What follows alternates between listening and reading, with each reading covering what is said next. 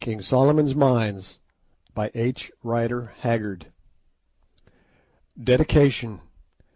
This faithful but unpretending record of a remarkable adventure is hereby respectfully dedicated by the narrator, Allan Quatermain, to all the big and little boys who read it. Preparer's note: this was typed from a 1907 edition published by Castle and Company Limited. Author's note: the author ventures to take this opportunity to thank his readers for the kind reception they have accorded to the successive editions of this tale during the last 12 years.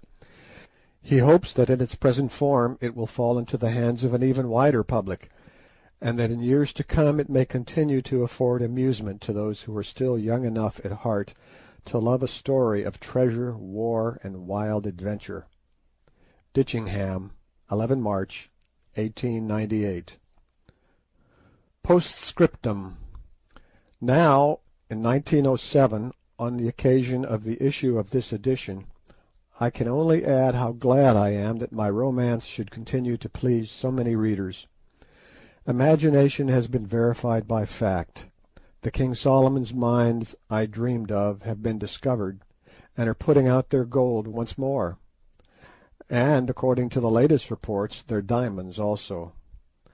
The Kukuanas, or rather the Matabele, have been tamed by the white man's bullets, but still there seem to be many who find pleasure in these simple pages.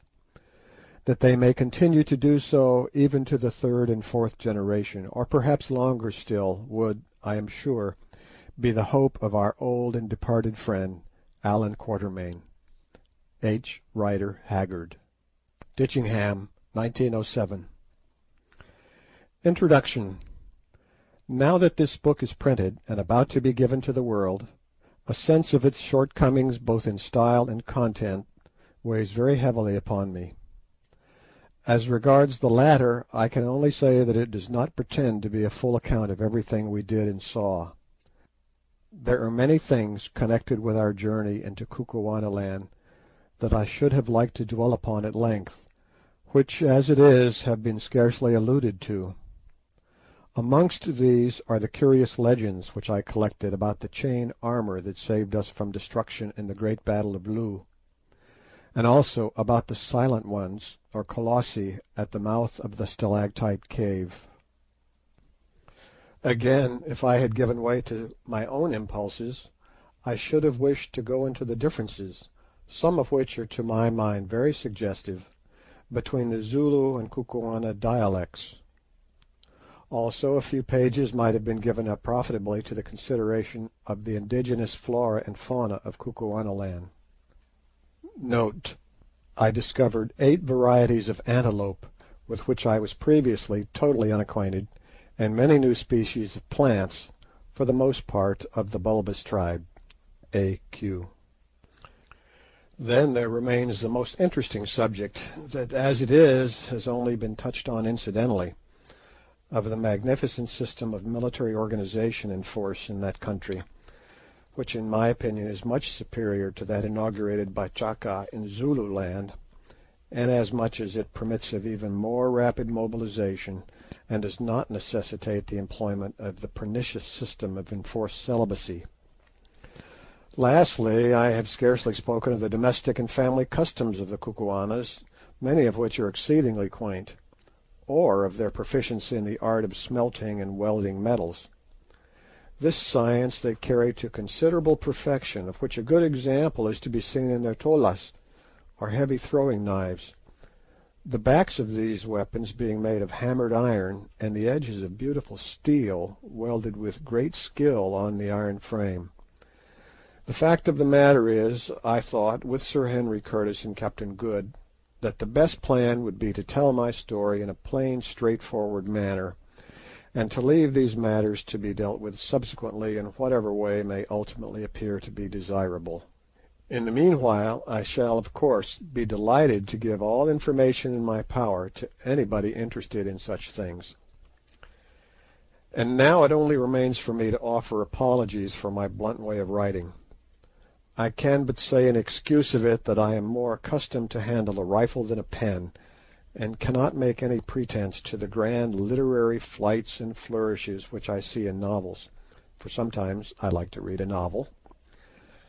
I suppose the flights and flourishes, are desirable, and I regret not being able to supply them. But at the same time I cannot help thinking that simple things are always the most impressive, and that books are easier to understand when they are written in plain language, though perhaps I have no right to set up an opinion on such a matter. A sharp spear, runs the Kukuana saying, needs no polish. And on the same principle I venture to hope that a true story, however strange it may be, does not require to be decked out in fine words. Allan Quatermain. King Solomon's Mines, Chapter 1. I Meet Henry Curtis. It is a curious thing that at my age, 55 last birthday, I should find myself taking up a pen to try and write a history. I wonder what sort of history it will be when I have finished it, if ever I come to the end of the trip. I have done a good many things in my life, which seems a long one to me, owing to my having begun work so young, perhaps. At an age when other boys are at school, I was earning my living as a trader in the old colony. I have been trading, hunting, fighting, or mining ever since, and yet it is only 8 months ago that I made my pile. It is a big pile now that I have got it. I don't yet know how big. But I do not think I would go through the last 15 or 16 months again for it. No, not if I knew that I should come out safe at the end, pile and all. But then I am a timid man and dislike violence. Moreover, I am almost sick of adventure. I wonder why I am going to write this book. It is not in my line. I am not a literary man, though very devoted to the Old Testament and also to the Ingoldsby Legends. Let me try to set down my reasons, just to see if I have any. First reason, because Sir Henry Curtis and Captain John Good asked me. Second reason, because I am laid up here at Durban with the pain in my left leg. Ever since that confounded lion got hold of me, I have been liable to this trouble, and rather bad just now. It makes me limp more than ever. There must be some poison in a lion's teeth. Otherwise, how is it that when your wounds are healed they break out again, generally, mark you, at the same time of year that you got your mauling? It is a hard thing when one has shot 65 lions or more, as I have in the course of my life, that the 66th should chew your leg like a quid of tobacco. Breaks the routine of the thing, and putting other considerations aside, I am an orderly man and don't like that. This is by the way. Third reason, because I want my boy Harry, who is over there at the hospital in London studying to become a doctor, to have something to amuse him and keep him out of mischief for a week or so. Hospital work must sometimes pall and grow rather dull, for even of cutting up dead bodies there may come satiety, and as this little history will not be dull, whatever else it may be, it will put a little life into things for a day or two while Harry is reading of our adventures. Fourth reason, and last, because I am going to tell the strangest story that I remember. It may seem a queer thing to say, especially considering there was no woman in it, except Foulata. Stop, though, there is Gugula, if she was a woman and not a fiend. But she was 100 at least, and therefore not marriageable, so I don't count her. At any rate, I can safely say that there is not a petticoat in the whole history. Well, I had better come to the yoke. It is a stiff place, and I feel as though I were bogged up to the axle. But suches, as the Boers say, I'm sure I don't know how they spell it, softly does it. A strong team will come through at last, that is, if they are not too poor. You can never do anything with poor oxen. Now to make a start. I, Allan Quatermain, of Durban, Natal, gentleman, make oath and say, That's how I headed my deposition before the magistrate about poor Kiva's and the Ventvogel's sad deaths. But somehow it doesn't seem quite the right way to begin a book. And besides, am I a gentleman? What is a gentleman? I don't quite know. And yet I have had to do with niggers. No, I will scratch out that word niggers, for I do not like it. I've known natives who are, and so you will say, Harry, my boy, before you have done with this tale. And I have known mean whites with lots of money and fresh out from home, too, who are not. At any rate, I was born a gentleman, though I have been nothing but a poor travelling trader and hunter all my life. Whether I have remained so I know not. You must judge of that. Heaven knows I've tried. I have killed many men in my time, yet I have never slain wantonly or stained my hand in innocent blood, but only in self-defence. The Almighty gave us our lives, and I suppose He meant us to defend them. At least I have always acted on that, and I hope it will not be brought up against me when my clock strikes. There, it is a cruel and wicked world, and for a timid man I have been mixed up in a great deal of fighting. I cannot tell the rights of it, but at any rate I have never stolen, though once I cheated a Kafir out of a herd of cattle. But then he had done me a dirty turn, and it has troubled me ever since into the bargain. Well, it is 18 months or so ago since first I met Sir Henry Curtis and Captain Good. It was in this way. I had been up elephant hunting beyond Bamangwato, and had met with bad luck. Everything went wrong that trip, and to top up with it, I got the fever badly. So as soon as I was well enough, I trekked down to the diamond fields, sold such ivory as I had, together with my wagon and oxen, discharged my hunters, and took the post-cart to the Cape.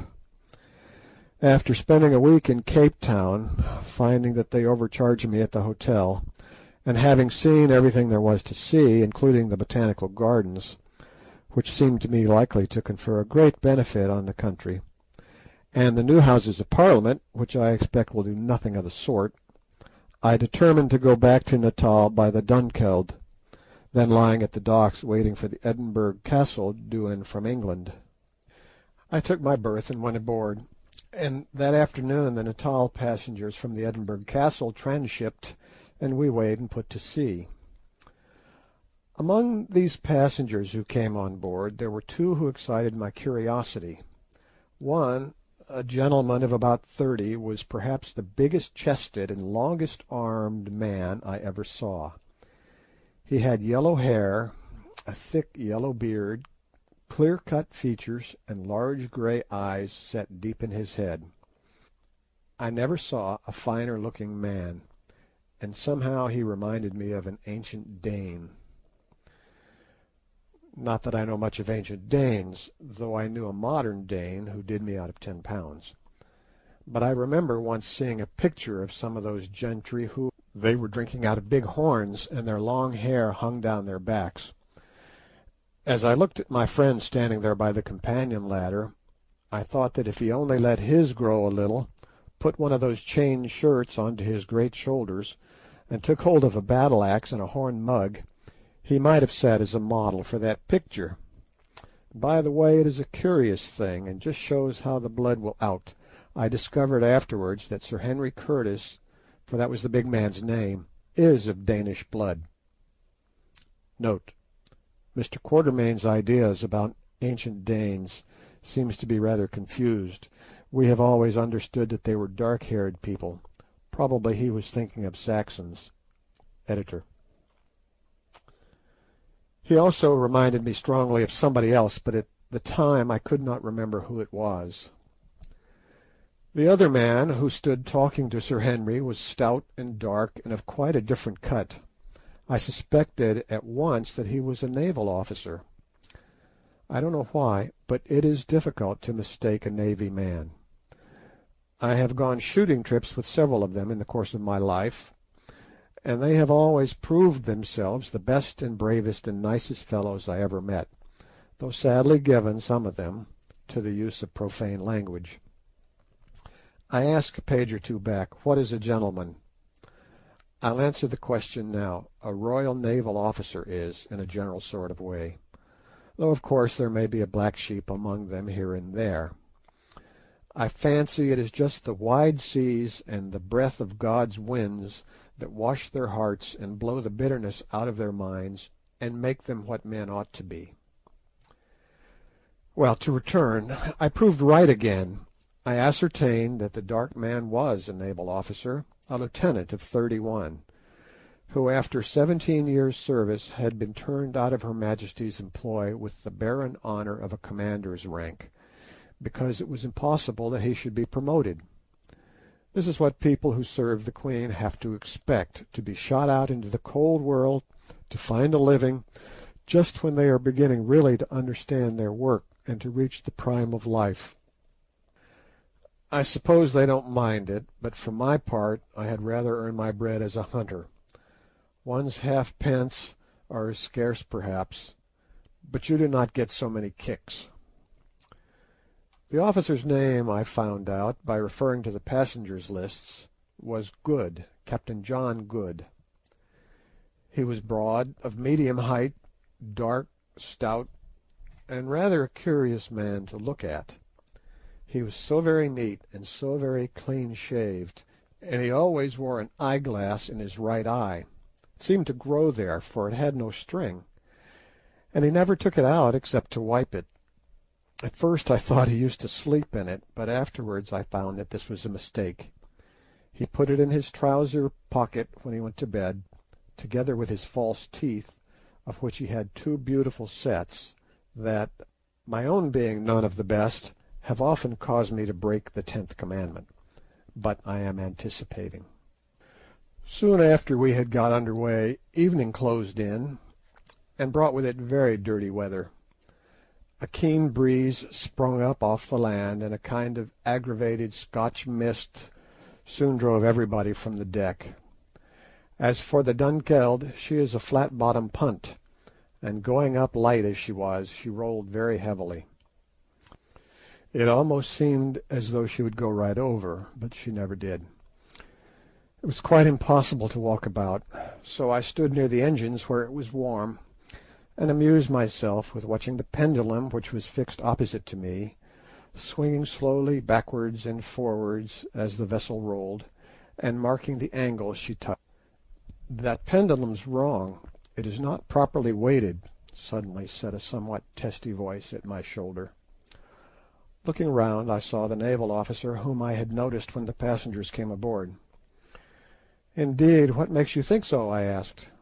"Think so? I don't think at all. Why, there," as she righted herself after a roll. "If the ship had really rolled to the degree that thing pointed to, then she never would have rolled again, that's all. But it is just like these merchant skippers, they are always so confoundedly careless."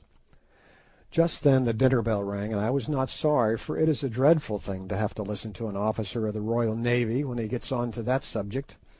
I only know one worse thing, and that is to hear a merchant skipper express his candid opinion of officers of the Royal Navy. Captain Good and I went down to dinner together, and there we found Sir Henry Curtis already seated. He and Captain Good were placed together, and I sat opposite to them. The captain and I soon fell into talk about shooting and what not, he asking me many questions, for he is very inquisitive about all sorts of things, and I answering them as well as I could. Presently he got on to elephants. "Ah, sir," called out somebody who was sitting near me, "you've reached the right man for that. Hunter Quatermain should be able to tell you about elephants if anybody can." Sir Henry, who had been sitting quite quiet listening to our talk, startled visibly. "Excuse me, sir," he said, leaning forward across the table and speaking in a low, deep voice, a very suitable voice, it seemed to me, to come out of those great lungs. "Excuse me, sir, but is your name Allan Quatermain?"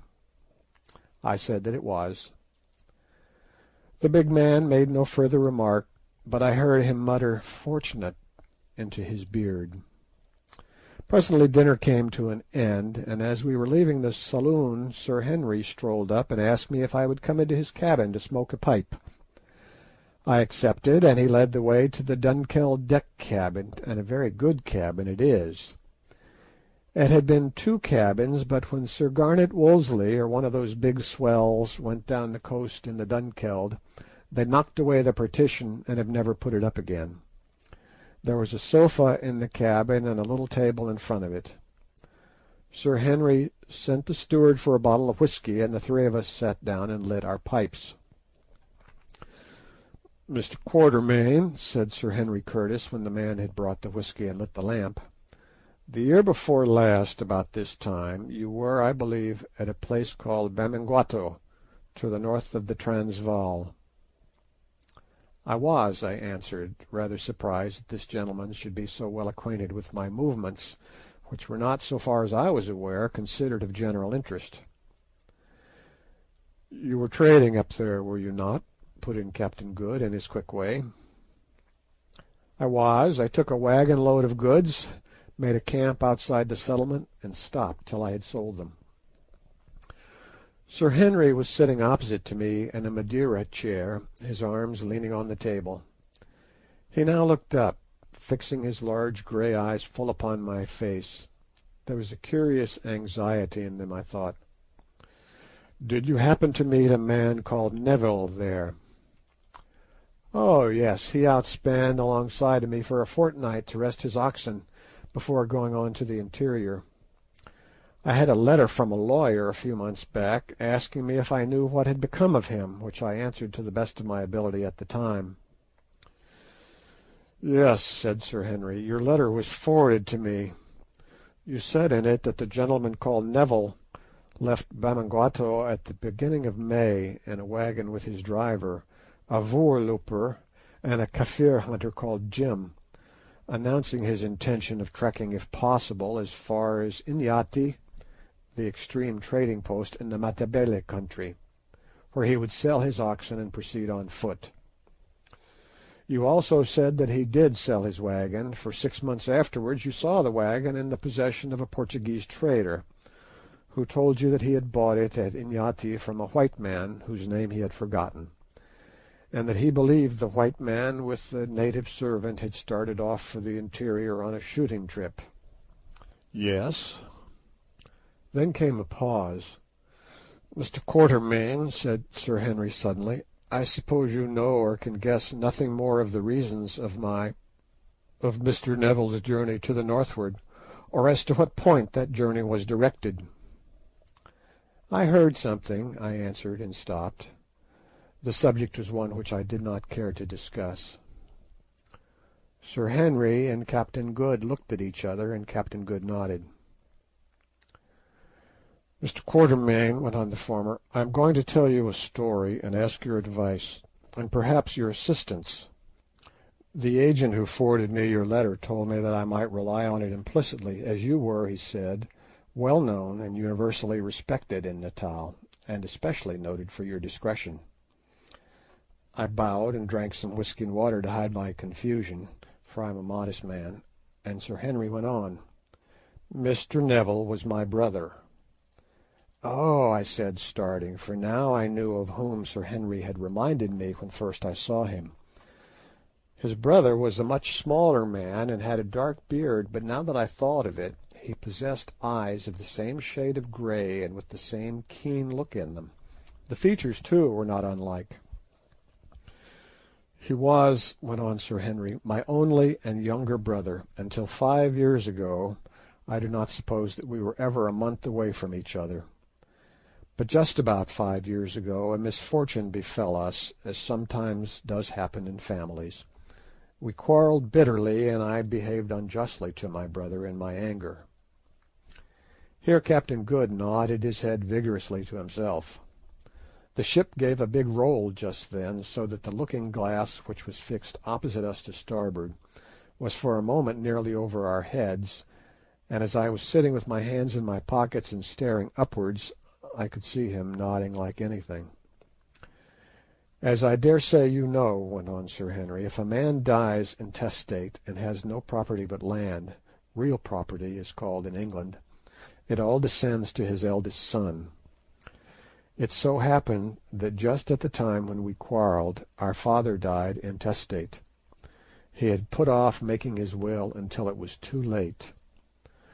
The result was that my brother, who had not been brought up to any profession, was left without a penny. Of course, it would have been my duty to provide for him, but at the time the quarrel between us was so bitter that I did not, to my shame, I say it, and he sighed deeply, offer to do anything. It was not that I grudged him justice, but I waited for him to make advances, and he made none. I am sorry to trouble you with all this, Mr. Quatermain, but I must make things clear. Eh, Good? Quite so, said the captain. Mr. Quatermain will, I am sure, keep this history to himself. Of course, said I, for I rather pride myself on my discretion, for which, as Sir Henry had heard, I have some repute. Well, went on Sir Henry, my brother had a few £100 to his account at the time. Without saying anything to me, he drew out this paltry sum, and having adopted the name of Neville, started off for South Africa in the wild hope of making a fortune. This I learned afterwards. Some 3 years passed, and I heard nothing of my brother, though I wrote several times. Doubtless the letters never reached him. But as time went on, I grew more and more troubled about him. I found out, Mr. Quatermain, that blood is thicker than water. That's true, said I, thinking of my boy Harry. I found out, Mr. Quatermain, that I would have given half my fortune to know that my brother George, the only relation I possess, was safe and well, and that I should see him again. But you never did, Curtis, jerked out Captain Good, glancing at the big man's face. Well, Mr. Quatermain, as time went on, I became more and more anxious to find out if my brother was alive or dead, and if alive, to get him home again. I set inquiries on foot, and your letter was one of the results.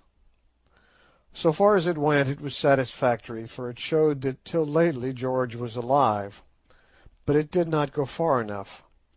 So, to cut a long story short, I made up my mind to come out and look for him myself, and Captain Good was so kind as to come with me. Yes, said the captain, nothing else to do, you see. Turned out by my lords of the Admiralty to starve on half pay. And now, perhaps, sir, you will tell us what you know or have heard of the gentleman called Neville. End of chapter 1. Chapter 2. The Legend of Solomon's Mines. What was it that you heard about my brother's journey at Bamangwato? Asked Sir Henry, as I paused to fill my pipe before replying to Captain Good. I heard this, I answered, and I have never mentioned it to a soul till today. I heard that he was starting for Solomon's Mines. Solomon's Mines? Ejaculated both my hearers at once. Where are they? I don't know, I said. I know where they are said to be. Once I saw the peaks of the mountains that border them, but there were 130 miles of desert between me and them, and I am not aware that any white man ever got across it save one. But perhaps the best thing I can do is tell you the legend of Solomon's Mines as I know it, you passing your word not to reveal anything I tell you without asking my permission. Do you agree to that?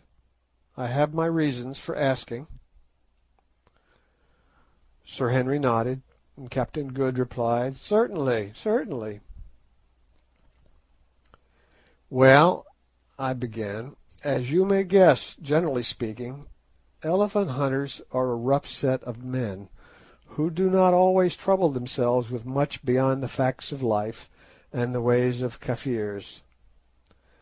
But here and there you meet a man who takes the trouble to collect traditions from the natives, and tries to make out a little piece of the history of this dark land. It was such a man as this who first told me the legend of Solomon's Mines, now a matter of nearly 30 years ago. That was when I was on my first elephant hunt in the Matalebe country. His name was Evans, and he was killed the following year, poor fellow, by a wounded buffalo, and lies buried near the Zambesi Falls. I was telling Evans one night, I remember, of some wonderful workings I had found whilst hunting kudu and eland in what is now the Leidenburg district of the Transvaal. I see they have come across these workings again lately in prospecting for gold, but I knew of them years ago. There is a great wide wagon road cut out of the solid rock and leading to the mouth of the working or gallery. Inside the mouth of this gallery are stacks of gold quartz piled up ready for roasting, which shows that the workers, whoever they were, must have left in a hurry. Also, about 20 paces in, the gallery is built across, and a beautiful bit of masonry it is. "Ay," said Evans, "but I will spin you a queerer yarn than that." And he went on to tell me how he had found in the far interior a ruined city, which he believed to be the Ophir of the Bible. And by the way, other more learned men have said the same long since poor Evans' time. I was, I remember, listening open-eared to all these wonders, for I was young at the time, and this story of an ancient civilization and of the treasures which those old Jewish or Phoenician adventurers used to extract from a country long since lapsed into the darkest barbarism took a great hold upon my imagination, when suddenly he said to me, "Lad, did you ever hear of the Suliman Mountains up to the northwest of the Mshakulimbwe country?" I told him I never had. "Ah, well," he said, "that is where Solomon really had his mines, his diamond mines, I mean." "How do you know that?" I asked. "Know it? Why, what is Suliman but a corruption of Solomon?" Suliman is the Arabic form of Solomon. Editor's note. Besides, an old Isanusi, or witch doctoress, up in the Manica country told me all about it. She said that the people who lived across those mountains were a branch of the Zulus, speaking a dialect of Zulu, but finer and bigger men even, that there lived among them great wizards who had learnt their art from white men when all the world was dark, and who had the secret of a wonderful mine of bright stones. Well, I laughed at the story at the time, though it interested me, for the diamond fields were not discovered then. But poor Evans went off and was killed, and for 20 years I never thought any more of the matter. However, just 20 years afterwards, and that is a long time, gentlemen, an elephant hunter does not often live for 20 years at his business, I heard something more definite about Suliman's Mountains and the country which lies beyond them.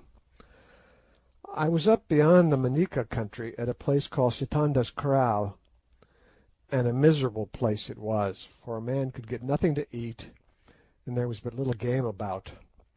I had an attack of fever, and was in a bad way generally, when one day a Portuguese arrived with a single companion, a half-breed. Now, I know your low-class Delago Portuguese well. There is no greater devil unhung in a general way, battening as he does upon human agony and flesh in the shape of slaves. But this was quite a different type of man to the mean fellows whom I had been accustomed to meet. Indeed, in appearance he reminded me more of the polite Doms I have read about, for he was tall and thin, with large dark eyes and curling grey mustachios. We talked together for a while, for he could speak broken English, and I understood a little Portuguese, and he told me that his name was José Silvestre, and that he had a place near Delagoa Bay. When he went on next day with his half-breed companion, he said "Good-bye," taking off his hat quite in the old style. "Good-bye, señor," he said. "If we ever meet again I shall be the richest man in the world, and I will remember you." I laughed a little, I was too weak to laugh much, and watched him strike out for the great desert to the west, wondering if he was mad, or what he thought he was going to find there. A week passed, and I got the better of my fever.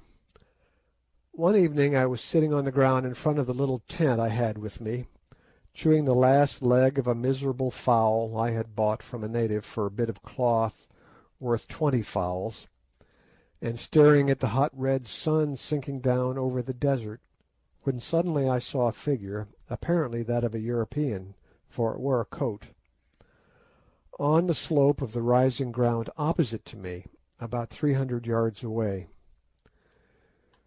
The figure crept along on its hands and knees, then it got up and staggered forward a few yards on its legs, only to fall and crawl again.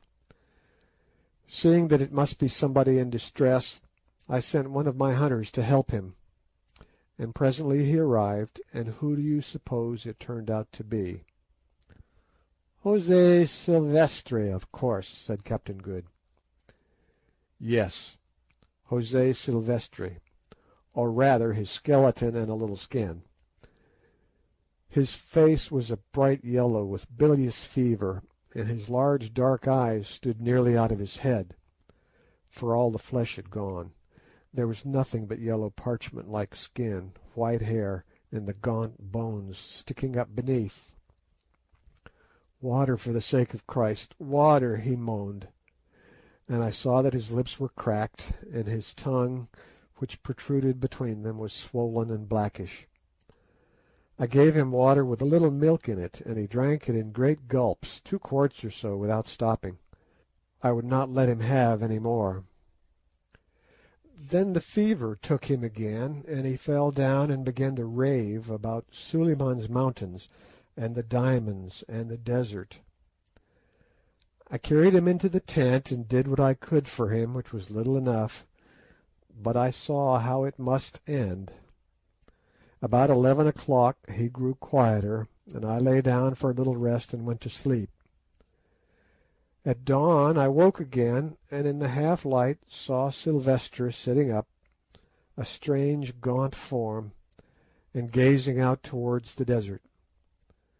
Presently the first ray of the sun shot right across the wide plain before us till it reached the far-away crest of one of the tallest of the Suliman Mountains, more than 100 miles away. "There it is!" cried the dying man in Portuguese, and pointing with his long thin arm. "But I shall never reach it, never. No one will ever reach it." Suddenly he paused and seemed to take a resolution. "Friend," he said, turning towards me, "are you there? My eyes grow dark." "Yes," I said, "yes, lie down now and rest." "Ay," he answered, "I shall rest soon. I have time to rest, all eternity. Listen, I am dying. You have been good to me. I will pass you the writing. Perhaps you will get there if you can live to pass the desert, which has killed my poor servant and me." Then he groped in his shirt and brought out what I thought was a Boer tobacco pouch, made of the skin of the Swartvet pens or sable antelope. It was fastened with a little strip of hide, what we call a rimpi, and this he tried to loose, but could not. He handed it to me. "Untie it," he said. I did so, and extracted a bit of torn yellow linen, on which something was written in rusty letters. Inside this rag was a paper. Then he went on feebly, for he was growing weak. "The paper has all that is on the linen. It took me years to read. Listen, my ancestor, a political refugee from Lisbon, and one of the first Portuguese who landed on these shores, wrote that when he was dying on those mountains which no white foot ever pressed before or since. His name was José da Silvestra, and he lived 300 years ago. His slave, who waited for him on this side of the mountains, found him dead and brought the writing home to Delagoa. It has been in the family ever since, but none have cared to read it till at last I did, and I have lost my life over it. But another may succeed, and become the richest man in the world, the richest man in the world. Only give it to no one, señor. Go yourself." Then he began to wander again, and in an hour it was all over. God rest him, he died very quietly, and I buried him deep with big boulders on his breast, so I do not think that the jackals can have dug him up. And then I came away. "Ay, but the document?" said Sir Henry, in a tone of deep interest. "Yes, the document. What was in it?" added the captain. "Well, gentlemen, if you like, I will tell you. I have never showed it to anybody yet, except to a drunken old Portuguese trader who translated it for me and had forgotten all about it by the next morning. The original rag is at my home in Durban, together with poor Dom José's translation, but I have the English rendering in my pocket-book and a facsimile of the map, if it can be called a map. Here it is. I, José da Silvestra, who am now dying of hunger in the little cave here. No snow is on the north side of the nipple of the southernmost of the two mountains I have named Sheba's Breasts. Write this in the year 1590, with a cleft bone upon a remnant of my raiment, my blood being the ink. If my slave should find it when he comes, and should bring it to Delagoa, let my friend, name illegible, bring the matters to the knowledge of the king, that he may send an army which, if they live through the desert and the mountains, and can overcome the brave Kukuanas and their devilish arts, to which end many priests should be brought, will make him the richest king since Solomon. With my own eyes I have seen the countless diamonds stored in Solomon's treasure chamber behind the White Death. But through the treachery of Gagool the witch-finder I may bring naught away, scarcely my life. Let him who comes follow the map, and climb the snow of Sheba's left breast till he reaches the nipple, on the north side of which is the great road Solomon made, from whence 3 days' journey to the king's palace. Let him kill Gagool. Pray for my soul. Farewell. José de Silvestra. When I had finished reading the above, and shown the copy of the map drawn by the dying hand of the old Dom with his blood for ink, there followed a silence of astonishment. "Well," said Captain Good, "I have been round the world twice, and put in at most ports, but may I be hung for a mutineer if ever I heard a yarn like this out of a story-book, or in it either, for the matter of that." "It's a queer tale, Mr. Quatermain," said Sir Henry. "I suppose you're not hoaxing us. It is, I know, sometimes thought allowable to take in a greenhorn." "If you think that, Sir Henry," I said, much put out in pocketing my paper, for I do not like to be thought one of those silly fellows who consider it witty to tell lies, and who are for ever boasting to newcomers of extraordinary hunting adventures which never happened. "If you think that, why, there is an end to the matter," and I rose to go. Sir Henry laid his large hand upon my shoulder. "Sit down, Mr. Quatermain," he said. "I beg your pardon. I see very well that you do not wish to deceive us, but the story sounded so strange that I could hardly believe it." "You shall see the original map in writing when we reach Durban," I answered, somewhat mollified, "for really—" "But," I went on, "I have not told you about your brother. I knew the man Jim who was with him. He was a Bechuana by birth, a good hunter, and for a native a very clever man. That morning on which Mr. Neville was starting, I saw Jim standing by my wagon and cutting up tobacco on the disselboom. "Jim," said I, "where are you off to on this trip? Is it elephants?" "No, boss," he answered, "we are after something much more than ivory." "And what might that be?" I said, for I was curious. "Is it gold?" "No, boss, something worth more than gold," and he grinned. I asked no more questions, for I did not like to lower my dignity by seeming inquisitive, but I was puzzled. Presently Jim finished cutting his tobacco. "Boss," said he. I took no notice. "Boss," said he again. "Hey, boy, what is it?" I asked. "Boss, we are going after diamonds." "Diamonds? Why, then you are steering in the wrong direction. You should head for the fields." "Boss, have you ever heard of Suliman's Berg?" "That is Solomon's Mountains, Sir Henry." "Ay." "Have you ever heard of the diamonds there?" "I have heard a foolish story, Jim." "It is no story, boss. Once I knew a woman who came from there, and reached Natal with her child. She told me.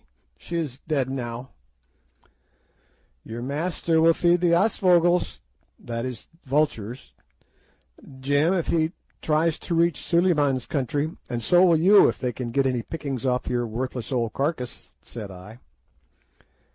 He grinned. "Mayhap, boss. Man must die. I'd rather like to try a new country myself. The elephants are getting worked out about." Half an hour after that I saw Neville's wagon move off. Presently Jim came back running. "Good-bye, boss," he said. "I didn't like to start without bidding you good-bye, for I dare say you were right, and that we shall never trek south again.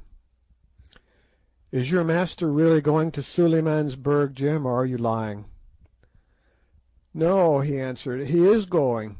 He told me he was bound to make his fortune somehow, or try to, so he might as well have a fling for the diamonds." "Oh," I said, "wait a bit, Jim. Will you take a note to your master, Jim, and promise not to give it to him till you reach Inyati?" which was some 100 miles off. "Yes, boss." So I took a scrap of paper and wrote on it, "Let him who comes climb the snow of Sheba's left breast till he reaches the nipple, on the north side of which is Solomon's great road." "Now, Jim," I said, "when you give this to your master, tell him he had better follow the advice on it implicitly. You are not to give it to him now, because I don't want him back asking me questions which I won't answer. Now be off, you idle fellow, the wagon is nearly out of sight."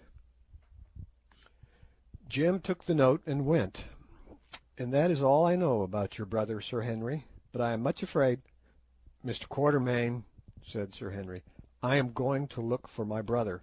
I am going to trace him to Suliman's Mountains, and over them, if necessary, till I find him, or until I know that he is dead.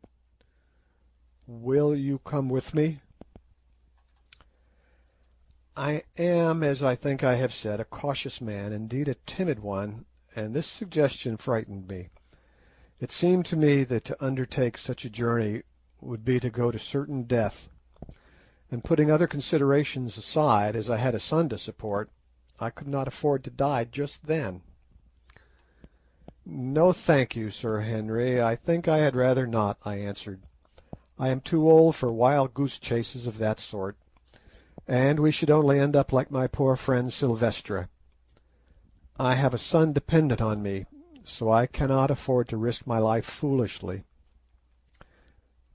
Both Sir Henry and Captain Good looked very disappointed. "Mr. Quatermain," said the former, "I am well off, and I am bent upon this business. You may put the remuneration for your services at whatever figure you like in reason, and it shall be paid over to you before we start. Moreover, I will arrange, in the event of anything untoward happening to us or to you, that your son shall be suitably provided for. you will see from this offer how necessary I think your presence. Also, if we by chance should reach this place and find diamonds, they shall belong to you and Good equally. I do not want them. But of course that promise is worth nothing at all, though the same thing would apply to any ivory we might get. You may pretty well make your own terms with me, Mr. Quatermain, and of course I shall pay all expenses. Sir Henry, said I, this is the most liberal proposal I have ever had, and not one to be sneezed at by a poor hunter and trader. But the job is the biggest I have come across, and I must take time to think it over. I will give you my answer before we get to Durban. Very good, answered Sir Henry. Then I said good night and turned in, and dreamt about poor long-dead Sylvestra and the diamonds. End of chapter 2. Chapter 3. Umbopa enters our service. It takes from 4 to 5 days, according to the speed of the vessel and the state of the weather, to run up from the Cape to Durban. Sometimes, if the landing is bad at East London, where they have not yet made that wonderful harbour they talk so much of and sink such a mint of money in, a ship is delayed for 24 hours before the cargo boats can get out to take off the goods. But on this occasion we had not to wait at all, for there were no breakers on the bar to speak of, and the tugs came out at once with the long strings of ugly flat-bottomed boats behind them, into which the packages were bundled with a crash. It did not matter what they might be, over they went, slap bang. Whether they contained china or woolen goods, they met with the same treatment. I saw one case holding 4 dozen of champagne smashed all to bits, and there was the champagne fizzing and boiling about in the bottom of the dirty cargo boat. It was a wicked waste, and evidently so the Kafirs in the boat thought, for they found a couple of unbroken bottles, and knocking off the necks drank the contents. But they had not allowed for the expansion caused by the fizz in the wine, and feeling themselves swelling, rolled about in the bottom of the boat, calling out that the good liquor was Takati, that was bewitched. I spoke to them from the vessel, and told them it was the white man's strongest medicine, and they were as good as dead men.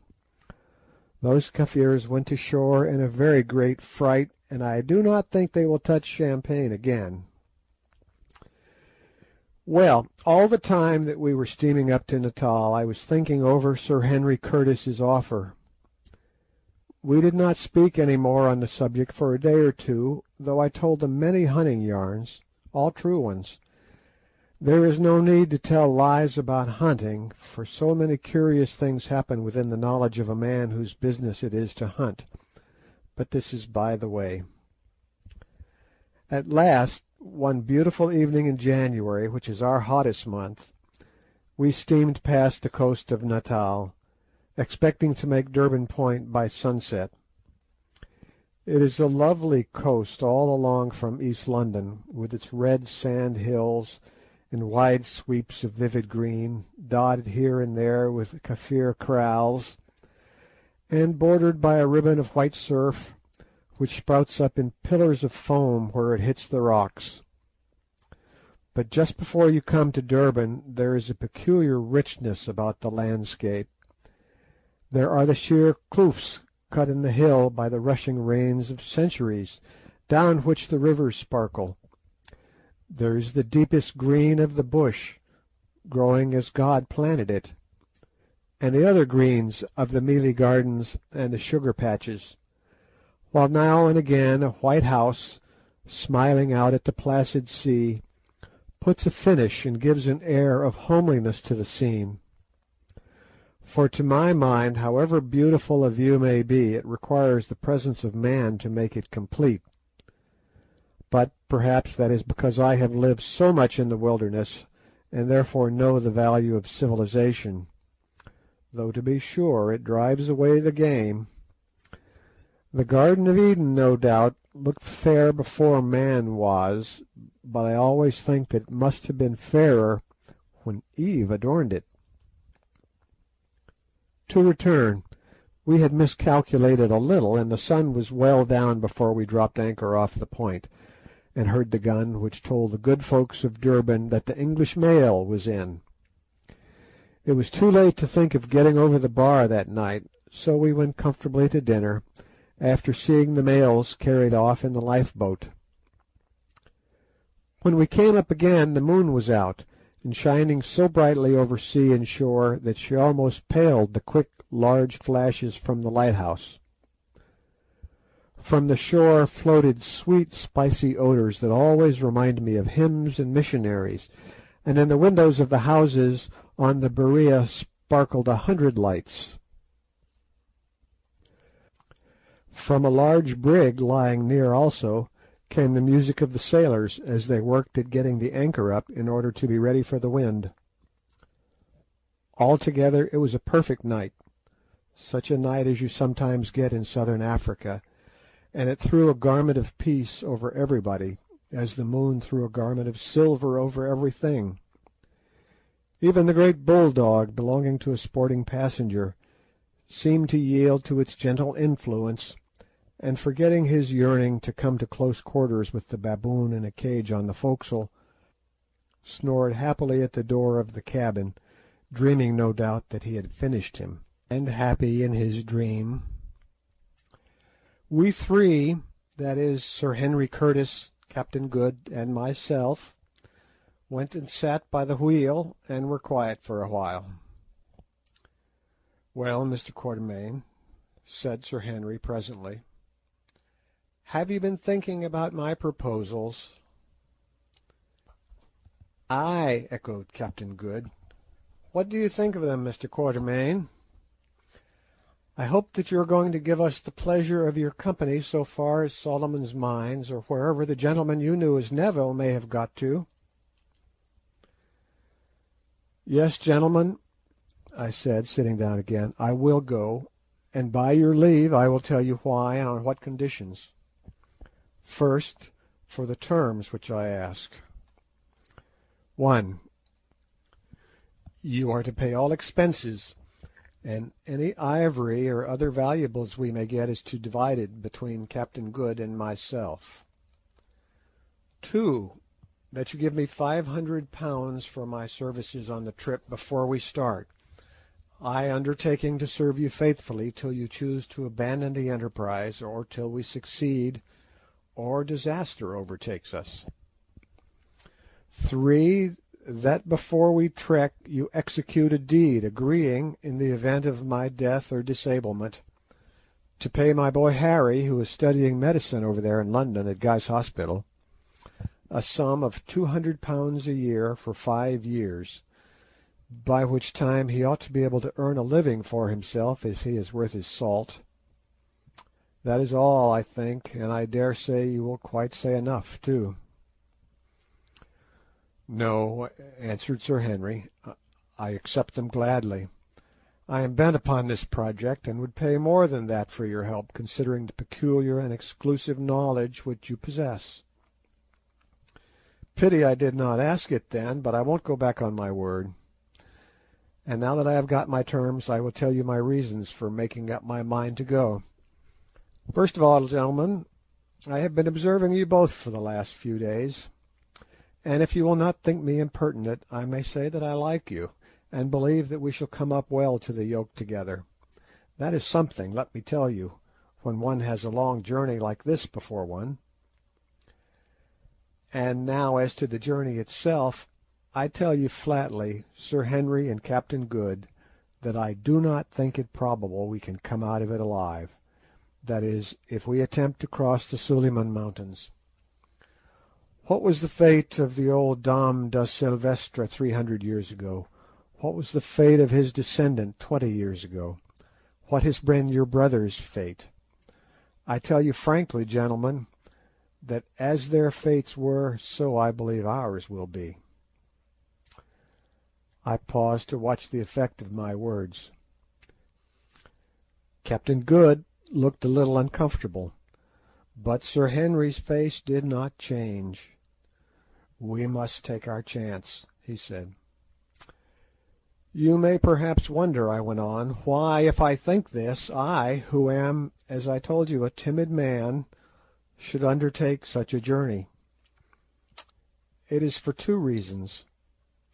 First, I am a fatalist, and believe that my time is appointed to come quite without reference to my own movements and will, and that if I am to go to Suliman's Mountains to be killed, I shall go there and shall be killed. God Almighty, no doubt, knows his mind about me, so I need not trouble on that point. Secondly, I am a poor man. For nearly 40 years I have hunted and traded, but I have never made more than a living. Well, gentlemen, I don't know if you are aware that the average life of an elephant hunter, from the time he takes to the trade, is between 4 and 5 years. So you see, I have lived through about 7 generations of my class, and I should think that my time cannot be far off anyway. Now, if anything were to happen to me in the ordinary course of business, by the time my debts are paid there would be nothing left to support my son Harry, whilst he was getting in the way of earning a living, whereas now he will be set up for 5 years. That is the whole affair in a nutshell."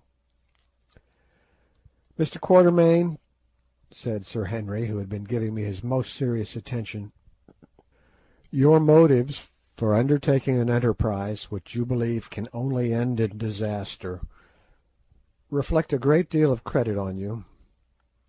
Whether or not you are right, of course, time and the event alone can show, but whether you are right or wrong, I may as well tell you at once that I am going through with it to the end, sweet or bitter. If we are to be knocked on the head, all I have to say is that I hope we get a little shooting first. Eh, Good?" "Yes, yes," put in the captain.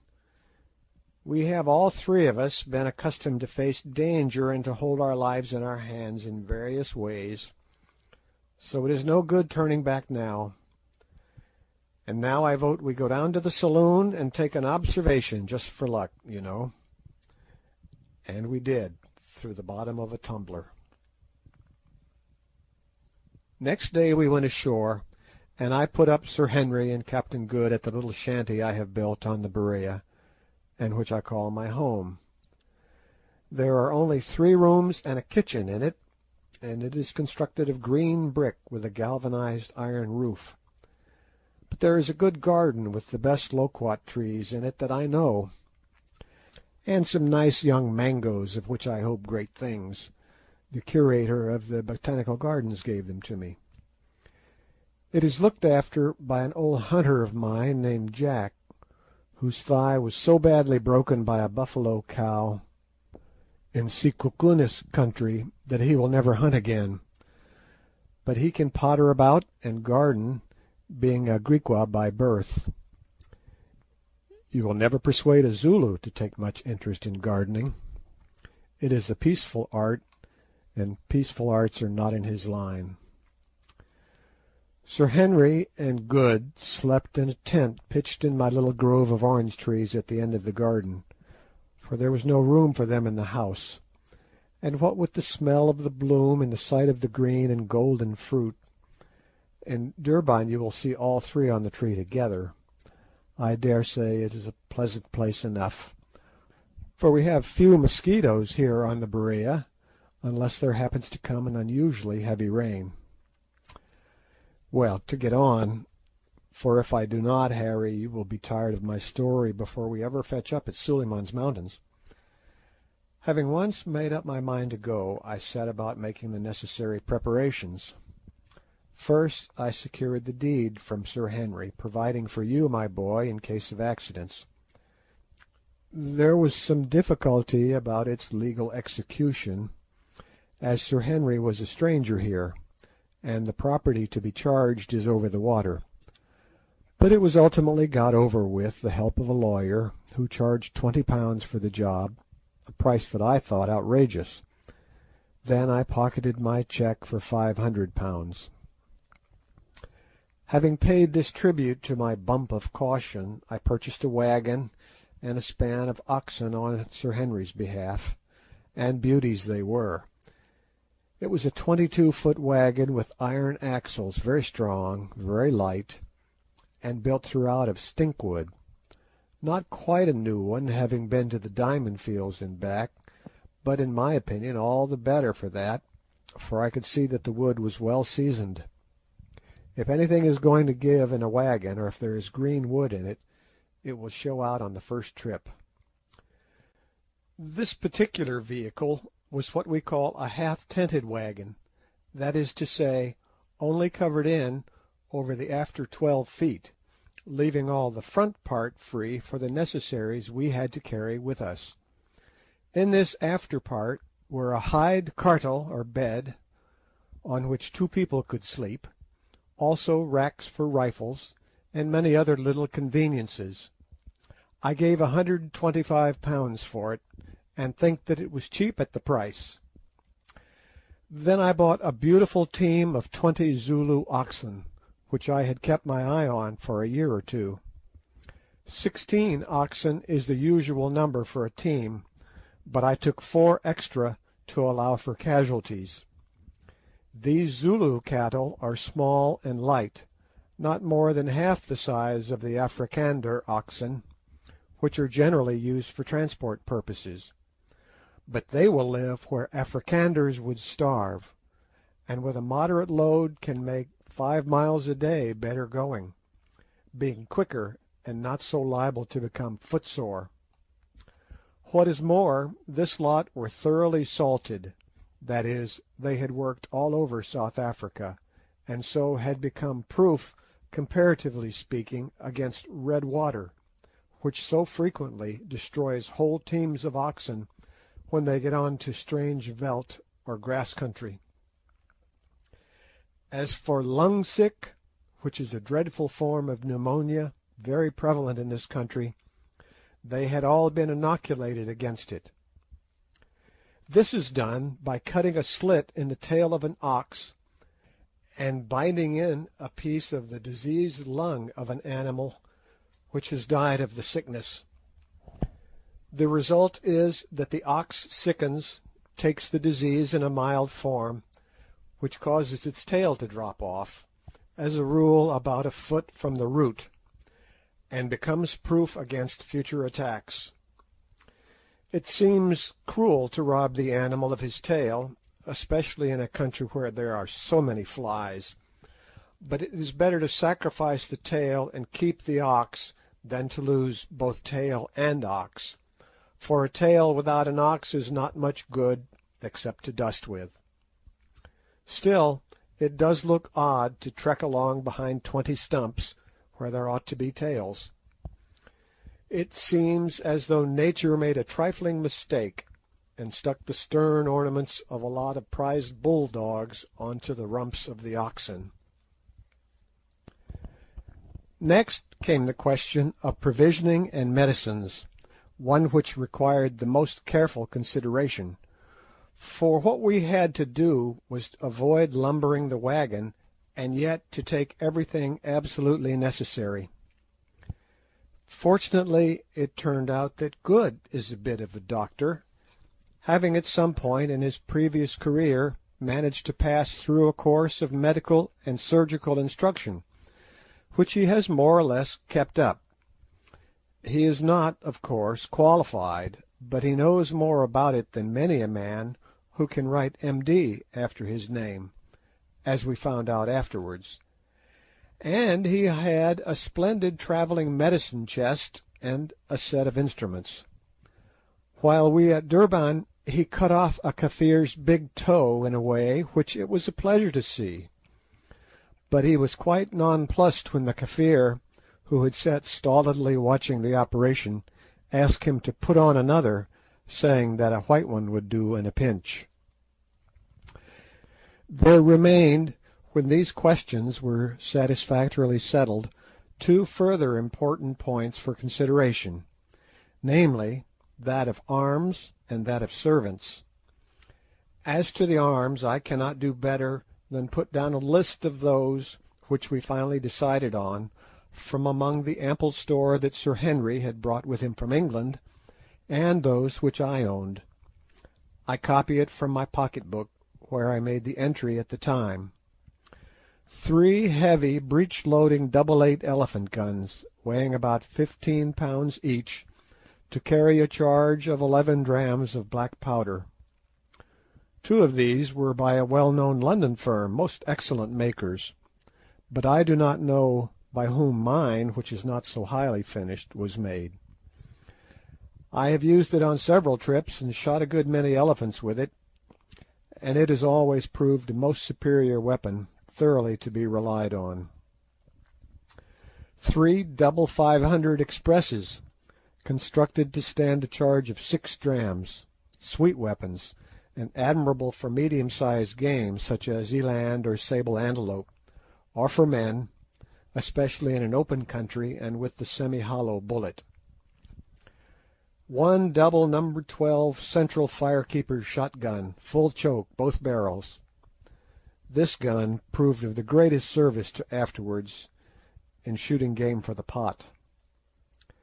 3 Winchester repeating rifles, not carbines, spare guns. 3 single-action Colt's revolvers with the heavier or American pattern of cartridge. This was our total armament, and doubtless the reader will observe that the weapons of each class were of the same make and calibre, so that the cartridges were interchangeable, a very important point. I make no apology for detailing it at length, as every experienced hunter will know how vital a proper supply of guns and ammunition is to the success of an expedition. Now, as to the men who were to go with us. After much consultation, we decided that their number should be limited to 5, namely a driver, a leader, and 3 servants. The driver and leader I found without much difficulty, 2 Zulus, named respectively Goza and Tom, but to get the servants proved a more difficult matter. It was necessary that they should be thoroughly trustworthy and brave men, as in a business of this sort our lives might depend upon their conduct.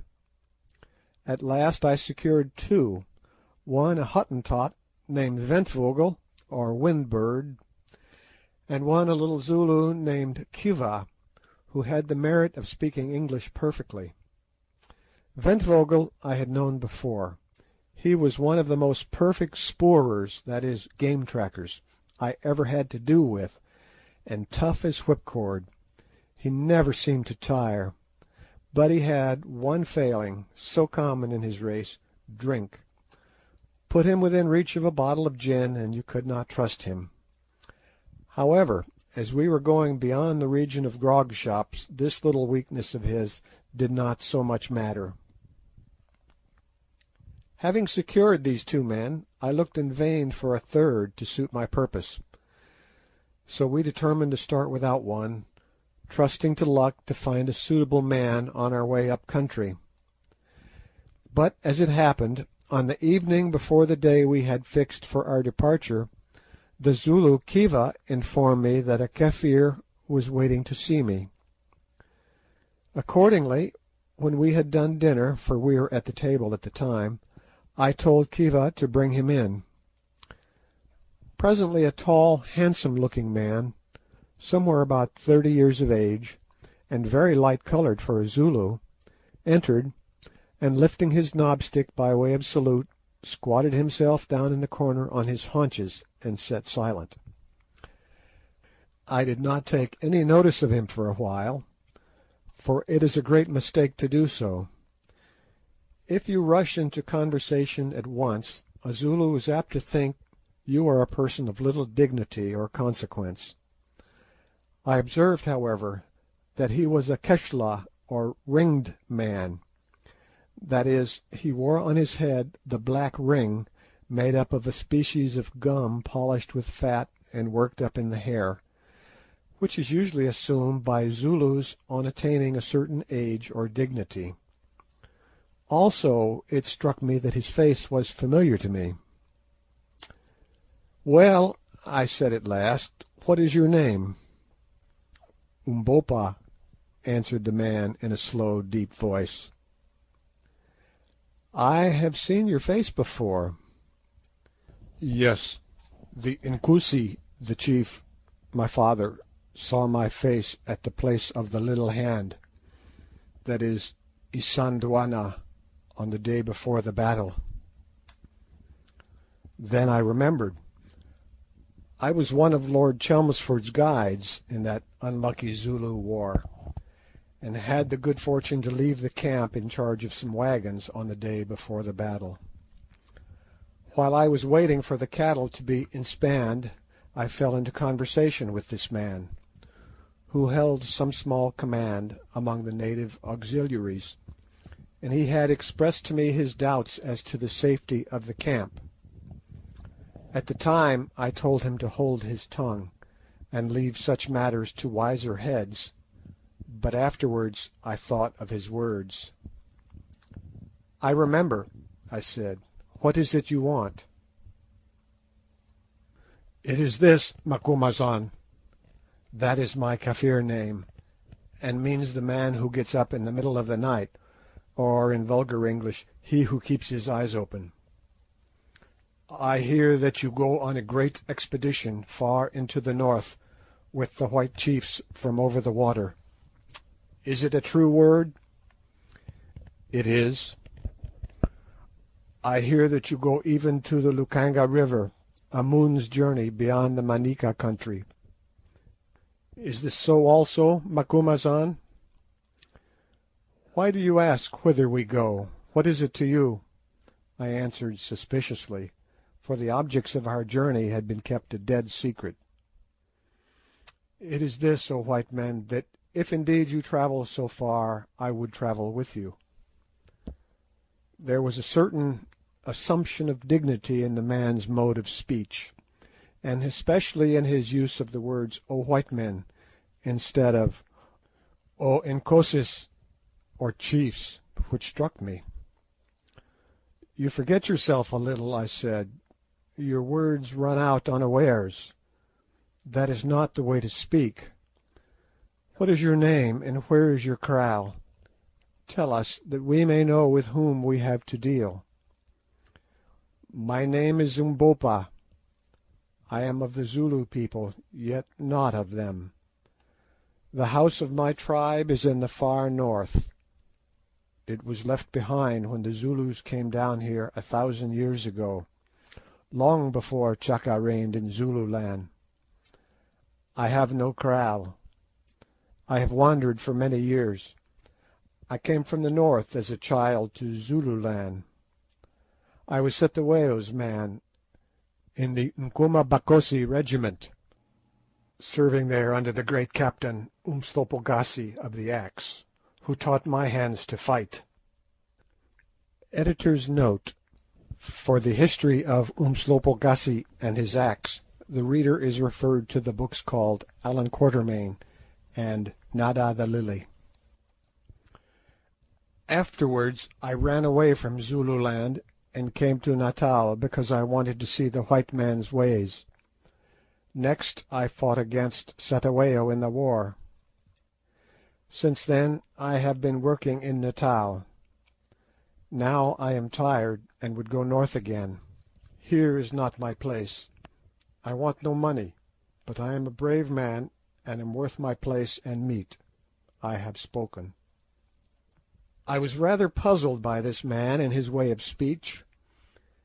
It was evident to me from his manner that in the main he was telling the truth, but somehow he seemed different from the ordinary run of Zulus, and I rather mistrusted his offer to come without pay. Being in a difficulty, I translated his words to Sir Henry in Good and asked them their opinion. Sir Henry told me to ask him to stand up. Umbopa did so, at the same time slipping off the long military greatcoat which he wore, and revealing himself naked except for the moocha around his centre and a necklace of lion's claws. Certainly he was a magnificent-looking man. I never saw a finer native. Standing about 6 foot 3 high, he was broad in proportion, and very shapely. In that light, too, his skin looked scarcely more than dark, except here and there where deep black scars marked old assegai wounds. Sir Henry walked up to him and looked into his proud, handsome face. "They make a good pair, don't they?" said Good. "One as big as the other."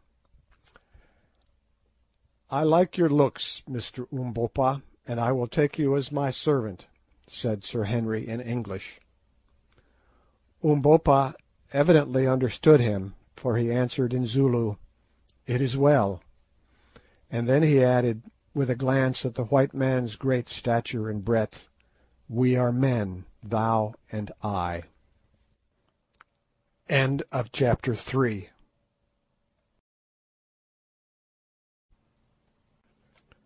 Chapter 4. An Elephant Hunt. Now, I do not propose to narrate at full length all the incidents of our long travel up to Sitanda's Kraal, near the junction of the Lukanga and Kalukwe rivers.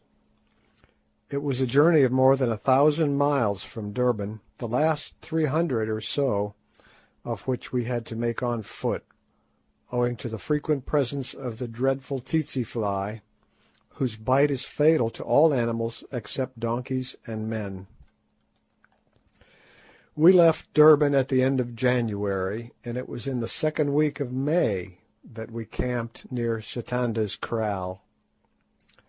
Our adventures on the way were many and various, but as they were of the sort which befall every African hunter, with one exception to be presently detailed, I shall not set them down here, lest I should render this history too wearisome. At Inyati, the outlying trading station in the Matabele country, of which Lobengula, a great and cruel scoundrel, is king, with many regrets we parted from our comfortable wagon. Only 12 oxen remained to us out of the beautiful span of 20 which I had bought at Durban. One we lost from the bite of a cobra, 3 had perished from poverty and the want of water, 1 strayed, and the other 3 died from eating the poisonous herb called tulip. 5 more sickened from this cause, but we managed to cure them with doses of an infusion made by boiling down the tulip leaves. If administered in time, this is a very effective antidote. The wagon and the oxen we left in the immediate charge of Goza and Tom, our driver and leader, both trustworthy boys, requesting a worthy Scotch missionary who lived in this distant place to keep an eye on them. Then, accompanied by Umbopa, Kiva, Ventvogel, and half a dozen bearers whom we hired on the spot, we started off on foot upon our wild quest. I remember we were all a little silent on the occasion of this departure, and I think that each of us was wondering if we should ever see our wagon again. For my part, I never expected to do so. For a while we tramped on in silence, till Umbopa, who was marching in front, broke into a Zulu chant about how some brave men, tired of life and the tameness of things, started off into a vast wilderness to find new things or die, and how, lo and behold, when they had travelled far into the wilderness, they found that it was not a wilderness at all, but a beautiful place, full of young wives and fat cattle, of game to hunt and enemies to kill. Then we all laughed and took it for a good omen. Umbopa was a cheerful savage in a dignified sort of way, when he was not suffering from one of his fits of brooding, and he had a wonderful knack of keeping up our spirits. We all grew very fond of him. And now for the one adventure to which I am going to treat myself, for I do dearly love a hunting yarn. About a fortnight's march from Inyati, we came across a peculiarly beautiful bit of well-watered woodland country. The kloofs in the hills were covered with dense bush, idoro bush as the natives call it, and in some places with the little wachin becha, or wait a little thorn, and there were great quantities of the lovely machabel tree, laden with refreshing yellow fruit having enormous stones. This tree is the elephant's favourite food, and there were not wanting signs that the great brutes had been about. For not only was their spoor frequent, but in many places the trees were broken down and even uprooted. The elephant is a destructive feeder. One evening, after a long day's march, we came to a spot of great loveliness. At the foot of a bush-clad hill lay a dry river-bed, in which, however, were to be found pools of crystal water all trodden round with the hoof-prints of game. Facing this hill was a park-like plain, which grew clumps of flat-topped mimosa, varied with occasional glossy-leaved machabels, and all round stretched the sea of pathless, silent bush.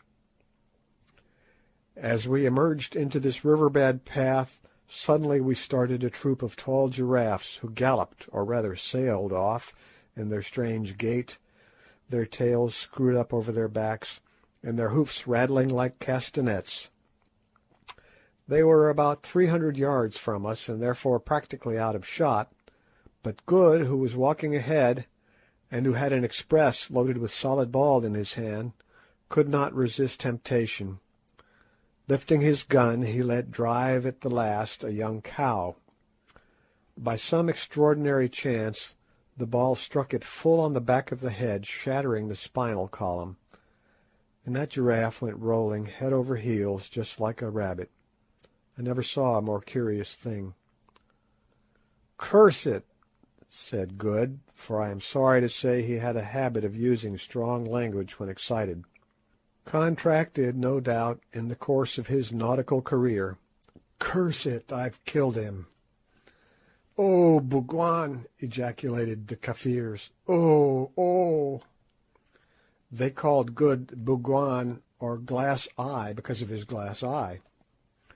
"Oh, Bougwan!" re-echoed Sir Henry and I, and from that day Good's reputation as a marvellous shot was established, at any rate among the Kafirs. Really he was a bad one, but whenever he missed we overlooked it for the sake of that giraffe. Having set some of the boys to cut off the best of the giraffe's meat, we went to work to build a skerm near one of the pools, and about 100 yards to its right. This is done by cutting a quantity of thorn bushes and piling them in the shape of a circular hedge. Then the space enclosed is smoothed, and dry tambuki grass, if obtainable, is made into a bed in the centre, and a fire or fires lighted. By the time the skerm was finished, the moon peeped up, and our dinners of giraffe steaks and roasted marrow bones were ready. How we enjoyed those marrow bones, though it was rather a job to crack them. I know of no greater luxury than giraffe marrow, unless it is elephant's heart, and we had that on the morrow. We ate our simple meal by the light of the moon, pausing at times to thank Good for his wonderful shot. Then we began to smoke and yarn, and a curious picture we must have made, squatting there round the fire. I, with my short grizzled hair sticking up straight, and Sir Henry, with his yellow locks, which were getting rather long, were rather a contrast, especially as I am thin and short and dark, weighing only 9 stone and a half, and Sir Henry is tall and broad and fair and weighs 15.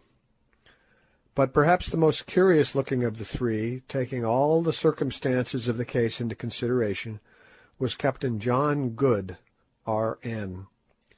There he sat upon a leather bag, looking just as though he had come in from a comfortable day's shooting in a civilized country, absolutely clean, tidy, and well dressed.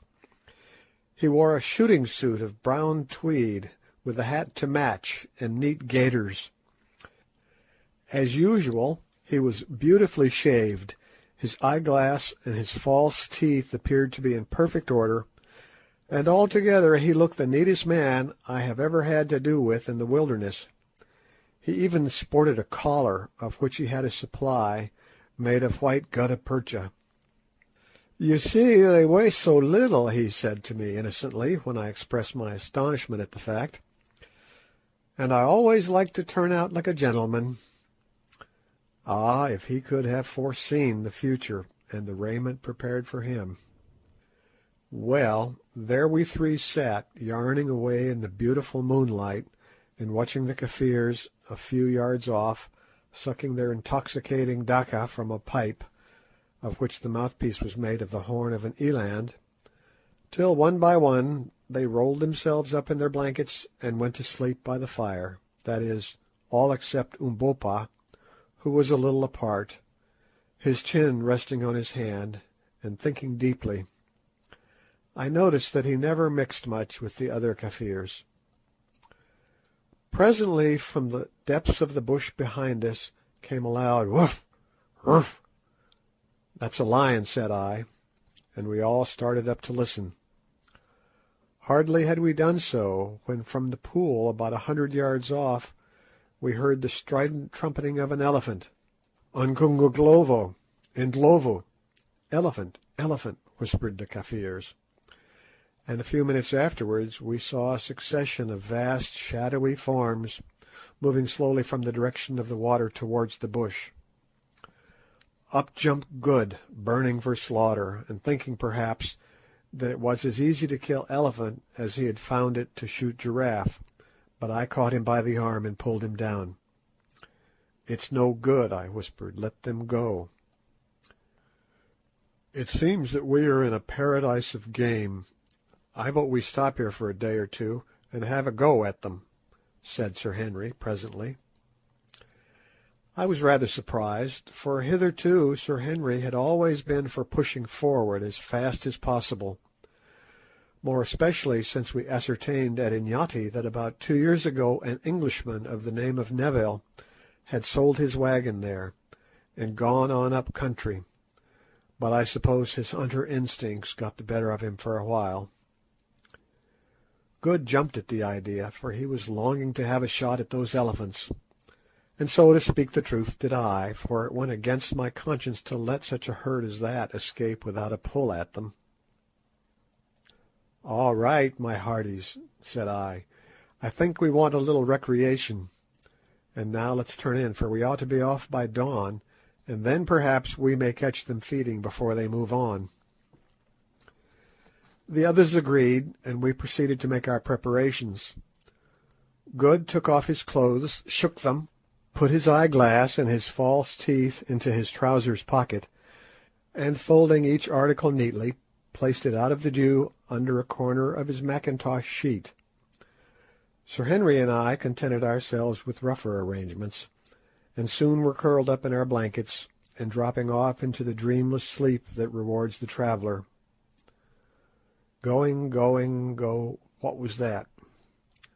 Suddenly from the direction of the water came sounds of violent scuffling, and next instant there broke upon our ears a succession of the most awful roars. There was no mistaking their origin. Only a lion could make such a noise as that. We all jumped up and looked towards the water, in the direction of which we saw a confused mass, yellow and black in colour, staggering and struggling towards us. We seized our rifles, and slipping on our veldschoons, that is, shoes made of untanned hide, ran out of the scherm. By this time the mass had fallen, and was rolling over and over on the ground, and when we reached the spot it struggled no longer, but lay quite still. Now we saw what it was. On the grass there lay a sable antelope bull, the most beautiful of all the African antelopes, quite dead, and transfixed by its great curved horns was a magnificent black-maned lion, also dead.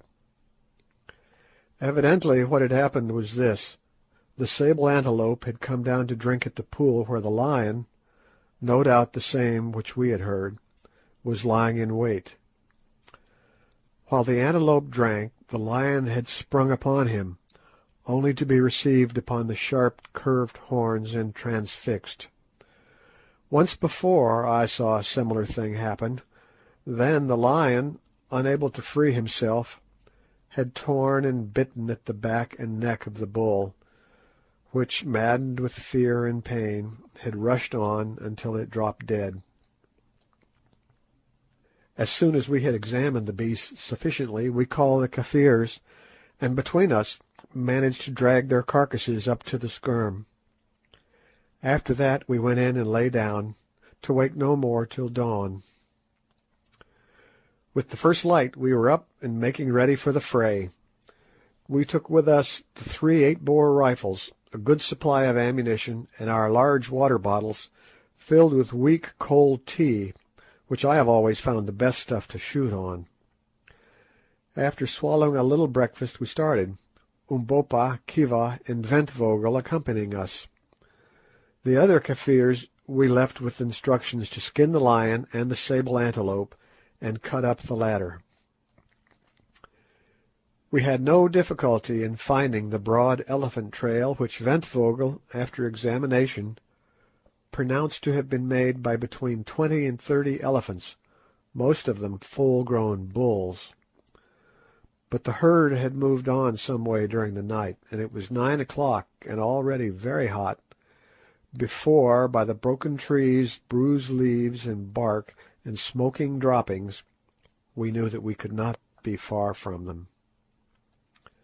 Presently we caught sight of the herd, which numbered, as Ventvogel had said, between 20 and 30, standing in a great hollow, having finished their morning meal, and flapping their great ears. It was a splendid sight, for they were only about 200 yards from us. Taking a handful of dry grass, I threw it into the air to see how the wind was, for if once they winded us I knew they would be off before we could get a shot. Finding that, if anything, it blew from the elephants to us, we crept on stealthily, and thanks to the cover managed to get within 40 yards or so of the great brutes. Just in front of them and broadside on stood 3 splendid bulls, one of them with enormous tusks. I whispered to the other that I would take the middle one, Sir Henry covering the elephant to the left, and Good the bull with the big tusks. "Now," I whispered. Boom, boom, boom, went the 3 heavy rifles, and down came Sir Henry's elephant dead as a hammer, shot right through the heart. Mine fell onto its knees, and I thought that he was going to die, but in another moment he was up and off, tearing along straight past me. As he went I gave him the second barrel in the ribs, and this brought him down in good earnest. Hastily slipping in 2 fresh cartridges, I ran close to him, and the ball through the brain put an end to the poor brute's struggles. Then I turned to see how Good had fared with the big bull, which I had heard screaming with rage and pain as I gave mine its quietus. On reaching the captain, I found him in a great state of excitement. It appeared that on receiving the bullet the bull had turned and come straight for his assailant, who had barely time to get out of his way, and then charged on blindly past him in the direction of our encampment. Meanwhile the herd had crashed off in wild alarm in the other direction. For a while we debated whether to go after the wounded bull or to follow the herd, and finally deciding for the latter alternative, departed, thinking that we had seen the last of those big tusks. I have often wished since that we had. It was easy work to follow the elephants, for they had left a trail like a carriage road behind them, crushing down the thick bush in their furious flight as though it were tambouki grass. But to come up with them was another matter, and we had struggled on under the broiling sun for over 2 hours before we found them. With the exception of one bull they were standing together, and I could see from their unquiet way and the manner in which they kept lifting their trunks to test the air that they were on the lookout for mischief. The solitary bull stood 50 yards or so to this side of the herd, over which he was evidently keeping sentry, and about 60 yards from us. Thinking that he would see or wind us, and that would probably start them off again if we tried to get nearer, especially as the ground was rather open, we all aimed at this bull, and at my whispered word we fired. The 3 shots took effect, and down he went dead. Again the herd started, but unfortunately for them, about 100 yards further on was a nullah, or dried-out water track, with steep banks, a place very much resembling the one where the Prince Imperial was killed in Zululand. Into this the elephants plunged, and when we reached the edge we found them struggling in wild confusion to get up the other bank, filling the air with their screams and trumpeting as they pushed one another aside in their selfish panic, just like so many human beings. Now was our opportunity, and firing away as quickly as we could load, we killed 5 of the poor beasts, and no doubt should have bagged the whole herd had they not suddenly given up their attempts to climb the bank and rushed headlong down the nullah. We were too tired to follow them, and perhaps also a little sick of slaughter, 8 elephants being a pretty good bag for one day. So after we were rested a little, and the Kafirs had cut out the hearts of 2 of the dead elephants for supper, we started homewards, very well pleased with our day's work, having made up our minds to send the bearers on the morrow to chop away the tusks. Shortly after we repassed the spot where Good had wounded the patriarchal bull, we came across a herd of eland, but did not shoot at them as we had plenty of meat. They trotted past us and then stopped behind a little patch of bush about 100 yards away, wheeling round to look at us. As Good was anxious to get a near view of them, never having seen an eland close, he handed his rifle to Umbopa, and followed by Kiva, strolled up to the patch of bush. We sat down and waited for him, not sorry of the excuse for a little rest.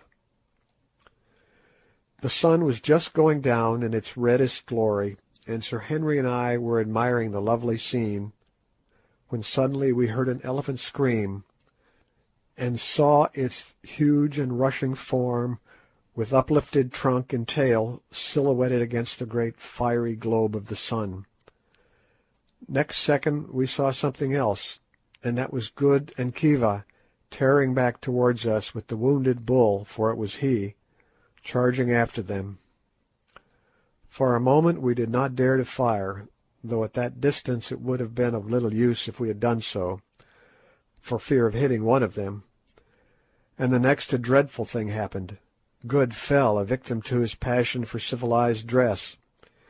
Had he consented to discard his trousers and gaiters like the rest of us, and to hunt in a flannel shirt and pair of veld schoons, it would have been all right, but as it was, his trousers cumbered him in that desperate race, and presently, when he was about 60 yards from us, his boot, polished by the dry grass, slipped, and down he went on his face, right in front of the elephant. We gave a gasp, for we knew that he must die, and ran as hard as we could towards him. In 3 seconds it had ended, but not as we thought. Kiva, the Zulu boy, saw his master fall, and, brave lad as he was, turned and flung his assegai straight into the elephant's face. It stuck in his trunk. With a scream of pain, the brute seized the poor Zulu, hurled him to the earth, and placing one huge foot onto his body about the middle, twined its trunk round his upper part, and tore him in 2. We rushed up mad with horror, and fired again and again, till presently the elephant fell upon the fragments of the Zulu. As for Good, he rose and wrung his hands over the brave man who had given his life to save him, and though I am an old hand, I felt a lump grow in my throat. Umbopa stood contemplating the huge dead elephant and the mangled remains of poor Kiva. "Ah, well," he said presently, "he's dead, but he died like a man." End of chapter 4.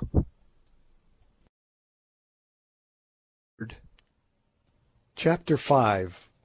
Our March into the Desert. We had killed 9 elephants, and it took us 2 days to cut out the tusks, and having brought them into camp, to bury them carefully in the sand under a large tree, which made a conspicuous mark for miles round. It was a wonderfully fine lot of ivory. I never saw a better, averaging as it did between 40 and 50 pounds a tusk. The tusks of the great bull that killed poor Kiva scaled 170 pounds the pair, so nearly as we could judge. As for Kiva himself, we buried what remained of him in an ant-bear hole, together with an assegai to protect himself with on his journey to a better world. On the 3rd day we marched again, hoping that we might live to return to dig up our buried ivory. And in due course, after a long and wearisome tramp and many adventures which I have not space to detail, we reached Sintanda's kraal, near the Lukanga River, the real starting point of our expedition. Very well do I recollect our arrival at that place. To the right was a scattered native settlement, with a few stone cattle kraals and some cultivated lands down by the water where these savages grew their scanty supply of grain, and beyond it stretched great tracts of waving veld covered with tall grass, over which herds of the smaller game were wandering. To the left lay the vast desert. This spot appears to be the outpost of the fertile country, and it would be difficult to say to what natural causes such an abrupt change in the character of the soil is due, but so it is. Just below our encampment flowed a little stream, on the farther side of which is a stony slope, the same down which, 20 years before, I had seen poor Silvestre creeping back after his attempt to reach Solomon's Mines, and beyond that slope begins the waterless desert, covered with a species of karoo shrub. It was evening when we pitched our camp, and the great ball of the sun was sinking into the desert, sending glorious rays of many-coloured light flying all over its vast expense. Leaving Good to superintend the arrangement of our little camp, I took Sir Henry with me, and walking to the top of the slope opposite, we gazed across the desert. The air was very clear, and far, far away I could distinguish the faint blue outlines, here and there capped with white, of the Suliman Berg. "There," I said, "there is the wall round Solomon's Mines, but God knows if we shall ever climb it." "My brother should be there, and if he is, I shall reach him somehow," said Sir Henry, in that tone of quiet confidence which marked the man. "I hope so," I answered, and turned to go back to the camp, when I saw that we were not alone. Behind us, also gazing earnestly towards the far-off mountain, stood the great Kafir Umbopa. The Zulu spoke when he saw that I had observed him, addressing Sir Henry, to whom he had attached himself. "Is it to that land that thou wouldst journey, Incubu?" A native word, meaning, I believe, an elephant, and the name given to Sir Henry by the Kafirs, he said, pointing toward the mountain with his broad assegai. I asked him sharply what he meant by addressing his master in that familiar way. It is very well for natives to have a name for one among themselves, but it is not decent that they should call a white man by their heathenish appellations to his face. The Zulu laughed a quiet little laugh which angered me. "How dost thou know that I am not the equal of the Inkosi whom I serve?" he said. "He is of a royal house, no doubt. One can see it in his size and by his mien, So mayhap am I. At least I am as great a man. Be my mouth, O Macumazahn, and say my words to the Inkoos Incubu, my master, for I would speak to him and to thee." I was angry with the man, for I am not accustomed to be talked to in that way by Kafirs, but somehow he impressed me, and besides I was curious to know what he had to say. So I translated, expressing my opinion at the same time that he was an impudent fellow, and that his swagger was outrageous. "Yes, Umbopa," answered Sir Henry, "I would journey there. The desert is wide, and there is no water in it. The mountains are high and covered with snow, and man cannot say what lies beyond them, behind the place where the sun sets. How shalt thou come hither, Incubu, and wherefore dost thou go?" I translated again. "Tell him," answered Sir Henry, "that I go because I believe that a man of my blood, my brother, has gone there before me, and I journey to seek him." "That is so, Incubu. A Hottentot I met on the road told me that a white man went out into the desert 2 years ago towards those mountains with one servant, a hunter. They never came back." "How do you know it was my brother?" asked Sir Henry. "Nay, I know not. But the Hottentot, when I asked what the white man was like, said that he had thine eyes and a black beard. He said, too, that the name of the hunter with him was Jim, that he was a Bechuana hunter and wore clothes." "There is no doubt about it," said I. "I knew Jim well." Sir Henry nodded. "I was sure of it," he said. "If George set his mind upon a thing he generally did it. It was always so from his boyhood. If he meant to cross the Suliman Berg he has crossed it, unless some accident overtook him, and we must look for him on the other side." Umbopa understood English, though he rarely spoke it. "It is a far journey, Incubu," he put in, and I translated his remark. "Yes," answered Sir Henry, "it is far, but there is no journey upon this earth that a man may not make if he sets his heart to it. There is nothing, Umbopa, that he cannot do. There are no mountains he may not climb.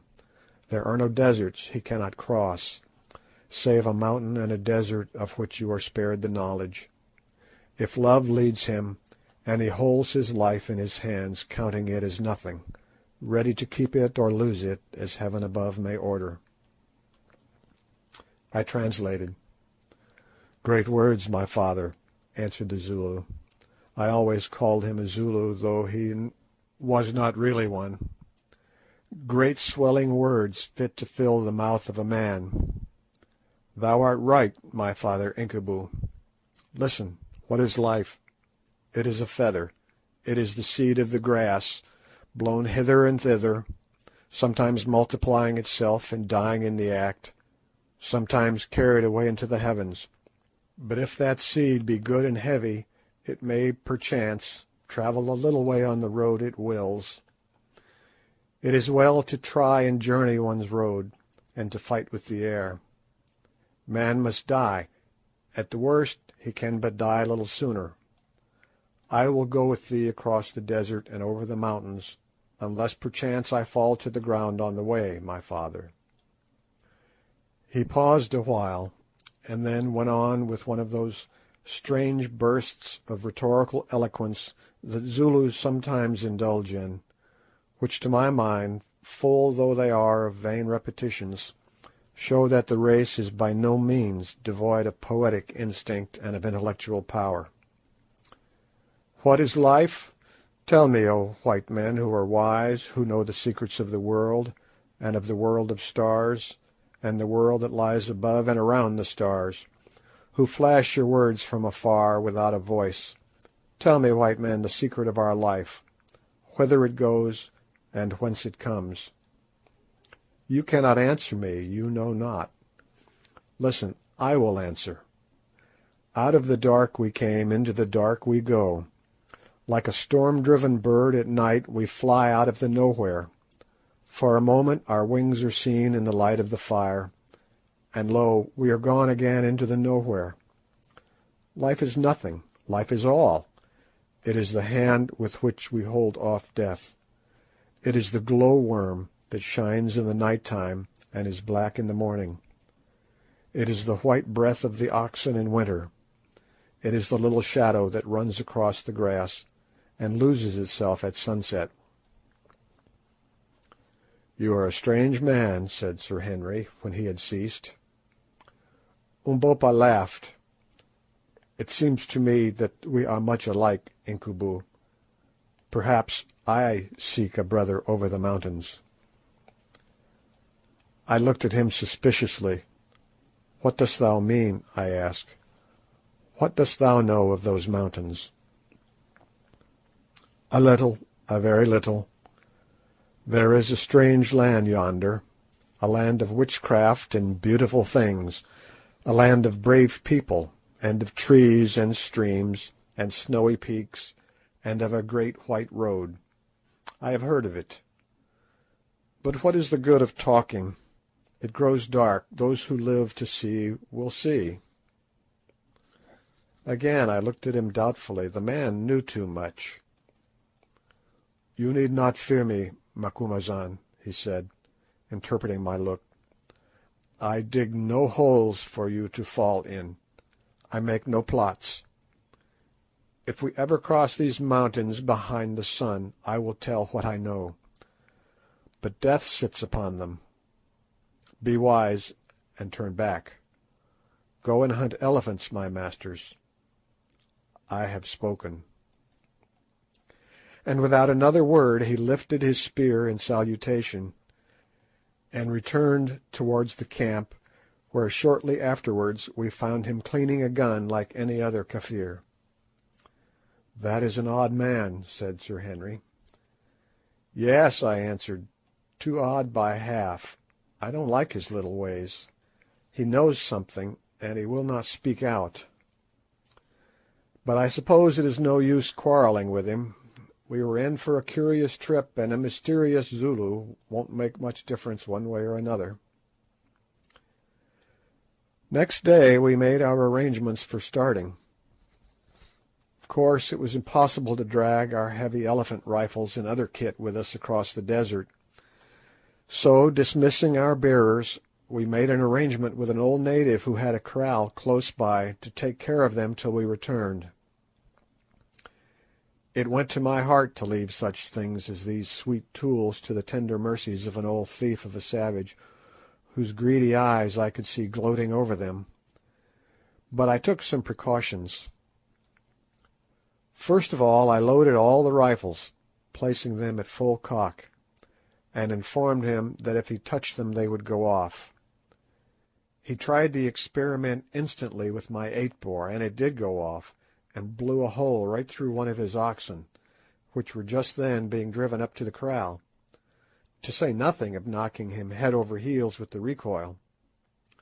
He got up considerably startled, and not at all pleased at the loss of the ox, which he had the impudence to ask me to pay for, and nothing would induce him to touch the guns again. "Put the live devils out of the way up there in the thatch," he said, "or they will murder us all." Then I told him that when we came back, if one of those things was missing, I would kill him and his people by witchcraft, and if we died and he tried to steal the rifles, I would come and haunt him and turn his cattle mad and his milk sour, till life was a weariness, and he would make the devils in the guns come out and talk to him in a way he did not like, and generally gave him a good idea of judgment to come. After that he promised to look after them as though they were his father's spirit. He was a very superstitious old Kafir, and a great villain. Having thus disposed of our superfluous gear, we arranged the kit we five, Sir Henry, Good, myself, Umbopa, and the Hottentot Ventvögel, were to take with us on our journey.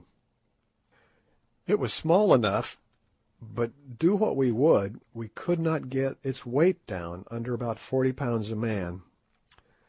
This is what it consisted of: the 3 express rifles and 200 rounds of ammunition, the 2 Winchester repeating rifles for Umbopa and Ventvogel, with 200 rounds of cartridges, 5 Cochrane's water bottles, each holding 4 pints, 5 blankets, 25 pounds weight of biltong, i.e. sun-dried game flesh, 10 pounds weight of best mixed beads for gifts, a selection of medicine, including an ounce of quinine and 1 or 2 small surgical instruments, our knives, a few sundries such as a compass, matches, a pocket filter, tobacco, a trowel, a bottle of brandy, and the clothes we stood in. This was our total equipment, a small one indeed for such a venture, but we dared not attempt to carry more. Indeed, that load was a heavy one per man with which to travel across the burning desert, for in such places every additional ounce tells. But we could not see our way to reducing the weight. There was nothing taken but what was absolutely necessary. With great difficulty, and by the promise of a present of a good hunting knife each, I succeeded in persuading 3 wretched natives from the village to come with us for the first stage, 20 miles, and to carry a large round gourd holding a gallon of water apiece. My object was to enable us to refill our water bottles after the first night's march, for we determined to start in the cool of the evening. I gave out to these natives that we were going to shoot ostriches, with which the desert abounded. They jabbered and shrugged their shoulders, saying that we were mad and should perish of thirst, which I must say seemed probable. But being desirous of obtaining the knives, which were almost unknown treasures up there, they consented to come, having probably reflected that after all our subsequent extinction would be no affair of theirs. All next day we rested and slept, and at sunset ate a hearty meal of fresh beef washed down with tea, the last, as Good remarked sadly, we were likely to drink for many a long day. Then, having made our final preparations, we lay down and waited for the moon to rise. At last, about 9 o'clock, up she came in all her glory, flooding the wild country with light, and throwing a silver sheen on the expanse of rolling desert before us, which looked as solemn and quiet and as alien to man as the star-studded firmament above. We rose up, and in a few minutes were ready, and yet we hesitated a little, as human nature is prone to hesitate on the threshold of an irrevocable step. We 3 white men stood by ourselves. Umbopa, assegai in hand and a rifle across his shoulders, looked out fixedly across the desert a few paces ahead of us, while the hired natives with the gourds of water and Ventvogel were gathered in a little knot behind. "Gentlemen," said Sir Henry presently in his deep voice, "we are going on about as strange a journey as men can make in this world. It is very doubtful if we can succeed in it. But we are 3 men who will stand together for good or for evil to the last. Now, before we start, let us for a moment pray to the Power who shapes the destinies of men, and who ages since has marked out our paths, that it may please him to direct our steps in accordance with his will." Taking off his hat, for the space of a minute or so he covered his face with his hands, and Good and I did likewise. I do not say that I am a first-rate praying man, few hunters are, and as for Sir Henry, I never heard him speak like that before, and only once since, though deep down in his heart I believe he is very religious. Good, too, is pious, though apt to swear. Anyhow, I do not remember, excepting on one single occasion, ever putting up a better prayer in my life than I did during that minute, and somehow I felt the happier for it. Our future was so completely unknown, and I think that the unknown and the awful always bring a man nearer to his Maker. "And now," said Sir Henry, "trek." So we started. We had nothing to guide ourselves by except the distant mountains and old José da Silvestra's chart, which, considering that it was drawn by a dying and half-distraught man on a fragment of linen 3 centuries ago, was not a very satisfactory sort of thing to work with. Still, our sole hope of success depended upon it, such as it was. If we failed in finding that pool of bad water which the old Dom marked as being situated in the middle of the desert, about 60 miles from our starting point, and as far from the mountains, in all probability we must perish miserably of thirst. But to my mind the chances of our finding it in that great sea of sand and karoo scrub seemed almost infinitesimal. Even supposing that da Silvestra had marked the pool correctly, what was there to prevent its having been dried up by the sun generations ago, or trampled in by game, or filled in with the drifting sand? On we tramped, silently as shades, through the night and in the heavy sand. The karoo bushes caught our feet and retarded us, and the sand worked into our veldschoons and good shooting boots, so that every few miles we had to stop and empty them. But still the night kept fairly cool, though the atmosphere was thick and heavy, giving a sort of creamy feel to the air, and we made fair progress. It was very silent and lonely there in the desert, oppressively so indeed. Good felt this, and once began to whistle "The Girl I Left Behind Me," but the notes sounded lugubrious in that vast place, and he gave it up. Shortly afterwards a little incident occurred which, though it startled us at the time, gave rise to a laugh.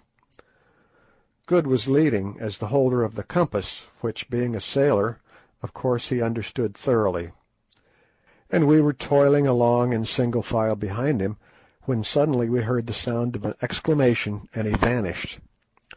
Next second there arose all around us a most extraordinary hubbub, snorts, groans, and wild sounds of rushing feet. In the faint light, too, we could descry dim galloping forms half hidden by wreaths of sand. The natives threw down their loads and prepared to bolt, but remembering there was nowhere to run to, they cast themselves upon the ground and howled out that it was ghosts. As for Sir Henry and myself, we stood amazed, nor was our amazement lessened when we perceived the form of Good careening off in the direction of the mountains, apparently mounted on the back of a horse, and hallooing wildly. In another second he threw up his arms, and we heard him come to the earth with a thud. Then I saw what had happened. We had stumbled upon a herd of sleeping guaga, onto the back of one of which Good had actually fallen, and the brute, naturally enough, got up and made off with him. Calling out to the others that it was all right, I ran towards Good, much afraid lest he should be hurt, but to my great relief I found him sitting in the sand, his eyeglass still fixed firmly in his eye, rather shaken and very much frightened, but not in any way injured. After this we travelled on without any further misadventure till about 1 o'clock, when we called a halt, and having drunk a little water, not much, for water was precious, and rested for half an hour, we started again. On we went, till at last the east began to blush like the cheek of a girl. Then there came faint rays of primrose light, that changed presently to golden bars, through which the dawn glided out across the desert. The stars grew pale, and paler still, till at last they vanished. The golden moon waxed wan, and her mountain ridges stood out against her sickly face like the bones on the cheek of a dying man. Then came spear upon spear of light flashing far away across the boundless wilderness, piercing and firing the veils of mist, till the desert was draped in a tremulous golden glow, and it was day. Still we did not halt, though by this time we should have been glad enough to do so, for we knew that when once the sun was fully up it would be almost impossible for us to travel. At length, about an hour later, we spied a little pile of boulders rising out of the plain, and to this we dragged ourselves. As luck would have it, here we found an overhanging slab of rock, carpeted beneath with smooth sand, which afforded a most grateful shelter from the heat. Underneath this we crept, and each of us, having drunk some water and eaten a bit of biltong, we lay down and were soon sound asleep. It was 3 o'clock in the afternoon before we woke, to find our bearers preparing to return. They had seen enough of the desert already, and no number of knives would have tempted them to come a step farther. So we took a hearty drink, and having emptied our water bottles, filled them up again from the gourds that they had brought with them, and then we watched them depart on their 20 miles tramp home. At 4:30 we also started. It was lonely and desolate work, for with the exception of a few ostriches, there was not a single living creature to be seen on all the vast expanse of sandy plain. Evidently it was too dry for game, and with the exception of a deadly-looking cobra or two, we saw no reptiles. One insect, however, we found abundant, and that was the common or house-fly. There they came, not as single spies, but in battalions, as I think the Old Testament says somewhere.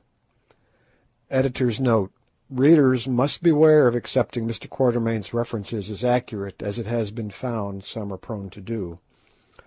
Although his reading evidently was limited, the impression produced by it upon his mind was mixed. Thus to him the Old Testament and Shakespeare were interchangeable authorities. Go where you will, you find him, and so it must have been always. I have seen him enclosed in amber, which is, I was told, quite 500,000 years old, looking exactly like his descendant of to-day, and I have little doubt but that when the last man lies dying on the earth he will be buzzing around, if this event happens to occur in summer, watching for an opportunity to settle on his nose. At sunset we halted, waiting for the moon to rise. At last she came up, beautiful and serene as ever, and with one halt about 2 o'clock in the morning, we trudged on wearily through the night, till at last the welcome sun put a period to our labours. We drank a little, and flung ourselves down on the sand, thoroughly tired out, and soon were all asleep. There was no need to set a watch, for we had nothing to fear from anybody or anything in that vast, untenanted plain. Our only enemies were heat, thirst, and flies, but far rather would I have faced any danger from man or beast than that awful trinity. This time we were not so lucky as to find a sheltering rock to guard us from the glare of the sun, with the result that about 7 o'clock we woke up experiencing the exact sensations one would attribute to a beefsteak on a gridiron. We were literally being baked through and through. The burning sun seemed to be sucking our very blood out of us. We sat up and gasped. "Whew!" said I, grabbing at the halo of flies which buzzed cheerfully round my head.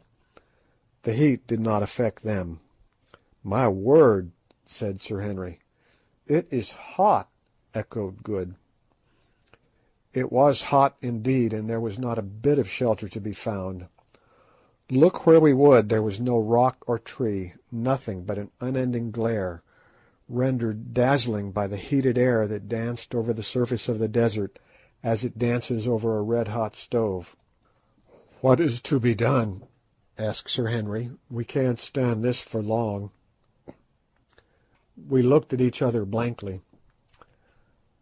"I have it," said Good. "We must dig a hole, get in it, and cover ourselves with the karoo bushes." It did not seem a very promising suggestion, but at least it was better than nothing, so we set to work, and with the trowel we had brought with us and the help of our hands, in about an hour we had succeeded in delving out a patch of ground some 10 feet long by 12 wide, to the depth of 2 feet. Then we cut a quantity of low scrub with our hunting knives, and creeping into the hole, pulled it over us all, with the exception of Ventvogel, on whom, being a Hottentot, the heat had no particular effect. This gave us some slight shelter from the burning rays of the sun, but the atmosphere in that amateur grave can be better imagined than described. The Black Hole of Calcutta must have been a fool to it. Indeed, to this moment I do not know how we lived through the day. There we lay panting, and every now and again moistening our lips from our scanty supply of water. Had we followed our inclinations, we should have finished all we possessed in the first 2 hours, but we were forced to exercise the most rigid care, for if our water failed us, we knew that very soon we must perish miserably. But everything has an end, if only you live long enough to see it, and somehow that miserable day wore on towards evening. About 3 o'clock in the afternoon we determined that we could bear it no longer. It would be better to die walking than to be killed slowly by heat and thirst in this dreadful hole. So taking each of us a little drink from our fast diminishing supply of water, now warmed to about the same temperature as a man's blood, we staggered forward. We had then covered some 50 miles of wilderness. If the reader will refer to the rough copy and translation of old Da Silvestra's map, he will see that the desert is marked as measuring 40 leagues across, and the Pan Bad water is set down as being about in the middle of it. Now 40 leagues is 120 miles, consequently we ought at the most to be within 12 or 15 miles of the water, if any should really exist. Through the afternoon we crept slowly and painfully along, scarcely doing more than 1.5 miles in an hour. At sunset we rested again, waiting for the moon, and after drinking a little managed to get some sleep. Before we lay down, Umbopa pointed out to us a slight and indistinct hillock on the flat surface of the plain, about 8 miles away. At the distance it looked like an ant-hill, and as I was dropping off to sleep I fell to wondering what it could be. With the moon we marched again, feeling dreadfully exhausted, and suffering tortures from thirst and prickly heat. Nobody who has not felt it can know what we went through. We walked no longer, we staggered, now and again falling from exhaustion, and being obliged to call a halt every hour or so. We had scarcely energy left in us to speak. Up to this Good had chatted and joked, for he is a merry fellow, but now he had not a joke in him. At last, about 2 o'clock, utterly worn out in body and mind, we came to the foot of the queer hill, or sand koppie, which at first sight resembled a gigantic ant-heap about 100 feet high, and covering at the base nearly 2 acres of ground. Here we halted, and driven to it by our desperate thirst, sucked down our last drops of water. We had but half a pint ahead, and each of us could have drunk a gallon. Then we lay down. Just as I was dropping off to sleep, I heard Umbopa remark to himself in Zulu, "If we cannot find water, we shall all be dead before the moon rises tomorrow." I shuddered, hot as it was. The near prospect of such an awful death is not pleasant, but even the thought of it could not keep me from sleeping.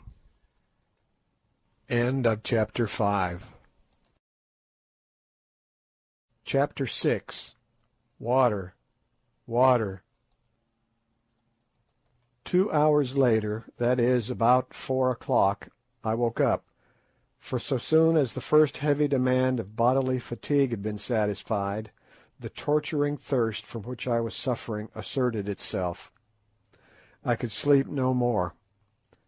I had been dreaming that I was bathing in a running stream, with green banks and trees upon them, and I awoke to find myself in this arid wilderness, and to remember, as Umbopa had said, that if we did not find water this day we must perish miserably. No human creature could live long without water in that heat. I sat up and rubbed my grimy face with my dry and horny hands, as my lips and eyelids were stuck together, and it was only after some friction and with an effort that I was able to open them. It was not far from dawn, but there was none of the bright feel of dawn in the air, which was thick with a hot murkiness that I cannot describe. The others were still sleeping.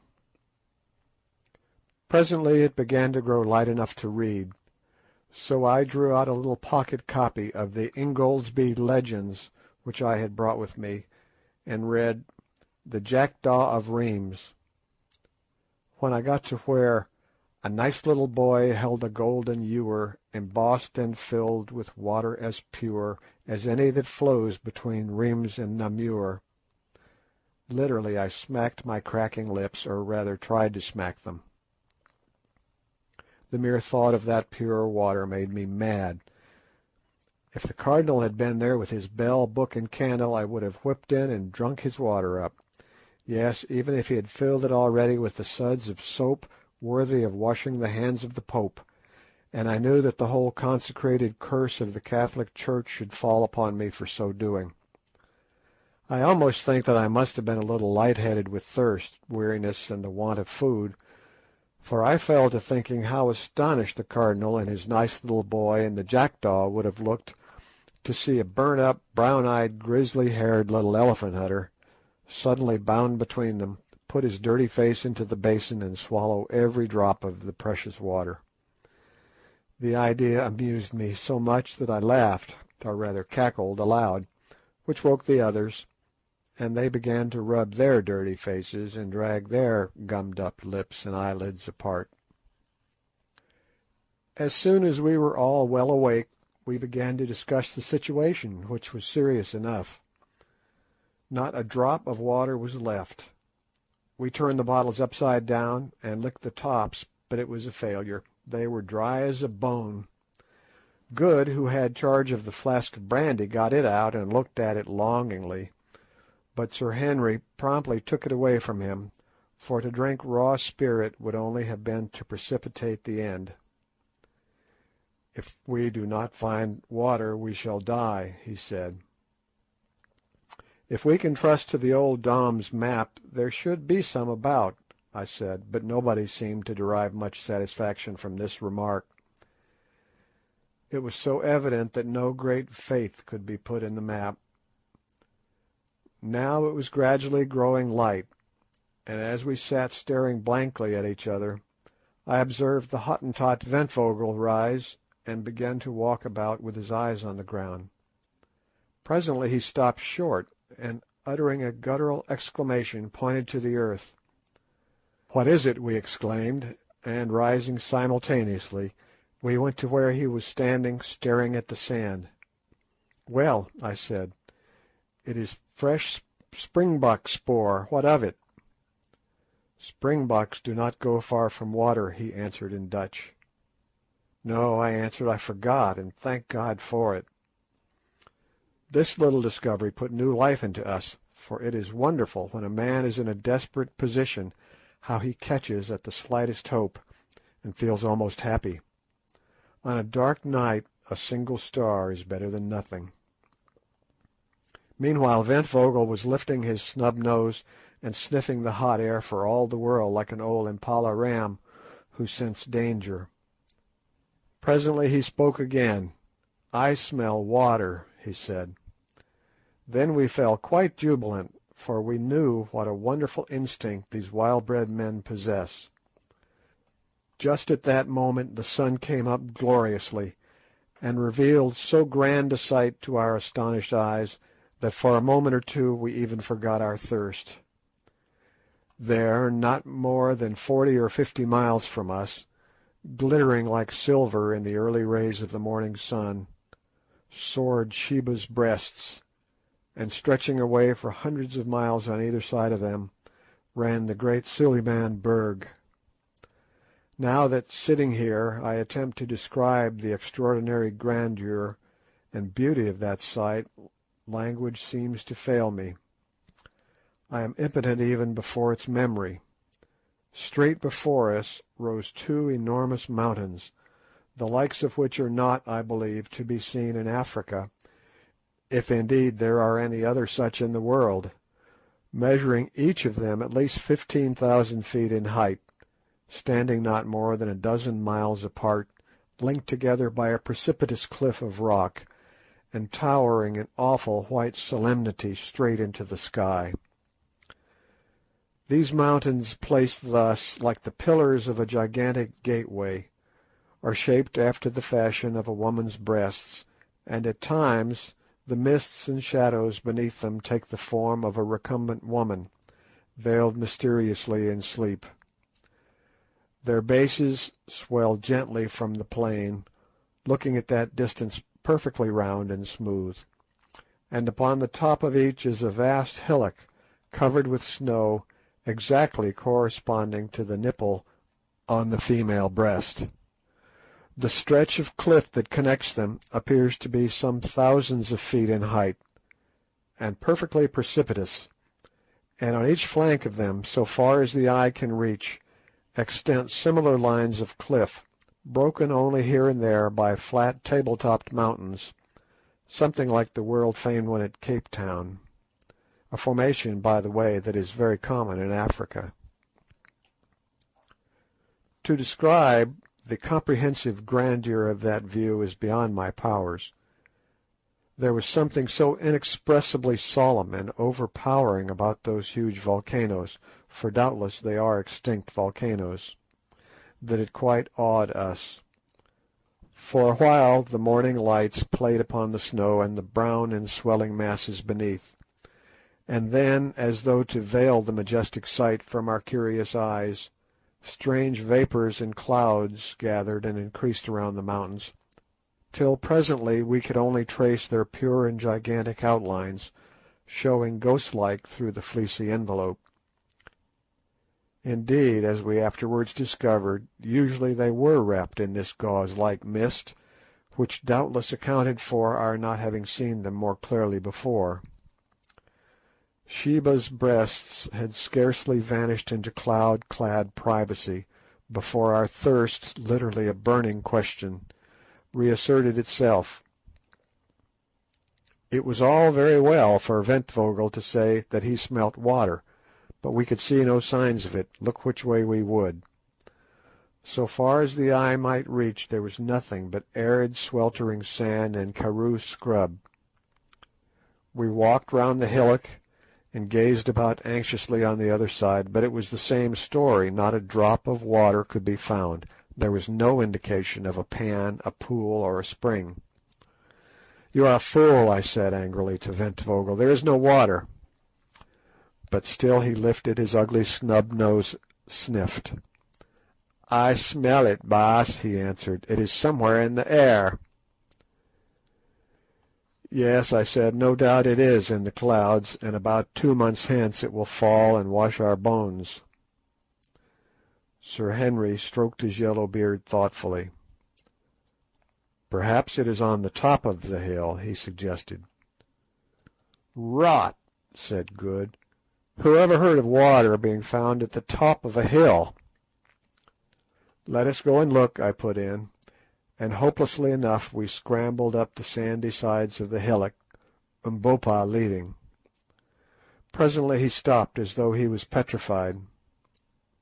"Nanzi Amanzi," that is, "here is water," he cried with a loud voice. We rushed up to him, and there, sure enough, in a deep cut or indentation on the very top of the sand koppie, was an undoubted pool of water. How it came to be in such a strange place we did not stop to inquire, nor did we hesitate at its black and unpleasant appearance.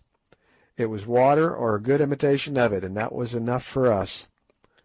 We gave a bound and a rush, and in another second we were all down on our stomachs, sucking up the uninviting fluid as though it were nectar fit for the gods.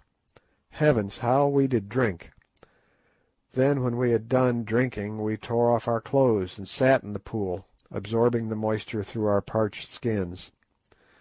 You, Harry, my boy, who have only to turn a couple of taps to summon hot and cold from an unseen, vasty cistern, can have little idea of the luxury of that muddy wallow in brackish, tepid water. After a while we rose from it, refreshed indeed, and fell to on our biltong, of which we had scarcely been able to touch a mouthful for 24 hours, and ate our fill.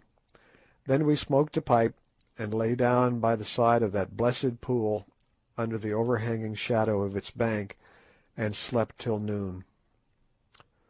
All that day we rested there by the water, thanking our stars that we had been lucky enough to find it, bad as it was, and not forgetting to render a due share of gratitude to the shade of the long-departed Da Silvestra, who had set its position down so accurately on the tail of his shirt. The wonderful thing to us was that the pan should have lasted so long, and the only way in which I can account for this is on the supposition that it is fed by some spring deep down in the sand. Having filled both ourselves and our water bottles as full as possible, in far better spirits we started off again with the moon. That night we covered nearly 25 miles, but needless to say found no more water, though we were lucky enough the following day to get a little shade behind some ant-heaps.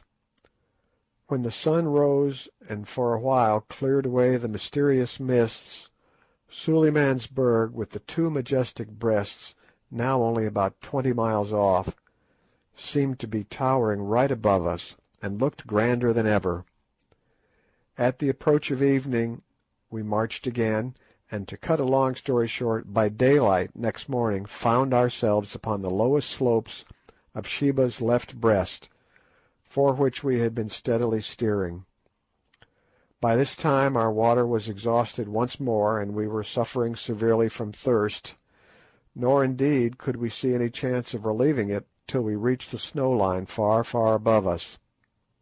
After resting an hour or two, driven to it by our torturing thirst, we went on, toiling painfully in the burning heat up the lava slopes, for we found that the huge base of the mountain was composed entirely of lava beds belched from the bowels of the earth in some far past age.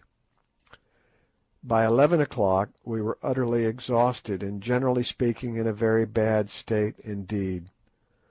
The lava clinker over which we must drag ourselves, though smooth compared with some clinker I have heard of, such as that on the island of Ascension, for instance, was yet rough enough to make our feet very sore, and this, together with our other miseries, had pretty well finished us. A few hundred yards above us were some large lumps of lava, and toward these we steered with the intention of lying down beneath their shade. We reached them, and to our surprise, so far as we had a capacity for surprise left in us, on a little plateau or ridge close by we saw that the clinker was covered with a dense green growth. Evidently soil formed of decomposed lava had rested there, and in due course had become the receptacle of seeds deposited by birds. But we did not take much further interest in that green growth, for one cannot live on grass like Nebuchadnezzar. That requires a special dispensation of Providence and peculiar digestive organs. So we sat down under the rocks and groaned, and for one I wish heartily that we had never started on this fool's errand. As we were sitting there I saw Umbopa get up and hobble towards the patch of green, and a few minutes afterwards, to my great astonishment, I perceived that usually very dignified individual dancing and shouting like a maniac, and waving something green. Off we all scrambled towards him as fast as our wearied limbs would carry us, hoping that he had found water. "What is it, Umbopa, son of a fool?" I shouted in Zulu. "It is food and water, Macumazahn," and again he waved the green thing. Then I saw what he had found. It was a melon. We had hit upon a patch of wild melons, thousands of them, and dead ripe. "Melons!" I yelled to Good, who was next to me, and in another minute his false teeth were fixed in one of them. I think we ate about 6 each before we had done, and poor fruit as they were, I doubt if I ever thought anything nicer. But melons are not very nutritious, and when we had satisfied our thirst with their pulpy substance, and put a stalk to cool by the simple process of cutting them in two and setting them end on in the hot sun to grow cold by evaporation, we began to feel exceedingly hungry. We had still some biltong left, but our stomachs turned from biltong, and besides, we were obliged to be very sparing of it, for we could not say when we should find more food. Just at this moment a lucky thing chanced. Looking across the desert, I saw a flock of about 10 large birds flying straight towards us. "Skit, boss, skit!" "Shoot, master, shoot!" whispered the Hottentot, throwing himself on his face, an example which we all followed. Then I saw that the birds were a flock of pau, or bustards, and that they would pass within 50 yards of my head. Taking one of the repeating Winchesters, I waited till they were very nearly over us, and then jumped to my feet. On seeing me, the pau bunched up together, as I expected that they would, and I fired 2 shots straight into the thick of them, and as luck would have it, brought down one, a fine fellow that weighed about 20 pounds. In half an hour we had a fire made of dry melon stalks, and he was toasting over it, and we made such a feed as we had not tasted for a week. We ate that pau, nothing was left of him but his leg bones and his beak, and we felt not a little the better afterwards. That night we went on again with the moon, carrying as many melons as we could with us. As we ascended we found the air grew cooler and cooler, which was a great relief to us, and at dawn, so far as we could judge, we were not more than about a dozen miles from the snow line. Here we discovered more melons, and so had no longer any anxiety about water, for we knew that we should soon get plenty of snow. But the ascent had now become very precipitous, and we made but slow progress, not more than a mile an hour. Also that night we ate our last morsel of biltong. As yet, with the exception of the pau, we had seen no living thing on the mountain, nor had we come across a single spring or stream of water, which struck us as very odd, considering the expanse of snow above us, which must, we thought, melt sometimes. But as we afterwards discovered, owing to a cause which is quite beyond my power to explain, all the streams flowed down upon the north side of the mountain. Now we began to grow very anxious about food. We had escaped death by thirst, but it seemed probable that it was only to die of hunger. The events of the next 3 miserable days are best described by copying the entries made at the time in my notebook. 21st May. Started 11 a.m., finding the atmosphere quite cold enough to travel by day, and carrying some watermelons with us, struggled on all day, but found no more melons, having evidently passed out of their district. Saw no game of any sort. Halted for the night at sundown, having had no food for many hours. Suffered much during the night from cold. 22nd. Started at sunrise again, feeling very faint and weak. Only made about 5 miles all day. Found some patches of snow, of which we ate, but nothing else. Camped at night under the edge of a great plateau. Cold, bitter. Drank a little brandy each, and huddled ourselves together, each wrapped up in his blanket, to keep ourselves alive. Are now suffering frightfully from starvation and weariness. Thought that Ventvogel would have died during the night.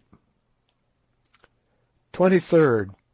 Struggled forward once more as soon as the sun was well up, and had thawed our limbs a little. We are now in a dreadful plight, and I fear that unless we get food this will be our last day's journey. But little brandy left.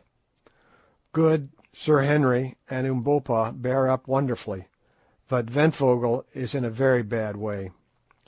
Like most Hottentots, he cannot stand cold. Pangs of hunger not so bad, but have a sort of numb feeling about the stomach. Others say the same. We are now on a level with the precipitous chain or wall of lava linking the two breasts, and the view is glorious. Behind us the glowing desert rolls away to the horizon, and before us lie mile upon mile of smooth hard snow, almost level, but swelling gently upwards, out of the centre of which the nipple of the mountain, that appears to be some miles in circumference, rises about 4,000 feet into the sky. Not a living thing is to be seen. God help us, I fear that our time has come. And now I will drop the journal, partly because it is not very interesting reading. Also, what follows requires telling rather more fully. All that day, the 23rd May, we struggled slowly up the incline of snow, lying down from time to time to rest. A strange gaunt crew we must have looked, while, laden as we were, we dragged our weary feet over the dazzling plain, glaring round us with hungry eyes. Not that there was much use in glaring, for we could see nothing to eat. We did not accomplish more than 7 miles that day. Just before sunset we found ourselves exactly under the nipple of Sheba's left breast, which towered thousands of feet into the air, a vast smooth hillock of frozen snow. Weak as we were, we could not but appreciate the wonderful scene, made even more splendid by the flying rays of light from the setting sun, which here and there stained the snow blood red, and crowned the great dome above us with a diadem of glory. "I say," gasped Good presently, "we ought to be somewhere near that cave the old gentleman wrote about." "Yes," said I, "if there is a cave." "Come, Quatermain," groaned Sir Henry, "don't talk like that. I have every faith in the Dom. Remember the water. We shall find the place soon." "If we don't find it before dark we are dead men. That is all about it," was my consolatory reply. For the next 10 minutes we trudged in silence, when suddenly Umbopa, who was marching along beside me, wrapped in his blanket, and with a leather belt strapped so tightly round his stomach to make his hunger small, as he said, that his waist looked like a girl's, caught me by the arm. "Look," he said, pointing towards the springing slope of the nipple. I followed his glance, and some 200 yards from us perceived what appeared to be a hole in the snow. "It is the cave," said Umbopa. We made the best of our way to the spot, and found sure enough that the hole was the mouth of a cavern, no doubt the same as that of which Da Silvestra wrote. We were not too soon, for just as we reached shelter the sun went down with startling rapidity, leaving the world nearly dark, for in these latitudes there is but little twilight. So we crept into the cave, which did not appear to be very big, and huddling ourselves together for warmth, swallowed what remained of our brandy, barely a mouthful each, and tried to forget our miseries in sleep. But the cold was too intense to allow us to do so, for I am convinced that at this great altitude the thermometer cannot have marked less than 14 or 15 degrees below freezing point. What such a temperature meant to us, enervated as we were by hardship, want of food, and the great heat of the desert, the reader may imagine better than I can describe. Suffice it to say that it was something as near death from exposure as I have ever felt. There we sat hour after hour through the still and bitter night, feeling the frost wander round and nip us now in the finger, now in the foot, now in the face. In vain we did huddle up closer and closer. There was no warmth in our miserable starved carcasses. Sometimes one of us would drop into an uneasy slumber for a few minutes, but we could not sleep much, and perhaps this was fortunate, for if we had, I doubt if we should have ever woke again. Indeed, I believe that it was only by force of will that we kept ourselves alive at all. Not very long before dawn I heard the Hottentot Ventvogel, whose teeth had been chattering all night like castanets, give a deep sigh. Then his teeth stopped chattering. I did not think anything of it at the time, concluding that he had gone to sleep. His back was resting against mine, and it seemed to grow colder and colder, till at last it felt like ice. At length the air began to grow grey with light, then golden arrows sped across the snow, and at last the glorious sun peeped above the lava wall and looked in upon our half-frozen forms. Also it looked upon Ventvogel, sitting there amongst us, stone dead. No wonder his back felt cold, poor fellow. He had died when I heard him sigh, and was now frozen almost stiff. Shocked beyond measure, we dragged ourselves from the corpse. How strange is that horror we mortals have of the companionship of a dead body, and left it sitting there, its arms clasped about its knees. By this time the sunlight was pouring its cold rays, for here they were cold, straight into the mouth of the cave. Suddenly I heard an exclamation of fear from someone, and turned my head. And this is what I saw. Sitting at the end of the cavern, it was not more than 20 feet deep, was another form, of which the head rested on its chest and the long arms hung down.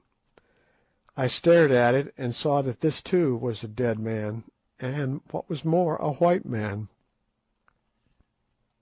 The others saw also, and the sight proved too much for our shattered nerves. One and all we scrambled out of the cave as fast as our half-frozen limbs would carry us. End of chapter 6.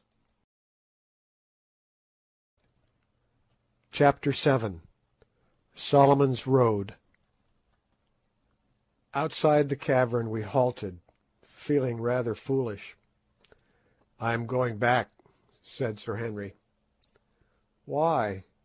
asked Good.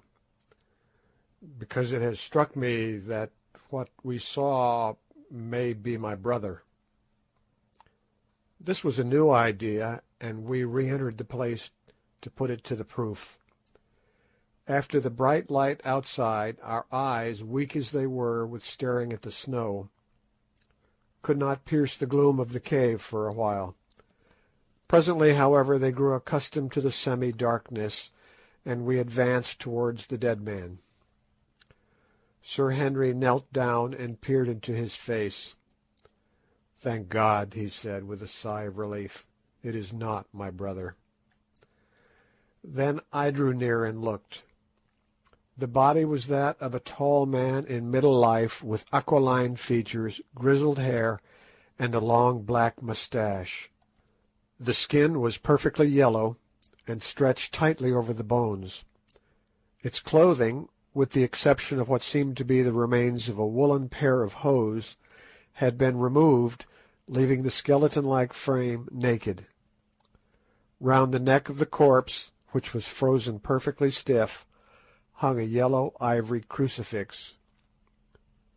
"Who on earth can it be?" said I. "Can't you guess?" asked Good. I shook my head. "Why, the old Dom, José da Silvestra, of course. Who else?" "Impossible," I gasped. "He died 300 years ago." "And what is there to prevent him from lasting for 3,000 years in this atmosphere, I should like to know?" asked Good. "If only the temperature is sufficiently low, flesh and blood will keep fresh as New Zealand mutton for ever, and heaven knows it is cold enough here. The sun never gets in here, no animal comes here to tear or destroy. No doubt his slave, of whom he speaks on the writing, took off his clothes and left him. He could not have buried him alone. Look," he went on, stooping down to pick up a queerly shaped bone scraped at the end into a sharp point. "Here is the cleft bone that Silvestra used to draw the map with." We gazed for a moment astonished, forgetting our own miseries in this extraordinary, and as it seemed to us, semi-miraculous sight. "Ay," said Sir Henry, "and this is where he got his ink from," and he pointed to a small wound on the Dom's left arm. "Did ever man see such a thing before?" There was no longer any doubt about the matter, which for my own part, I confess, perfectly appalled me. There he sat, the dead man, whose directions, written some 10 generations ago, had led us to this spot. Here in my own hand was the rude pen with which he had written them, and about his neck hung the crucifix that his dying lips had kissed.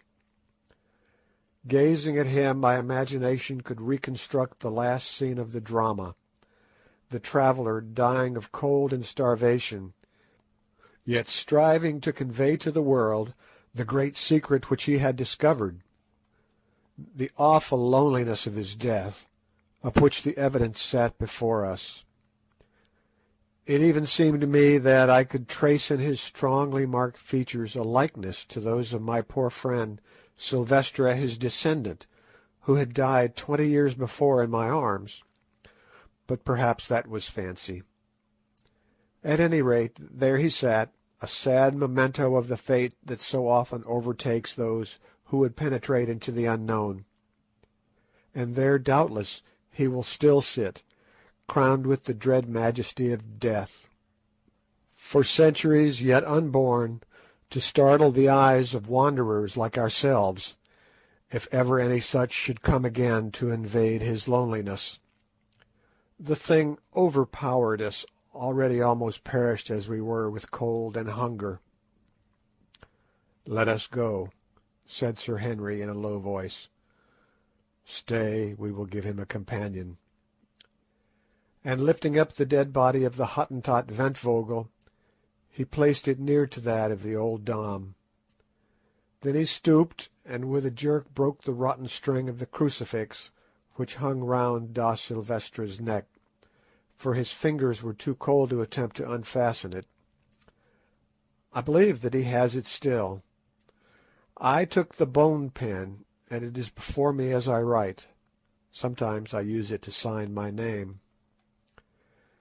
Then, leaving these two, the proud white man of a past age and the poor Hottentot, to keep their eternal vigil in the midst of the eternal snows, we crept out of the cave into the welcome sunshine, and resumed our path, wondering in our hearts how many hours it would be before we were even as they are.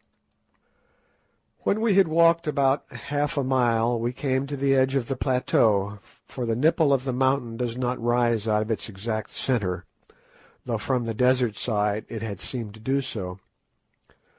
What lay below us we could not see, for the landscape was wreathed in billows of morning fog. Presently, however, the higher layers of mist cleared a little, and revealed, at the end of a large slope of snow, a patch of green grass, some 500 yards beneath us, through which a stream was running. Nor was this all. By the stream, basking in the bright sun, stood and lay a group of from 10 to 15 large antelopes. At that distance we could not see of what species. The sight filled us with unreasoning joy. If only we could get it, there was food in plenty. But the question was how to do so. The beasts were fully 600 yards off, a very long shot, and one not to be depended on when our lives hung on the results. Rapidly we discussed the advisability of trying to stalk the game, but in the end dismissed it reluctantly. To begin with, the wind was not favourable, and further, we must certainly be perceived, however careful we were, against the blinding background of snow which we should be obliged to traverse. "Well, we must have a try from where we are," said Sir Henry. "Which shall it be, Quatermain, the repeating rifles or the expresses?" Here again was a question. The Winchester repeaters, of which we had 2, Umbopa carrying poor Ventvögel's as well as his own, were sighted up to 1,000 yards, whereas the expresses were only sighted to 350, beyond which shooting with them was more or less guesswork. On the other hand, if they did hit, the express bullets, being expanding, were much more likely to bring the game down. It was a knotty point, but I made up my mind that we must risk it and use the expresses. Let each of us take the buck opposite to him. Aim well at the point of the shoulder and high up, said I, and Umbopa, do you give the word, so that we may all fire together. Then came a pause, each of us aiming his level best, as indeed a man is likely to do when he knows that life itself depends upon the shot. Fire, said Umbopa in Zulu, and at almost the same instant the three rifles rang out loudly. 3 clouds of smoke hung for a moment before us, and 100 echoes went flying over the silent snow. Presently the smoke cleared and revealed, oh joy, a great buck lying on its back and kicking furiously in its death agony. We gave a yell of triumph. We were saved. We should not starve. Weak as we were, we rushed down the intervening slope of snow, and in 10 minutes from the time of shooting, that animal's heart and liver were lying before us. But now a new difficulty arose. We had no fuel, and therefore could make no fire to cook them. We gazed at each other in dismay. Starving men should not be fanciful, said Good. We must eat raw meat. There was no other way out of the dilemma, and our gnawing hunger made the proposition less distasteful than it would otherwise have been. So we took the heart and liver and buried them for a few minutes in a patch of snow to cool them. Then we washed them in the ice-cold water of the stream, and lastly ate them greedily. It sounds horrible enough, but honestly I never tasted anything so good as that raw meat. In a quarter of an hour we were changed men. Our life and vigour came back to us, our feeble pulses grew strong again, and the blood went coursing through our veins. But mindful of the results of overfeeding on starved stomachs, we were careful not to eat too much, stopping whilst we were still hungry. "Thank heavens," said Sir Henry, "that brute has saved our lives. What is it, Quatermain?" I rose and went to look at the antelope, for I was not certain. It was about the size of a donkey, with large curved horns. I had never seen one like it before. The species was new to me. It was brown in colour, with faint red stripes, and grew a thick coat. I afterwards discovered that the natives of that wonderful country call these bucks inco.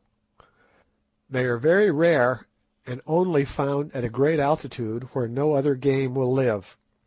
This animal was fairly hit, high up in the shoulder, though whose bullet brought it down we could not, of course, discover. I believe that Good, mindful of his marvellous shot at the giraffe, secretly set it down to his own prowess, and we did not contradict him.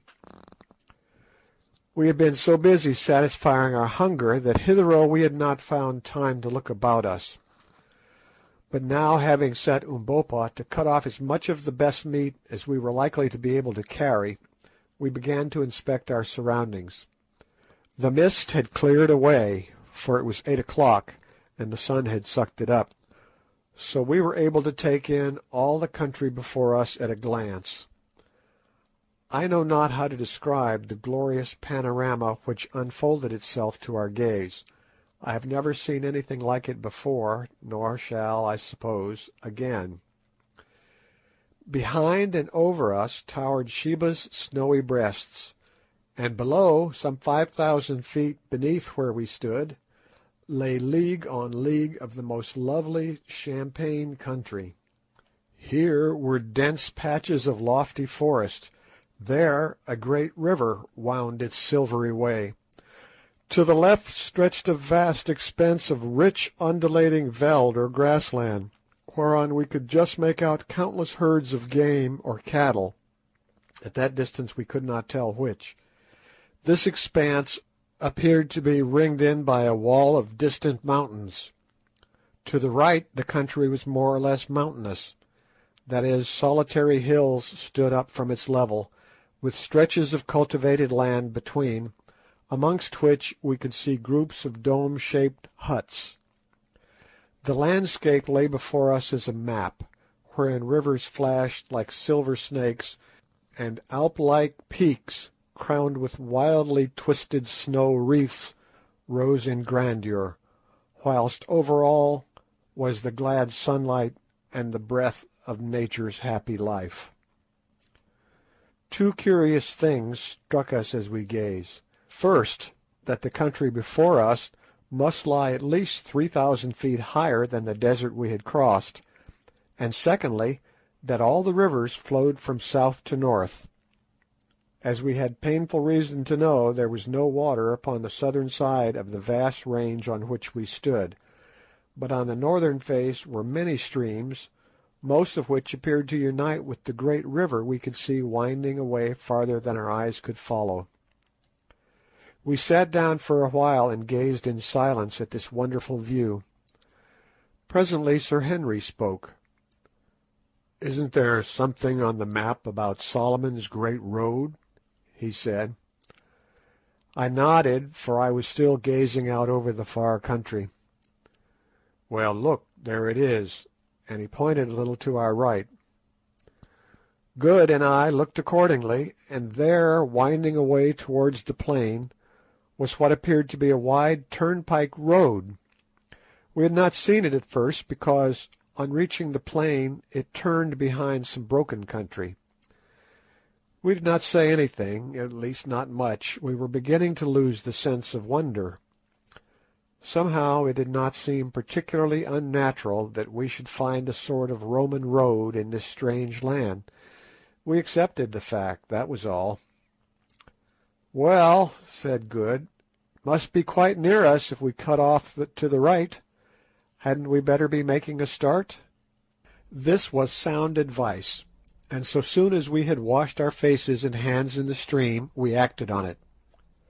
For a mile or more we made our way over boulders and across patches of snow, till suddenly, on reaching the top of the little rise, we found the road at our feet. It was a splendid road, cut out of the solid rock, at least 50 feet wide, and apparently well kept, though the odd thing was that it seemed to begin there. We walked down and stood on it, but one single 100 paces behind us, in the direction of Sheba's Breasts, it vanished, the entire surface of the mountain being strewn with boulders interspaced with patches of snow. "What do you make of this, Quatermain?" asked Sir Henry. I shook my head. I could make nothing of the thing. "I have it," said Good. "The road no doubt ran right over the range and across the desert on the other side, but the sand there has covered it up, and above us it has been obliterated by some volcanic eruption of molten lava." This seemed a good suggestion. At any rate, we accepted it, and proceeded down the mountain. It proved a very different business, travelling along downhill on that magnificent pathway with full stomachs, from what it was travelling uphill over the snow quite starved and almost frozen. Indeed, had it not been for melancholy recollections of poor Ventvogel's sad fate, and of that grim cave where he kept company with the old Dom, we should have felt positively cheerful, notwithstanding the sense of unknown dangers before us. Every mile we walked the atmosphere grew softer and balmier, and the country before us shone with a yet more luminous beauty. As for the road itself, I never saw such an engineering work, though Sir Henry said that the great road over the St. Gothard in Switzerland is very similar. No difficulty had been too great for the old world engineer who laid it out. At one place we came to a ravine 300 feet broad and at least 100 feet deep. This vast gulf was actually filled in with huge blocks of dressed stone, having arches pierced through them at the bottom for a waterway, over which the road went on sublimely. At another place it was cut in zigzags out of the side of a precipice 500 feet deep, and in a third it tunnelled through the base of an intervening ridge, a space of 30 yards or more. Here we noticed that the sides of the tunnel were covered with quaint sculptures, mostly of mailed figures driving in chariots. One, which was exceedingly beautiful, represented a whole battle scene with a convoy of captives being marched off in the distance. "Well," said Sir Henry, after inspecting this ancient work of art, "it is very well to call this Solomon's Road, but my humble opinion is that the Egyptians had been here before Solomon's people ever set a foot on it. If this isn't Egyptian or Phoenician handiwork, I must say that it is very like it." By midday we had advanced sufficiently down the mountain to search the region where wood was to be met with. First we came to scattered bushes, which grew more and more frequent, till at last we found the road winding through a vast grove of silver trees similar to those which are to be seen on the slopes of Table Mountain at Cape Town. I had never before met with them in all my wanderings, except at the Cape, and their appearance here astonished me greatly. "Ah," said Good, surveying these shining-leaved trees with evident enthusiasm, "here is lots of wood. Let us stop and cook some dinner. I have about digested that raw heart." Nobody objected to this, so leaving the road we made our way to a stream which was babbling away not far off, and soon had a goodly fire of dry boughs blazing. Cutting off some substantial hunks from the flesh of the inco which we had brought with us, we proceeded to toast them on the end of sharp sticks, as one sees the Kafirs do, and ate them with relish. After filling ourselves, we lit our pipes and gave ourselves up to enjoyment that, compared with the hardships we had recently undergone, seemed almost heavenly. The brook, of which the banks were clothed with dense masses of a gigantic species of maidenhair fern, interspersed with feathery tufts of wild asparagus, sung merrily at our side.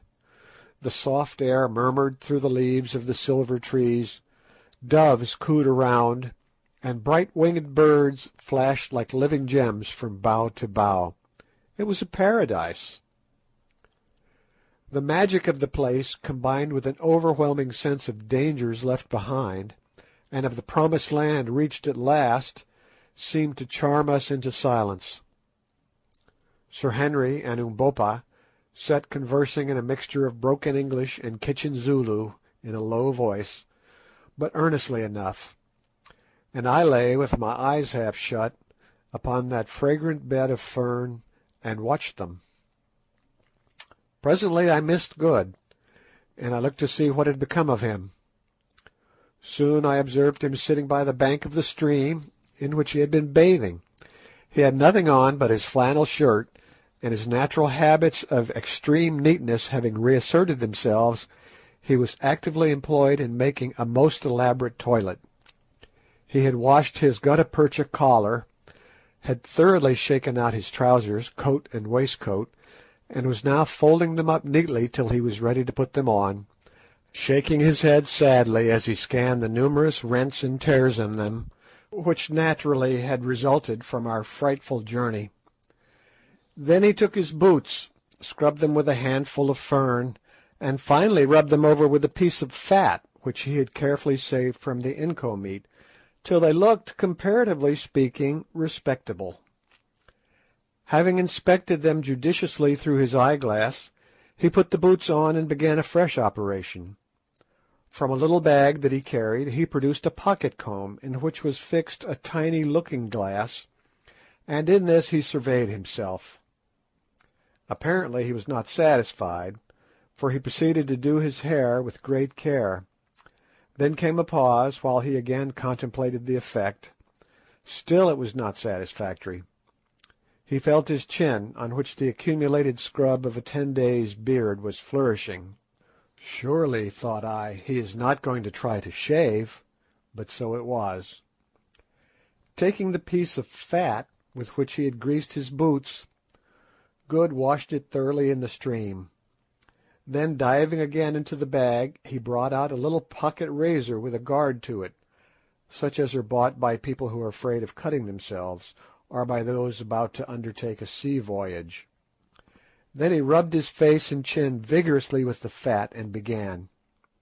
Evidently it proved a painful process, for he groaned very much over it, and I was convulsed with inward laughter as I watched him struggling with that stubbly beard. It seemed so very odd that a man should take the trouble to shave himself with a piece of fat in such a place and in our circumstances. At last he succeeded in getting the hair off the right side of his face and chin, when suddenly I, who was watching, became conscious of a flash of light that passed just by his head. Good sprang up with a profane exclamation. If it had not been a safety razor, he would certainly have cut his throat, and so did I, without the exclamation, and this was what I saw. Standing not more than 20 paces from where I was, and 10 from Good, were a group of men. They were very tall and copper-coloured, and some of them wore great plumes of black feathers and short cloaks of leopard skins. This was all I noticed at the moment. In front of them stood a youth of about 17, his hand still raised and his body bent forward in the attitude of a Grecian statue of a spear-thrower. Evidently the flash of light had been caused by a weapon which he had hurled. As I looked, an old soldier-like man stepped forward out of the group, and catching the youth by the arm said something to him. Then they advanced upon us. Sir Henry, Good, and Umbopa by this time had seized their rifles and lifted them threateningly. The party of natives still came on.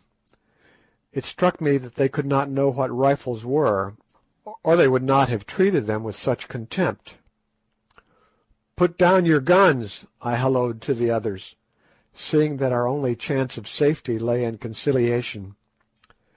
They obeyed, and walking to the front I addressed the elderly man who had checked the youth. "Greetings," I said in Zulu, not knowing what language to use. To my surprise I was understood.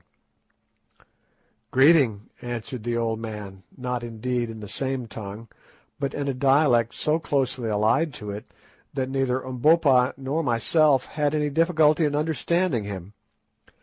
Indeed, as we afterwards found out, the language spoken by this people is an old-fashioned form of the Zulu tongue, bearing about the same relationship to it that the English of Chaucer does to the English of the 19th century. "Whence come you?" he went on.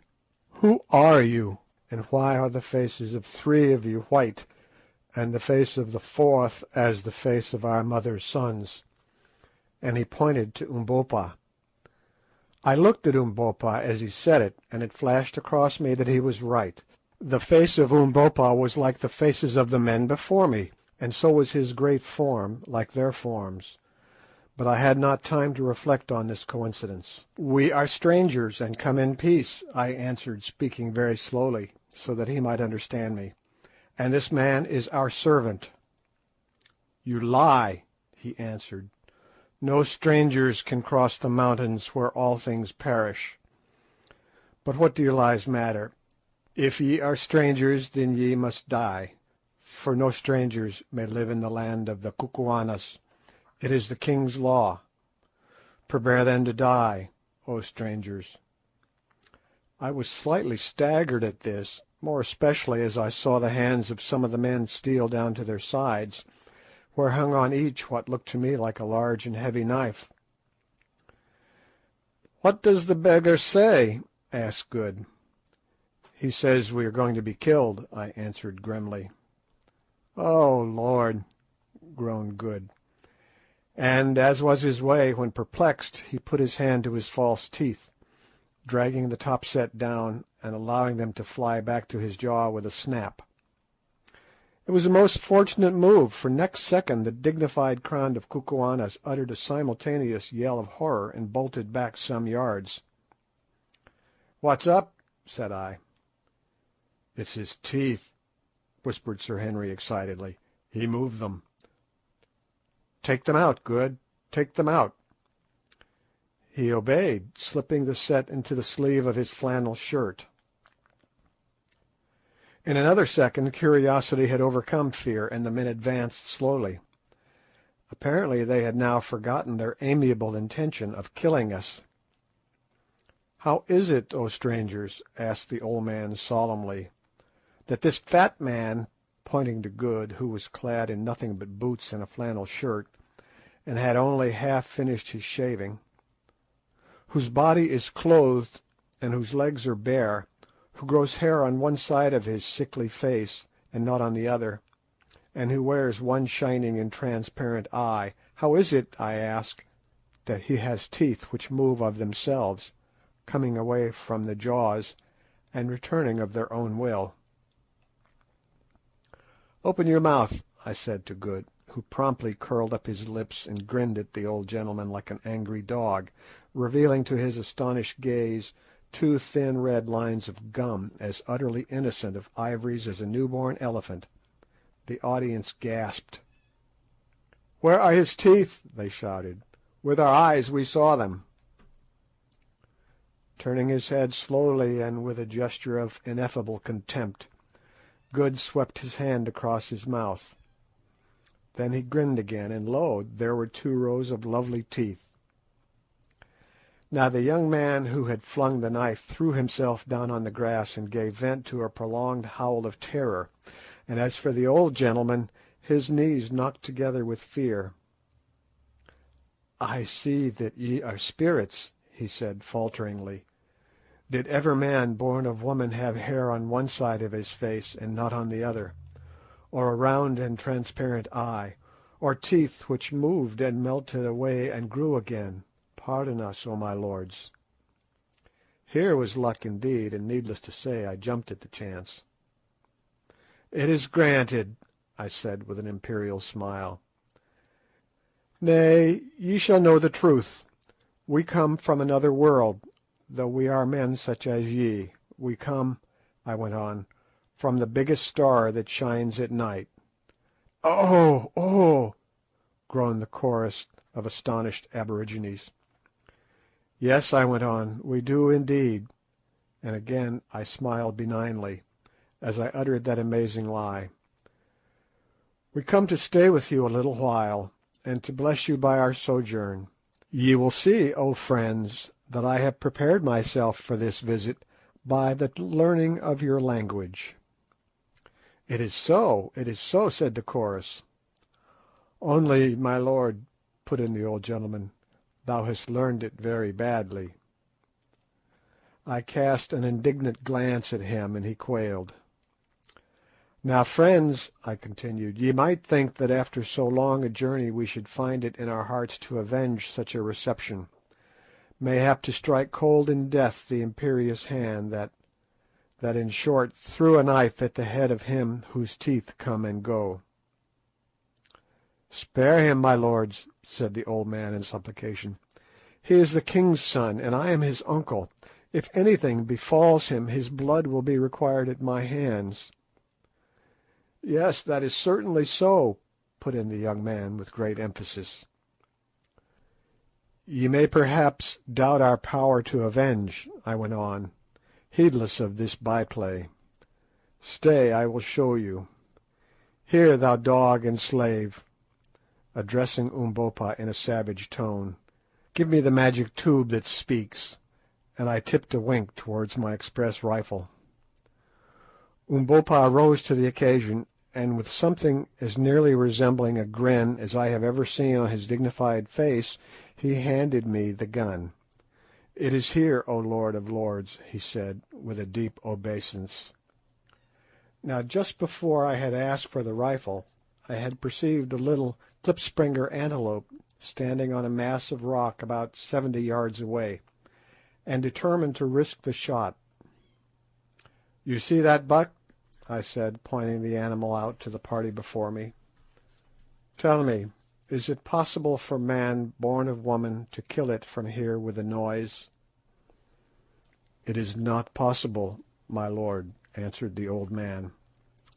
"Yet shall I kill it," I said quietly. The old man smiled.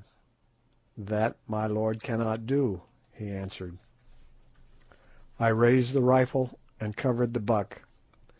It was a small animal, and one which a man might well be excused for missing, but I knew that it would not do to miss.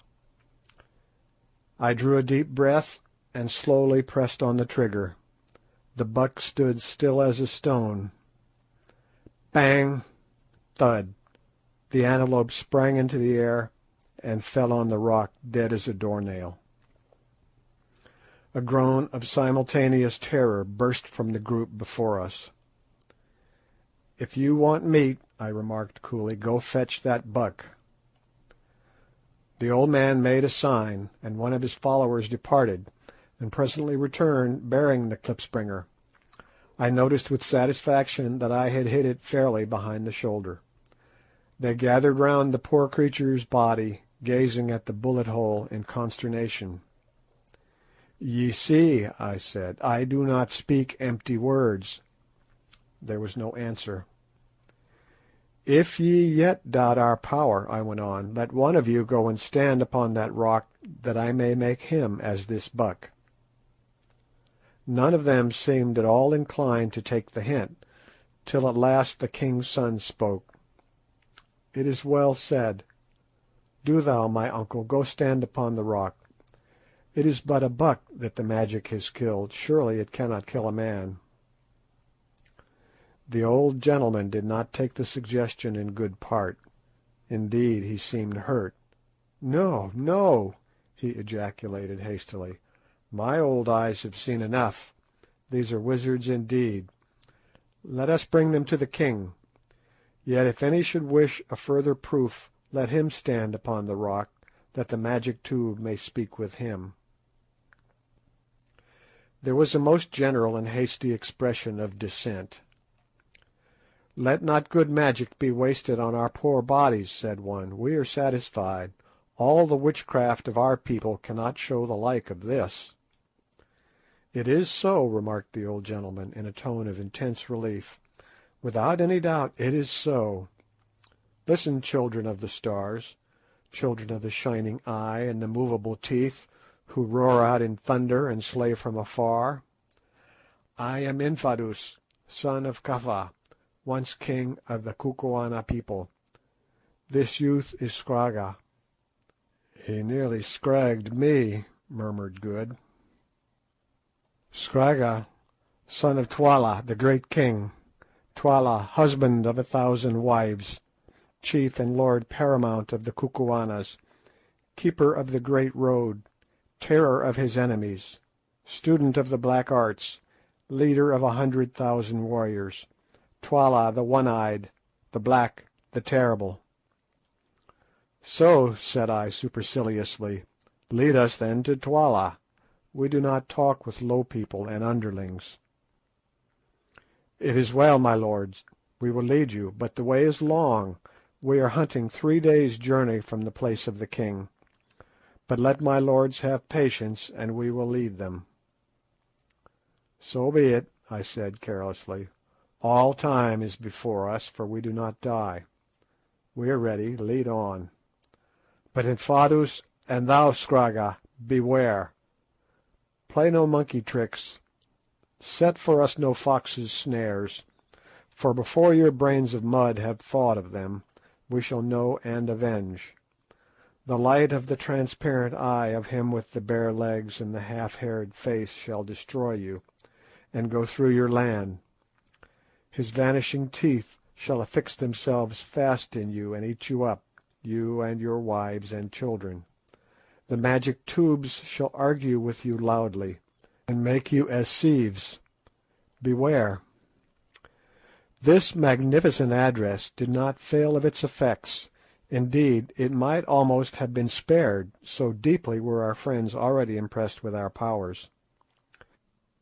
The old man made a deep obeisance, and murmured the words "Koom, Koom," which I afterwards discovered was their royal salute, corresponding to the Baete of the Zulus, and turning addressed his followers. These at once proceeded to lay hold of all our goods and chattels in order to bear them for us, excepting only the guns, which they would on no account touch.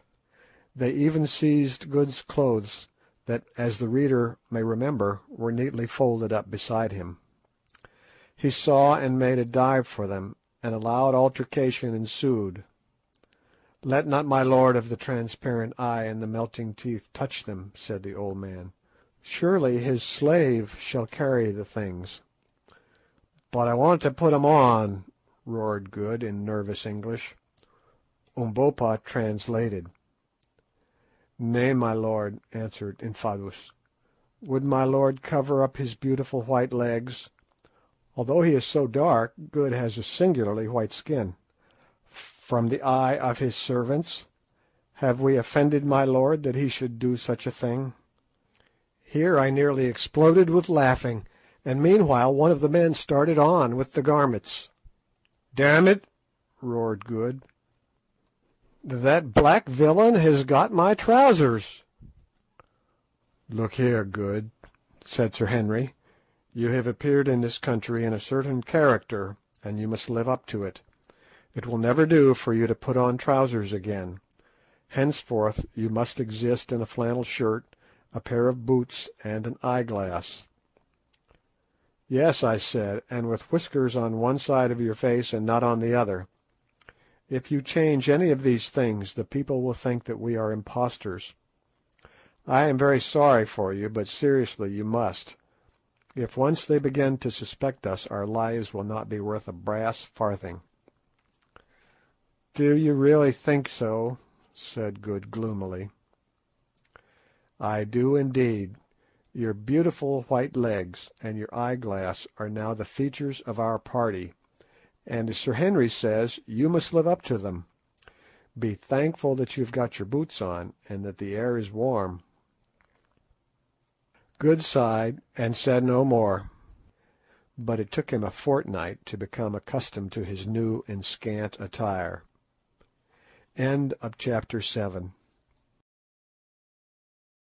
Chapter 8. We enter Kukuanaland. All that afternoon we travelled along the magnificent roadway, which trended steadily in the northwesterly direction.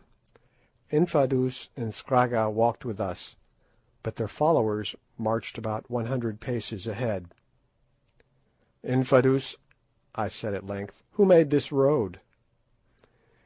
"It was made, my lord, of old time, none know how or when, not even the wise woman Gagool, who has lived for generations.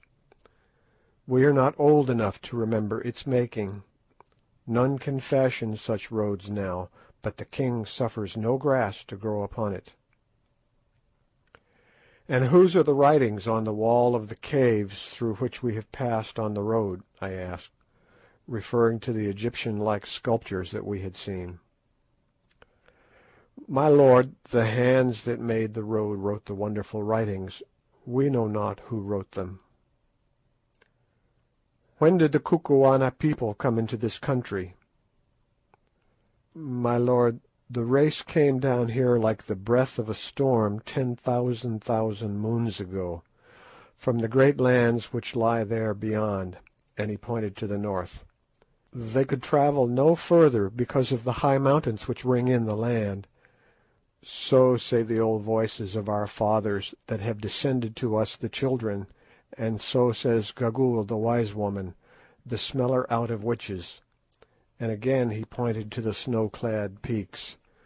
"The country, too, was good, so they settled here, and grew strong and powerful, and now our numbers are like the sea sand, and when Twala the king calls up his regiments, their plumes cover the plain so far as the eye of man can reach." "And if the land is walled in with mountains, who is there for the regiments to fight with?" "Nay, my lord, the country is open there towards the north, and now and again warriors sweep down upon us in clouds from a land we know not, and we slay them. It is the third part of the life of a man since there was a war. Many thousands died in it, but we destroyed those who came to eat us up. So since then there has been no war." "Your warriors must grow weary of resting on their spears, Infadoos." "My lord, there was one war just after we destroyed the people that came down upon us. But it was a civil war. Dog ate dog. How was that? My lord the king, my half-brother, had a brother born at the same birth and of the same woman. It is not our custom, my lord, to suffer twins to live. The weaker always must die. But the mother of the king hid away the feeble child, which was born the last, for her heart yearned over it, and that child is Twala the king. I am his younger brother, born of another wife. Well? My lord, Kafa, our father, died when we came to manhood, and my brother Imotu was made king in his place, and for a space reigned and had a son by his favourite wife. When the babe was 3 years old, just after the great war, during which no man could sow or reap, a famine came upon the land, and the people murmured because of the famine, and looked round like a starved lion for something to rend. Then it was that Gagool, the wise and terrible woman who does not die, made a proclamation to the people, saying, "The king Imotu is no king." And at the time Imotu was sick with a wound and lay in his kraal, not able to move. Then Gagool went into a hut and led out Twala, my half-brother and twin brother to the king, whom she had hidden among the caves and rocks since he was born, and stripping the muka waistcloth off his loins, showed the people of the Kukuanas the mark of the sacred snake coiled round his middle, wherewith the eldest son of the king is marked at birth, and cried out loud, "Behold your king, whom I have saved for you even to this day." Now the people, being mad with hunger, and altogether bereft of reason and the knowledge of truth, cried out, "The king! The king!" But I knew that it was not so, for Imotu my brother was the elder of the twins, and our lawful king. Then, just as the tumult was at its height, Imotu the king, though he was very sick, crawled from his hut, holding his wife by the hand, and followed by his little son Ignosi, that is, by interpretation, the lightning. "What is this noise?" he asked. "Why cry ye, 'The king, the king'?" Then Twala, his twin brother, born of the same woman and in the same hour, ran to him, and taking him by the hair, stabbed him through the heart with his knife. And the people, being fickle and ever ready to worship the rising sun, clapped their hands and cried, "Twala is king! Now we know that Twala is king!" "And what became of Imotu's wife and her son Ignosi? Did Twala kill them too?" "Nay, my lord. When she saw that her lord was dead, the queen seized the child with a cry and ran away. 2 days afterwards she came to a kraal very hungry, and none would give her milk or food now that her lord the king was dead, for all men hate the unfortunate. But at nightfall a little child, a girl, crept out and brought her corn to eat, and she blessed the child, and went on towards the mountains with her boy before the sun rose again. And there she must have perished, for none have seen her since, nor the child Ignosi." "Then if this child Ignosi had lived, he would be the true king of the Kukuana people?" "That is so, my lord. The sacred snake is round his middle. If he lives, he is king. But alas, he is long dead." "See, my lord," and Infadoos pointed to a vast collection of huts surrounded by a fence, which was in its turn encircled by a great ditch that lay on the plain beneath us. "That is the kraal where the wife of Imotu was last seen with the child Ignosi. It is there that we shall sleep tonight, if indeed," he added doubtfully, "my lords sleep at all upon this earth." "When we are among the Kukuanas, my good friend Infadoos, we do as the Kukuanas do," I said majestically, and turned round quickly to address Good, who was tramping along sullenly behind, his mind fully occupied with unsatisfactory attempts to prevent his flannel shirt from flapping in the evening breeze. To my astonishment I butted into Umbopa, who was walking along immediately behind me, and very evidently had been listening with the greatest interest to my conversation with Infadoos. The expression on his face was most curious, and gave me the idea of a man who was struggling with partial success to bring something long forgotten back into his mind. All this while we had been pressing on at a good rate towards the undulating plain beneath us. The mountains we had crossed now loomed high above our heads, and Sheba's breasts were veiled modestly in diaphanous wreaths of mist. As we went the country grew more and more lovely. The vegetation was luxuriant without being tropical. The sun was bright and warm, but not burning, and a gracious breeze blew softly along the odorous slopes of the mountain. Indeed, this new land was little less than an earthly paradise. In beauty, in natural wealth, and in climate I have never seen its like. The Transvaal is a fine country, but it is nothing to Kukuanaland. So soon as we started, Infadoos had dispatched a runner to warn the people of the kraal, which, by the way, was in his military command, of our arrival.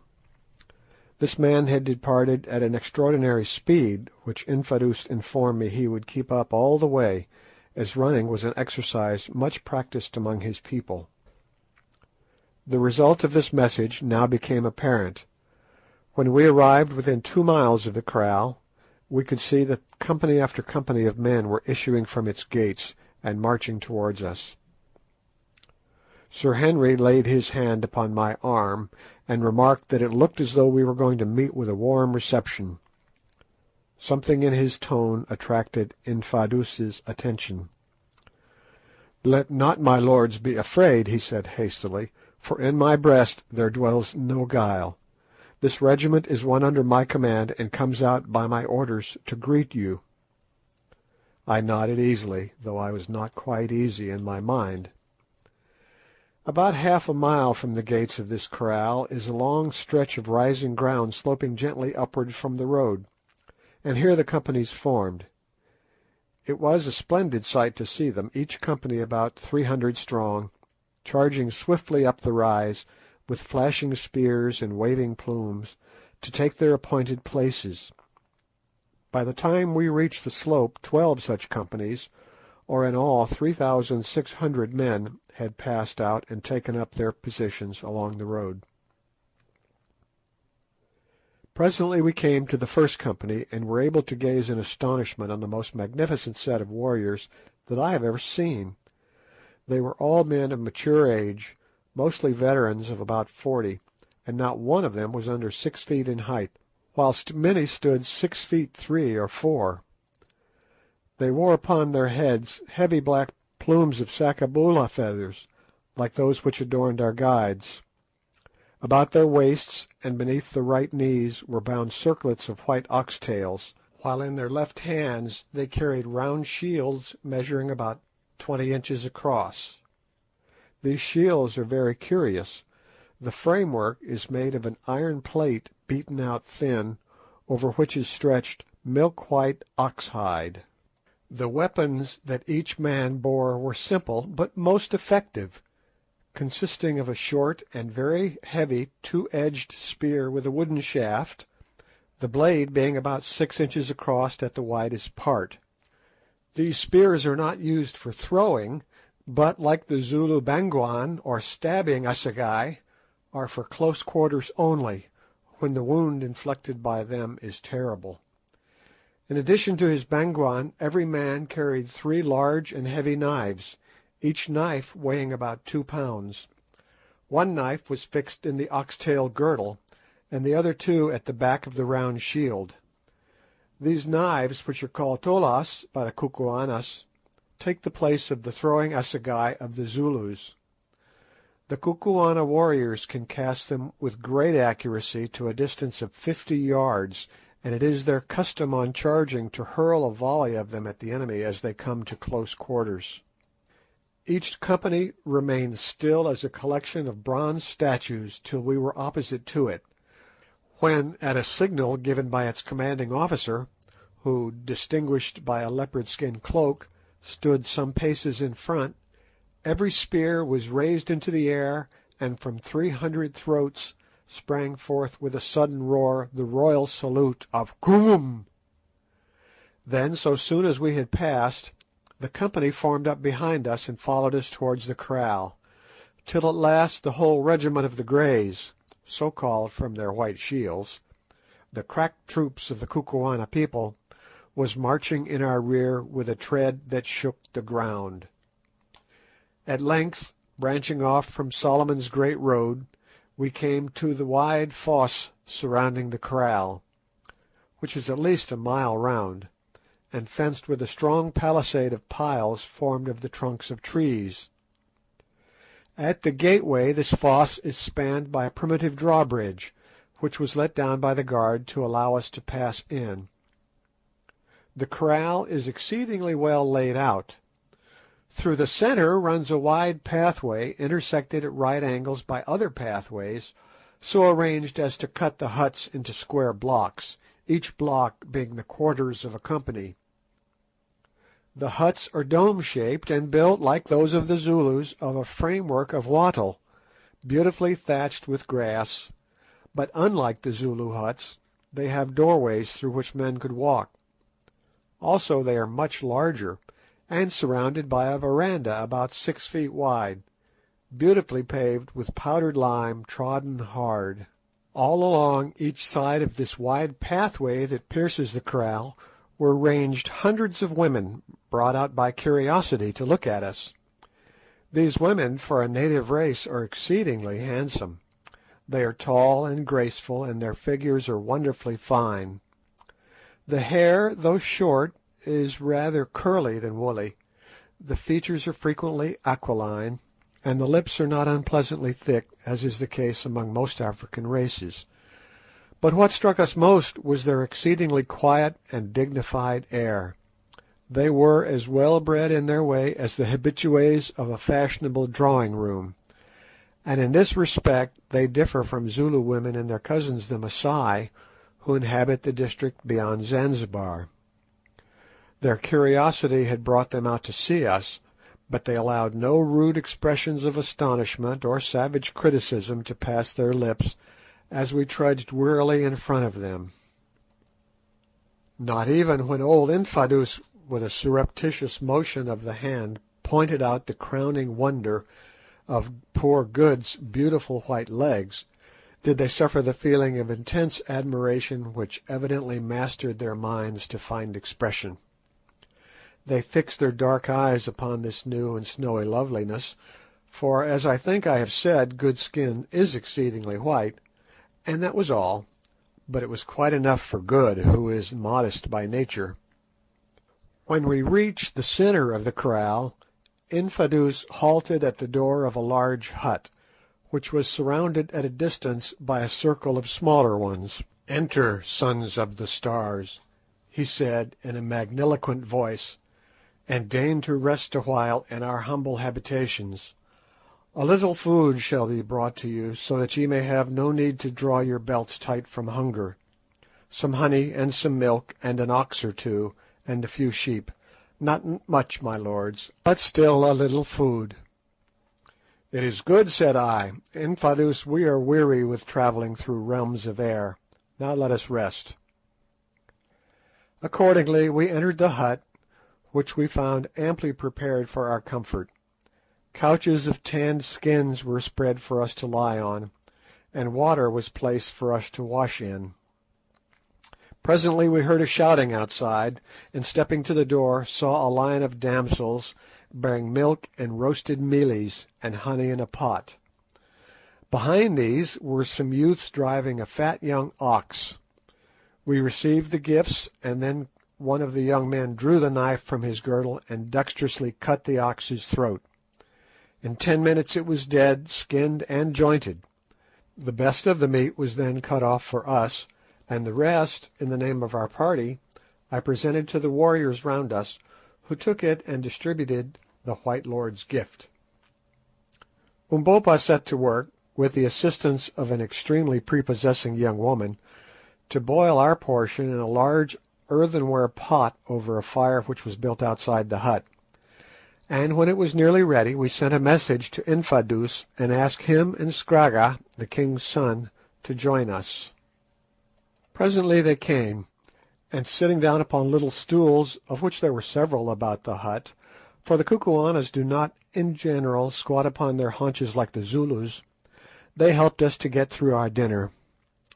The old gentleman was most affable and polite, but it struck me that the young one regarded us with doubt. Together with the rest of the party, he had been overawed by our white appearance and our magic properties, but it seemed to me that, on discovering that we ate, drank, and slept like other mortals, his awe was beginning to wear off, and to be replaced by a sullen suspicion, which made me feel rather uncomfortable. In the course of our meal, Sir Henry suggested to me that it might be well to try to discover if our hosts knew anything of his brother's fate, or if they had ever seen or heard of him. But on the whole I thought it would be wiser to say nothing of the matter at this time. It was difficult to explain a relative lost from the stars. After supper we produced our pipes and lit them, a proceeding which filled Infadoos and Scragga with astonishment. The Kukuanas were evidently unacquainted with the divine delights of tobacco smoke.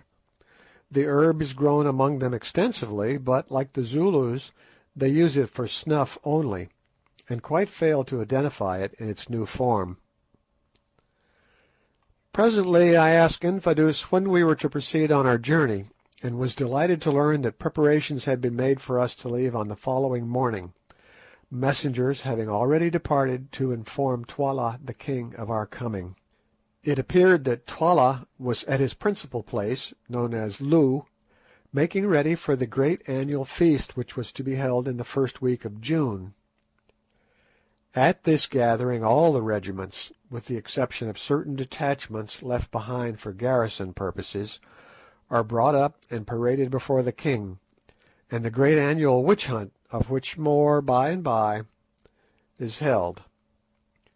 We were to start at dawn, and Infadoos, who was to accompany us, expected that we should reach Loo on the night of the second day, unless we were detained by accident or by swollen rivers.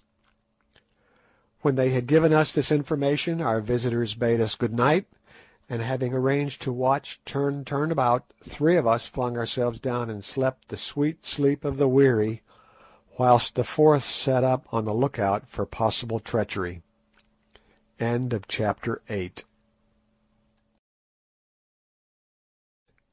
Chapter 9. Twala the King. It will not be necessary for me to detail at length the incidents of our journey to Loo. It took 2 full days travelling along Solomon's Great Road, which pursued its even course right into the heart of Kukuanaland. Suffice it to say that as we went the country seemed to grow richer and richer, and the kraals, with their wide surrounding belts of cultivation, more and more numerous. They were all built upon the same principles as the first camp which we had reached, and were guarded by ample garrisons of troops. Indeed, in Kukuanaland, as among the Germans, the Zulus, and the Masai, every able-bodied man is a soldier, so that the whole force of the nation is available for its wars, offensive or defensive. As we travelled, we were overtaken by thousands of warriors hurrying up to Loo to be present at the great annual review and festival, and more splendid troops I never saw. At sunset on the second day we stopped to rest a while upon the summit of some heights over which the road ran, and there on a beautiful and fertile plain before us lay Loo itself. For a native town it is an enormous place, quite 5 miles round I should say, with outlying kraals projecting from it that serve on grand occasions as cantonments for the regiments, and a curious horseshoe-shaped hill, with which we were destined to become better acquainted, about 2 miles to the north.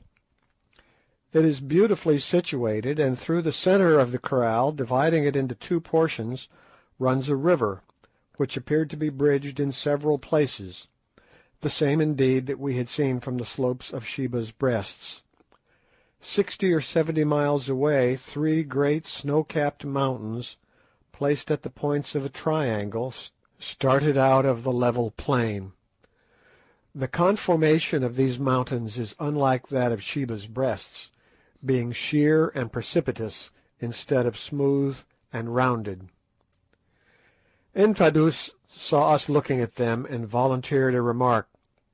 "The road ends there," he said, pointing to the mountains known among the Kukuanas as the Three Witches. "Why does it end?" I asked. "Who knows?" he answered with a shrug. "The mountains are full of caves, and there is a great pit between them.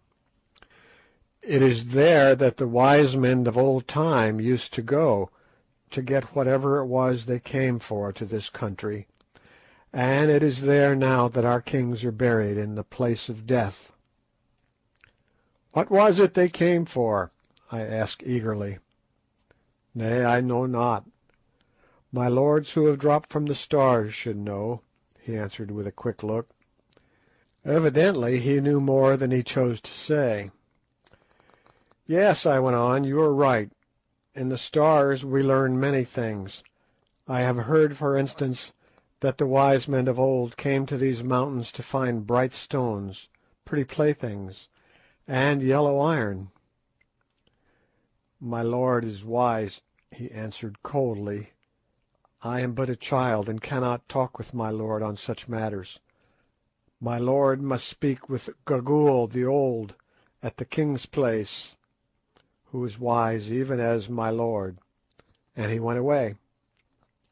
So soon as he was gone I turned to the others and pointed out the mountains. "There are Solomon's diamond mines," I said.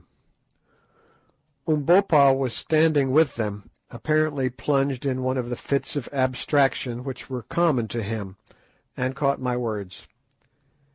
"Yes, Macumazahn," he put in Zulu, "the diamonds are surely there, and you shall have them, since you white men are so fond of toys and money." "How dost thou know that, Umbopa?" I asked sharply, for I did not like his mysterious ways. He laughed. "I dreamed it in the night, white men." Then he too turned on his heel and went. "Now what," said Sir Henry, "is our black friend driving at? He knows more than he chooses to say, that is clear. By the way, Quatermain, has he heard anything of my brother?" "Nothing. He has asked everyone he has become friendly with, but they all declare that no white man has ever been seen in the country before." "Do you suppose that he got here at all?" suggested Good. "We have only reached the place by a miracle. Is it likely he could have reached it without the map?" "I don't know," said Sir Henry gloomily, "but somehow I think that I shall find him." Slowly the sun sank, then suddenly darkness rushed down on the land like a tangible thing. There was no breathing space between the day and night, no soft transformation seen, for in these latitudes twilight does not exist. The change from day to night is as quick and as absolute as the change from life to death. The sun sank, and the world was wreathed in shadows. But not for long, for see in the west there is a glow, then come rays of silver light, and at last the full and glorious moon lights up the plain and shoots its gleaming arrows far and wide, filling the earth with a faint refulgence. We stood and watched the lovely sight, whilst the stars grew pale before this chastened majesty, and felt our hearts lifted up in the presence of a beauty that I cannot describe. Mine has been a rough life, but there are a few things I am thankful to have lived for, and one of them is to have seen that moon shine over Kukuanaland. Presently our meditations were broken in upon by our polite friend Infadoos. "If my lords are rested, we will journey on to Loo, where a hut is made ready for my lords to-night. The moon is now bright, so that we shall not fall by the way." We assented, and in an hour's time were at the outskirts of the town, of which the extent, mapped out as it was by thousands of campfires, appeared absolutely endless. Indeed, Good, who is always fond of a bad joke, christened it Unlimited Loo. Soon we came to a moat with a drawbridge, where we were met by the rattling of arms and the hoarse challenge of a sentry. Infadoos gave some password that I could not catch, which was met with a salute, and we passed on through the central street of the great grass city. After nearly half an hour's tramp past endless lines of huts, Infadoos halted at last by the gate of a little group of huts which surrounded a small courtyard of powdered limestone, and informed us that these were to be our poor quarters. We entered and found that a hut had been assigned to each of us. These huts were superior to any that we had yet seen, and in each was a most comfortable bed made of tanned skins, spread upon mattresses of aromatic grass. Food, too, was ready for us, and so soon as we had washed ourselves with water, which stood ready in earthenware jars, some young women of handsome appearance brought us roasted meats and mealy cobs daintily served on wooden platters, and presented them to us with deep obeisances. We ate and drank, and then, the beds having been all moved into one hut by our request, a precaution at which the amiable young ladies smiled, we flung ourselves down to sleep, thoroughly wearied with our long journey. When we woke it was to find the sun high in the heavens, and the female attendants, who did not seem to be troubled by any false shame, already standing inside the hut, having been ordered to attend and help us to make ready. "Make ready, indeed," growled Good. "When one has only a flannel shirt and a pair of trousers, that does not take long. I wish you would ask them for my trousers, Quatermain."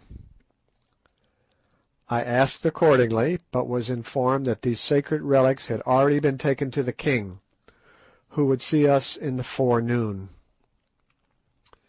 Somewhat to their astonishment and disappointment, having requested the young ladies to step outside, we proceeded to make the best toilet of which the circumstances admitted. Good even went the length of again shaving the right side of his face. The left, on which now appeared a very fair crop of whiskers, we impressed upon him he must on no account touch. As for ourselves, we were content with a good wash and combing our hair. Sir Henry's yellow locks were now almost upon his shoulders, and he looked more like an ancient Dane than ever, while my grizzled scrub was fully an inch long instead of half an inch, which is the general way I considered my maximum length. By the time that we had eaten our breakfast and smoked a pipe, a message was brought to us by no less a personage than Infadoos himself that Twala the king was ready to see us, if we would be pleased to come.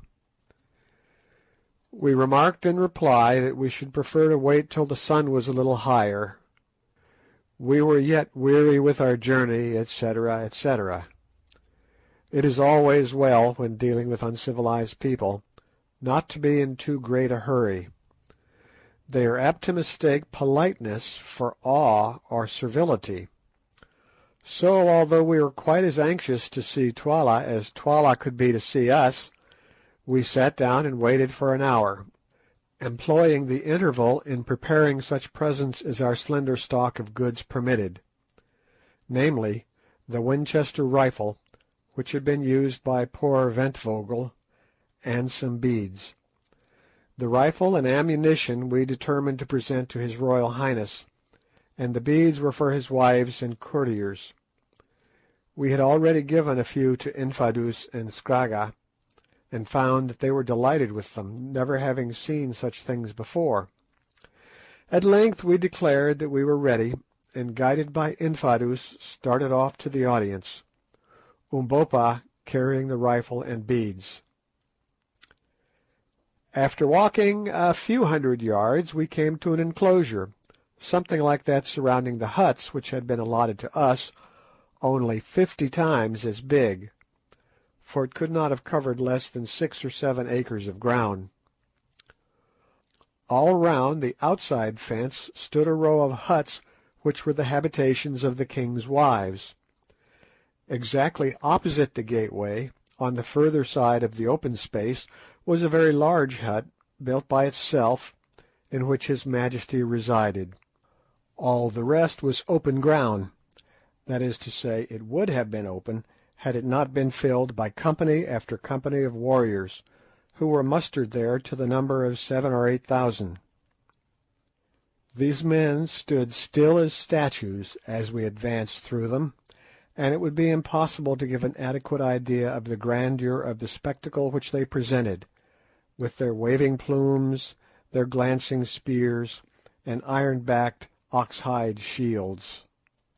The space in front of the large hut was empty, but before it were placed several stools. On 3 of these, at a sign from Infadoos, we seated ourselves, Umbopa standing behind us. As for Infadoos, he took up a position by the door of the hut. So we waited for 10 minutes or more in the midst of a dead silence, but conscious that we were the object of the concentrated gaze of some 8,000 pairs of eyes. It was a somewhat trying ordeal, but we carried it off as best we could. At length the door of the hut opened, and a gigantic figure, with a splendid tiger-skin kaross flung over its shoulders, stepped out, followed by the boy Scragga, and what appeared to us to be a withered-up monkey wrapped in a fur cloak. The figure seated itself upon a stool, Scragga took his stand behind it, and the withered-up monkey crept on all fours into the shade of the hut and squatted down. Still there was silence. Then the gigantic figure slipped off the kaross and stood up before us, a truly alarming spectacle. It was that of an enormous man, with the most entirely repulsive countenance we had ever beheld. This man's lips were as thick as a negro's. The nose was flat. He had but one gleaming black eye, for the other was represented by a hollow in the face, and his whole expression was cruel and sensual to a degree. From the large head rose a magnificent plume of white ostrich feathers. His body was clad in a shirt of shining chain armour, whilst round the waist and right knee were the usual garnishes of white oxtail. In his right hand was a huge spear, about the neck a thick torque of gold, and bound on the forehead shone dully a single and enormous uncut diamond. Still there was silence, but not for long. Presently the man, whom we rightly guessed to be the king, raised the great javelin in his hand. Instantly 8,000 spears were lifted in answer, and from 8,000 throats rang out the royal salute of "Koom!" 3 times this was repeated, and each time the earth shook with the noise that can only be compared to the deepest notes of thunder. "Be humble, O people," piped out a thin voice, which seemed to come from the monkey in the shade. "It is the king." "It is the king," boomed out the 8,000 throats in answer. "Be humble, O people, it is the king." Then there was a silence again, dead silence. Presently, however, it was broken. A soldier on our left dropped his shield, which fell with a clatter on to the limestone flooring. Twala turned his one cold eye in the direction of the noise. "Come hither, thou," he said in a cold voice. A fine young man stepped out of the ranks and stood before him. It was thy shield that fell, thou awkward dog. Wilt thou make me a reproach in the eyes of these strangers from the stars? What hast thou to say for thyself?" We saw the poor fellow turn pale under his dusty skin. "It was by chance, O calf of the black cow," he murmured. "Then it is a chance for which thou must pay. Thou hast made me foolish. Prepare for death." "I am the king's ox," was the low answer. "Scragga," roared the king, "let me see how thou canst use thy spear. Kill me this blundering fool." Scragga stepped forward with an ill-favoured grin, and lifted his spear. The poor victim covered his eyes with his hand and stood still. As for us, we were petrified with horror. Once, twice he waved the spear, and then struck. Ah, right home! The spear stood out a foot behind the soldier's back. He flung up his hands and dropped dead. From the multitude about us rose something like a murmur. It rolled round and died away. The tragedy was finished. There lay the corpse, and we had not yet realised that it had been enacted. Sir Henry sprang up and swore a great oath, then, overpowered by the sense of silence, sat down again. "The thrust was a good one," said the king. "Take him away." 4 men stepped out of the ranks, and lifting the body of the murdered man, carried it thence. "Cover up the blood-stains, cover them up," piped out the thin voice that proceeded from the monkey-like figure. "The king's word is spoken. The king's doom is done." Thereupon a girl came forward from behind the hut, bearing a jar filled with powdered lime, which she scattered over the red mark, blotting it from sight. Sir Henry meanwhile was boiling with rage at what had happened. Indeed, it was with difficulty that we could keep him still. "Sit down, for heaven's sake," I whispered; "our lives depend on it." He yielded and remained quiet. Twala sat silent until the traces of the tragedy had been removed. Then he addressed us. "White people," he said, "who come hither whence I know not, and why I know not, greeting." "Greeting, Twala, king of the Kukuanas," I answered. "White people, whence come ye, and what seek ye?" "We come from the stars. Ask us not how. We come to see this land." "Ye journey from far to see a little thing. And that man with you," pointing to Umbopa, "does he also come from the stars?" "Even so. There are people of thy colour in the heavens above. But ask not of matters too high for thee, Twala the king."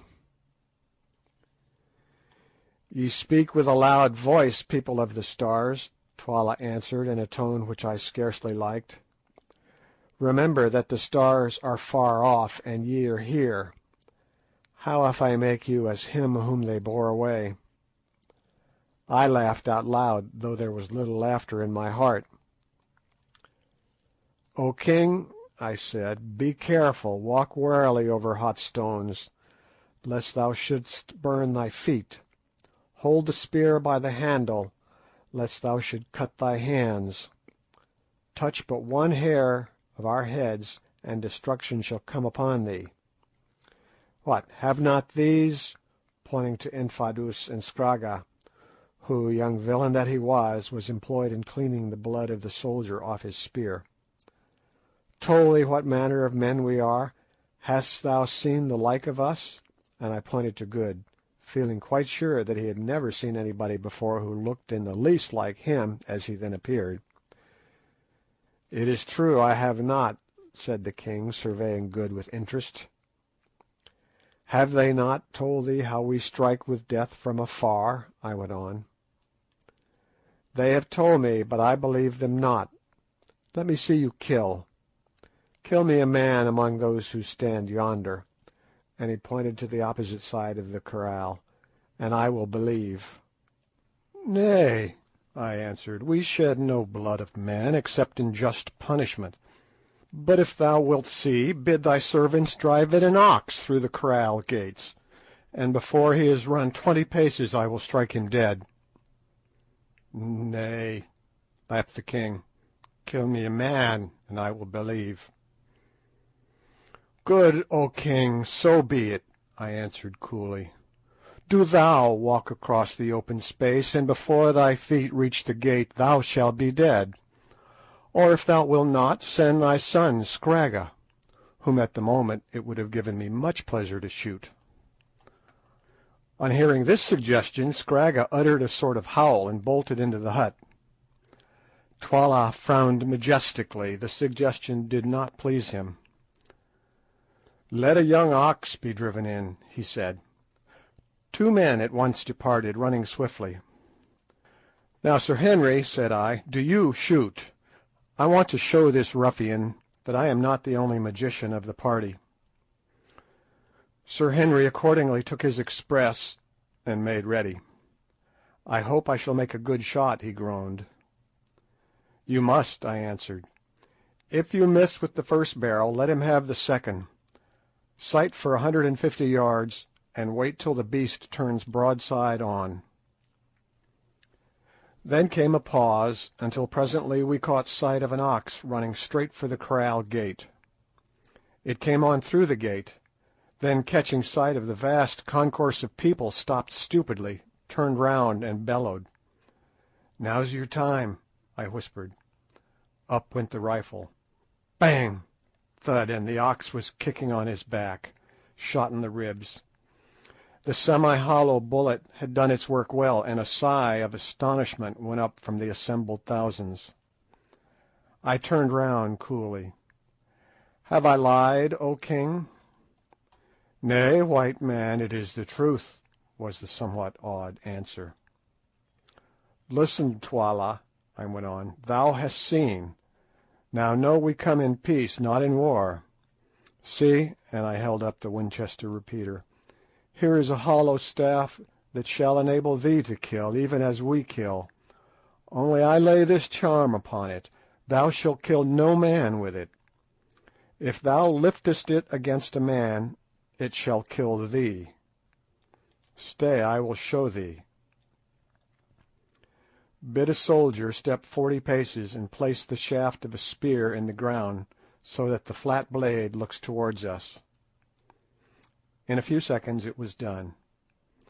"Now see, I will break yonder spear." Taking a careful sight, I fired. The bullet struck the flat of the spear and shattered the blade into fragments. Again the sigh of astonishment went up. "Now, Twala, we give this magic tube to thee, and by I will show thee how to use it. But beware how thou turnest the magic of the stars against a man of earth," and I handed him the rifle. The king took it very gingerly and laid it down at his feet. As he did so, I observed the wizened monkey-like figure creeping from the shadow of the hut. It crept on all fours, but when it reached the place where the king sat, it rose upon its feet, and throwing the furry covering from its face revealed a most extraordinary and weird countenance. Apparently it was that of a woman of great age, so shrunken that in size it seemed no larger than the face of a year-old child, although made up of a number of deep and yellow wrinkles. Set in these wrinkles was a sunken slit that represented the mouth, beneath which the chin curved outwards to a point. There was no nose to speak of. Indeed, the visage might have been taken for that of a sun-dried corpse, had it not been for a pair of large black eyes, still full of fire and intelligence, which gleamed and played under the snow-white eyebrows, and the projecting parchment-coloured skull, like jewels in a charnel house. As for the head itself, it was perfectly bare and yellow in hue, while its wrinkled scalp moved and contracted like the hood of a cobra. The figure to which this fearful countenance belonged, a countenance so fearful indeed that it caused a shiver of fear to pass through us as we gazed at it, stood still for a moment. Then suddenly it projected a skinny claw armed with nails nearly an inch long, and laying it on the shoulder of Twala the king, began to speak in a thin and piercing voice. "Listen, O king! Listen, O warriors! Listen, O mountains and plains and rivers, home of the Kukuana race! Listen, O skies and sun, O rain and storm and mist! Listen, O men and women, O youths and maidens, and O ye babes unborn! Listen, all things that live and must die! Listen, all dead things that shall live again, again to die! Listen, the spirit of life is in me, and I prophesy, I prophesy, I prophesy." The words died away in a faint wail, and dread seemed to seize upon the hearts of all who heard them, including our own. This old woman was very terrible.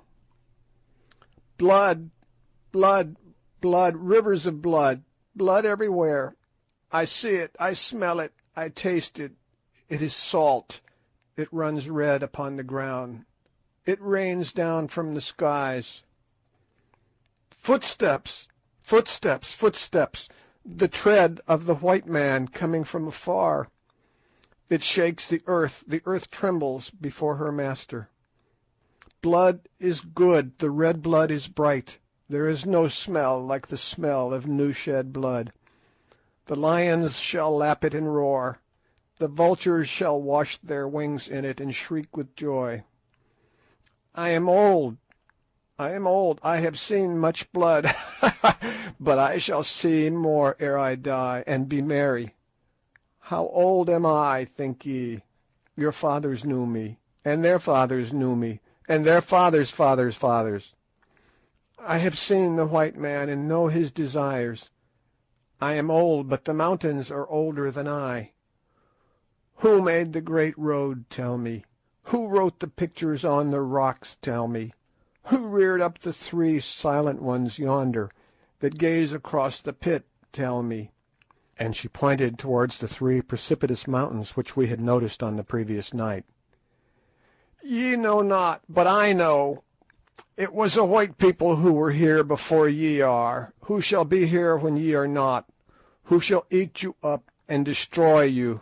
Yea, yea, yea. And what came they for, the white ones, the terrible ones, the skilled in magic and all learning, the strong, the unswerving? What is that bright stone upon thy forehead, O king? Whose hands made the iron garment upon thy breast, O king? Ye know not, but I know. I, the old one, I, the wise one, I, the Isanusi, the witch doctress." Then she turned her bald vulture head towards us. "What seek ye, white men of the stars? Ah, yes, of the stars. Do ye seek a lost one? Ye shall not find him here. He is not here. Never for ages upon ages has a white foot pressed this land. Never except once, and I remember that he left it but to die. Ye come for bright stones. I know it, I know it. Ye shall find them when the blood is dry. But ye shall return whence ye came, or shall ye stop with me? Ha ha ha! And thou with the dark skin and the proud bearing," and she pointed her skinny finger at Umbopa. "Who art thou, and what seekest thou? Not stones that shine, not yellow metal that gleams, these thou leavest to white men from the stars. Methinks I know thee. Methinks I can smell the smell of the blood in thy heart. Strip off thy girdle." Here the features of this extraordinary creature became convulsed, and she fell to the ground foaming in an epileptic fit, and was carried into the hut. The king rose up trembling and waved his hand. Instantly the regiments began to file off, and in 10 minutes, save for ourselves, the king, and a few attendants, the great space was left empty. "White people," he said, "it passes in my mind to kill you. Gagool has spoken strange words. What say ye?" I laughed. "Be careful, O king, we are not easy to slay. Thou hast seen the fate of the ox. Wouldst thou be as the ox is?" The king frowned. "It is not well to threaten the king." "We threaten not, we speak what is true. Try to kill us, O king, and learn." The great savage put his hand to his forehead and thought. "Go in peace," he said at length. "To-night is the great dance. Ye shall see it. Fear not that I shall set a snare for you. Tomorrow I will think." "It is well, O king," I answered unconcernedly, and then, accompanied by Infadoos, we rose and went back to our kraal. Chapter 10. The Witch Hunt. On reaching our tent I motioned to Infadoos to enter with us. "Now, Infadoos," I said, "we would speak with thee." "Let my lord say on." "It seems to us, Infadoos, that Twala the king is a cruel man." "It is so, my lords. Alas, the land cries out because of his cruelties. To-night ye shall see. It is the great witch hunt, and many will be smelt out as wizards and slain. No man's life is safe. If the king covets a man's cattle or a man's wife, or if he fears a man that he should excite a rebellion against him, then Gagool, whom ye saw, or some of the witch-finding women whom she has taught, will smell that man out as a wizard, and he will be killed. Many must die before the moon grows pale to-night. It is ever so. Perhaps I too shall be killed. As yet I have been spared because I am skilled in war, and am beloved by the soldiers, but I know not how long I have to live. The land groans at the cruelties of Twala the king. It is wearied of him and his red ways. Then why is it, Infadoos, that the people do not cast him down?" "Nay, my lords, he is the king, and if he were killed Scragga would reign in his place, and the heart of Scragga is blacker than the heart of Twala his father. If Scragga were king his yoke upon our neck would be heavier than the yoke of Twala. If Imotu had never been slain, or if Ignosi his son had lived, it might have been otherwise, but they are both dead." "How knowest thou that Ignosi is dead?" said a voice behind us. We looked round astonished to see who spoke. It was Umbopa. "What meanest thou, boy?" asked Infadoos. "Who told thee to speak?" "Listen, Infadoos," was the answer, "and I will tell thee a story. Years ago the king Imotu was killed in this country, and his wife fled with the boy Ignosi. Is it not so?" "It is so." "It was said that the woman and her son died upon the mountains. Is it not so?" "It is even so." "Well, it came to pass that the mother and the boy Ignosi did not die.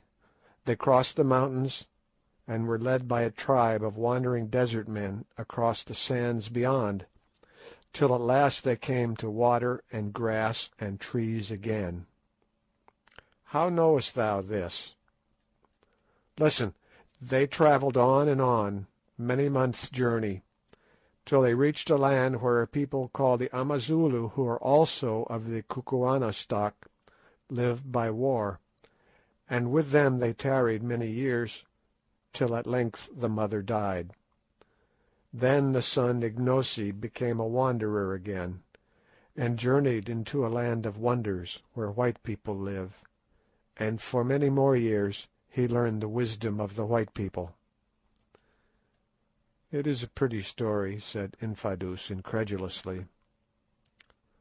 "For years he lived there, working as a servant and a soldier, but holding in his heart all that his mother had told him of his own place, and casting about in his mind to find how he might journey thither, to see his people and his father's house before he died.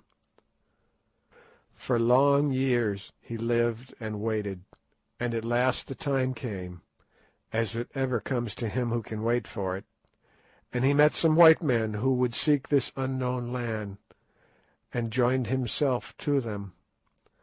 The white men started and travelled on, seeking for one who was lost. They crossed the burning desert, they crossed the snow-clad mountains, and at last reached the land of the Kukuanas, and there they found thee, O Infadoos. "Surely thou art mad to talk thus," said the astonished old soldier. "Thou thinkest so. See, I will show thee, O my uncle. I am Ignosi, rightful king of the Kukuanas." Then with a single movement Umbopa slipped off his moocha or girdle, and stood naked before us. "Look," he said, "what is this?" And he pointed to the picture of a great snake tattooed in blue round his middle, its tail disappearing into its open mouth just above where the thighs are set into the body. Infadoos looked, his eyes starting nearly out of his head. Then he fell upon his knees. "Koom! Koom!" he ejaculated. "It is my brother's son. It is the king." "Did I not tell thee so, my uncle? Rise, I am not yet the king, but with thy help, and with the help of these brave white men, who are my friends, I shall be. Yet the old witch Gagool was right, the land shall run with blood first, and hers shall run with it, if she has any, and can die, for she killed my father with her words, and drove my mother forth. And now, Infadoos, choose now. Wilt thou put thy hands between my hands and be my man? Wilt thou share the dangers that lie before me, and help me to overthrow this tyrant and murderer, or wilt thou not? Choose thou." The old man put his hand to his head and thought. Then he rose, and advancing to where Umbopa, or rather Ignosi, stood, he knelt before him and took his hand. "Ignosi, rightful king of the Kukuanas, I put my hand between thy hands, and am thy man till death. When thou wast a babe I dandled thee upon my knees. Now shall my old arm strike for thee and freedom." "It is well, Infadoos. If I conquer, thou shalt be the greatest man in the kingdom after the king. If I fail, thou canst only die, and death is not far off from thee. Rise, my uncle. And ye white men, will ye help me? What have I to offer you? The white stones. If I conquer and can find them, ye shall have as many as ye can carry hence. Will that suffice you?" I translated this remark. "Tell him," answered Sir Henry, "that he mistakes an Englishman. Wealth is good, and if it comes in our way we will take it, but a gentleman does not sell himself for wealth. Still, speaking for myself, I say this: I have always liked Umbopa, and so far as lies in me I will stand by him in this business. It will be very pleasant to me to try to square matters with that cruel devil Twala. What do you say, Good, and you, Quatermain?" "Well," said Good, "to adopt the language of hyperbole, in which all these people seem to indulge, you can tell that a row is surely good, and warms the cockles of the heart, and that so far as I am concerned I am his boy. My only stipulation is that he allows me to wear trousers." I translated the substance of these answers. "It is well, my friends," said Ignosi, late Umbopa. "And what sayest thou, Macumazahn? Art thou also with me, old hunter, cleverer than a wounded buffalo? I thought a while and scratched my head. Umbopa, or Ignosi, I said, I don't like revolutions. I am a man of peace and a bit of a coward. Here Umbopa smiled. But on the other hand, I stick up for my friends, Ignosi. You have stuck to us and played the part of a man, and I will stick by you. But mind you, I am a trader and have to make my living, so I accept your offer about those diamonds in case we should ever be in position to avail ourselves of it. Another thing, we came, as you know, to look for Incubu, Sir Henry's lost brother. You must help us to find him. That I will do, answered Ignosi. Stay, Infadoos, by the sign of the snake about my middle, tell me the truth. Has any white man, to thy knowledge, set his foot within the land? None, O Ignosi. If any white man had been seen or heard of, wouldst thou have known? I should certainly have known. Thou hearest, Incubu, said Ignosi to Sir Henry. He has not been here. Well, well, said Sir Henry with a sigh. There it is. I suppose that he never got so far. Poor fellow, poor fellow. So it has all been for nothing. God's will be done. Now for business, I put in, anxious to escape from a painful subject. It is very well to be a king by right divine, Ignosi, but how dost thou propose to become a king indeed? Nay, I know not, Infadoos. Hast thou a plan? Ignosi, son of the lightning, answered his uncle. Tonight is the great dance and witch hunt. Many shall be smelt out and perish, and in the hearts of many others there will be grief and anguish and fury against the King Twala. When the dance is over, then I will speak to some of the great chiefs, who in turn, if I can win them over, will speak to their regiments. I shall speak to the chiefs softly at first, and bring them to see that thou art indeed the king. And I think that by tomorrow's light thou shalt have 20,000 spears at thy command. And now I must go and think, and hear, and make ready. After the dance is done, if I am yet alive, and we are all alive, I will meet thee here, and we can talk. At best there must be war. At this moment our conference was interrupted by the cry that messengers had come from the king. Advancing to the door of the hut, we ordered that they should be admitted, and presently 3 men entered, each bearing a shining shirt of chain armour and a magnificent battle-axe. "The gifts of my lord the king to the white men from the stars," said a herald who came with them. "We thank the king," I answered. "Withdraw." The men went, and we examined the armour with great interest. It was the most wonderful chain work that either of us had ever seen. A whole coat fell together so closely that it formed a mass of links scarcely too big to be covered with both hands. "Do you make these things in this country, Infadoos?" I asked. "They are very beautiful." "Nay, my lord, they came down to us from our forefathers. We know not who made them, and there are but few left." Editor's note: in the Sudan, swords and coats of mail are still worn by Arabs whose ancestors must have stripped them from the bodies of crusaders. None but those of royal blood may be clad in them. They are magic coats through which no spear can pass, and those who wear them are well nigh safe in the battle. The king is well pleased, or much afraid, or he would not have sent these garments of steel. Clothe yourselves in them tonight, my lords. The remainder of that day we spent quietly, resting and talking over the situation, which was sufficiently exciting.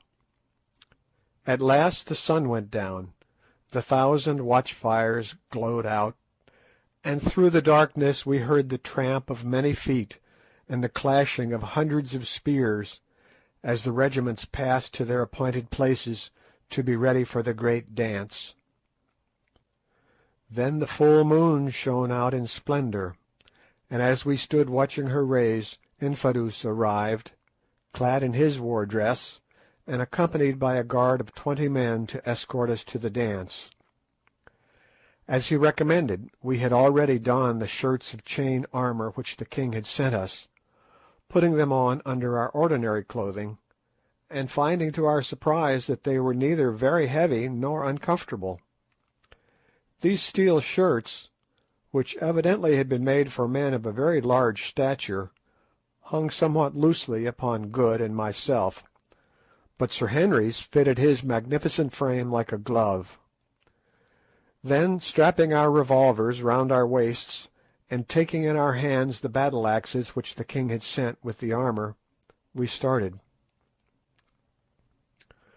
On arriving at the great kraal, where we had that morning been received by the king, we found that it was closely packed with some 20,000 men arranged round it in regiments. These regiments were in turn divided into companies, and between each company ran a little path to allow space for the witch-finders to pass up and down. Anything more imposing than the sight that was presented by this vast and orderly concourse of armed men it is impossible to conceive. There they stood, perfectly silent, and the moon poured her light upon the forest of their raised spears, upon their majestic forms, waving plumes, and the harmonious shading of their various coloured shields. Wherever we looked were line upon line of dim faces, surrounded by range upon range of shimmering spears. "Surely," I said to Infadoos, "the whole army is here." "Nay, Macumazahn," he answered, "but a third of it. 1/3 is present at this dance each year. Another third is mustered outside in case there should be trouble when the killing begins. 10,000 more garrison the outposts round Loo, and the rest watch at the kraals in the country. Thou seest it is a great people." "They are very silent," said Good, and indeed the intense stillness among such a vast concourse of living men was almost overpowering. "What says Bougwan?" asked Infadoos. I translated.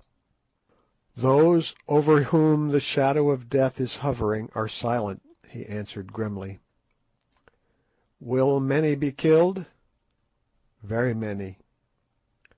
"It seems," I said to the others, "that we are going to assist at a gladiatorial show arranged regardless of expense." Sir Henry shivered, and Good said that he wished we could get out of it. "Tell me," I asked Infadoos, "are we in danger?"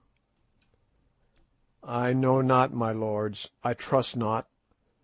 But do not seem afraid. If ye live through the night, all may go well with you. The soldiers murmur against the king." All this while we had been advancing steadily towards the centre of the open space, in the midst of which were placed some stools.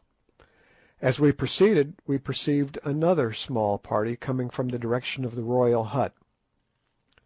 It is the king, Twala, Scragga his son, and Gagool the old. "And see, with them are those who slay," said Infadoos, pointing to a little group of about a dozen gigantic and savage-looking men, armed with spears in one hand and heavy kerries in the other.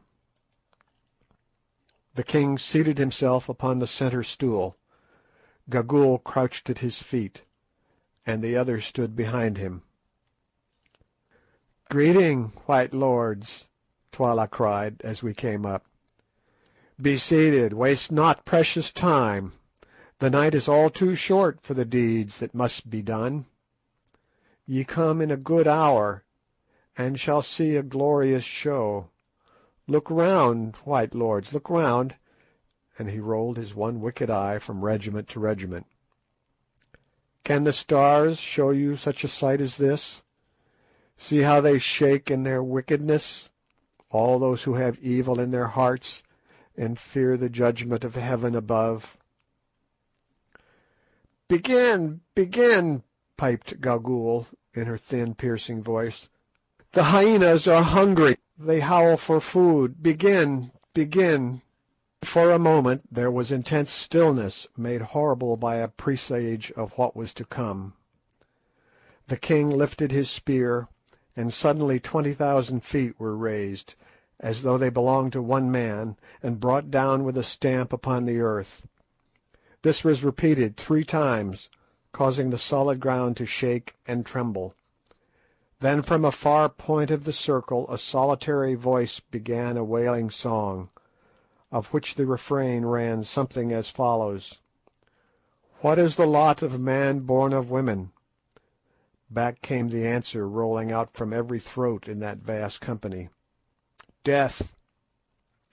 Gradually, however, the song was taken up by company after company, till the whole armed multitude were singing it, and I could no longer follow the words except in so far as they appeared to represent various phases of human passions, fears, and joys. Now it seemed to be a love song, now a majestic swelling war chant, and last of all a death dirge, ending suddenly in one heart-breaking wail that went echoing and rolling away in a volume of blood-curdling sound. Again silence fell upon the place, and again it was broken by the king lifting his hand. Instantly we heard a pattering of feet, and from out of the masses of warriors strange and awful figures appeared, running towards us. As they drew near we saw that these were women, most of them aged, for their white hair, ornamented with small bladders taken from fish, streamed out behind them. Their faces were painted in stripes of white and yellow. Down their backs hung snake skins, and round their waists rattled circlets of human bones, while each held a small forked wand in her shrivelled hand. In all there were 10 of them. When they arrived in front of us they halted, and one of them, pointing with her wand towards the crouching figure of Gagool, cried out, "Mother, oh mother, we are here." "Good, good, good," answered that aged iniquity. "Are your eyes keen, Isanusis (witch doctresses), ye seers in dark places?" "Mother, they are keen." "Good, good, good. Are your ears open, Isanusis, ye who hear words that come not from the tongue?" "Mother, they are open." "Good, good, good. Are your senses awake, Isanusis? Can ye smell blood? Can ye purge the land of the wicked ones who compass evil against the king and against their neighbours? Are ye ready to do justice of heaven above, ye whom I have taught, who have eaten of the bread of my wisdom and drunk of the water of my magic?" "Mother, we can." "Then go. Tarry not, ye vultures. See, the slayers," pointing to the ominous group of executioners behind. "Make sharp their spears. The white men from afar are hungry to see. Go." With a wild yell, Gagool's horrid ministers broke away in every direction, like fragments from a shell, the dry bones round their waists rattling as they ran, and headed for various points of the dense human circle. We could not watch them all, so we fixed our eyes upon the Isanusi nearest to us. When she came to within a few paces of the warriors, she halted and began to dance wildly, turning round and round with an almost incredible rapidity, and shrieking out sentences such as, "I smell him, the evil doer! He is near, he who poisoned his mother! I hear the thoughts of him who thought evil of the king." Quicker and quicker she danced, till she lashed herself into such a frenzy of excitement that the foam flew in specks from her gnashing jaws, till her eyes seemed to start from her head, and her flesh to quiver visibly. Suddenly she stopped dead, and stiffened all over, like a pointed dog when he scents game, and then with outstretched wand she began to creep stealthily towards the soldiers before her. It seemed to us that as she came their stoicism gave way, and that they shrank from her. As for ourselves, we followed her movements with a horrible fascination. Presently, still creeping and crouching like a dog, the Isanusi was before them. Then she halted and pointed, and again crept on a pace or two. Suddenly the end came. With a shriek she sprang in and touched a tall warrior with her forked wand.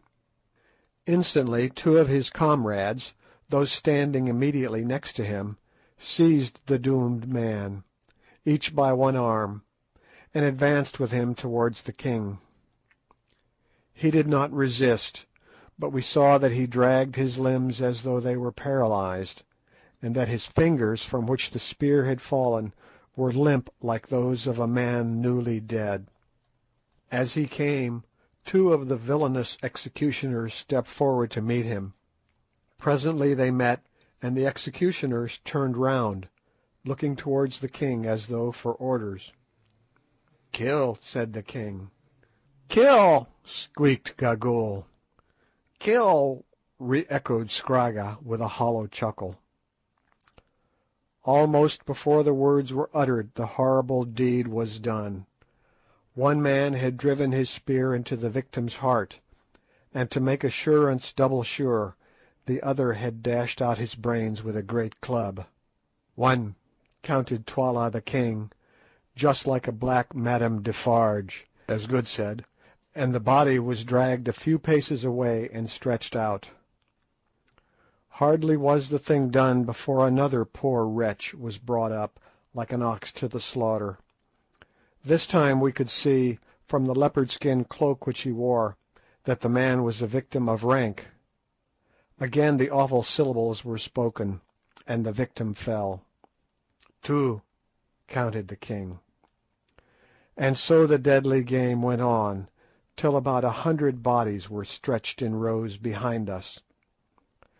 I have heard of the gladiatorial shows of the Caesars and of the Spanish bullfights, but I take the liberty of doubting if either of them could be half so horrible as this Kukuana witch hunt. Gladiatorial shows and Spanish bullfights at any rate contributed to the public amusement, which certainly was not the case here.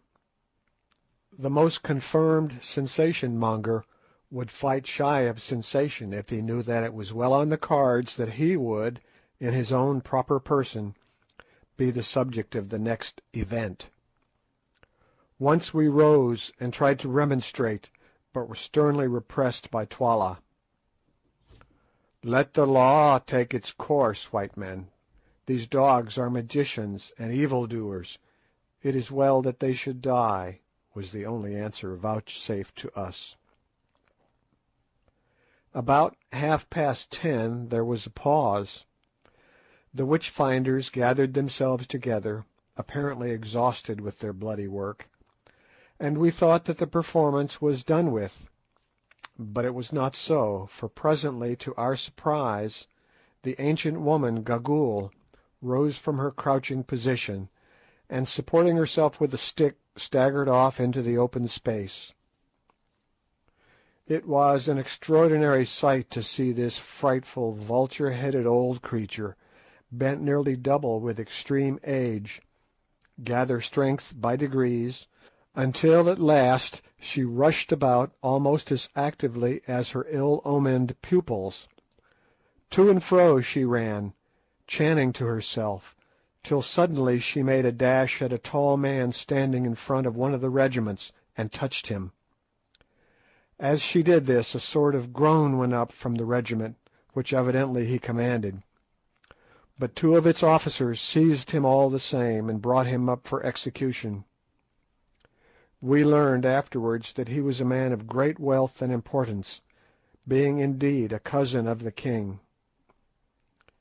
He was slain, and Twala counted 103. Then Gagool again sprang to and fro, gradually drawing nearer and nearer to ourselves. "Hang me if I don't believe she is going to try her games on us," ejaculated Good in horror. "Nonsense," said Sir Henry. As for myself, when I saw that old fiend dancing nearer and nearer, my heart positively sank into my boots. I glanced behind us at the long row of corpses and shivered. Nearer and nearer waltzed Gagool, looking for all the world like an animated crooked stick or comma, her horrid eyes gleaming and glowing with a most unholy lustre. Nearer she came, and yet nearer, every creature in that vast assemblage watching her movements with intense anxiety. At last she stood still and pointed. "Which is it to be?" asked Sir Henry to himself. In a moment all doubts were at rest, for the old hag had rushed in and touched Umbopa, alias Ignosi, on the shoulder. "I smell him out," she shrieked. "Kill him! Kill him! He is full of evils! Kill him, the stranger, before blood flows from him! Slay him, O king!" There was a pause, of which I instantly took advantage. "O king," I called out, rising from my seat, "this man is the servant of thy guests. He is their dog. Whosoever sheds the blood of our dog sheds our blood. By the sacred law of hospitality I claim protection for him." "Gagool, mother of the witch-finders, has smelt him out. He must die, white men," was the sullen answer. "Nay, he shall not die," I replied. "He who tries to touch him shall die indeed." "Seize him!" roared Twala to the executioners, who stood round red to the eyes with the blood of their victims. They advanced towards us, and then hesitated. As for Ignosi, he clutched his spear, and raised it as though determined to sell his life dearly. "Stand back, ye dogs!" I shouted. "If you would see tomorrow's light, touch one hair of his head and your king dies." And I covered Twala with my revolver. Sir Henry and Good also drew their pistols, Sir Henry pointing his at the leading executioner who was advancing to carry out the sentence, and Good taking a deliberate aim at Gagool. Twala winced perceptibly as my barrel came in a line with his broad chest. "Well," I said, "what is it to be, Twala?" Then he spoke. "Put away your magic tubes," he said. "Ye have adjured me in the name of hospitality, and for that reason, but not from fear of what ye can do, I spare him. Go in peace." "It is well," I answered unconcernedly. "We are weary of slaughter and would sleep. Is the dance ahead?" "It is ended," Twala answered sulkily. "Let these dead dogs," pointing to the long row of corpses, "be flung out to the hyenas and the vultures," and he lifted his spear. Instantly the regiments began to defile through the kraal gateway in perfect silence, a fatigue party only remaining behind to drag away the corpses of those who had been sacrificed. Then we rose also, and making our salaam to His Majesty, which he hardly deigned to acknowledge, we departed to our huts.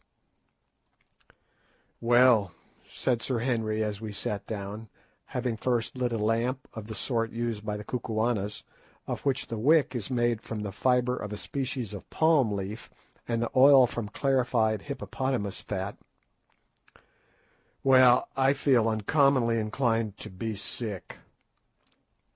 If I had any doubts about helping Umbopa to rebel against that infernal blackguard," put in Good, "they are gone now. It was as much as I could do to sit still while that slaughter was going on. I tried to keep my eyes shut, but they would open just at the wrong time. I wonder where Infadoos is. Umbopa, my friend, you ought to be grateful to us. Your skin came near to having an air hole made in it." "I am grateful, Bougwan," was Umbopa's answer when I had translated, "and I shall not forget.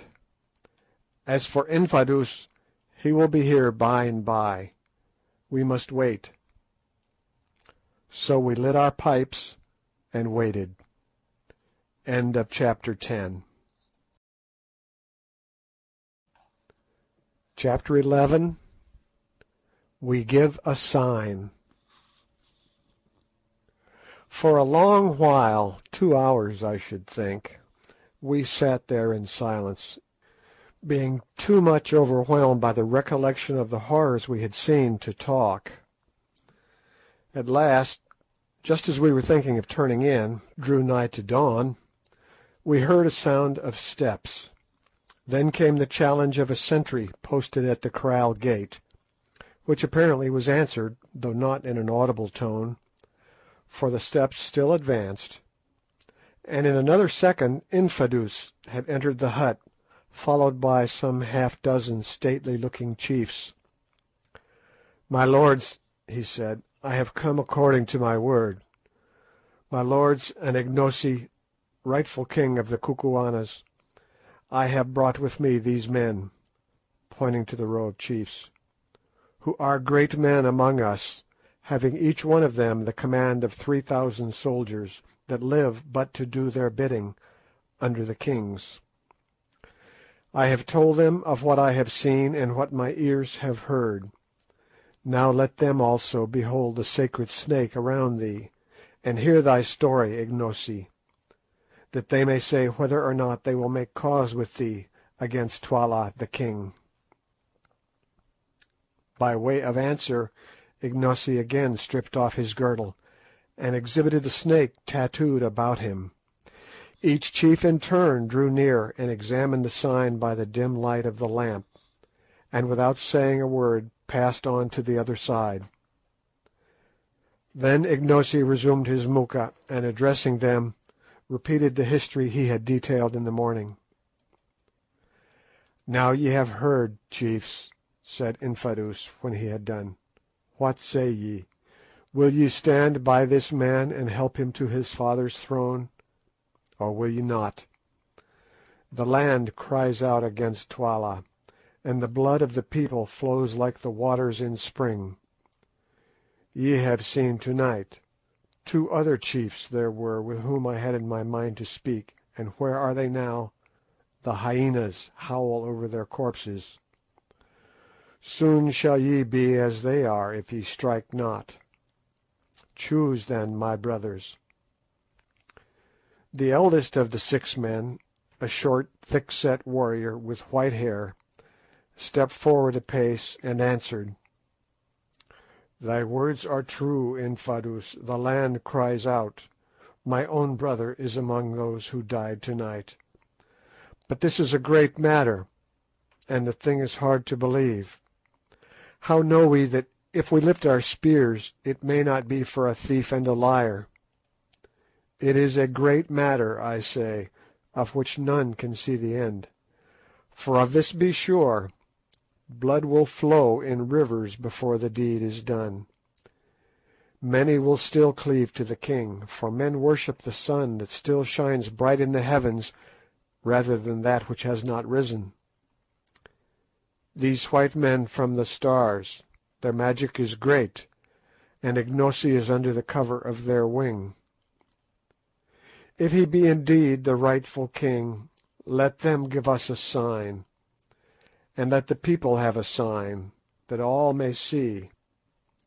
So shall men cleave to us, knowing of a truth that the white men's magic is with them." "Ye have the sign of the snake," I answered. My lord, it is not enough. The snake may have been placed there since the man's childhood. Show us a sign, and it will suffice, but we will not move without a sign." The others gave a decided assent, and I turned in perplexity to Sir Henry and Good, and explained the situation. "I think I have it," said Good exultingly. "Ask them to give us a moment to think." I did so, and the chiefs withdrew. So soon as they had gone, Good went to the little box where he kept his medicines, unlocked it, and took out a notebook, in the fly-leaves of which was an almanac. "Now look here, you fellows, isn't tomorrow the 4th of June?" he answered. We had kept a careful note of the days, so were able to answer that it was. "Very good, then here we have it. 4 June, total eclipse of the moon, commences at 8:15 Greenwich time, visible in Tenerife, South Africa, etc. There's a sign for you. Tell them we will darken the moon tomorrow night." The idea was a splendid one. Indeed, the only weak spot about it was a fear lest Good's almanac might be incorrect. If we made a false prophecy on such a subject, our prestige would be gone for ever, and so would Ignosi's chance of the throne of the Kukuanas. "Suppose that the almanac is wrong," suggested Sir Henry to Good, who was busily employed in working out something on a blank page of the book. "I see no reason to suppose anything of the sort," was his answer. "Eclipses always come up to time, at least that is my experience of them, and it especially states that this one will be visible in South Africa. I have worked out the reckonings as well as I can without knowing our exact position, and I make out that the eclipse should begin here about 10 o'clock tomorrow night, and last till 12:30. For an hour and a half or so there should be almost total darkness." "Well," said Sir Henry, "I suppose we had better risk it." I acquiesced, though doubtfully, for eclipses are queer cattle to deal with. It might be a cloudy night, for instance, or our dates might be wrong, and sent Umbopa to summon the chiefs back. Presently they came, and I addressed them thus: "Great men of the Kukuanas, and thou, Infadoos, listen. We love not to show our powers, for to do so is to interfere with the course of nature, and to plunge the world into fear and confusion. But since this matter is a great one, and as we are angered against the king because of the slaughter we have seen, and because of the act of the Isanusi, Gagool, who would have put our friend Ignosi to death, we have determined to break a rule, and to give such a sign as all men may see. Come hither." And I led them to the door of the hut and pointed to the red ball of the moon. "What see ye there?" "We see the sinking moon," answered the spokesman of the party. "It is so. Now tell me, can any mortal man put out that moon before her hour of setting, and bring the curtain of black light down upon the land?" The chief laughed a little at the question. "No, my lord, that no man can do. The moon is stronger than man who looks on her, nor can she vary in her course." "Ye say so. Yet I tell you that tomorrow night, about 2 hours before midnight, we will cause the moon to be eaten up for a space of an hour and half an hour.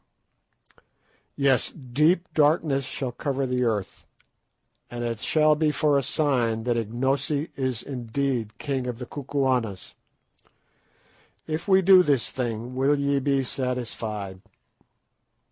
"Yea, my lords," answered the old chief with a smile, which was reflected on the faces of his companions. "If ye do this thing, we will be satisfied indeed." It shall be done. We three, Incubu, Bougwan, and Macumazahn have said it, and it shall be done. Dost thou hear, Infadoos?" "I hear, my lord, but it is a wonderful thing that ye promise, to put out the moon, the mother of the world, when she is at her full." "Yet shall we do it, Infadoos." "It is well, my lords. To-day, 2 hours after sunset, Twala will send for my lords to witness the girls' dance, and 1 hour after the dance begins, the girl whom Twala thinks the fairest shall be killed by Scragga, the king's son, as a sacrifice to the Silent Ones, who sit and keep watch by the mountains yonder," and he pointed towards the 3 strange-looking peaks where Solomon's Road was supposed to end. "Then let my lords darken the moon and save the maiden's life, and the people will believe indeed." "Ay," said the old chief, still smiling a little, "the people will believe indeed." "2 miles from Loo," went on Infadoos, "there is a hill curved like a new moon, a stronghold, where my regiment and 3 other regiments which these chiefs command are stationed. This morning we will make a plan whereby 2 or 3 other regiments may be moved there also. Then, if in truth my lords can darken the moon, in the darkness I will take my lords by the hand and lead them out of Loo to this place, where they shall be safe, and thence we can make war upon Twala the king."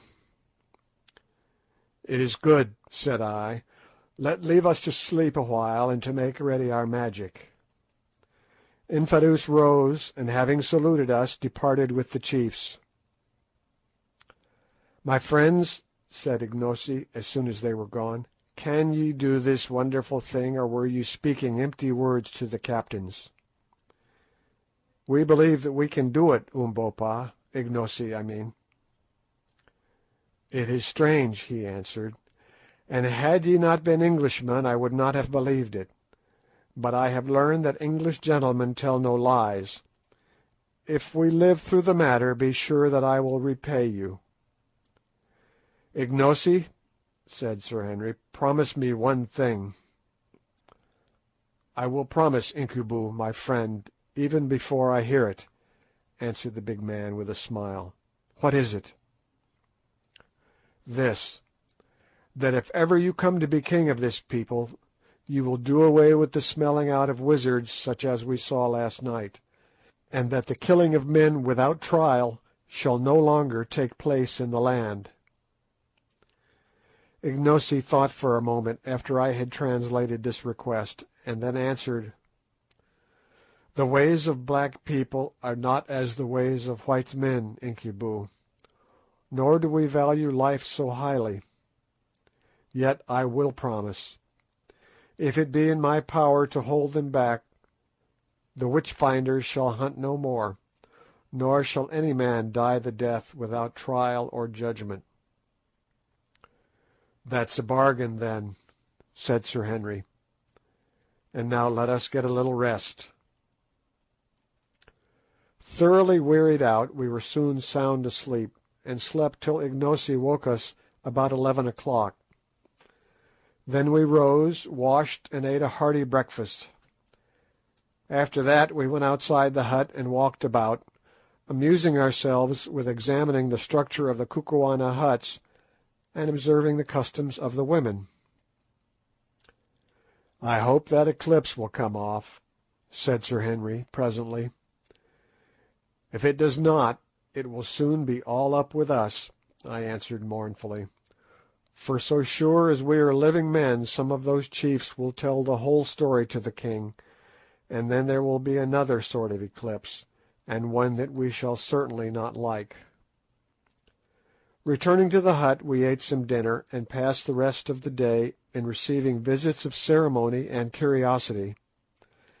At length the sun set, and we enjoyed a couple of hours of such quiet as our melancholy forebodings would allow to us. Finally, about 8:30, a messenger came from Twala to bid us to the great annual dance of girls which was about to be celebrated. Hastily we put on the chain shirts that the king had sent us, and taking our rifles and ammunition with us, so as to have them handy in case we had to fly, as suggested by Infadoos, we started boldly enough, though with inward fear and trembling. The great space in front of the king's kraal bore a very different appearance from that which it had presented on the previous evening.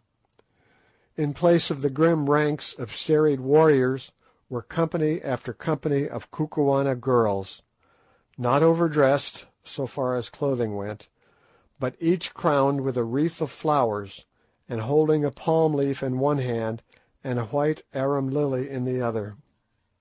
In the centre of the open moonlit space sat Twala the king, with old Gagool at his feet, attended by Infadoos, the boy Scragga, and 12 guards. There were also present about a score of chiefs, among whom I recognized most of our friends of the night before. Twala greeted us with much apparent cordiality, though I saw him fix his one eye viciously on Umbopa. "Welcome, white men from the stars," he said. "This is another sight from that which your eyes gazed on by the light of last night's moon, but it is not so good a sight. Girls are pleasant, and were it not for such as these," and he pointed round him, "we should none of us be here this day, but men are better. Kisses and the tender words of women are sweet, but the sound of the clashing of the spears of warriors and the smell of men's blood are sweeter far. Would ye have wives from among our people, white men? If so, choose the fairest here, and ye shall have them, as many as ye will," and he paused for an answer. As the prospect did not seem to be without attractions for Good, who, like most sailors, is of a susceptible nature, being elderly and wise, foreseeing the endless complications that anything of the sort would involve, for women bring trouble so surely as the night follows the day, I put in a hasty answer. "Thanks to thee, O king, but we white men wed only with white women like ourselves. Your maidens are fair, but they are not for us." The king laughed. "It is well. In our land there is a proverb which runs, 'Women's eyes are always bright, whatever the colour,' and another that says, 'Love her who is present, for be sure she who is absent is false to thee.' But perhaps these things are not so in the stars. In a land where men are white, all good things are possible. So be it, white men, the girls will not go begging. Welcome again, and welcome too, thou black one. If Gagool here had won her way, thou wouldst have been stiff and cold by now. It is lucky for thee that thou too camest from the stars. Ha ha! I can kill thee before thou killest me, O king," was Ignosi's calm answer, "and thou shalt be stiff before my limbs cease to bend." Twala started. "Thou speakest boldly, boy," he replied angrily. "Presume not too far. He may well be bold in whose lips are truth. The truth is a sharp spear which flies home and misses not. It is a message from the stars, O king." Twala scowled, and his one eye gleamed fiercely, but he said nothing more.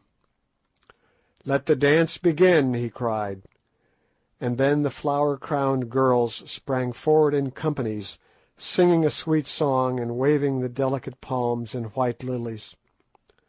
On they danced, looking faint and spiritual in the soft, sad light of the risen moon, now whirling round and round, now meeting in mimic warfare, swaying, eddying here and there, coming forward, falling back in an ordered confusion delightful to witness. At last they paused, and a beautiful young woman sprang out of the ranks and began to pirouette in front of us with a grace and vigour which would have put most ballet girls to shame, At length she retired exhausted, and another took her place, then another, and another, but none of them, either in grace, skill, or personal attractions, came up to the first. When the chosen girls had all danced, the king lifted his hand. "Which deem ye the fairest, white men?" he asked. "The first," said I unthinkingly. Next second I regretted it, for I remembered that Infadoos had told us that the fairest woman must be offered up as a sacrifice. "Then is my mind as your minds, and my eyes as your eyes. She is the fairest, and a sorry thing it is for her, for she must die."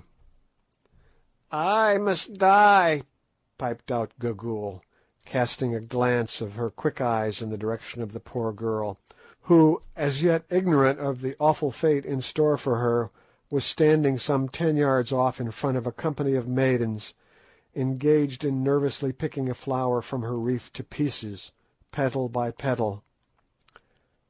"Why, O king?" said I, restraining my indignation with difficulty. "The girl has danced well and pleased us. She is fair too. It would be hard to reward her with death." Twala laughed as he answered, "It is our custom, and the figures who sit in the stone yonder," and he pointed towards the 3 distant peaks, "must have their due. Did I fail to put the fairest girl to death today, misfortune would fall upon me in my house. Thus runs the prophecy of my people. If the king offer not a sacrifice of a fair girl on the day of the dance of the maidens to the old ones who sit and watch on the mountains, then shall he fall, and his house. Look ye, white men, my brother who reigned before me offered not the sacrifice, because of the tears of the woman, and he fell, and his house, and I reign in his stead. It is finished. She must die." Then turning to the guards, "Bring her hither. Scragga, make sharp thy spear." 2 of the men stepped forward, and as they advanced, the girl, for the first time realising her impending fate, screamed aloud and turned to fly. But the strong hands caught her fast and brought her, struggling and weeping, before us. "What is thy name, girl?" piped Gagool. "What! Wilt thou not answer? Shall the king's son do his work at once?" At this hint Scragga, looking more evil than ever, advanced a step and lifted his great spear, and at that moment I saw Good's hand creep to his revolver. The poor girl caught the faint glint of steel through her tears, and it sobered her anguish. She ceased struggling, and clasped her hands convulsively, stood shuddering from head to foot. "See," cried Scragga in a high glee, "she shrinks from the sight of my little plaything even before she has tasted it," and he tapped the broad blade of his spear. "If ever I get the chance you shall pay for that, you young hound," I heard Good mutter beneath his breath. "Now that thou art quiet, give us thy name, my dear. Come, speak out, and fear not," said Gagool in mockery.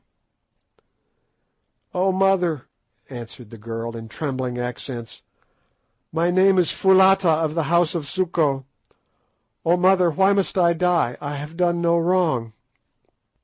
"Be comforted," went on the old woman in her hateful tone of mockery.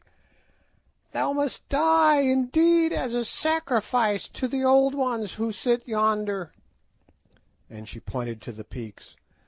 "But it is better to sleep in the night than to toil in the daytime. It is better to die than to live, and thou shalt die by the royal hand of the king's own son." The girl Foulata wrung her hands in anguish and cried out aloud, "Oh, cruel! And I so young! What have I done that I should never again see the sun rise out of the night, or the stars come following on his track in the evening, that I may no more gather the flowers when the dew is heavy, or listen to the laughing of the waters? Woe is me that I shall never see my father's hut again. nor feel my mother's kiss, nor tend the lamb that is sick? Woe is me, that no lover shall put his arm around me and look into my eyes, nor shall men children be born of me. O cruel, cruel! And again she wrung her hands, and turned her tear-stained, flower-crowned face to heaven, looking so lovely in her despair, for she was indeed a beautiful woman, that assuredly the sight of her would have melted the hearts of any less cruel than were the three fiends before us. Prince Arthur's appeal to the ruffians who came to blind him was not more touching than that of this savage girl. But it did not move Gagool, or Gagool's master, though I saw signs of pity among the guards behind and on the faces of the chiefs, and as for Good, he gave a fierce snort of indignation, and made a quick motion as though to go to her assistance.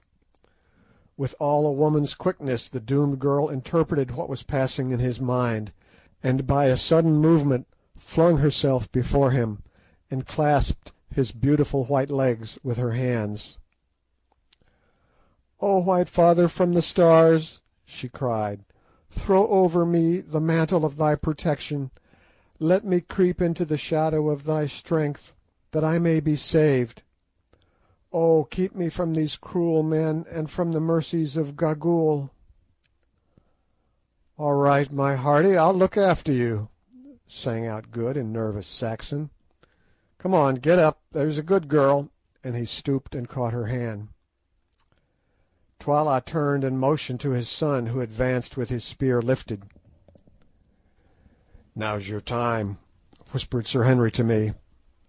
"What are you waiting for?" "I am waiting for that eclipse," I answered. "I have had my eye on the moon for the last half hour, and I never saw it look healthier."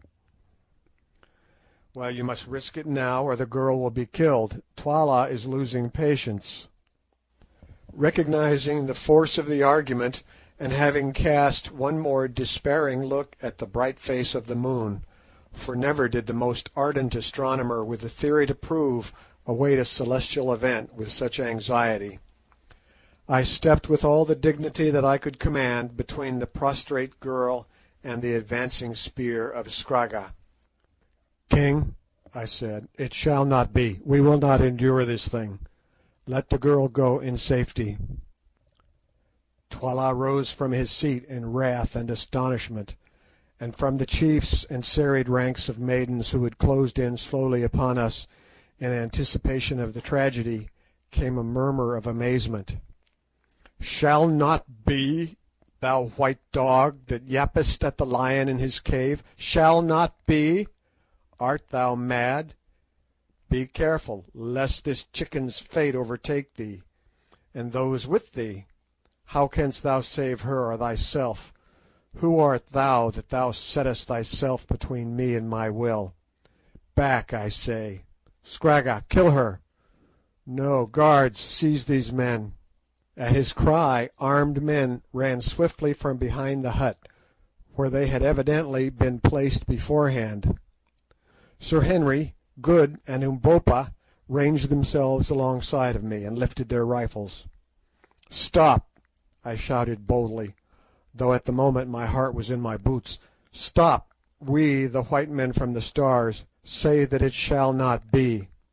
Come but one pace nearer, and we will put out the moon like a wind-blown lamp, as we who dwell in her house can do, and plunge the land in darkness.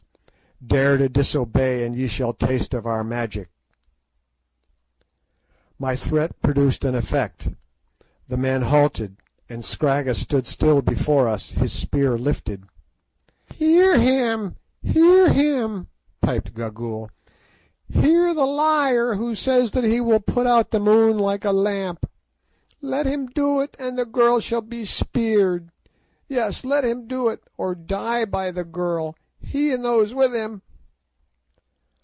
I glanced up at the moon despairingly, and now to my intense joy and relief saw that we, or rather the almanac, had made no mistake.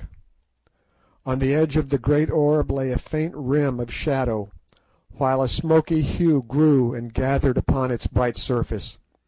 Never shall I forget that supreme, that superb moment of relief. Then I lifted my hand solemnly towards the sky, an example which Sir Henry and Good followed, and quoted a line or two from the Ingoldsby Legends at it in the most impressive tones that I could command. Sir Henry followed suit with a verse out of the Old Testament and something about Balbus building a wall in Latin, whilst Good addressed the Queen of Night in a volume of the most classical bad language which he could think of. Slowly the penumbra, the shadow of a shadow, crept on over the bright surface, and as it crept I heard deep gasps of fear rising from the multitude around. "Look, O king!" I cried. "Look, Gagool! Look, chiefs and people and women, and see if the white men from the stars keep their word, or if they be but empty liars. The moon grows black before your eyes. Soon there will be darkness, ay, darkness in the hour of the full moon. Ye have asked for a sign, it is given to you. Grow dark, O moon. Withdraw thy light, thou pure and holy one. Bring the proud heart of usurping murderers to the dust, and eat up the world with shadows." A groan of terror burst from the onlookers. Some stood petrified with dread, others threw themselves upon their knees and cried aloud. As for the king, he sat still, and turned pale beneath his dusky skin. Only Gagool kept her courage. "It will pass," she cried. "I have often seen the like before. No man can put out the moon. Lose not heart. Sit still. The shadow will pass." "Wait, and ye shall see," I replied, hopping with excitement. "O moon, moon, moon, wherefore art thou so cold and fickle?" This appropriate quotation was from the pages of a popular romance that I chanced to have read recently, though now I come to think of it, it was ungrateful of me to abuse the Lady of the Heavens, who was showing herself to be the truest of friends to us, however she may have behaved to the impassioned lover in the novel. Then I added, "Keep it up, Good. I can't remember any more poetry. Curse away, there's a good fellow." Good responded nobly to this tax upon his inventive faculties. Never before had I the faintest conception of the breadth and depth and height of a naval officer's objurgatory powers. For 10 minutes he went on in several languages without stopping, and he scarcely ever repeated himself. Meanwhile the dark ring crept on, while all that great assembly fixed their eyes upon the sky, and stared in fascinated silence. Strange and unholy shadows encroached upon the moonlight. An ominous quiet filled the place. Everything grew still as death. Slowly, and in the midst of this most solemn silence, the minutes sped away, and while they sped the full moon passed deeper and deeper into the shadow of the earth, as the inky segment of its circle slid in awful majesty across the lunar craters. The great pale orb seemed to draw near and to grow in size. She turned a coppery hue, then that portion of her surface which was unobscured as yet grew grey and ashen, and at length, as totality approached, her mountains and her plains were seen to be glowing luridly through a crimson gloom. On, yet on, crept the ring of darkness. It was now more than half across the blood-red orb. The air grew thick and still more deeply tinged with dusky crimson, and yet on, till we could scarcely see the fierce faces of the group before us. No sound rose now from the spectators, and at last Good stopped swearing. "The moon is dying! The white wizards have killed the moon!" yelled the Prince Scragga at last. "We shall all perish in the dark, and animated by fear or fury, or by both, he lifted his spear and drove it with all his force at Sir Henry's breast. But he forgot the mail shirts that the king had given us, and which we wore beneath our clothing. The steel rebounded harmless, and before he could repeat the blow, Curtis had snatched the spear from his hand and sent it straight through him. Scragga dropped dead. At the sight, and driven mad with fear of the gathering darkness, and of the unholy shadow which, as they believed, was swallowing the moon, the companies of girls broke up in wild confusion, and ran screeching for the gateways. Nor did the panic stop there. The king himself, followed by his guards, some of the chiefs in Gagool, who hobbled away after them with marvellous alacrity, fled for the huts, so that in another minute we ourselves, the would-be victim Foulata, Infadoos, and most of the chiefs who had interviewed us on the previous night, were left alone upon the scene, together with the dead body of Scragga, Twala's son. "Chiefs," I said, "we have given you the sign. If ye are satisfied, let us fly swiftly to the place of which ye spoke. The charm cannot now be stopped. It will work for an hour and the half of an hour. Let us cover ourselves in the darkness." "Come," said Infadoos, turning to go, an example which was followed by the awed captains, ourselves, and the girl Foulata, whom Good took by the arm. Before we reached the gate of the kraal the moon went out utterly, and from every quarter of the firmament the stars rushed forth into the inky sky. Holding each other by the hand, we stumbled on through the darkness. End of chapter 11. Chapter 12. Before the Battle. Luckily for us, Infadoos and the chiefs knew all the paths of the great town perfectly, so that we passed by sideways unmolested, and notwithstanding the gloom, we made fair progress. For an hour or more we journeyed on, till at length the eclipse began to pass, and that edge of the moon which had disappeared the first became again visible. Suddenly, as we watched, there burst from it a silver streak of light, accompanied by a wondrous ruddy glow, which hung upon the blackness of the sky like a celestial lamp, and a wild and lovely sight it was. In another 5 minutes the stars began to fade, and there was sufficient light to see our whereabouts. We then discovered that we were clear of the town of Loo, and approaching a flat-topped hill measuring some 2 miles in circumference. This hill, which is of a formation common in South Africa, is not very high.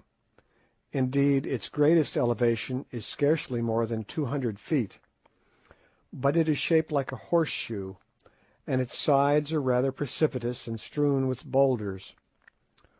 On the grass tableland at its summit is ample camping ground, which had been utilized as a military cantonment of no mean strength.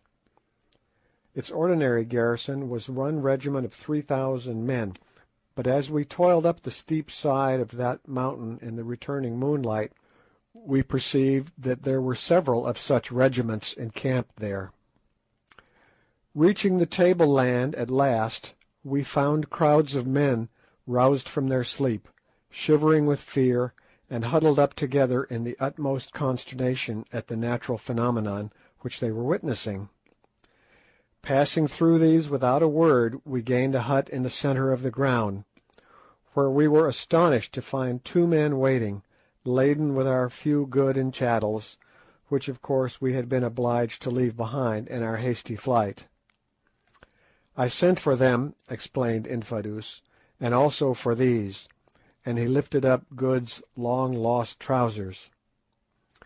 With an exclamation of rapturous delight, Good sprang at them, and instantly proceeded to put them on. "Surely my lord will not hide his beautiful white legs," exclaimed Infadoos regretfully.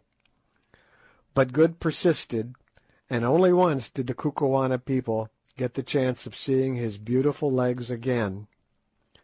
Good is a very modest man. Henceforward they had to satisfy their aesthetic longings with his one whisker, his transparent eye, and his movable teeth.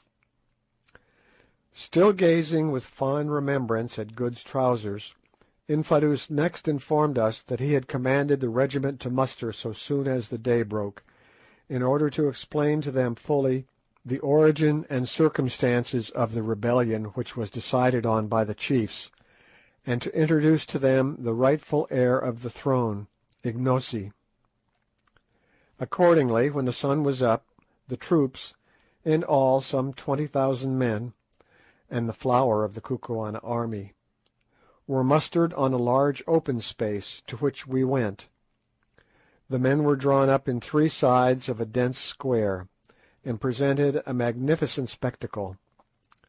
We took our station on the open side of the square, and were speedily surrounded by all the principal chiefs and officers.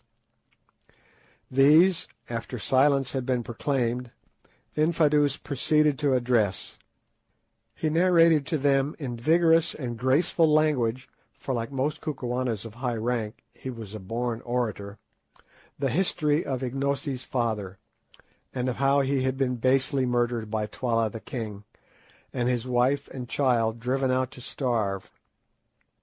Then he pointed out that the people suffered and groaned under Twala's cruel rule, instancing the proceedings of the previous night, when under pretence of their being evil-doers, many of the noblest in the land had been dragged forth and wickedly done to death. Next he went on to say that the white lords from the stars, looking down upon their country, had perceived its trouble, and determined, at great personal inconvenience, to alleviate its lot. That they had accordingly taken the real king of the Kukuanas, Ignosi, who was languishing in exile, by the hand, and led him over the mountains; that they had seen the wickedness of Twala's doings, and for a sign to the wavering and to save the life of the girl Foulata, actually by the exercise of their high magic had put out the moon and slain the young fiend Scragga, and that they were prepared to stand by them, and assist them to overthrow Twala, and set up the rightful king, Ignosi, in his place. He finished his discourse amidst a murmur of approbation. Then Ignosi stepped forward and began to speak. Having reiterated all that Infadoos his uncle had said, he concluded a powerful speech in these words: "O chiefs, captains, soldiers, and people, ye have heard my words. Now must ye make choice between me and him who sits upon my throne, the uncle who killed his brother, and hunted his brother's child forth to die in the cold and the night. That I am indeed the king, these," pointing to the chiefs, "can tell you, for they have seen the snake about my middle. If I were not the king, would these white men be on my side with all their magic? Tremble, chiefs, captains, soldiers, and people. Is not the darkness they have brought upon the land to confound Twala and cover our flight, darkness even in the hour of the full moon, yet before your eyes?" "It is," answered the soldiers. "I am the king. I say to you, I am the king," went on Ignosi, drawing up his great stature to its full, and lifting his broad-bladed battle-axe above his head. "If there be any man among you who says that it is not so, let him stand forth, and I will fight him now, and his blood shall be a red token that I tell you true. Let him stand forth, I say," and he shook the great axe till it flashed in the sunlight.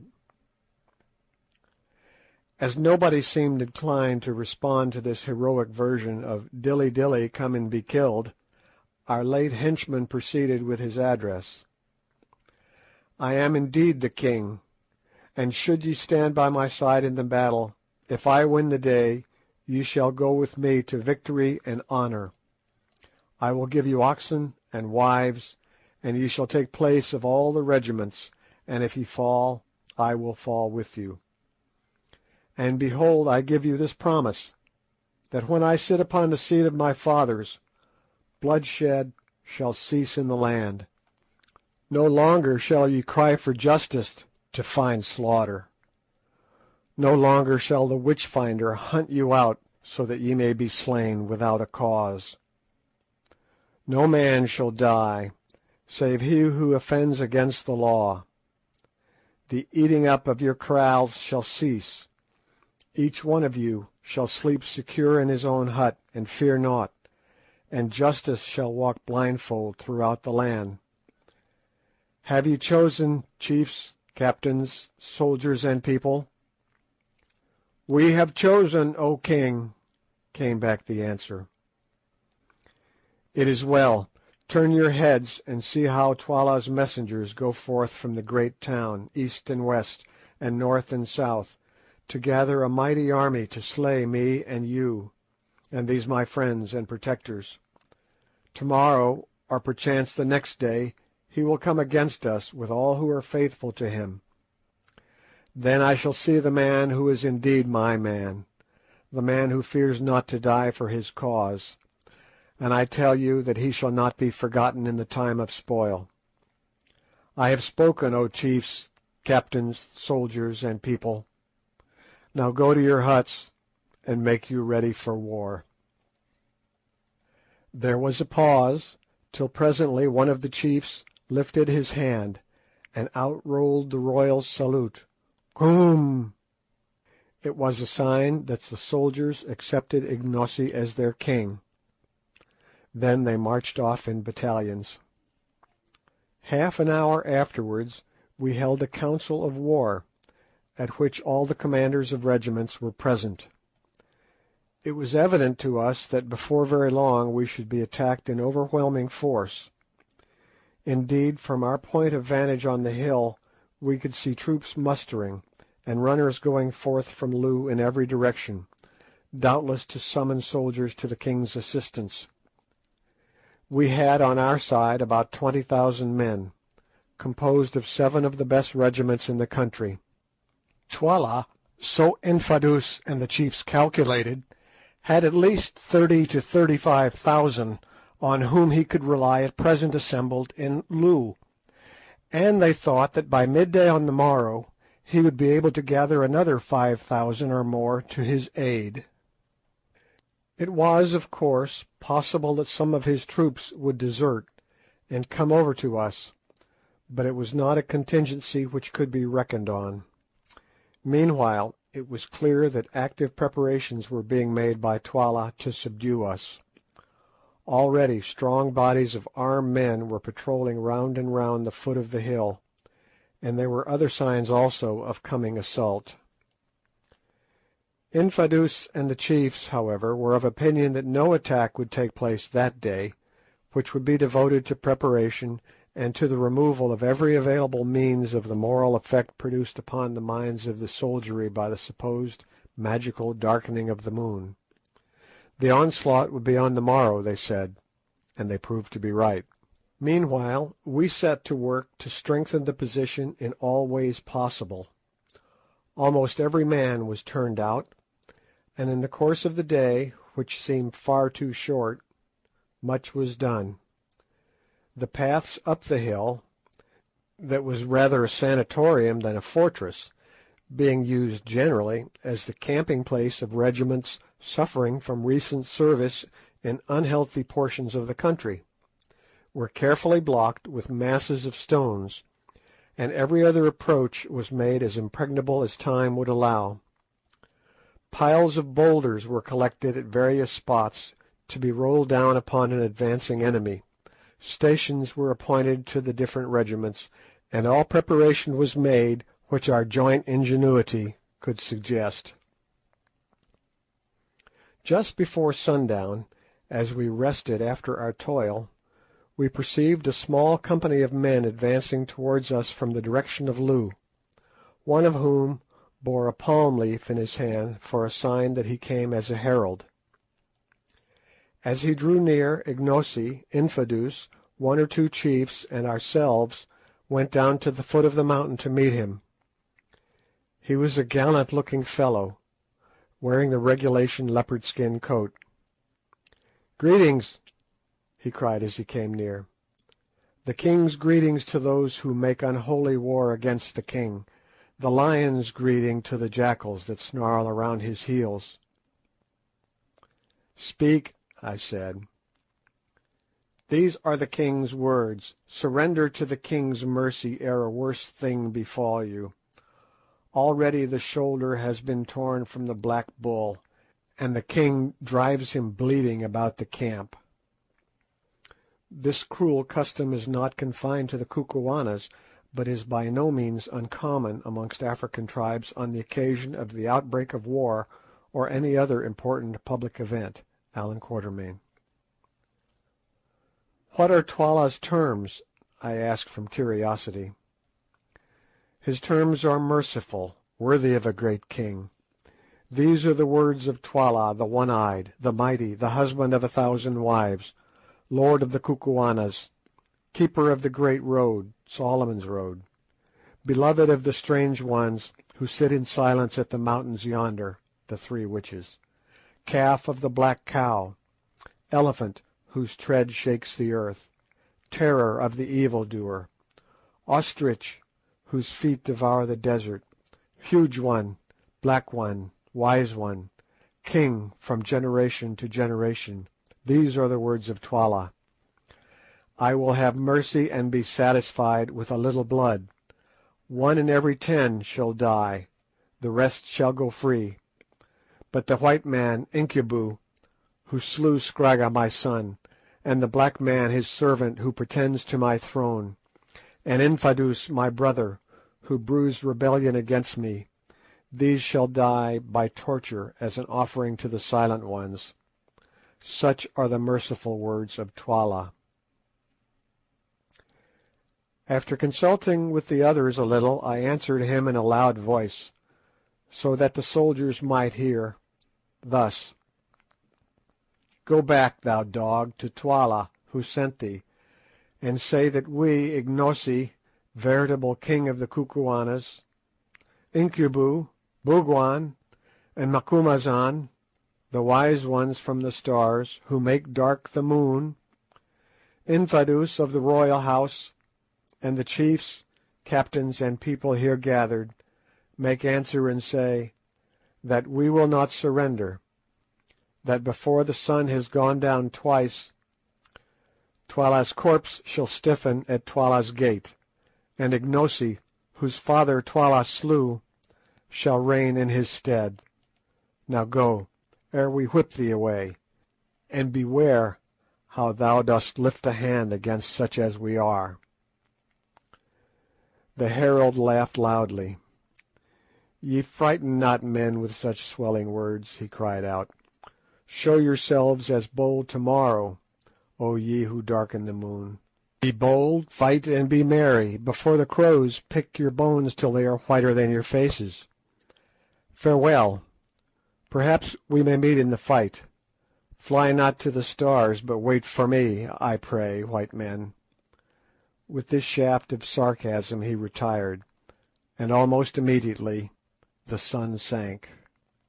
That night was a busy one, for, weary as we were, so far as was possible by the moonlight all preparations for the morrow's fight were continued, and messengers were constantly coming and going from the place where we sat in council. At last, about an hour after midnight, everything that could be done was done, and the camp, save for the occasional challenge of a sentry, sank into silence.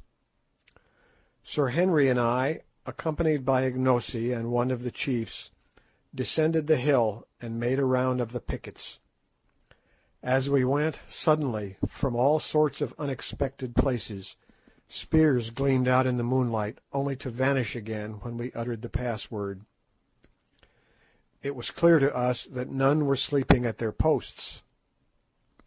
Then we returned, picking our way warily through thousands of sleeping warriors, many of whom were taking their last earthly rest. The moonlight, flickering along their spears, played upon their features and made them ghastly.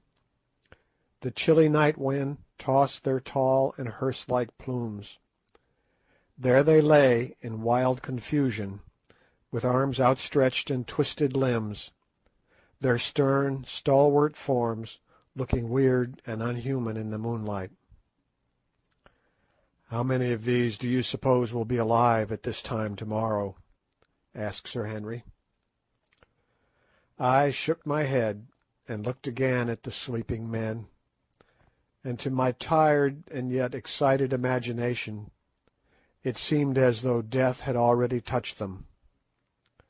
My mind's eye singled out those who were sealed to slaughter, and there rushed in upon my heart a great sense of the mystery of human life, and an overwhelming sorrow at its futility and sadness.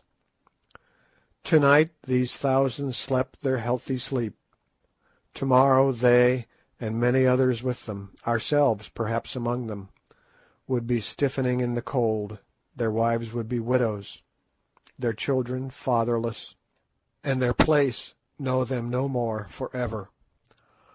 Only the old moon would shine on serenely, the night wind would stir the grasses, and the wide earth would take its rest, even as it did eons before we were, and will do eons after we have been forgotten.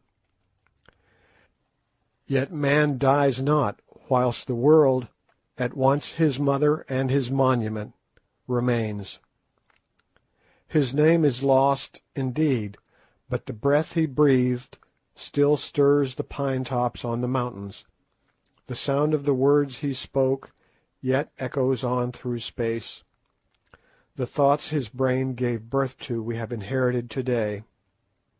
His passions are our cause of life. The joys and sorrows that he knew are our familiar friends. The end from which he fled aghast will surely overtake us also. Truly the universe is full of ghosts, not sheeted churchyard spectres, but the inextinguishable elements of individual life, which having been can never die, though they blend and change again for ever. All sorts of reflections of this nature pass through my mind, for as I grow older I regret to say that a detestable habit of thinking seems to be getting a hold of me, while I stood and stared at those grim yet fantastic lines of warriors, sleeping, as their saying goes, upon their spears. "Curtis," I said, "I am in a condition of pitiable fear." Sir Henry stroked his yellow beard and laughed, and he answered, "I have heard you make that sort of remark before, Quatermain." "Well, I mean it now. Do you know, I doubt very much if one of us will be alive tomorrow night. We shall be attacked in overwhelming force, and it is quite a chance if we can hold this place." "We'll give a good account of some of them, at any rate. Look here, Quatermain, this business is nasty, and one with which, properly speaking, we ought not to be mixed up, but we are in for it, so we must make the best of our job. Speaking personally, I had rather be killed fighting than any other way, and now that there seems little chance of our finding my poor brother, it makes the idea easier to me. But fortune favours the brave, and we may succeed. Anyway, the battle will be awful, and having a reputation to keep up, we shall need to be in the thick of the thing." He made this last remark in a mournful voice, but there was a gleam in his eye which belied its melancholy. I have an idea Sir Henry Curtis actually likes fighting. After this we went to sleep for a couple of hours or so. Just about dawn we were awakened by Infadoos, who came to say that great activity was to be observed in Loo, and that parties of the king's skirmishers were driving in our outposts. We rose and dressed ourselves for the fray, each putting on his chain armour shirt, for which garments at the present juncture we felt exceedingly thankful. Sir Henry went the whole length about the matter and dressed himself like a native warrior. "When you are in Kukuanaland, do as the Kukuanas do," he remarked, as he drew the shining steel over his broad breast, which it fitted like a glove. Nor did he stop there. At his request, Infadoos had provided him with a complete set of native war uniform. Round his throat he fastened the leopard-skin cloak of a commanding officer. On his brows he bound the plume of black ostrich feathers worn only by generals of high rank, and about his middle a magnificent moocha of white ox-tails. A pair of sandals, a leglet of goat's hair, a heavy battle-axe with a rhinoceros horn handle, a round iron shield covered with white ox-hide, and the regulation number of twalas or throwing knives, made up his equipment, to which, however, he added his revolver. The dress was no doubt a savage one, but I am bound to say that I seldom saw a finer sight than Sir Henry Curtis presented in this guise. It showed off his magnificent physique to the greatest advantage, and when Ignosi arrived presently arrayed in a similar costume, I thought to myself that I had never before seen two such splendid men. As for Good and myself, the armour did not suit us nearly so well. To begin with, Good insisted upon keeping on his new-found trousers, and a stout, short gentleman with an eyeglass, and one half of his face shaved, arrayed in a mail shirt, carefully tucked into a very seedy pair of corduroys, looks more remarkable than imposing. In my case, the chain shirt being too big for me, I put it on over all my clothes, which caused it to bulge in a somewhat ungainly fashion. I discarded my trousers, however, retaining only my veldschoons, having determined to go into battle with bare legs in order to be the lighter for running, in case it became necessary to retire quickly. The mail coat, a spear, a shield that I did not know how to use, a couple of twalas, a revolver, and a huge plume, which I pinned into the top of my shooting hat in order to give a bloodthirsty finish to my appearance, completed my modest equipment. In addition to all these articles, of course, we had our rifles, but as ammunition was scarce, and as they would be useless in case of a charge, we arranged that they should be carried behind us by bearers. When at length we had equipped ourselves, we swallowed some food hastily, and then started out to see how things were going on. At one point in the tableland of the mountain there was a little koppie of brown stone, which served the double purpose of headquarters and of a conning tower. Here we found Infadoos surrounded by his own regiment, the Greys, which was undoubtedly the finest in the Kukuana army, and the same that we had first seen at the outlying kraal. This regiment, now 3,500 strong, was being held in reserve, and the men were lying down on the grass in companies and watching the king's forces creep out of Loo in long, ant-like columns. There seemed to be no end to the length of these columns, 3 in all, and each of them numbering, as we judged, at least 11,000 or 12,000 men. As soon as they were clear of the town, the regiments formed up. Then one body marched off to the right, one to the left, and the third came on slowly towards us. "Ah," said Infadoos, "they are going to attack us on 3 sides at once." This seemed rather serious news, for our position on the top of the mountain, which measured 1.5 miles in circumference, being an extended one, it was important to us to concentrate our comparatively small defending force as much as possible. But since it was impossible for us to dictate in what way we should be assailed, we had to make the best of it, and accordingly sent orders to the various regiments to prepare to receive the separate onslaughts.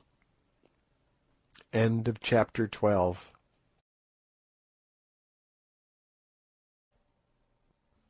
Chapter 13. The Attack.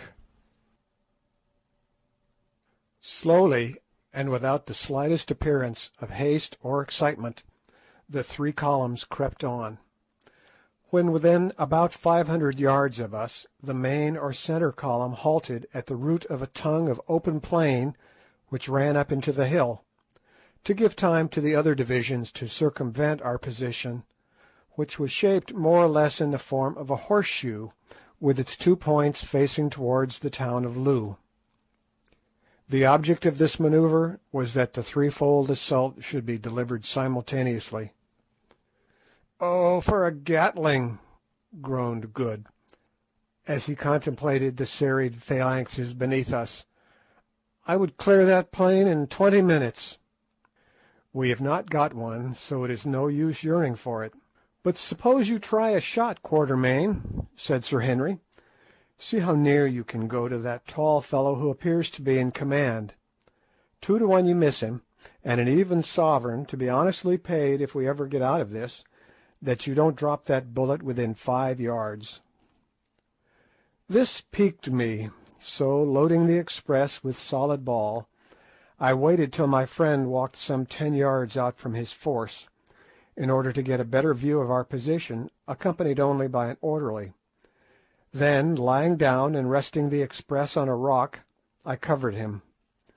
The rifle, like all expresses, was only sighted to 350 yards, so to allow for the drop in trajectory I took him halfway down the neck, which ought, I calculated, to find him in the chest. He stood quite still and gave me every opportunity, but whether it was the excitement or the wind, or the fact of the man being a long shot, I don't know, but this was what happened. Getting dead on, as I thought, a fine sight, I pressed, and when the puff of smoke had cleared away, to my disgust, I saw my man standing there unharmed, whilst his orderly, who was at least 3 paces to the left, was stretched upon the ground apparently dead. Turning swiftly, the officer I had aimed at began to run towards his men in evident alarm. "Bravo, Quatermain!" sang out Good. "You frightened him." This made me very angry, for, if possible to avoid it, I hate to miss in public. When a man is master of only one art, he likes to keep up his reputation in that art. Moved quite out of myself at my failure, I did a rash thing. Rapidly covering the general as he ran, I let drive with the second barrel. Instantly the poor man threw up his arms and fell forward onto his face. This time I had made no mistake, and I say it as a proof of how little we think of others when our own safety, pride, or reputation is in question. I was brute enough to feel delighted at the sight. The regiments who had seen the feat cheered wildly at this exhibition of the white man's magic, which they took as an omen of success, while the force the general had belonged to, which indeed, as we ascertained afterwards, he had commanded, fell back in confusion. Sir Henry and Good now took up their rifles and began to fire, the latter industrially browning the dense mass before him with another Winchester repeater, and I also had another shot or two, with the result, so far as we could judge, that we put some 6 or 8 men hors de combat before they were out of range. Just as we stopped firing there came an ominous roar from our far right. Then a similar roar rose on our left. The other 2 divisions were engaging us. At the sound, the mass of men before us opened out a little, and advanced towards the hill and up the spit of bare grassland at a slow trot, singing a deep-throated song as they ran.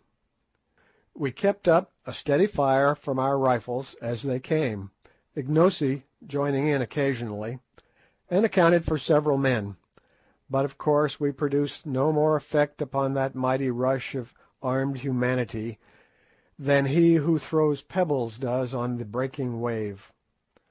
On they came, with a shout and the clashing of spears. Now they were driving in the pickets we had placed among the rocks at the foot of the hill. After that the advance was a little slower, for though as yet we had offered no serious opposition, the attacking forces must climb uphill, and they came slowly to save their breath. Our first line of defence was about halfway down the side of the slope, our second 50 yards further back, while our third occupied the edge of the plateau. On they stormed, shouting their war cry, "Twala, Twala, Chile, Chile!" Twala, Twala, smite, smite. "Ignosi, Ignosi, Chile, Chile!" answered our people. They were quite close now, and the twalas or throwing knives began to flash backwards and forwards, and now with an awful yell the battle closed in. To and fro swayed the mass of struggling warriors, men falling fast as leaves in an autumn wind. But before long the superior weight of the attacking forces began to tell, and our first line of defence was slowly pressed back till it merged into the second.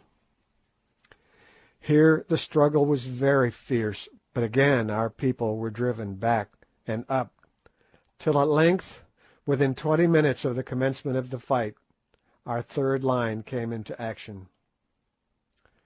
But by this time the assailants were very much exhausted, and besides had lost many men killed and wounded, and to break through that third impenetrable hedge of spears proved beyond their powers. For a while the seething lines of savages swung backwards and forwards in the fierce ebb and flow of battle, and the issue was doubtful. Sir Henry watched the desperate struggle with a kindling eye, and then without a word he rushed off, followed by Good, and flung himself into the hottest of the fray. As for myself, I stopped where I was. The soldiers caught sight of his tall form as he plunged into battle, and there rose a cry of "Nanzia Incubu! Nanzia Unkunguglovo!" Here is the elephant. "Chile! Chile!" From that moment the end was no longer in doubt. Inch by inch, fighting with splendid gallantry, the attacking force was pressed back down the hillside, till at last it retreated upon its reserves in something like confusion. At that instant, too, a messenger arrived to say that the left attack had been repulsed, and I was just beginning to congratulate myself, believing that the affair was over for the present, when to our horror we perceived our men who had been engaged in the right defence being driven towards us across the plain, followed by swarms of the enemy who had evidently succeeded at this point. Ignosi, who was standing by me, took in the situation at a glance and issued a rapid order. Instantly the reserve regiment around us, the Greys, extended itself. Again Ignosi gave a word of command, which was taken up and repeated by the captains, and in another second, to my intense disgust, I found myself involved in a furious onslaught upon the advancing foe. Getting as much as I could behind Ignosi's huge frame, I made the best of a bad job, and toddled along to be killed as though I liked it. In a minute or two we were plunging through the flying groups of our men, who at once began to reform behind us, and then I am sure I do not know what happened. All I can remember is a dreadful rolling noise of the meeting of shields, and the sudden apparition of a huge ruffian whose eyes seemed literally to be staring out of his head, making straight at me with a bloody spear. But, I say it with pride, I rose, or rather sank, to the occasion. It was one before which most people would have collapsed once and for all. Seeing that if I stood where I was I must be killed, as the horrid apparition came I flung myself down in front of him so cleverly that, being unable to stop himself, he took a header right over my prostrate form. Before he could rise again, I had risen and settled the matter from behind with my revolver. Shortly after this somebody knocked me down, and I remember no more of that charge. When I came to, I found myself back at the koppie, with Good bending over me holding some water in a gourd. "How do you feel, old fellow?" he asked anxiously. I got up and shook myself before replying. "Pretty well, thank you," I answered. "Thank heavens! When I saw them carry you in I felt quite sick. I thought you were done for." "Not this time, my boy. I fancy I only got a rap on the head, which knocked me stupid. How has it ended?" "They are repulsed at every point for a while. The loss is dreadfully heavy. We have quite 2,000 killed and wounded, and they must have lost 3. Look, there's a sight," and he pointed to the long lines of men advancing by fours. In the centre of every group of 4, and being borne by it, was a kind of hide tray, of which a Kukuana force always carries a quantity, with a loop for a handle at each end. On these trays, and their number seemed endless, lay wounded men, who as they arrived were hastily examined by the medicine men, of whom 10 were attached to a regiment. If the wound was not of a fatal character, the sufferer was taken away and attended to as carefully as circumstances would allow. But if, on the other hand, the injured man's condition proved hopeless, what followed was very dreadful, though doubtless it may have been the truest mercy.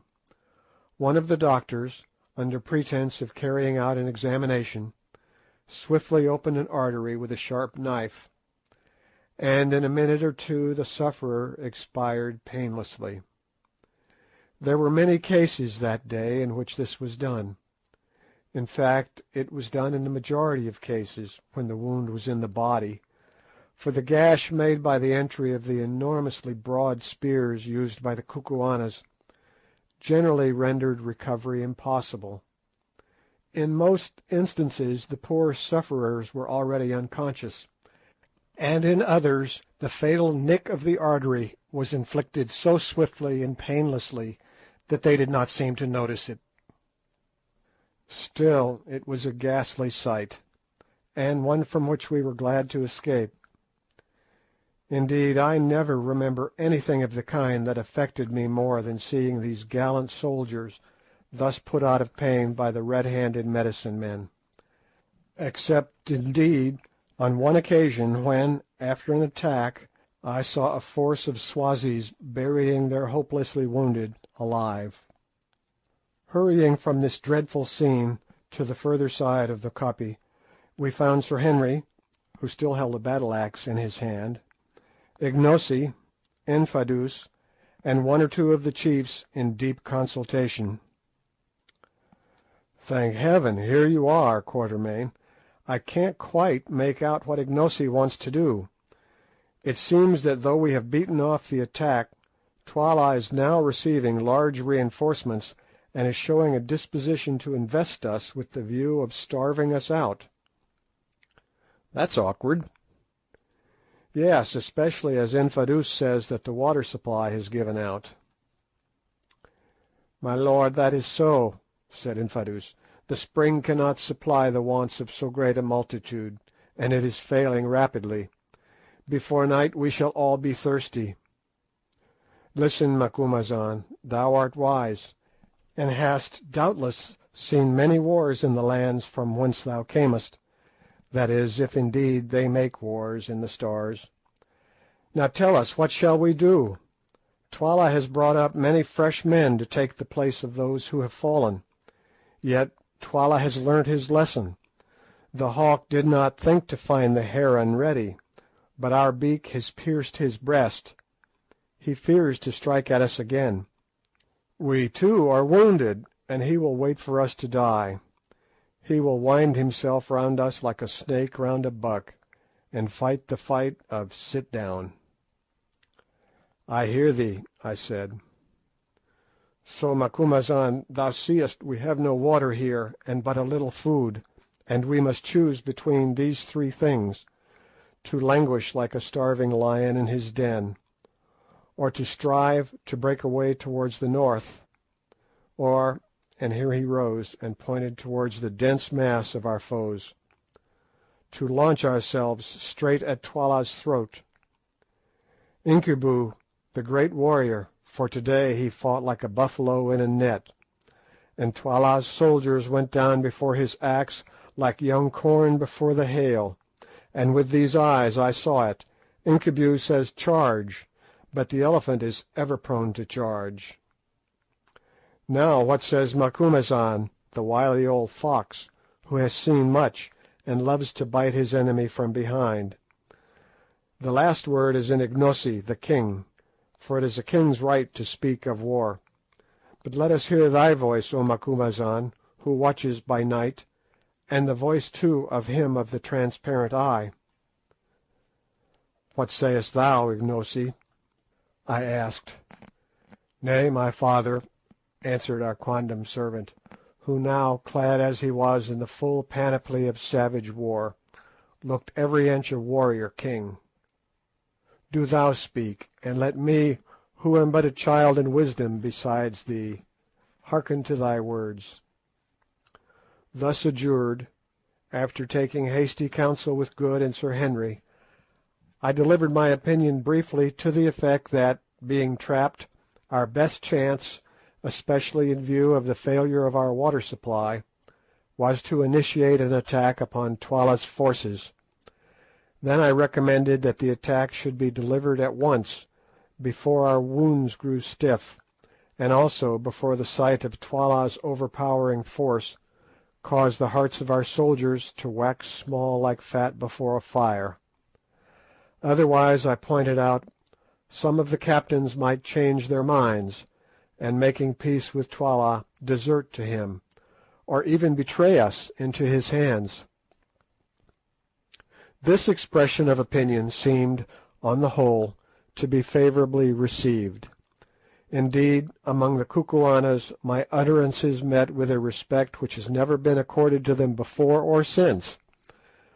But the real decision as to our plans lay with Ignosi, who, since he had been recognized as rightful king, could exercise the almost unbounded rights of sovereignty, including, of course, the final decision on matters of generalship, and it was to him that all eyes were now turned. At length, after a pause, during which he appeared to be thinking deeply, he spoke. Incubu, Macumazahn, and Bougwan, brave white men, and my friends, Infadoos, my uncle, and chiefs, my heart is fixed. I will strike at Twala this day, and set my fortunes on the blow, I and my life and your lives also. Listen, thus will I strike. Ye see how the hill curves round like the half-moon, and how the plain runs like a green tongue towards us within the curve. We see, I answered. Good. It is now midday, and the men eat and rest after the toil of battle.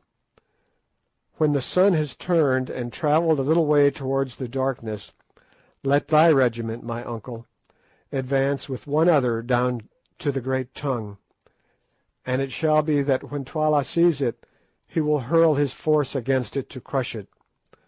But the spot is narrow, and the regiments can come against thee one at a time only. So may they be destroyed one by one, and the eyes of all Twala's army shall be fixed upon a struggle the like of which has not been seen by living man. And with thee, my uncle, shall go Incubu, my friend, that when Twala sees his battle-axe flashing in the first rank of the Greys, his heart may grow faint. And I will come with the second regiment, that which follows thee, so that if ye are destroyed, as it might happen, there may yet be a king left to fight for, and with me shall come Macumazahn the wise. It is well, O king, said Infadoos, apparently contemplating the certainty of the complete annihilation of his regiment with perfect calmness. Truly these Kukuanas are a wonderful people. Death has no terror for them when it is incurred in the course of duty. And whilst the eyes of the magnitude of Twala's soldiers are thus fixed upon the fight, went on Ignosi, behold, 1/3 of the men who are left alive to us, that is about 6,000, shall creep along the right horn of the hill, and fall upon the left flank of Twala's forces, and 1/3 shall creep along the left horn, and fall upon Twala's right flank. And when I see that the horns are ready to toss Twala, then will I, with the men who remain to me, charge home in Twala's face. And if fortune goes with us, the day will be ours, and before night drives her black oxen from the mountains to the mountains, we shall sit in peace at Loo. And now let us eat and make ready, and Infadoos, do thou prepare, that the plan be carried out without fail. And stay, let my white father, Bougwan, go with the right horn, that his shining eye may give courage to the captains." The arrangements for attack thus briefly indicated were set in motion with a rapidity that spoke well for the perfection of the Kukuana military system. Within little more than an hour, rations had been served out and devoured. The divisions were formed, the scheme of onslaught was explained to the leaders, and the whole force, numbering about 18,000 men, was ready to move, with the exception of a guard left in charge of the wounded. Presently Good came up to Sir Henry and myself. "Good-bye, you fellows," he said. "I am off with the right wing according to orders, and so I have come to shake hands in case we should not meet again, you know," he added significantly. We shook hands in silence, and not without the exhibition of as much emotion as Anglo-Saxons are wont to show. "It is a queer business," said Sir Henry, his deep voice shaking a little, "and I confess I never expect to see tomorrow's sun. So far as I can make out, the Greys, with whom I am to go, are to fight until they are wiped out, in order to enable the wings to slip around unawares and outflank Twala. Well, so be it. At any rate, it will be a man's death. Good-bye, old fellow. God bless you. I hope you will pull through and live to collar the diamonds. But if you do, take my advice and don't have anything more to do with pretenders." In another second Good had wrung us both by the hand and gone, and then Infadoos came up and led off Sir Henry to his place in the forefront of the Greys, whilst with many misgivings I departed with Ignosi to my station in the 2nd Attacking Regiment. End of chapter 13.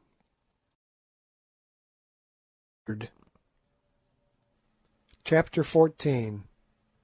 The Last Stand of the Greys. In a few more minutes the regiments destined to carry out the flanking movements had tramped off in silence, keeping carefully to the lee of the rising ground in order to conceal their advance from the keen eyes of Twala's scouts. Half an hour or more was allowed to elapse between the setting out of the horns or wings of the army before any stir was made by the Greys and their supporting regiment, known as the Buffaloes, which formed its chest, and were destined to bear the brunt of the battle. Both of these regiments were almost perfectly fresh and of full strength, the Greys having been in reserve in the morning, and having lost but a small number of men in sweeping back that part of the attack which had proved successful in breaking the line of defence on the occasion when I charged with them and was stunned for my pains. As for the Buffaloes, they had formed the third line of defence on the left, and since the attacking force at that point had not succeeded in breaking through the second, they had scarcely come into action at all.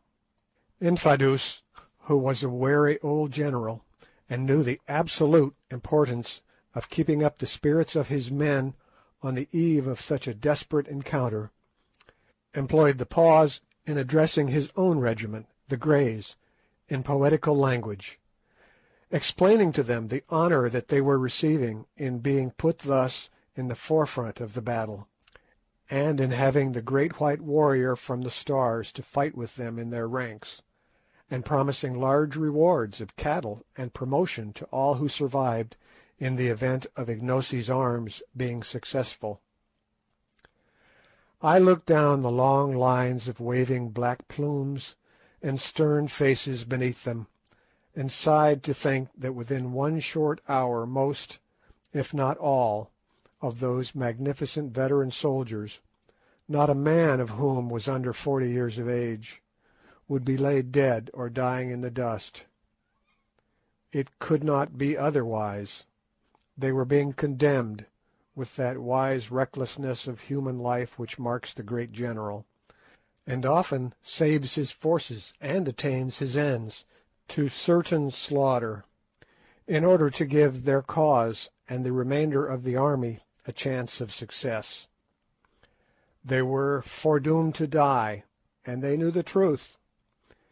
It was to be their task to engage regiment after regiment of Twala's army on the narrow strip of green beneath us, till they were exterminated, or till the wings found a favourable opportunity for their onslaught.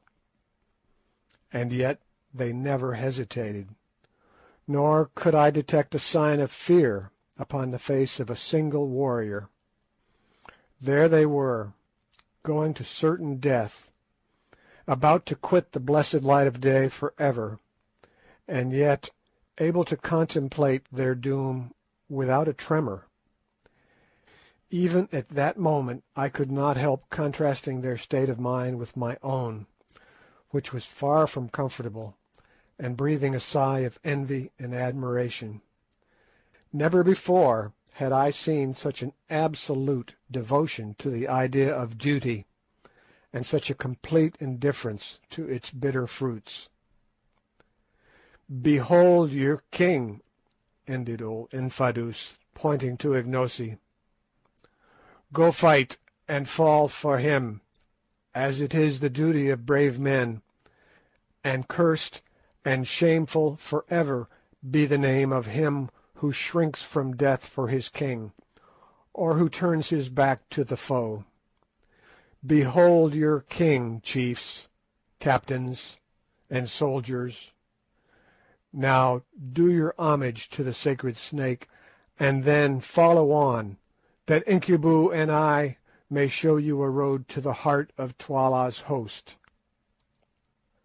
There was a moment's pause, then suddenly a murmur arose from the serried phalanxes before us, a sound like the distant whisper of the sea, caused by gentle tapping of the handles of 6,000 spears against the holders' shields. Slowly it swelled, till its growing volume deepened and widened into a roar of rolling noise that echoed like thunder against the mountains, and filled the air with heavy waves of sound. Then it decreased, and by faint degrees died away into nothing, and suddenly out crashed the royal salute. Ignosi, I thought to myself, might well be a proud man that day, for no Roman emperor ever had such a salutation from gladiators about to die.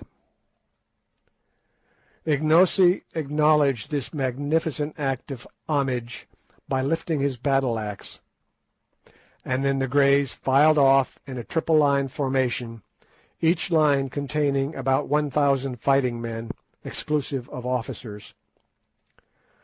When the last companies had advanced some 500 yards, Ignosi put himself at the head of the Buffaloes, which regiment was drawn up in a similar threefold formation, and gave the word to march, and off we went, I, needless to say, uttering the most heartfelt prayers that I might emerge from that entertainment with a whole skin.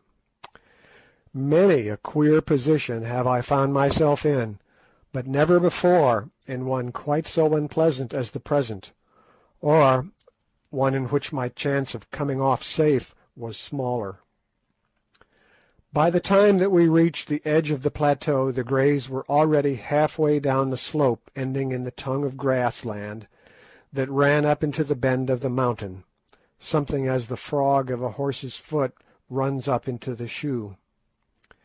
The excitement in Twala's camp on the plain beyond was very great, and regiment after regiment was starting forward at a long swinging trot in order to reach the root of the tongue of land before the attacking force could emerge into the plain of Loo.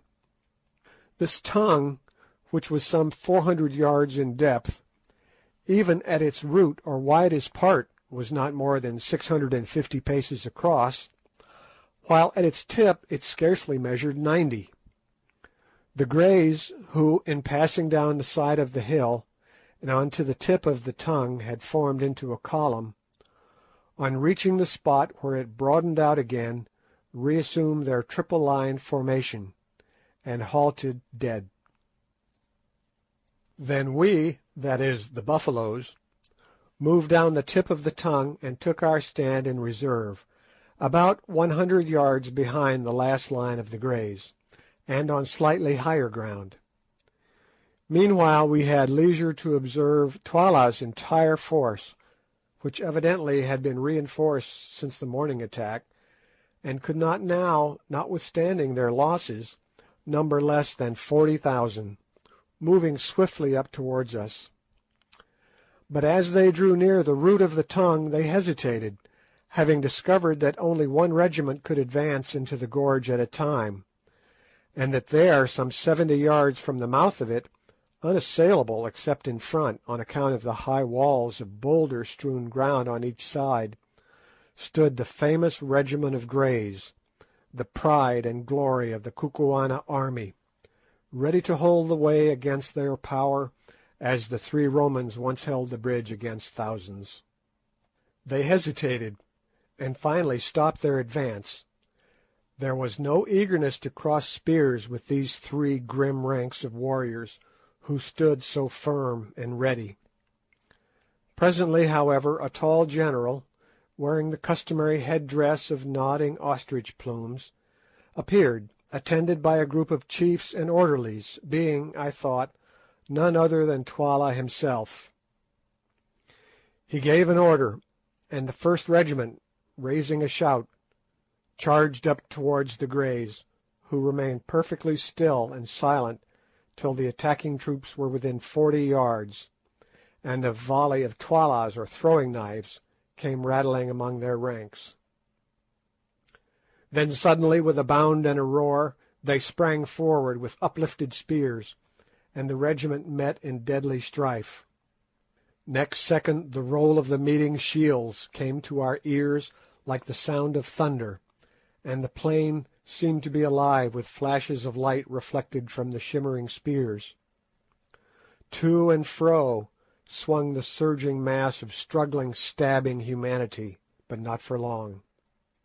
Suddenly the attacking lines began to grow thinner, and then with a slow, long heave the Greys passed over them, just as a great wave heaves up its bulk and passes over a sunken ridge. It was done. That regiment was completely destroyed. But the Greys had but 2 lines left now. A third of their number were dead. Closing up shoulder to shoulder, once more they halted in silence and awaited attack, and I was rejoiced to catch sight of Sir Henry's yellow beard as he moved to and fro arranging the ranks. So he was yet alive!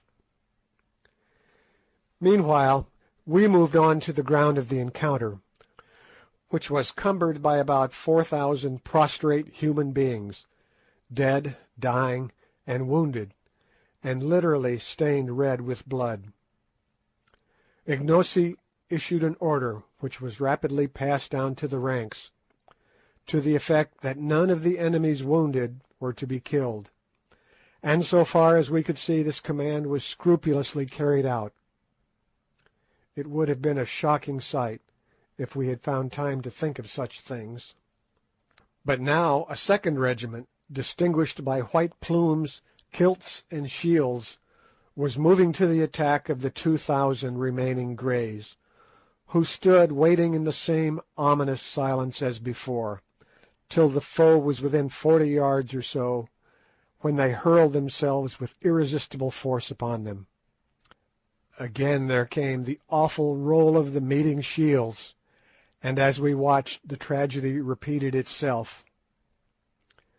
But this time the issue was left longer in doubt. Indeed, it seemed for a while almost impossible that the Greys should again prevail. The attacking regiment, which was formed of young men, fought with the utmost fury, and at first seemed by sheer weight to be driving the veterans back. The slaughter was truly awful, hundreds falling every minute, and from among the shouts of the warriors and the groans of the dying, set to the music of clashing spears, came a continuous hissing undertone of "Siji, Siji," the note of triumph of each victor as he passed his assegai through and through the body of his fallen foe. But perfect discipline and steady and unchanging valour can do wonders, and one veteran soldier is worth two young ones, as soon became apparent in the present case. For just when we thought that it was all over with the Greys, and were preparing to take their place so soon as they made room by being destroyed, I heard Sir Henry's deep voice ringing out through the din, and caught a glimpse of his circling battle-axe as he waved it high above his plumes. Then came a change. The Greys ceased to give. They stood still as a rock, against which the furious waves of spearmen broke again and again, only to recoil. Presently they began to move once more, forward this time. As they had no firearms, there was no smoke, and we could see it all. Another minute, and the onslaught grew fainter. "Ah, these are men indeed! They will conquer again," called out Ignosi, who was grinding his teeth with excitement at my side. "See, it is done!" Suddenly, like puffs of smoke from the mouth of a cannon, the attacking regiment broke away in flying groups, their white headdresses streaming behind them in the wind, and left their opponents victors indeed, but alas, no more a regiment. Of the gallant triple line, which 40 minutes before had gone into action 3,000 men strong, there remained at most some 600 blood-spattered men. The rest were underfoot. And yet they cheered and waved their spears in triumph, and then instead of falling back upon us as we expected, they ran forward for 100 yards or so, after the flying groups of foemen, took possession of a rising knoll of ground, and, resuming their triple formation, formed a threefold ring around its base. And there, thanks be to Heaven, standing on the top of the mound for a minute, I saw Sir Henry, apparently unharmed, and with him our old friend Infadoos. Then Twala's regiments rolled down upon the doomed band, and once more the battle closed in. As those who read this history will probably long ago have gathered, I am, to be honest, a bit of a coward, and certainly in no way given to fighting, though somehow it has often been my lot to get into unpleasant situations, and to be obliged to shed man's blood. But I have always hated it, and kept my own blood as undiminished in quantity as possible, sometimes by a judicious use of my heels. At this moment, however, for the first time in my life, I felt my bosom burn with martial ardour. Warlike fragments from the Ingoldsby legends, together with numbers of sanguinary verses in the Old Testament, sprang up in my brain like mushrooms in the dark. My blood, which hitherto had been half frozen with horror, went beating through my veins, and there came upon me a savage desire to kill and spare not. I glanced round at the serried ranks of warriors behind us, and somehow, all in an instant, I began to wonder if my face looked like theirs. There they stood, their hands twitching, their lips apart, the fierce features instinct with the hungry lust of battle, and in the eyes a look like the glare of a bloodhound when after a long pursuit he sights his quarry. Only Ignosi's heart, to judge from his comparative self-possession, seemed to all appearances to beat as calmly as ever beneath his leopard-skin cloak, though even he still ground his teeth. I could bear it no longer. "Are we to stand here till we put out roots, Umbopa, Ignosi, I mean, while Twala swallows our brothers yonder?" I asked. "Nay, Macumazahn," was the answer. "See, now is the ripe moment. Let us pluck it." As he spoke, a fresh regiment rushed past the ring upon the little mound, and wheeling round, attacked it from the hither side. Then, lifting his battle-axe, Ignosi gave the signal to advance, and screaming the wild Kukuana war-cry, the buffaloes charged home with a rush like the rush of the sea. What followed immediately on this it is out of my power to tell. All I can remember is an irregular yet ordered advance that seemed to shake the ground, a sudden change of front and forming up on the part of the regiment against which the charge was directed, then an awful shock, a dull roar of voices, and a continuous flashing of spears, seen through a red mist of blood. When my mind cleared, I found myself standing inside the remnant of the Greys near the top of the mound, and just behind no less a person than Sir Henry himself. How I got there I had at the moment no idea, but Sir Henry afterwards told me that I was borne up by the first furious charge of the Buffaloes almost to his feet, and then left, as they in turn were pressed back. Thereon he dashed out of the circle and dragged me into shelter. As for the fight that followed, who can describe it? Again and again the multitudes surged against our momentarily lessening circle, and again we beat them back.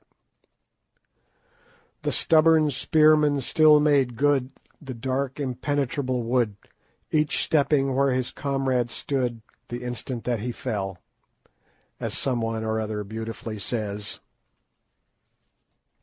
It was a splendid thing to see those brave battalions come on time after time over the barriers of their dead, sometimes lifting corpses before them to receive our spear thrusts, only to leave their own corpses to swell the rising piles.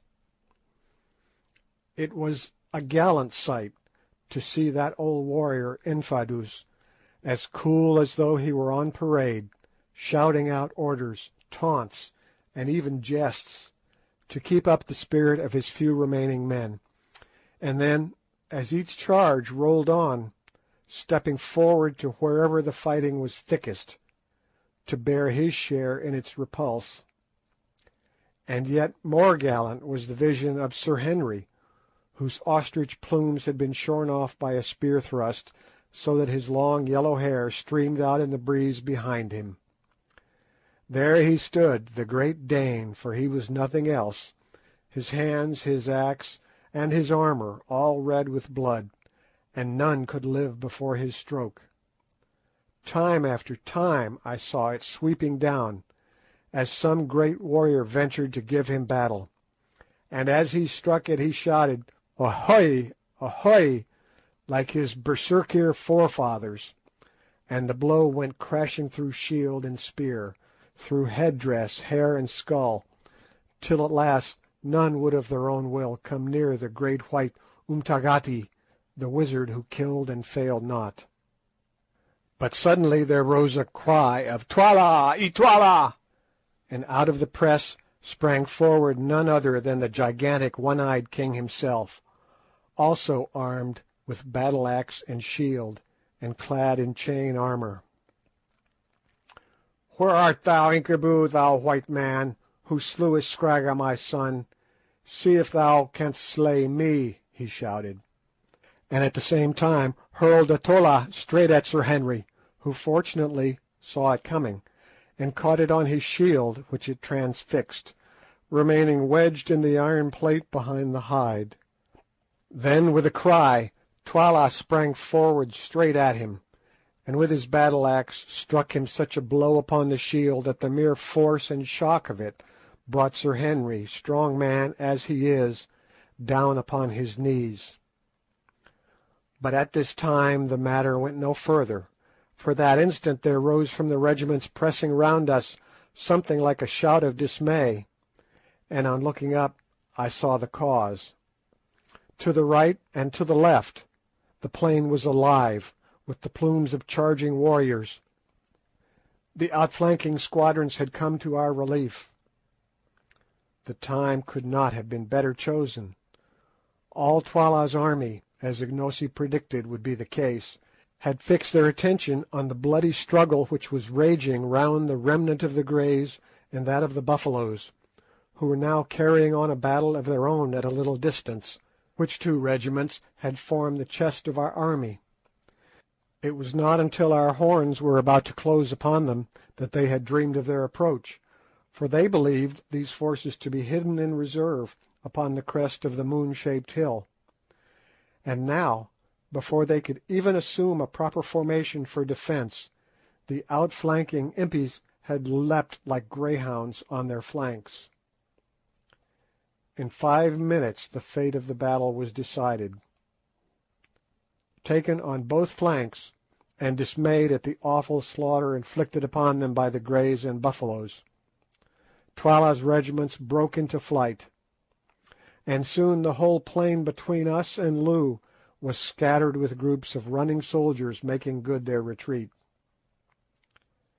As for the hosts that had so recently surrounded us and the Buffaloes, they melted away as though by magic, and presently we were left standing there like a rock from which the sea has retreated. But what a sight it was! Around us the dead and dying lay in heaped-up masses, and of the gallant Greys there remained but 95 men upon their feet. More than 3,400 had fallen in this one regiment, most of them never to rise again. "Men," said Infadoos calmly, as between the intervals of binding a wound on his arm he surveyed what remained to him of his corps, "ye have kept up the reputation of your regiment, and this day's fighting will be well spoken of by your children's children." Then he turned round and shook Sir Henry Curtis by the hand. "Thou art a great captain, Incubu," he said simply. "I have lived a long time among warriors, and have known many a brave one, yet have I never seen a man like unto thee." At this moment the Buffaloes began to march past our position on the road to Loo, and as they went a message was brought to us from Ignosi requesting Infadoos, Sir Henry, and myself to join them. Accordingly, orders having been issued to the remaining 90 men of the Greys to employ themselves in collecting the wounded, we joined Ignosi, who informed us that he was pressing on to Loo to complete the victory by capturing Twala, if that should be possible. Before we had gone far, suddenly we discovered the figure of Good sitting on an ant-heap about 100 paces from us. Close beside him was the body of a Kukuana. "He must be wounded," said Sir Henry anxiously. As he made the remark an untoward thing happened. The dead body of the Kukuana soldier, or rather what had appeared to be his dead body, suddenly sprang up, knocked Good head over heels off the ant-heap, and began to spear him. We rushed forward in terror, and as we drew near we saw the brawny warrior making dig after dig at the prostrate Good, who at each prod jerked all his limbs into the air. Seeing us coming, the Kukuana gave one final and most vicious dig, and with a shout of "Take that, wizard!" bolted away. Good did not move, and we concluded that our poor comrade was done for. Sadly we came towards him, and were astonished to find him pale and faint indeed, but with a serene smile upon his face, and his eyeglass still fixed in his eye. "Capital armour this," he murmured, on catching sight of our faces bending over him. "How sold that beggar must have been!" And then he fainted.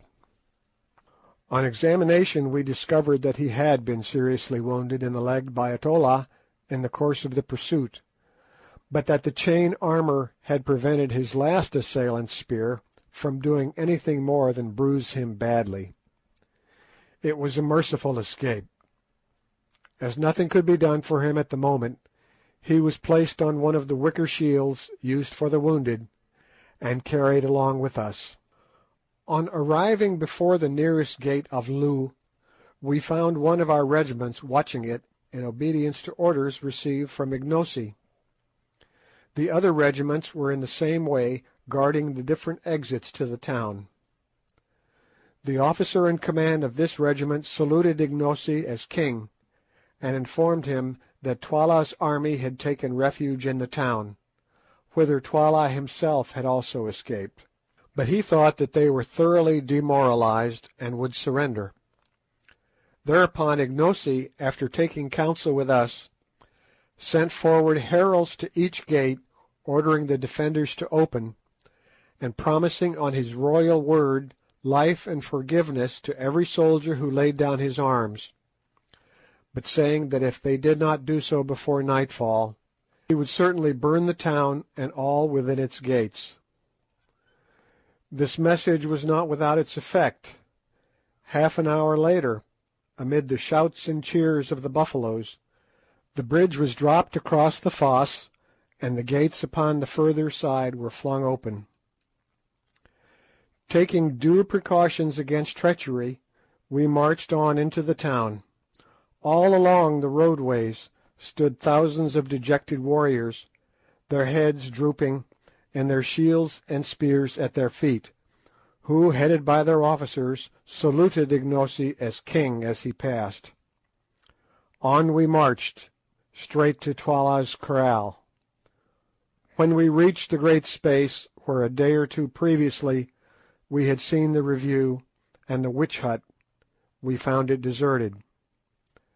No, not quite deserted, for there on the further side, in front of his hut, sat Twala himself, with but one attendant, Gagool. It was a melancholy sight to see him seated, his battle-axe and shield by his side, his chin upon his mailed breast, with but one old crone for companion, and notwithstanding his crimes and misdeeds, a pang of compassion shot through me as I looked upon Twala, thus fallen from his high estate. Not a soldier of all his armies, not a courtier out of the hundreds who had cringed round him, not even a solitary wife, remained to share his fate or have the bitterness of his fall. Poor savage, he was learning the lesson which fate teaches to most of us who live long enough, that the eyes of mankind are blind to the discredited, and that he who is defenceless and fallen finds few friends and little mercy. Nor, indeed, in this case did he deserve any. Filing through the kraal gate, we marched across the open space to where the ex-king sat. When within about 50 yards of him the regiment was halted, and accompanied by only a small guard, we advanced towards him, Gagool reviling us bitterly as we came. As we drew near, Twala, for the first time, lifted his plumed head, and fixed his one eye, which seemed to flash with suppressed fury almost as brightly as the great diamond round his forehead, upon his successful rival, Ignosi. "Hail, O king!" he said with bitter mockery, "thou who hast eaten of my bread, and now by the aid of the white man's magic hast seduced my regiments and defeated mine army. Hail! What fate hast thou in store for me, O king?" the fate thou gavest to my father, whose throne thou hast sat on these many years," was the stern answer. "It is good. I will show thee how to die, that thou mayest remember it against thine own time. See, the sun sinks in blood," and he pointed with his battle-axe towards the setting orb. "It is well that my son should go down in its company. And now, O king, I am ready to die, but I crave the boon of the Kukuana royal house, to die fighting." Note: it is a law amongst the Kukuanas that no man of the direct royal blood can be put to death unless by his own consent, which is, however, never refused. He is allowed to choose a succession of antagonists to be approved by the king, with whom he fights, till one of them kills him. Allan Quatermain. "Thou canst refuse it, or even those cowards who fled today will hold thee shamed." "It is granted." "Choose, with whom wilt thou fight? Myself, I cannot fight with thee, for the king fights not except in war." Twala's sombre eye ran up and down our ranks, and I felt, as for a moment it rested on myself, that the position had developed a new horror. What if he chose to begin by fighting me? What chance should I have against a desperate savage 6 feet 5 high and broad in proportion? I might as well commit suicide at once. Hastily I made up my mind to decline the combat, even if I were hooted out of Kukuana land as a consequence. It is, I think, better to be hooted than to be quartered with a battle-axe. Presently Twala spoke. "Incubu, what sayest thou? Shall we end what we began today? Or shall I call thee coward, white even to the liver?" "Nay," interposed Ignosi hastily, "thou shalt not fight with Incubu." "Not if he is afraid," said Twala. Unfortunately Sir Henry understood this remark, and the blood flamed up in his cheeks. "I will fight him," he said. "He shall see if I am afraid." "For heaven's sake," I entreated, "don't risk your life against that of a desperate man. Anybody who saw you today will know that you are brave enough." "I will fight him," was the sullen answer. "No living man shall call me a coward. I am ready now," and he stepped forward and lifted his axe. I wrung my hands over this absurd piece of Quixotism. But if he was determined on this deed, of course I could not stop him. "Fight not, my white brother," said Ignosi, laying his hand affectionately on Sir Henry's arm. "Thou hast fought enough, and if aught befell thee at his hands it would cut my heart in twain." "I will fight, Ignosi," was Sir Henry's answer. "It is well, Incubu. Thou art a brave man. It will be a good fray. Behold, Twala, the elephant is ready for thee."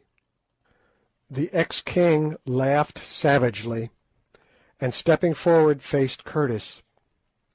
For a moment they stood thus, and the light of the sinking sun caught their stalwart frames and clothed them both in fire. They were a well-matched pair.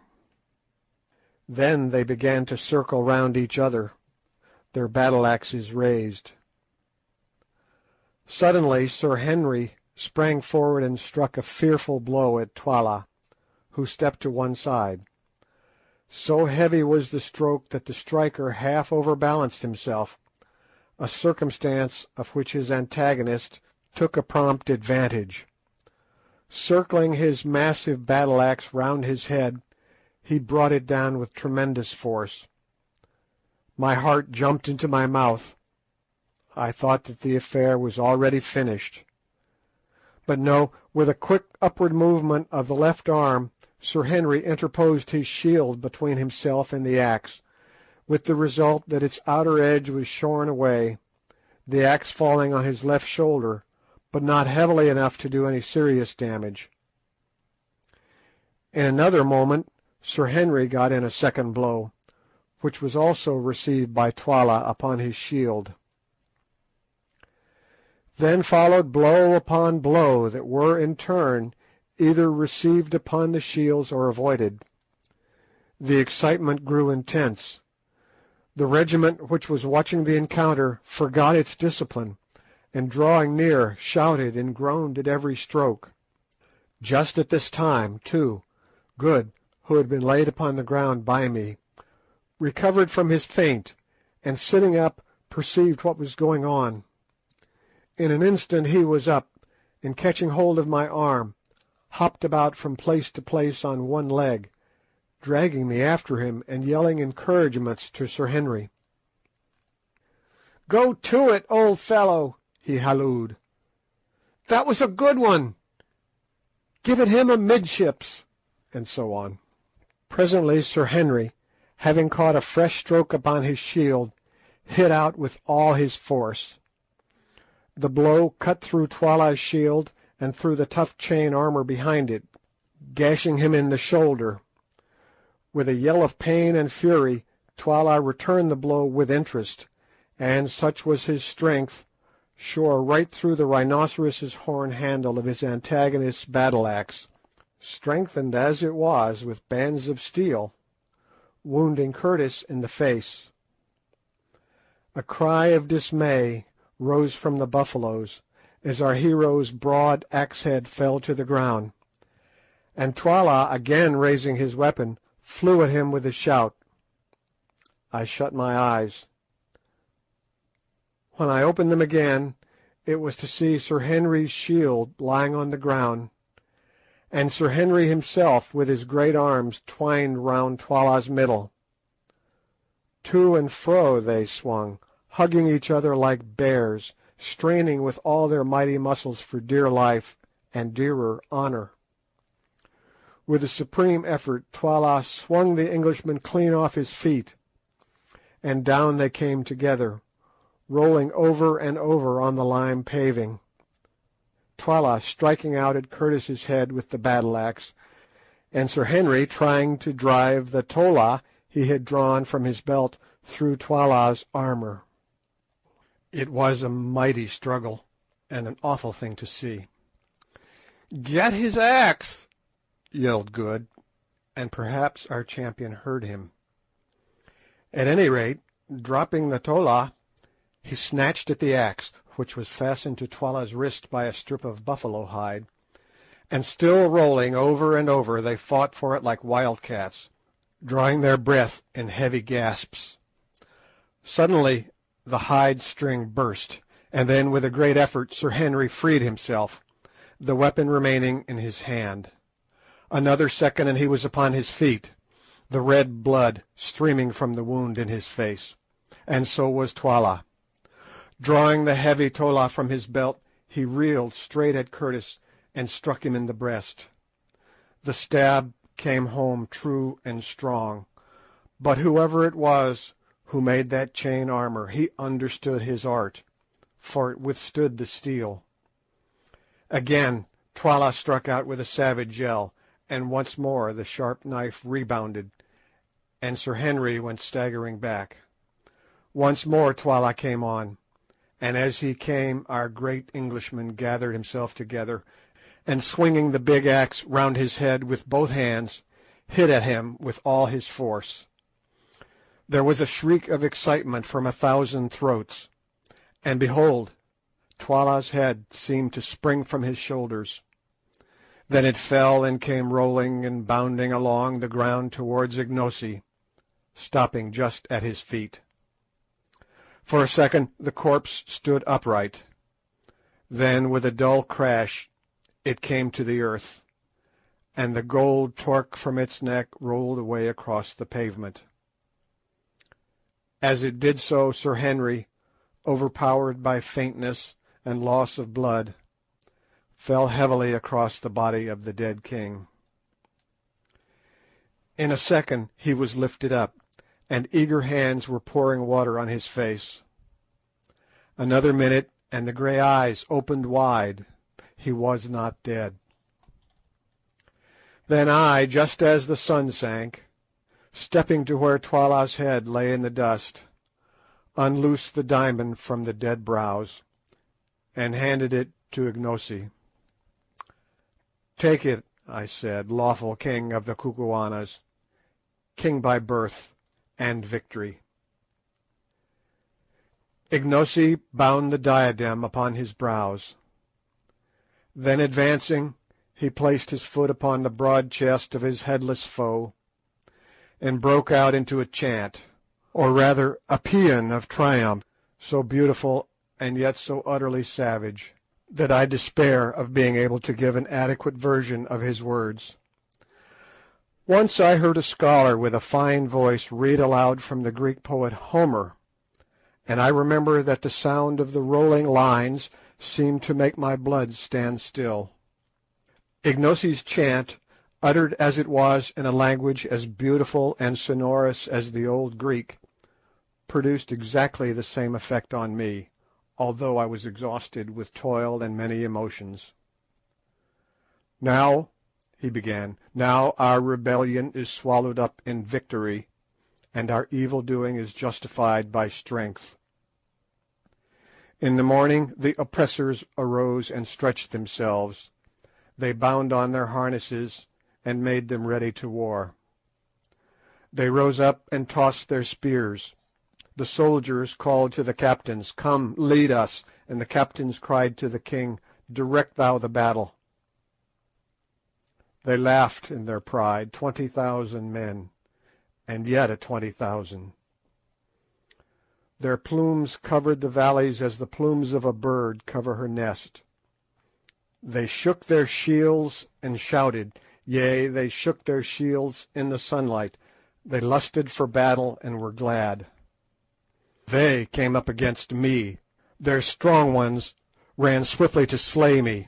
They cried, 'Ha, ha! He is as one already dead.' Then I breathed on them, and my breath was as the breath of a wind, and lo, they were not. My lightnings pierced them. I licked up their strength with the lightning of my spears. I shook them to the ground with the thunder of my shoutings. They broke. They scattered. They were gone as the mists of the morning.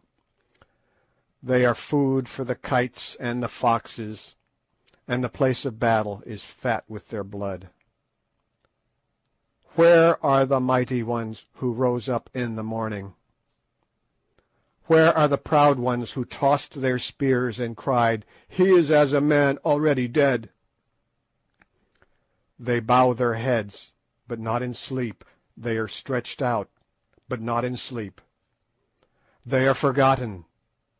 They have gone into the blackness. They dwell in the dead moons.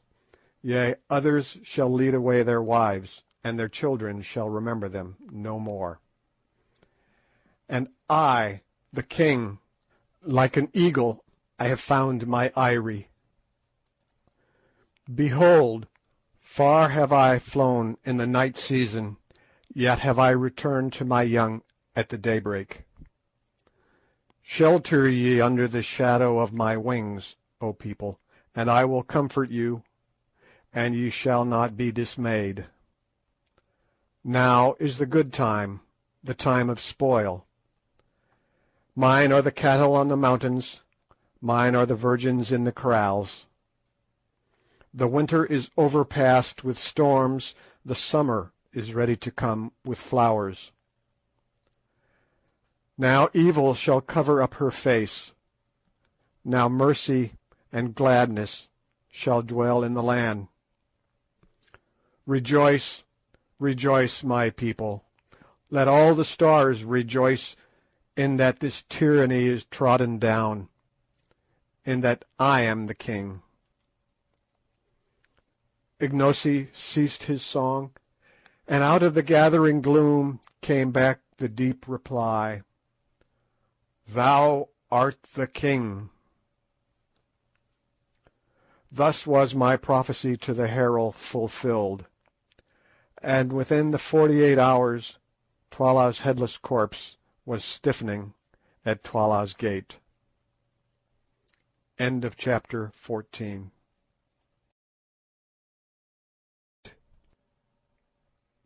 Chapter 15. Good falls sick. After the fight was ended, Sir Henry and Good were carried into Twala's hut, where I joined them. They were both utterly exhausted by exertion and loss of blood, and indeed my own condition was little better. I am very wiry, and can stand more fatigue than most men, probably on account of my light weight and long training. But that night I was quite done up, and, as is always the case when exhausted, that old wound which the lion gave me began to pain.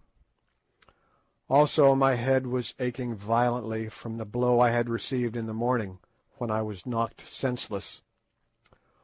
Altogether a more miserable trio than we were that evening it would have been difficult to discover, and our only comfort lay in the reflection that we were exceedingly fortunate to be there to feel miserable, instead of being stretched dead upon the plain, as so many thousands of brave men were that night, who had risen well and strong in the morning.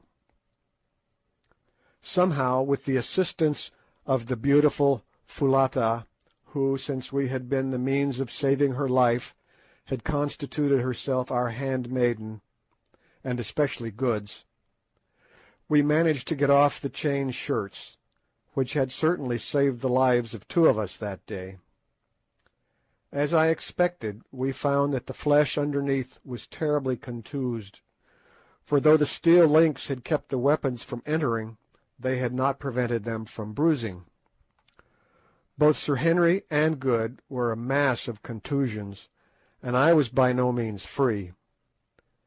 As a remedy, Foulata brought us some pounded green leaves with an aromatic odour, which, when applied as a plaster, gave us considerable relief. But though the bruises were painful, they did not give us such anxiety as Sir Henry's and Good's wounds. Good had a hole right through the fleshy part of his beautiful white leg, from which he had lost a great deal of blood, and Sir Henry, with other hurts, had a deep cut over the jaw, inflicted by Twala's battle-axe. Luckily Good is a very decent surgeon, and so soon as his small box of medicines was forthcoming, having thoroughly cleansed the wounds, he managed to stitch up first Sir Henry's and then his own pretty satisfactorily, considering the imperfect light given by the primitive Kukuana lamp in the hut. Afterwards he plentifully smeared the injured places with some antiseptic ointment, of which there was a pot in the little box, and we covered them with the remains of a pocket handkerchief which we possessed. Meanwhile Foulata had prepared us some strong broth, for we were too weary to eat. This we swallowed, and then threw ourselves down on the piles of magnificent karosses, or fur rugs, which were scattered about the dead king's great hut. By a very strange instance of the irony of fate, it was on Twala's own couch, and wrapped in Twala's own particular kaross, that Sir Henry, the man who had slain him, slept that night. I say slept, but after that day's work, sleep was indeed difficult. To begin with, in truth, the air was full of farewells to the dying and mournings for the dead. From every direction came the sound of the wailing of women whose husbands, sons, and brothers had perished in the battle. No wonder that they wailed, for over 12,000 men, or nearly a fifth of the Kukuana army, had been destroyed in that awful struggle. It was heart-rending to lie and listen to their cries for those who never would return, and it made me understand the full horror of the work done that day to further man's ambition. Towards midnight however, the ceaseless crying of the women grew less frequent, till at length the silence was only broken at intervals of a few minutes by a long piercing howl that came from a hut in our immediate rear, which, as I afterwards discovered, proceeded from Gagool, keening over the dead King Twala. After that I got a little fitful sleep, only to wake from time to time with a start, thinking that I was once more an actor in the terrible events of the last 24 hours. Now I seemed to see that warrior whom my hand had sent to his last account charging at me on the mountain top. Now I was once more in that glorious ring of greys, which made its immortal stand against all Twala's regiments upon the little mound. And now again I saw Twala's plumed and gory head roll past my feet, with gnashing teeth and glaring eyes. At last, somehow or other, the night passed away. But when dawn broke I found that my companions had slept no better than myself. Good indeed was in a high fever, and very soon afterwards began to grow light-headed, and also, to my alarm, to spit blood, the result, no doubt, of some internal injury inflicted during the desperate efforts made by the Kukuana warrior on the previous day to force his big spear through the chain armour. Sir Henry, however, seemed pretty fresh, notwithstanding his wound on the face, which made eating difficult and laughter an impossibility, though he was so sore and stiff that he could scarcely stir. About 8 o'clock we had a visit from Infadoos, who appeared but little the worse, tough old warrior that he was, for his exertions in the battle, although he informed us that he had been up all night. He was delighted to see us, but much grieved at Good's condition, and shook our hands cordially. I noticed, however, that he addressed Sir Henry with a kind of reverence, as though he were something more than man, and indeed, as we afterwards found out, the great Englishman was looked on throughout Kukuanaland as a supernatural being.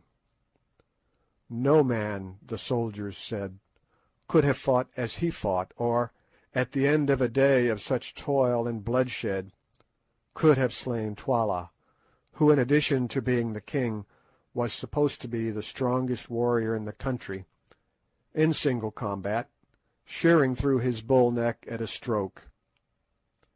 Indeed, that stroke became proverbial in Kukuanaland, and any extraordinary blow or feat of strength was henceforth known as Incubu's blow.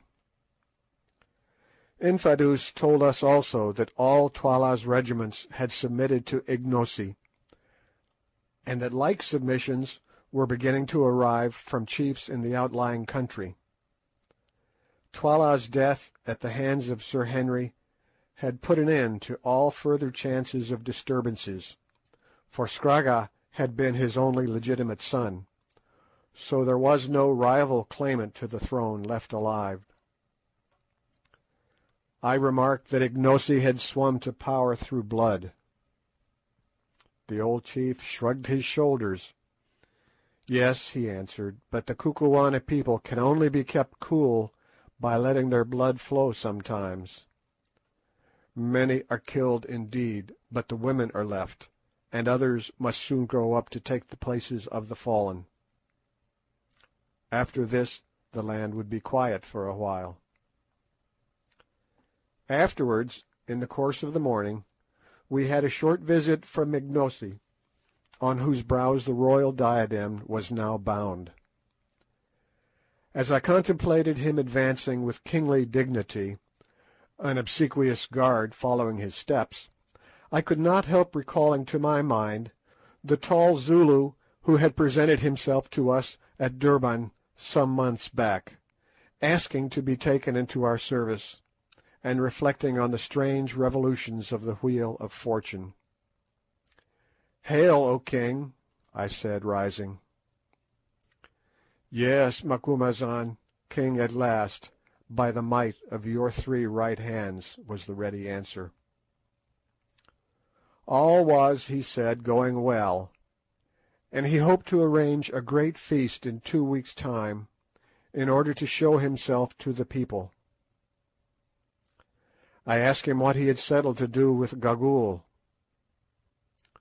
"She is the evil genius of the land," he answered, "and I shall kill her, and all the witch doctors with her. She has lived so long that none can remember when she was not very old, and she it is who has always trained the witch hunters, and made the land wicked in the sight of the heavens above." "Yet she knows much," I replied. "It is easier to destroy knowledge, Ignosi, than to gather it." "That is so," he said thoughtfully. "She, and only she, knows the secret of the 3 witches yonder, whither the great road runs, where the kings are buried and the silent ones sit. Yes, and the diamonds are. Forget not thy promise, Ignosi. Thou must lead us to the mines, even if thou hast to spare Gagool alive to show the way." "I will not forget, Macumazahn, and I will think on what thou sayest." After Ignosi's visit I went to see Good, and found him quite delirious.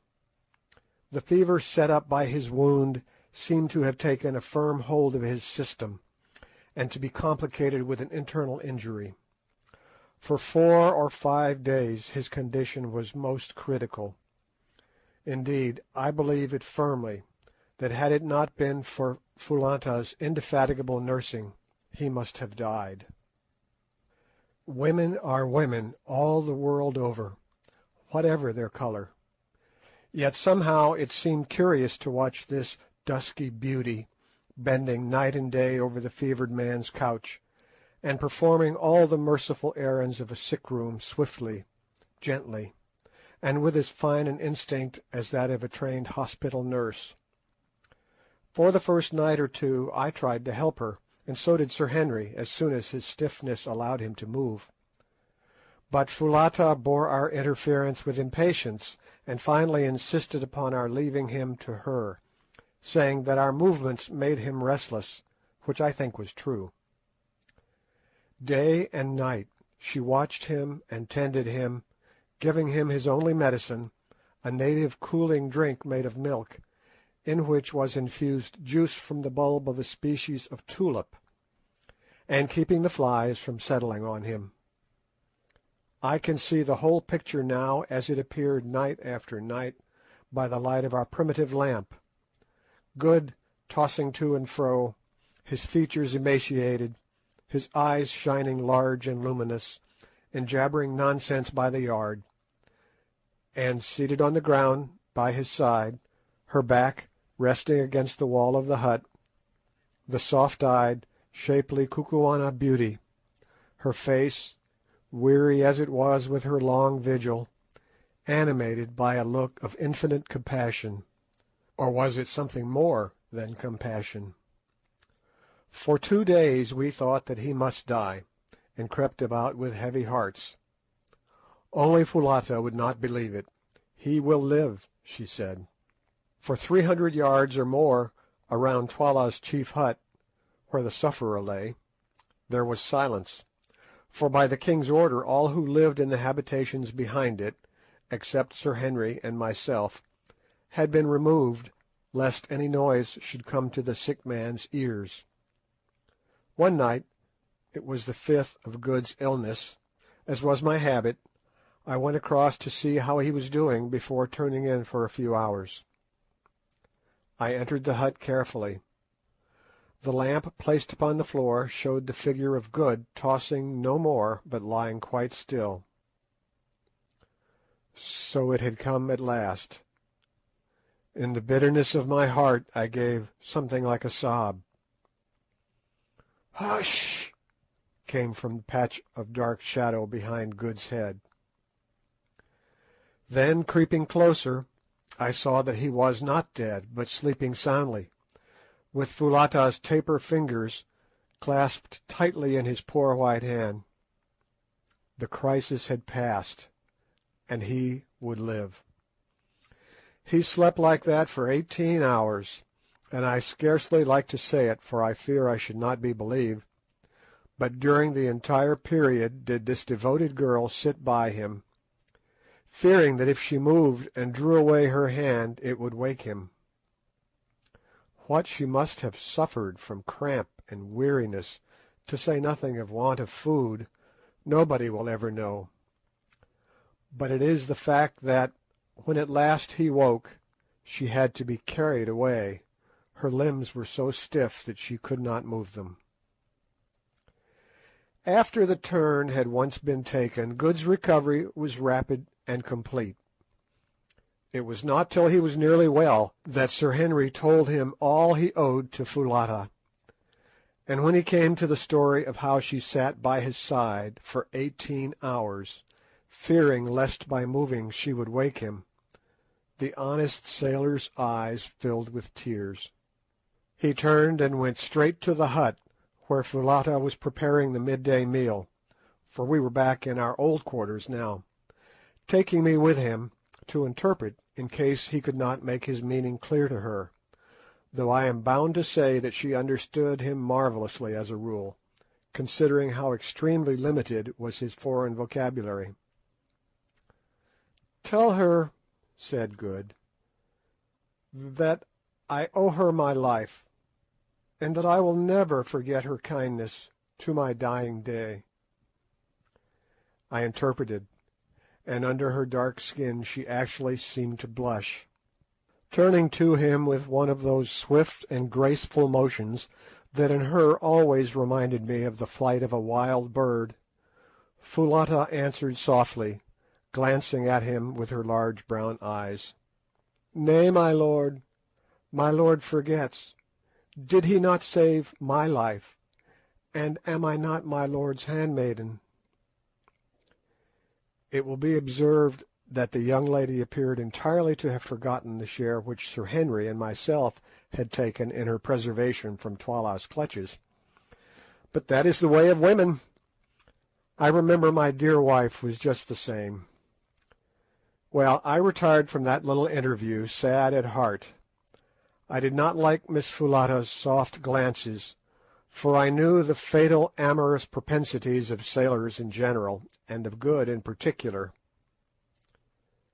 There are two things in the world, as I have found out, which cannot be prevented. You cannot keep a Zulu from fighting, or a sailor from falling in love upon the slightest provocation. It was a few days after this last occurrence that Ignosi held his great indaba, or council, and was formally recognized as king by the Indunas, or headmen, of Kukuanaland. The spectacle was a most imposing one, including as it did a grand review of troops. On this day the remaining fragments of the Greys were formally paraded, and in the face of the army thanked for their splendid conduct in battle. To each man the king made a large present of cattle, promoting them one and all to the rank of officers in the new corps of Greys, which was in process of formation. An order was also promulgated throughout the length and breadth of Kukuanaland, that whilst we honoured the country by our presence, we three were to be greeted with the royal salute, and to be treated with the same ceremony and respect that was by custom accorded to the king. Also, the power of life and death was publicly conferred upon us. Ignosi, too, in the presence of his people, reaffirmed the promises which he had made, to the effect that no man's blood should be shed without trial, and that witch-hunting should cease in the land. When the ceremony was over, we waited upon Ignosi, and informed him that we were now anxious to investigate the mystery of the mines to which Solomon's Road ran, asking him if he had discovered anything about them. "My friends," he answered, "I have discovered this. It is there that the three great figures sit, who here are called the Silent Ones, and to whom Twala would have offered the girl Foulata as a sacrifice. It is there, too, in a great cave deep in the mountain, that the kings of the land are buried. There ye shall find Twala's body, sitting with those who went before him. There also is a deep pit, which at some time long dead men dug out, mayhap for the stones ye speak of, such as I have heard men in Natal tell of at Kimberley. There too, in the place of death, is a secret chamber, known to none but the king and Gagool. But Twala, who knew it, is dead, and I know it not, nor know I what is in it. Yet there is a legend in the land that once, many generations ago, a white man crossed the mountains, and was led by a woman to the secret chamber, and shown the wealth hidden in it. But before he could take it she betrayed him, and he was driven by the king of that day back to the mountains, and since then no man has entered the place." "The story is surely true, Ignosi, for on the mountains we found the white man," I said.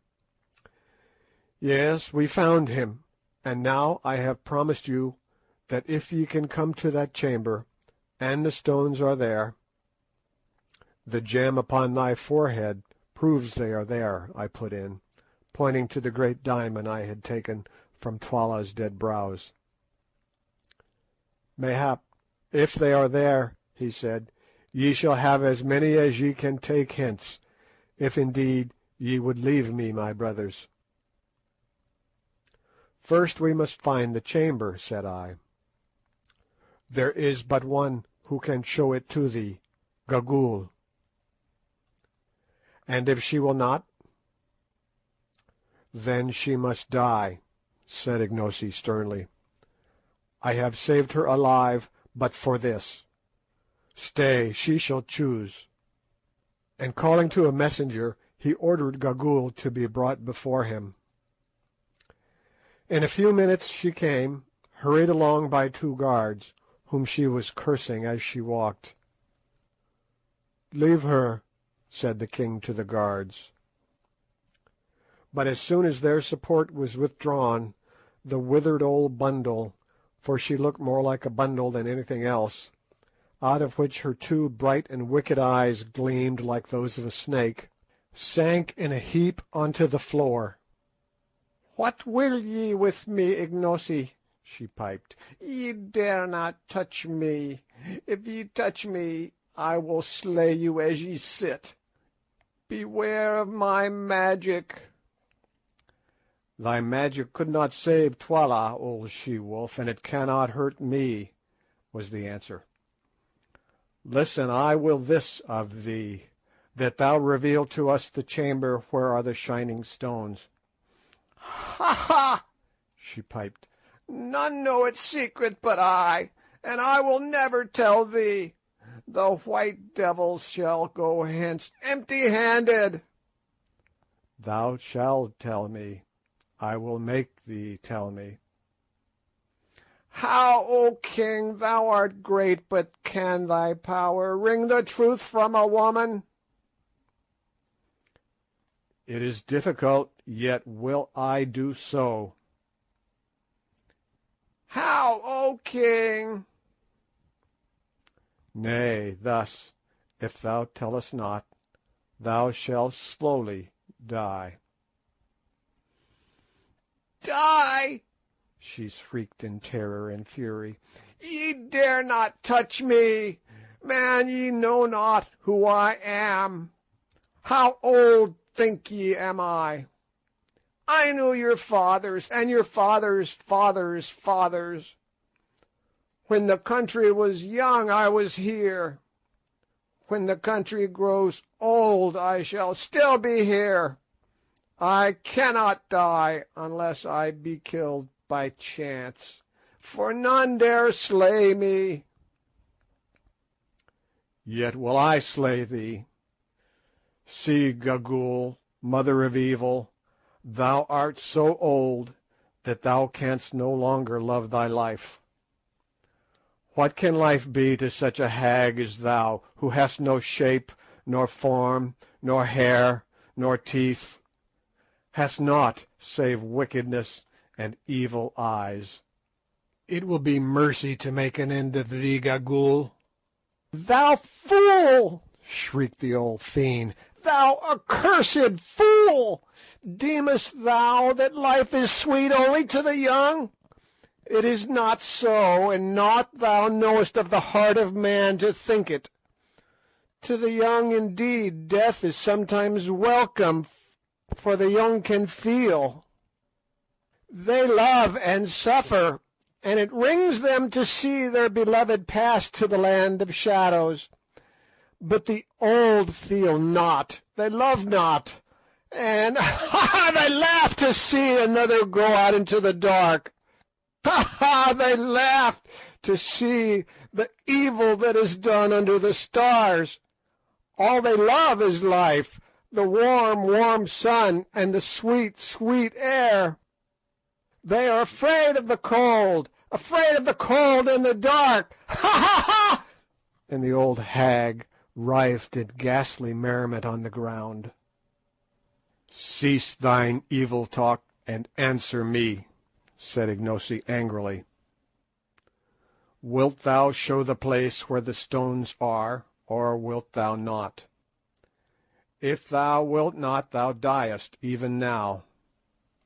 And he seized a spear and held it over her. "I will not show it. Thou darest not kill me, darest not. He who slays me will be accursed for ever." Slowly Ignosi brought down the spear till it pricked the prostrate heap of rags. With a wild yell Gagool sprang to her feet, then fell again and rolled upon the floor. "Nay, I will show thee, only let me live. Let me sit in the sun and have a bit of meat to suck, and I will show thee." "It is well. I thought that I should find a way to reason with thee. Tomorrow shalt thou go with Infadoos and my white brothers to the place.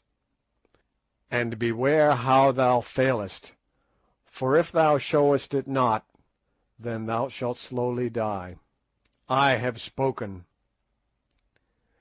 "I will not fail, Ignosi. I always keep my word. Once before a woman showed the chamber to a white man, and behold, evil befell him."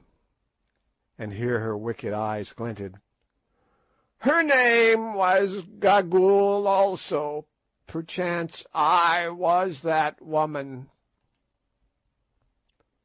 "Thou liest," I said. "That was 10 generations ago." "Mayhap, mayhap. When one lives long, one forgets. Perhaps it was my mother's mother who told me. Surely her name was Gagool also. But mark, ye will find in the place where the bright things are a bag of hide full of stones. The man filled that bag, but he never took it away. Evil befell him. I say, evil befell him. Perhaps it was my mother's mother who told me. It will be a merry journey. We can see the bodies of those who died in the battle as we go. Their eyes will be gone by now, and their ribs will be hollow." End of chapter 15.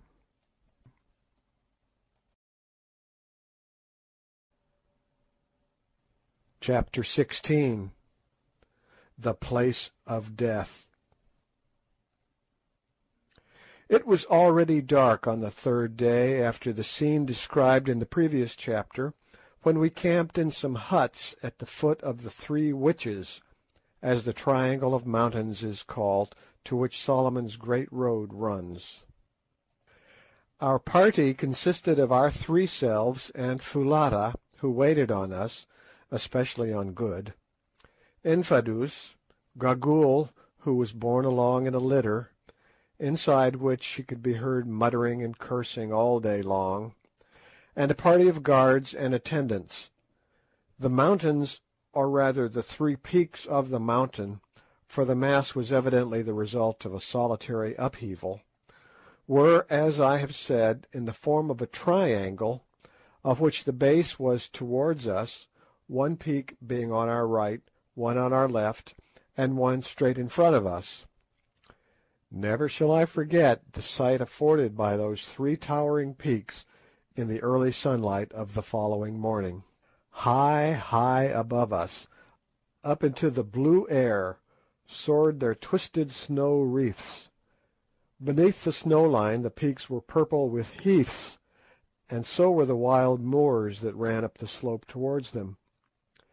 Straight before us the white ribbon of Solomon's Great Road stretched away uphill to the foot of the centre peak, about 5 miles from us, and there stopped.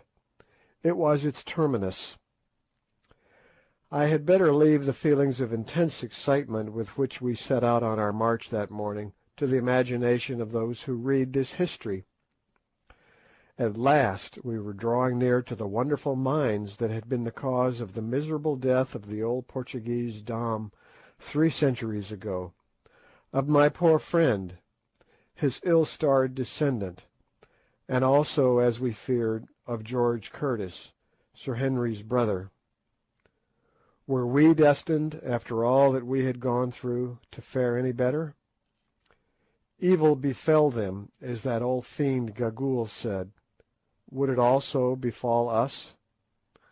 Somehow, as we were marching up that last stretch of beautiful road, I could not help feeling a little superstitious about the matter, and so I think did Good and Sir Henry. For an hour and a half or more we tramped on up the heather-fringed way, going so fast in our excitement that the bearers of Gagool's hammock could scarcely keep pace with us, and its occupant piped out to us to stop. "Walk more slowly, white men," she said, projecting her hideous shrivelled countenance between the grass curtains, and fixing her gleaming eyes upon us. "Why will you run to meet the evil that shall befall you, ye seekers after treasure?" And she laughed that horrible laugh which always sent a cold shiver down my back, and for a while quite took the enthusiasm out of us. However, on we went, till we saw before us, and between ourselves and the peak, a vast circular hole with sloping sides, 300 feet or more in depth, and quite half a mile around. "Can't you guess what this is?" I said to Sir Henry and Good, who were staring in astonishment at the awful pit before us. They shook their heads. "Then it is clear that you have never seen the diamond diggings at Kimberley. You may depend on it that this is Solomon's diamond mine," pointing to the strata of stiff blue clay which were yet to be seen among the grass and bushes that clothed the sides of the pit. "The formation is the same. I'll be bound that if we went down there we should find pipes of soapy brecciated rock. Look, too," and I pointed to a series of worn flat slabs of stone that were placed on a gentle slope below the level of a watercourse which in some past age had been cut out of the solid rock. "If those are not tables once used to wash the stuff, I'm a Dutchman." At the edge of this vast hole, which was none other than the pit marked on the old Dom's map, the great road branched into 2 and circumvented it. In many places, by the way, this surrounding road was built entirely out of blocks of stone, apparently with the object of supporting the edges of the pit and preventing falls of reef. Along this path we pressed, driven by curiosity to see what were the 3 towering objects which we could discern from the hither side of the great gulf. As we drew near we perceived that they were colossi of some sort or another, and rightly conjectured that before us sat the 3 silent ones that are held in such awe by the Kukuana people. But it was not until we were quite close to them that we recognized the full majesty of these silent ones. There, upon huge pedestals of dark rock, sculptured with rude emblems of the phallic worship, separated from each other by a distance of 40 paces, and looking down the road which crossed some 60 miles of plain to Loo, were three colossal seated forms, two male and one female, each measuring about 30 feet from the crown of its head to the pedestal. The female form, which was nude, was of great though severe beauty, but unfortunately the features had been injured by centuries of exposure to the weather. Rising from either side of her head were the points of a crescent. The two male colossi, on the contrary, were draped, and presented a terrifying cast of features, especially the one to our right, which had the face of a devil. That to our left was serene in countenance, but the calm upon it seemed dreadful. It was the calm of that inhuman cruelty, Sir Henry remarked, which the ancients attributed to being potent for good. Who could yet watch the sufferings of humanity, if not without rejoicing, at least without sorrow. These three statues form a most awe-inspiring trinity, as they sit there in their solitude and gaze out across the plain for ever. Contemplating these silent ones, as the Kukuanas call them, an intense curiosity again seized us to know whose were the hands which had shaped them. Who was it that had dug the pit and made the road? Whilst I was gazing and wondering, suddenly it occurred to me, being familiar with the Old Testament, that Solomon went astray after strange gods, the names of three of whom I remembered: Ashtoreth, the goddess of the Zidonians; Chemosh, the god of the Moabites; and Milcom, the god of the children of Ammon. And I suggested to my companions that the figures before us might represent these false and exploded divinities. Said Sir Henry, who is a scholar, having taken a high degree in classics at college. There may be something in that. Ashtoreth of the Hebrews was the Astarte of the Phoenicians, who were the great traders of Solomon's time. Astarte, who afterwards became the Aphrodite of the Greeks, was represented with horns like the half-moon, and there on the brow of the female figure are distinct horns. Perhaps these colossi were designed by some Phoenician official who managed the mines. Who can say? Note: compare Milton, Paradise Lost, Book 1. With these in troop came Ashtoreth, whom the Phoenicians called Astarte, Queen of Heaven, with crescent horns, to whose bright image nightly by the moon Sidonian virgins paid their vows and songs. Before we had finished examining these extraordinary relics of remote antiquity, Infadoos came up, and having saluted the silent ones by lifting his spear, asked us if we intended entering the place of death at once, or if we would wait till after we had taken food at midday. If we were ready to go at once, Gagool had announced her willingness to guide us.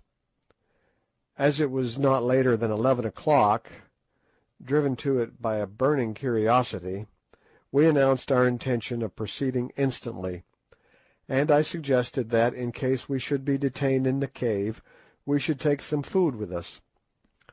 Accordingly, Gagool's litter was brought up, and that lady herself assisted out of it. Meanwhile, Foulata, at my request, stored some biltong, or dried game flesh, together with a couple of gourds of water, in a reed basket with a hinged cover.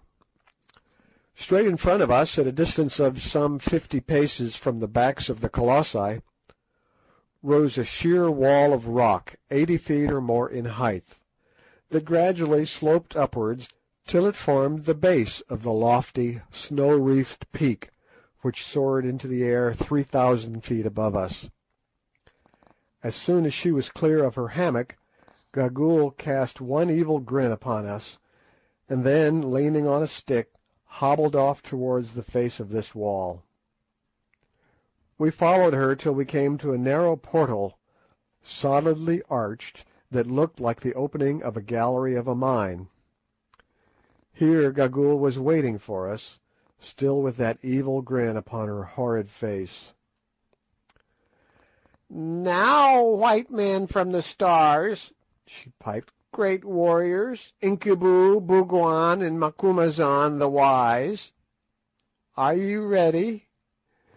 Behold, I am here to do the bidding of my lord the king, and to show you the store of bright stones." "We are ready," I said.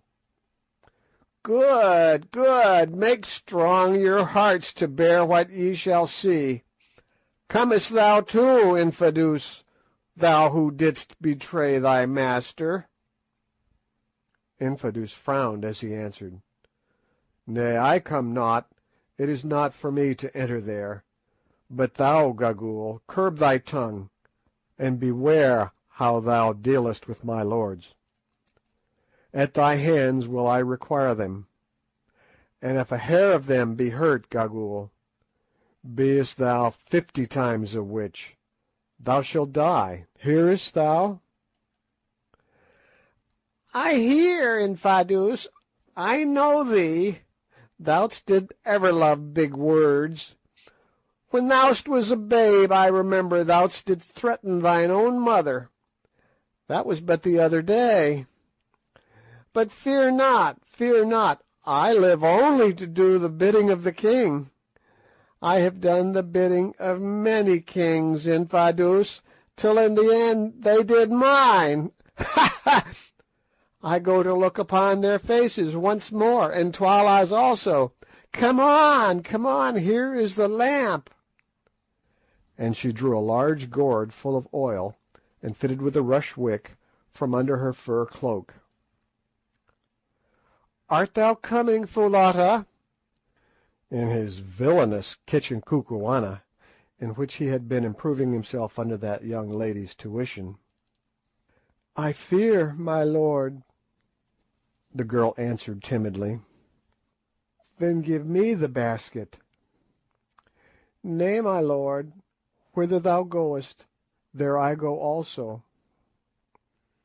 "The deuce you will," thought I to myself. "That may be rather awkward if we ever get out of this." Without further ado, Gagool plunged into the passage, which was wide enough to admit of 2 walking abreast, and quite dark. We followed the sound of her voice as she piped to us to come on, in some fear and trembling, which was not allayed by the flutter of a sudden rush of wings. "Hullo! What's that?" hallooed Good. "Somebody hit me in the face." "Bats," said I. "On you go." When, so far as we could judge, we had gone some 50 paces, we perceived that the passage was growing faintly light. Another minute, and we were in perhaps the most wonderful place that the eyes of living man have beheld.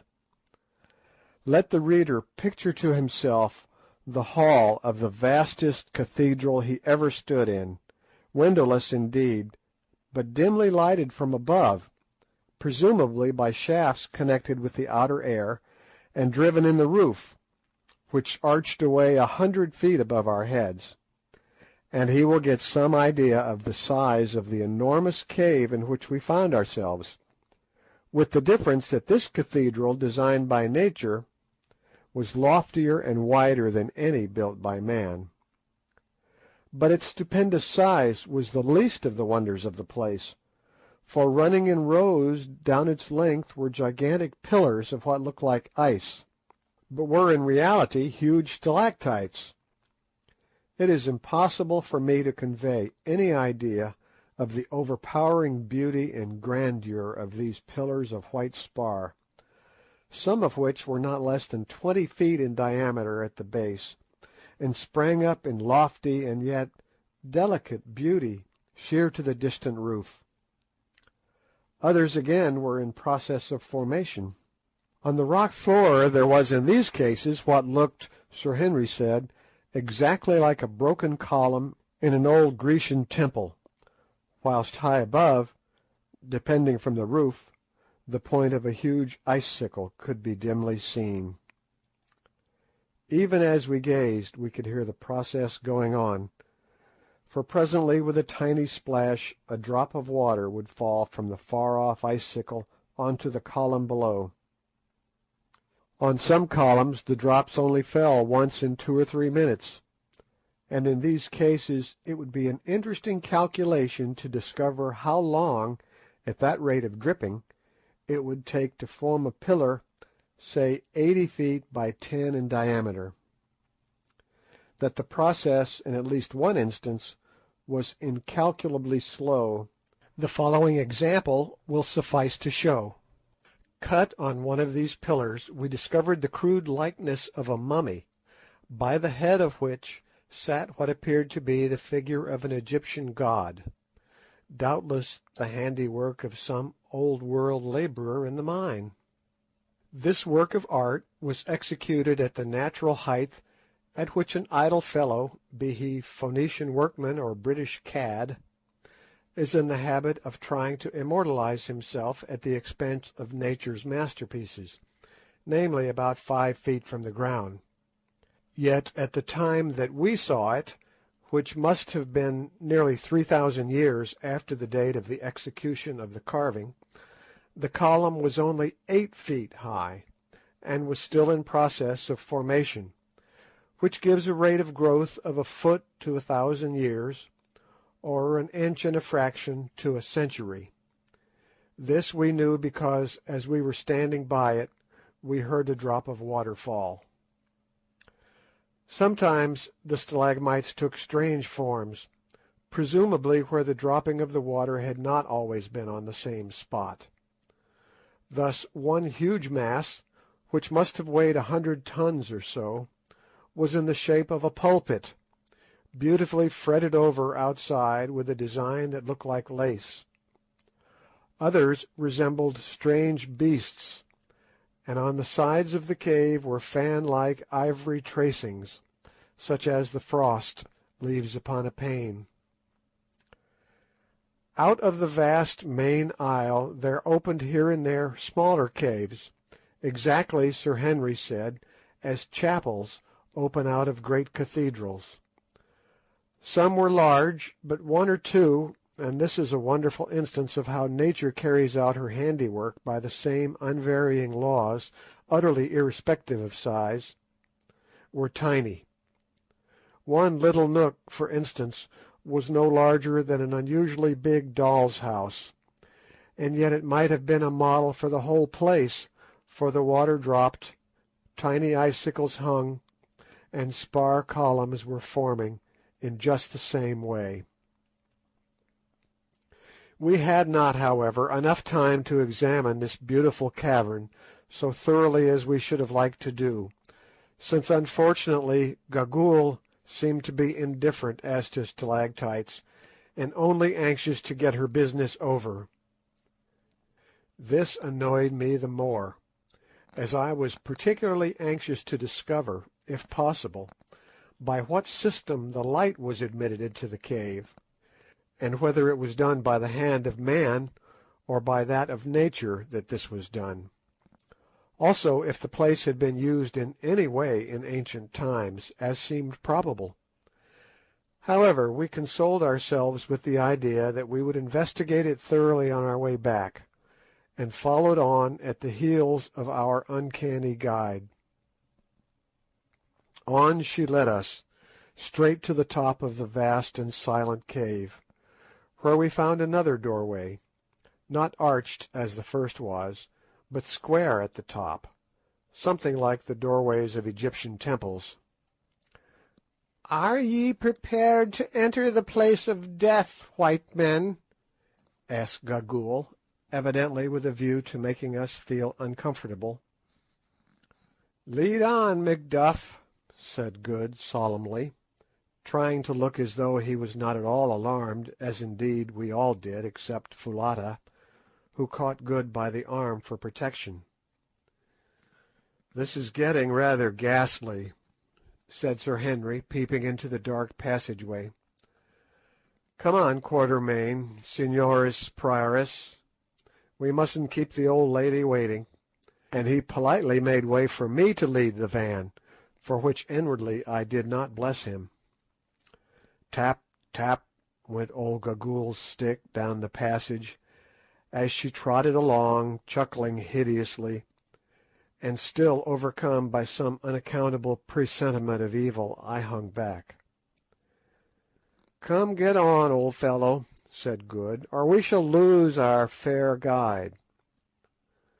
Thus adjured, I started down the passage, and after about 20 paces found myself in a gloomy apartment some 40 feet long by 30 broad and 30 high, which in some past age evidently had been hollowed by hand labour out of the mountain.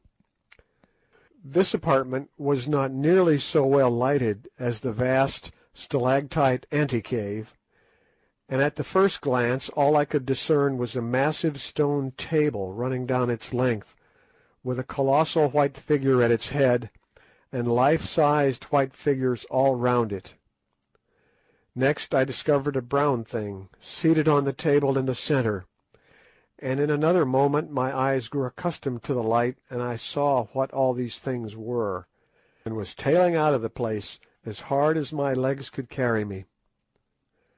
I am not a nervous man in the general way, and very little troubled with superstitions, of which I have lived to see the folly, but I am free to own that this sight quite upset me, and had it not been that Sir Henry caught me by the collar and held me, I do honestly believe that in another 5 minutes I should have been outside the stalactite cave, and that a promise of all the diamonds in Kimberley would not have induced me to enter it again.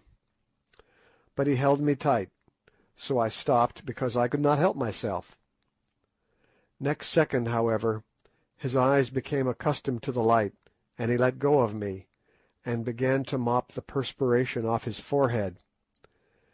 As for Good, he swore feebly, while Foulata threw her arms around his neck and shrieked. Only Gagool chuckled loud and long. It was a ghastly sight. There at the end of the long stone table, holding in his skeleton fingers a great white spear, sat Death himself, shaped in the form of a colossal human skeleton 15 feet or more in height. High above his head he held the spear, as though in the act to strike. One bony hand rested on the stone table before him, in the position a man assumes on rising from his seat, whilst his frame was bent forward so that the vertebrae of the neck and the grinning, gleaming skull projected towards us and fixed its hollow eye-places upon us, the jaws a little open as though it were about to speak. "Great heavens!" said I faintly at last, "what can it be?" "And what are those things?" asked Good, pointing to the white company round the table. "And what on earth is that thing?" said Sir Henry, pointing to the brown creature seated on the table. "Hee hee hee!" laughed Gagool. "To those who enter the hall of the dead, evil comes. Hee hee hee! Ha ha! Come, Incubu, brave in battle, come and see him thou slewest." And the old creature caught Curtis's coat in her skinny fingers and led him towards the table. We followed. Presently she stopped and pointed at the brown object seated on the table. Sir Henry looked and started back with an exclamation, and no wonder, for there, quite naked, the head which Curtis's battle-axe had shorn from the body resting on its knees, was the gaunt corpse of Twala, the last king of the Kukuanas. Yes, there, the head perched upon the knees, it sat in all its ugliness, the vertebrae projecting a full inch above the level of the shrunken flesh of the neck, for all the world like a black double of Hamilton Tighe. Now haste ye, my handmaidens, haste and see how he sits there and glowers with his head on his knee. Over the surface of the corpse there was gathered a thin glassy film that made its appearance yet more appalling, for which we were at the moment quite unable to account, till presently we observed that from the roof of the chamber the water fell steadily, drip, drop, drip, on to the neck of the corpse, whence it ran down over the entire surface, and finally escaped into the rock through a tiny hole in the table. Then I guessed what the film was.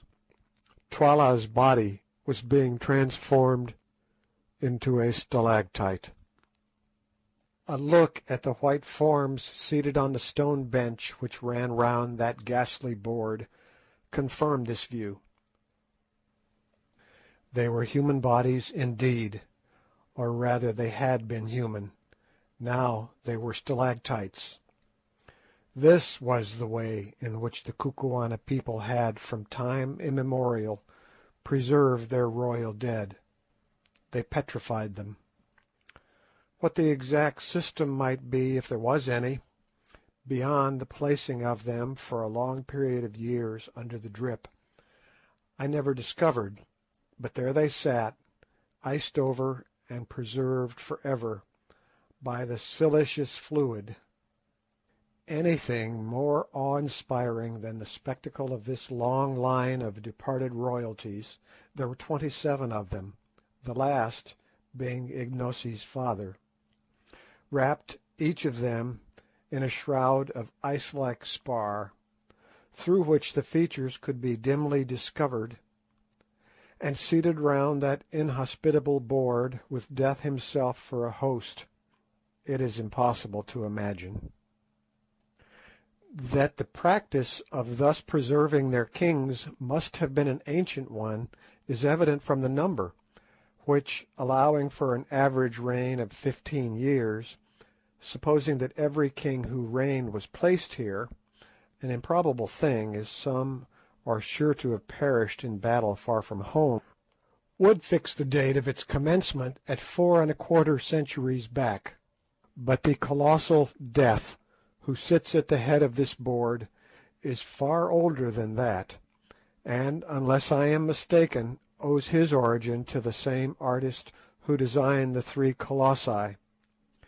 He is hewn out of a single stalactite, and, looked at as a work of art, is most admirably conceived and executed. Good, who understands such things, declared that, so far as he could see, the anatomical design of the skeleton is perfect down to the smallest bones. My own idea is that this terrific object was a freak of fancy on the part of some old-world sculptor, and that its presence had suggested to the Kukuanas the idea of placing their royal dead under its awful presidency. Or perhaps it was set there to frighten away any marauders who might have designs upon the treasure chamber beyond. I cannot say. All I can do is describe it as it is, and the reader must form his own conclusion. Such, at any rate, was the White Death, and such were the White Dead. End of chapter 16. Chapter 17. Solomon's Treasure Chamber. While we were engaged in recovering from our fright, and in examining the grisly wonders of the place of death, Gagool had been differently occupied. Somehow or other, for she was marvellously active when she chose, she had scrambled onto the great table, and made her way to where our departed friend Twala was placed, under the drip.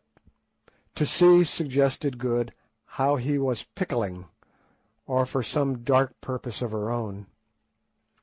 Then, after bending down to kiss his icy lips as though in affectionate greeting, she hobbled back, stopping now and again to address the remark, the tenor of which I could not catch, to one or other of the shrouded forms, just as you or I might welcome an old acquaintance. Having gone through this mysterious and horrible ceremony, she squatted herself down on the table immediately under the White Death, and began, so far as I could make out, to offer up prayers.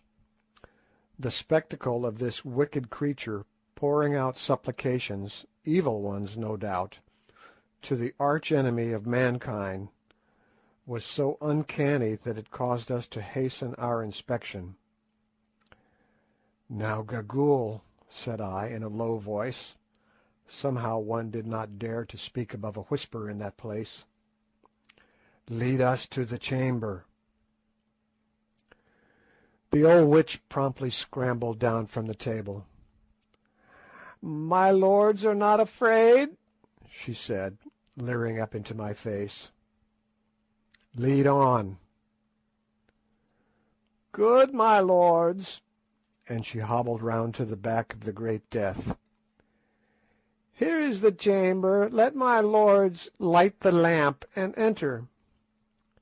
And she placed the gourd full of oil upon the floor, and leaned herself against the side of the cave. I took out a match, of which we still had a few in a box, and lit a rush wick, and then looked for the doorway, but there was nothing before us except the solid rock. Gagool grinned. "The way is there, my lords. Ha ha ha!" "Do not jest with us," I said sternly. "I jest not, my lords. See!" and she pointed at the rock. As she did so, on holding up the lamp, we perceived that a mass of stone was rising slowly from the floor and vanishing into the rock above, where doubtless there is a good cavity prepared to receive it. The mass was of the width of a good-sized door, about 10 feet high and not less than 5 feet thick. It must have weighed at least 20 or 30 tons, and was clearly moved upon some simple balance principle of counterweights, probably the same as that by which the opening and shutting of an ordinary modern window is arranged.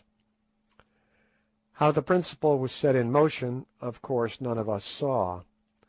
Gagool was careful to avoid this, but I have little doubt that there was some very simple lever, which was moved ever so little by pressure at a secret spot, thereby throwing additional weight onto the hidden counterbalances and causing the monolith to be lifted from the ground. Very slowly and gently the great stone raised itself, till at last it had vanished altogether, and a dark hole presented itself to us in the place which the door had filled. Our excitement was so intense, as we saw the way to Solomon's treasure chamber thrown open at last, that I for one began to tremble and shake. Would it prove a hoax after all, I wondered, or was old Da Silvestra right? Were there vast hoards of wealth hidden in that dark place, hoards which would make us the richest men in the whole world? We should know in a minute or two. "Enter, white men from the stars," said Gagool, advancing into the doorway. "But first, hear your servant, Gagool the Old. The bright stones that ye will see were dug out of the pit over which the Silent Ones are set, and stored here, I know not by whom, for that was done longer ago than even I remember. But once has this place been entered since the time that those who hid the stones departed in haste, leaving them behind. The report of the treasure went down indeed among the people who lived in the country from age to age, but none knew where the chamber was, nor the secret of the door. But it happened that a white man reached this country from over the mountains. Perchance he too came from the stars, and was well received by the king of that day. He it is who sits yonder," and she pointed to the fifth king at the table of the dead, And it came to pass that he and a woman of the country who was with him journeyed to this place, and that by chance the woman learnt the secret of the door. 1,000 years might ye search, but ye should never find that secret. Then the white man entered with the woman, and found the stones, and filled with stones the skin of a small goat, which the woman had with her to hold food. And as he was going from the chamber, he took up one more stone, a large one, and held it in his hand. Here she paused.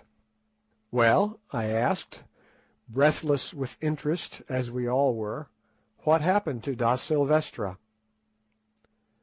The old hag started at the mention of his name. "How knowest thou the dead man's name?" she asked sharply, and then, without waiting for an answer, went on. "None can tell what happened, but it came about that the white man was frightened, for he flung down the goat-skin with the stones, and fled out with only the one stone in his hand. And that the king took, and it is the stone which thou, Macumazahn, didst take from Twala's brow." "Have none entered here since?" I asked, peering again down the dark passage. "None, my lords. Only the secret of the door has been kept, and every king has opened it, though he has not entered.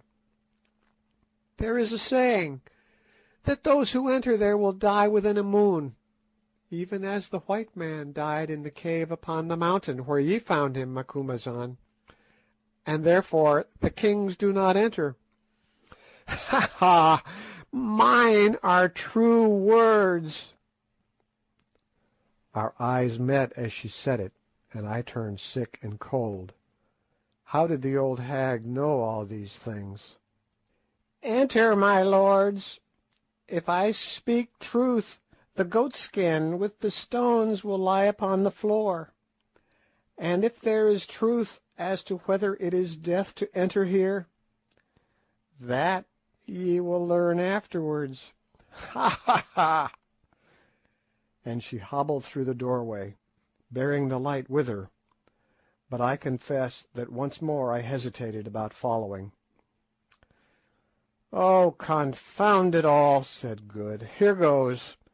I am not going to be frightened by that old devil."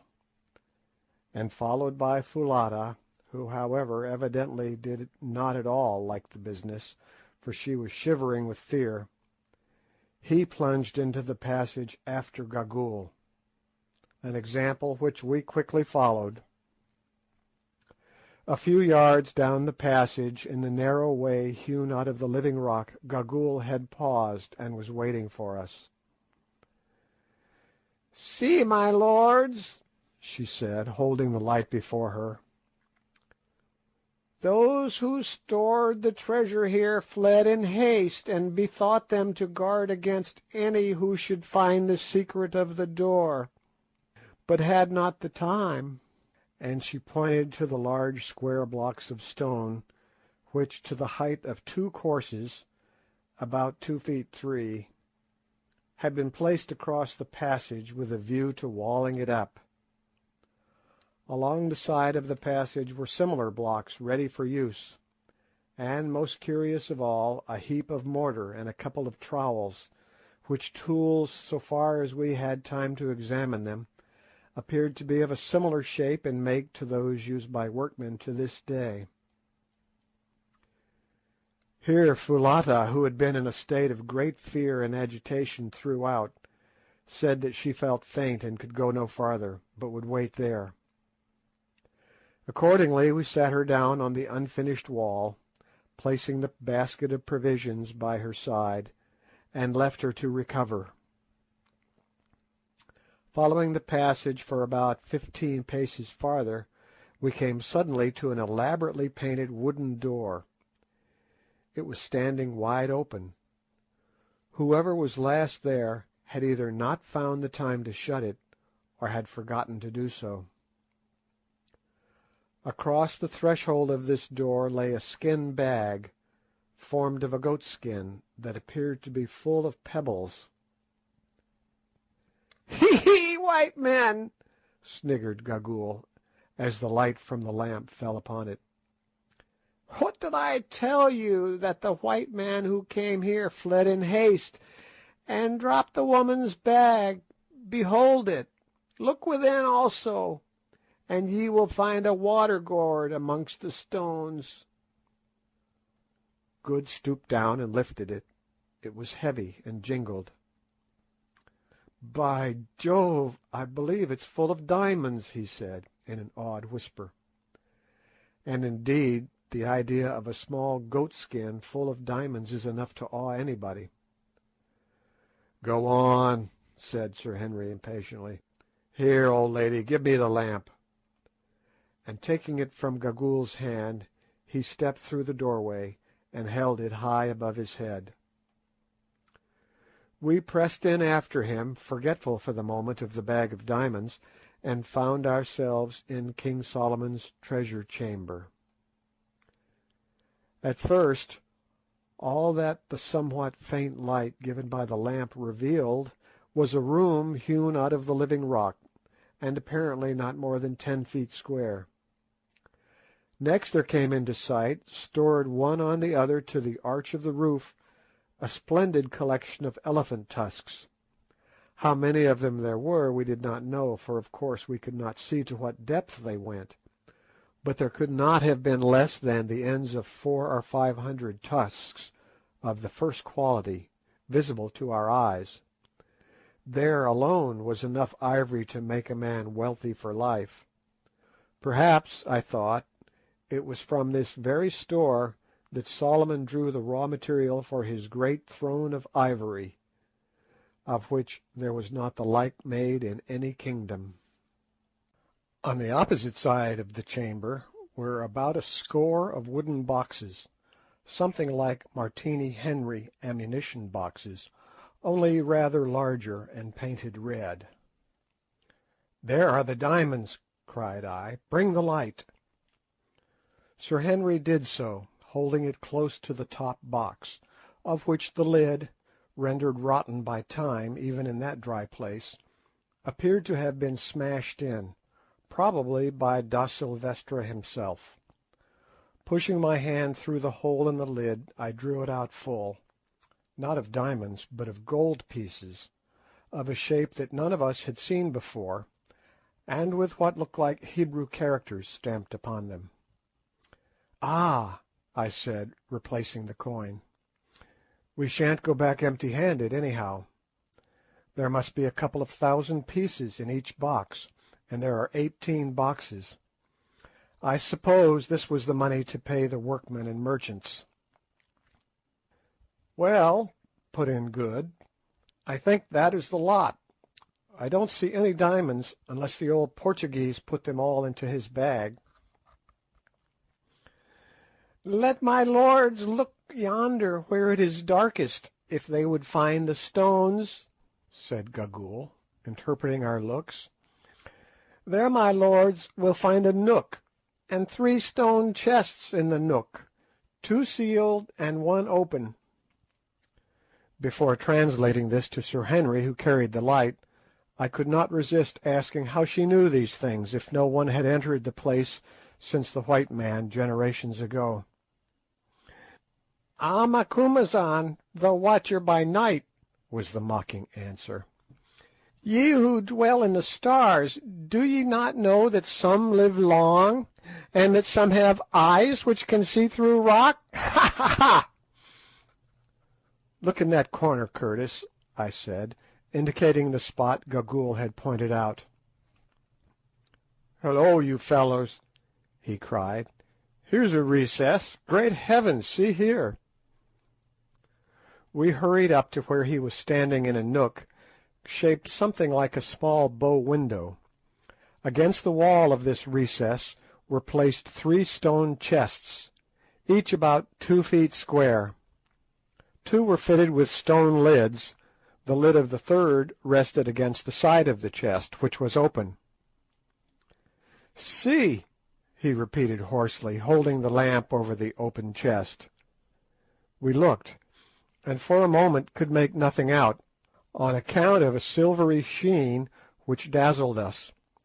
When our eyes grew used to it, we saw that the chest was 3 parts full of uncut diamonds, most of them of considerable size.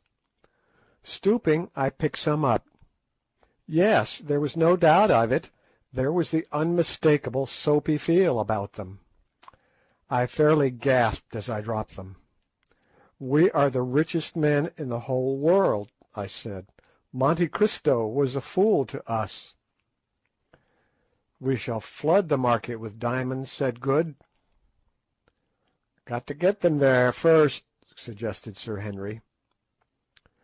We stood still with pale faces and stared at each other, the lantern in the middle and the glittering gems below, as though we were conspirators about to commit a crime, instead of being, as we thought, the most fortunate men on earth.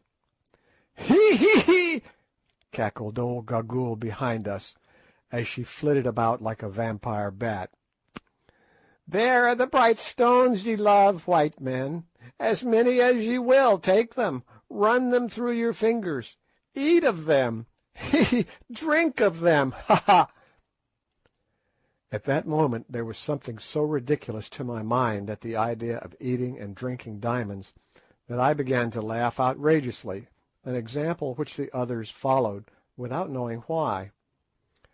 There we stood and shrieked with laughter over the gems that were ours, which had been found for us thousands of years ago by the patient delvers in the great hole yonder, and stored for us by Solomon's long-dead overseer, whose name, perchance, was written in the characters stamped on the faded wax that yet adhered to the lids of the chest. Solomon never got them, nor David, or da Silvestra, nor anybody else. We had got them.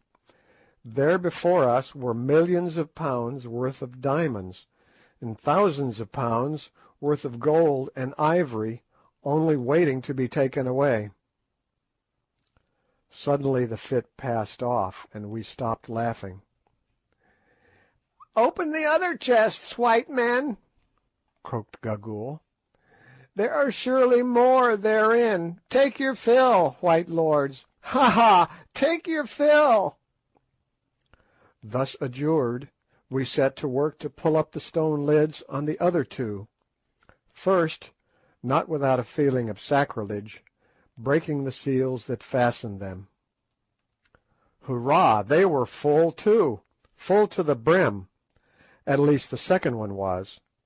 No wretched burglarious da Silvestra had been filling goatskins out of that.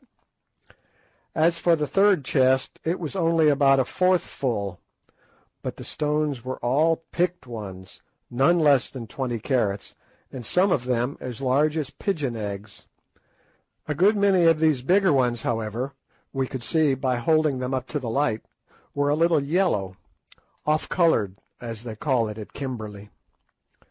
What we did not see, however, was the look of fearful malevolence that old Gagool favoured us with, as she crept like a snake, out of the treasure chamber and down the passage towards the door of solid rock. "Hark!"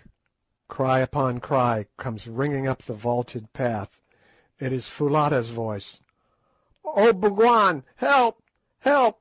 The stone falls!" "Leave go, girl, then." "Help! Help! She has stabbed me!" By now we are running down the passage, and this is what the light from the lamp shows us. The door of the rock is closing down slowly. It is not 3 feet from the floor. Near it struggle Foulata and Gagool. The red blood of the former runs to her knee, but still the brave girl holds the old witch, who fights like a wild cat. Ah, she is free. Foulata falls, and Gagool throws herself on the ground, to twist like a snake through the crack of the closing stone. She is under. Ah, God! Too late! Too late! The stone nips her, and she yells in agony. Down, down it comes, all the 30 tons of it, slowly pressing her old body against the rock below. Shriek upon shriek, such as we have never heard, then a long sickening crunch, and the door was shut, just as, rushing down the passage, we hurled ourselves against it. It was all done in 4 seconds. Then we turned to Foulata. The poor girl was stabbed in the body, and I saw that she could not live long. "Ah, Bougwan, I die," gasped the beautiful creature. "She crept out, Gagool. I did not see her. I was faint, and the door began to fall. Then she came back, and was looking up the path.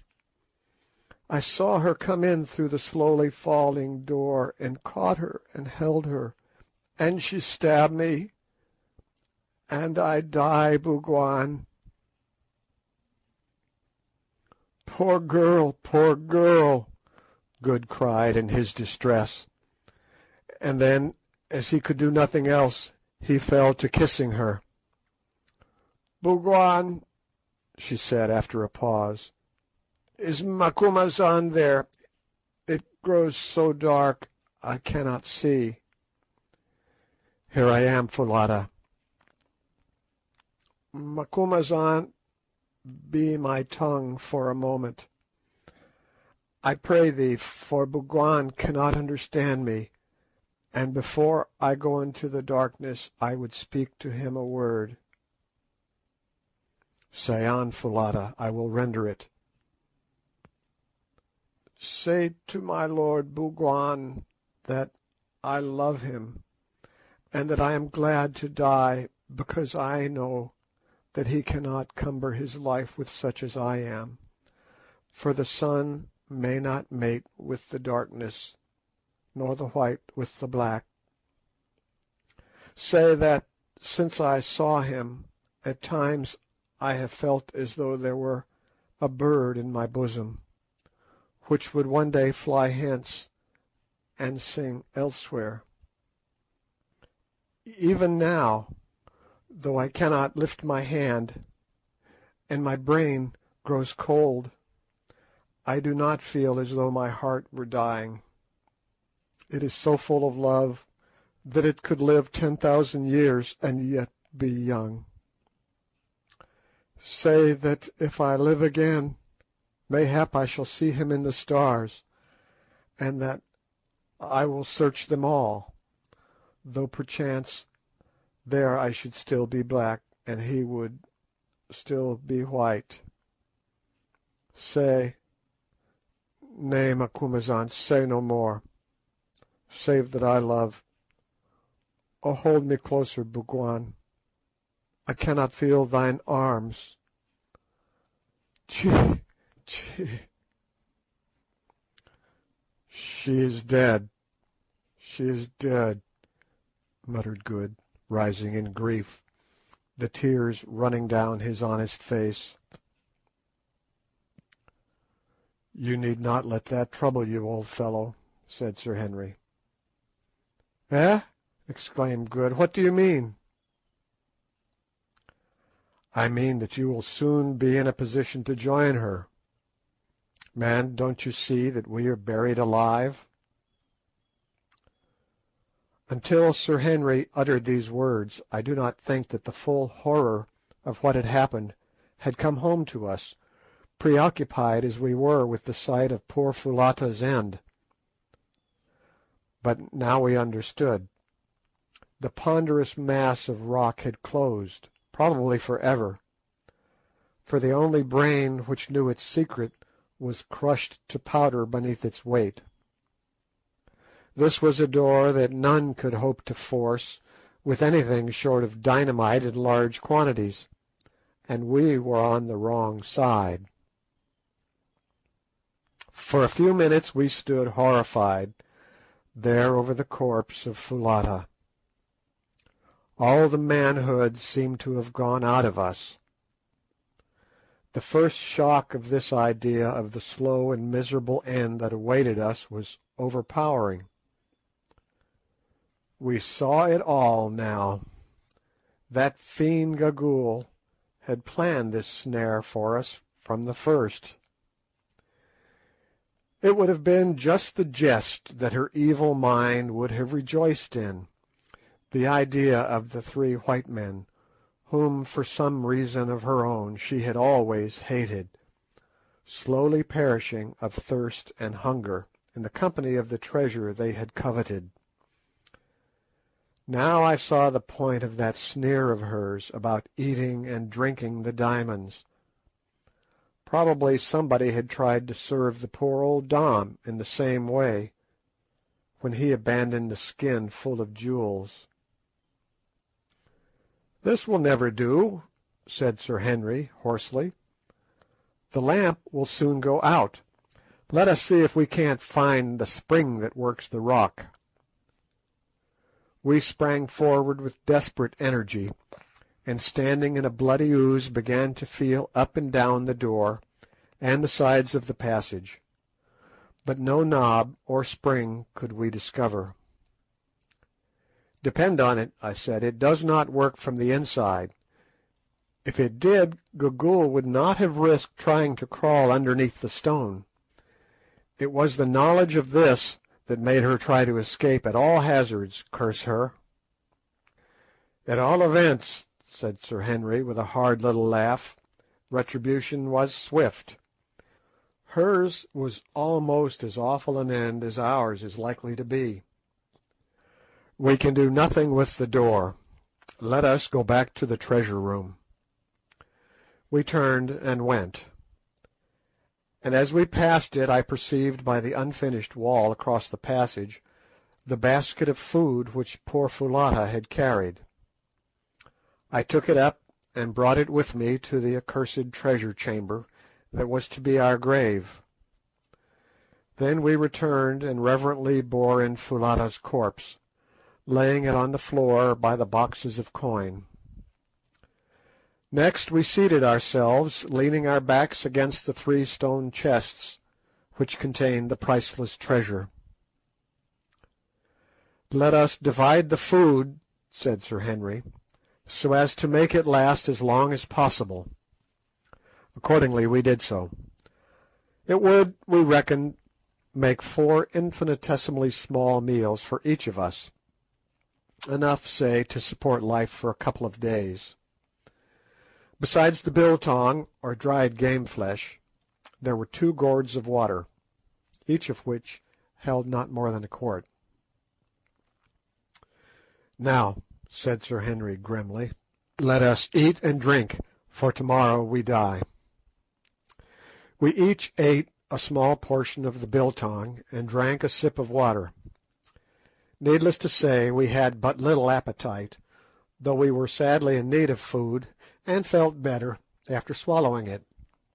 Then we got up and made a systematic examination of the walls of our prison house, in the faint hope of finding some means of exit, sounding them and the floor carefully. There was none. It was not probable that there would be any to a treasure chamber. The lamp began to burn dim. The fat was nearly exhausted. "Quatermain," said Sir Henry, "what is the time? Your watch goes?" I drew it out and looked at it. It was 6 o'clock. We had entered the cave at 11. "Infadoos will miss us," I suggested. "If we do not return tonight, he will search for us in the morning, Curtis." "He may search in vain. He does not know the secret of the door, nor even where it is. No living person knew it yesterday except Gagool. To-day no one knows it. Even if he found the door he could not break it down. All the Kukuana army could not break through 5 feet of living rock. My friends, I see nothing for it but to bow ourselves to the will of the Almighty. The search for treasure has brought many to a bad end. We shall go to swell their number." The lamp grew dimmer yet. Presently it flared up, and showed the whole scene in strong relief, the great mass of white tusks, the boxes of gold, the corpse of the poor Foulata stretched before them, the goatskin full of treasure, the dim glimmer of the diamonds, and the wild, wan faces of us three white men seated there awaiting death by starvation. Then the flame sank and expired. End of chapter 17. Chapter 18. We abandon hope. I can give no adequate description of the horrors of the night which followed. Mercifully, they were to some extent mitigated by sleep, for even in such a position as ours, wearied nature will sometimes assert itself. But I, at any rate, found it impossible to sleep much. Putting aside the terrifying thought of our impending doom, for the bravest man on earth might well quail from such a fate as awaited us, and I never made any pretensions to be brave. The silence itself was too great to allow of it. Reader, you may have lain awake at night and thought the quiet oppressive, but I say with confidence that you can have no idea what a vivid, tangible thing is perfect stillness. On the surface of the earth there is always some sound or motion, and though it may in itself be imperceptible, yet it deadens the sharp edge of absolute silence. But here there was none. We were buried in the bowels of a huge snow-clad peak. Thousands of feet above us the fresh air rushed over the white snow, but no sound of it reached us. We were separated by a long tunnel and 5 feet of rock, even from the awful chamber of the dead, and the dead make no noise. Did we not know it who lay by poor Foulata's side? The crashing of all the artillery of earth and heaven could not have come to our ears in our living tomb. We were cut off from every echo of the world. We were as men already in the grave. Then the irony of the situation forced itself upon me. There around us lay treasures enough to pay off a moderate national debt, or to build a fleet of ironclads, and yet we would have bartered them all gladly for the faintest chance of escape. Soon, doubtless, we would be rejoiced to exchange them for a bite of food or a cup of water, and after that even for the privilege of a speedy close to our sufferings. Truly wealth, which men spend their lives in acquiring, is a valueless thing at the last. And so the night wore on. "Good," said Sir Henry's voice at last, and it sounded awful in the intense stillness. "How many matches have you in the box?" "8, Curtis." "Strike one then, and let us see the time." He did so, and in contrast to the dense darkness the flame nearly blinded us. It was 5 o'clock by my watch. The beautiful dawn was now blushing on the snow wreaths far over our heads, and the breeze would be stirring the night mists in the hollows. "We had better eat something and keep up our strength," I suggested. "What is the good of eating?" answered Good. "The sooner we die and get it over with, the better." "While there is life there is hope," said Sir Henry. Accordingly we ate and sipped some water, and another period of time elapsed. Then Sir Henry suggested that it might be well to get as near the door as possible, and hallo, on the faint chance of somebody catching a sound outside. Accordingly Good, who from long practice at sea has a fine piercing note, groped his way down the passage and set to work. I must say that he made a most diabolical noise. I never heard such yells, but it might have been a mosquito buzzing, for all the effect they produced. After a while he gave it up and came back very thirsty and had to drink. Then we stopped yelling, as it encroached on the supply of water. So we sat down once more against the chests of useless diamonds in that dreaded inaction, which was one of the hardest circumstances of our fate, and I am bound to say that, for my part, I gave way in despair.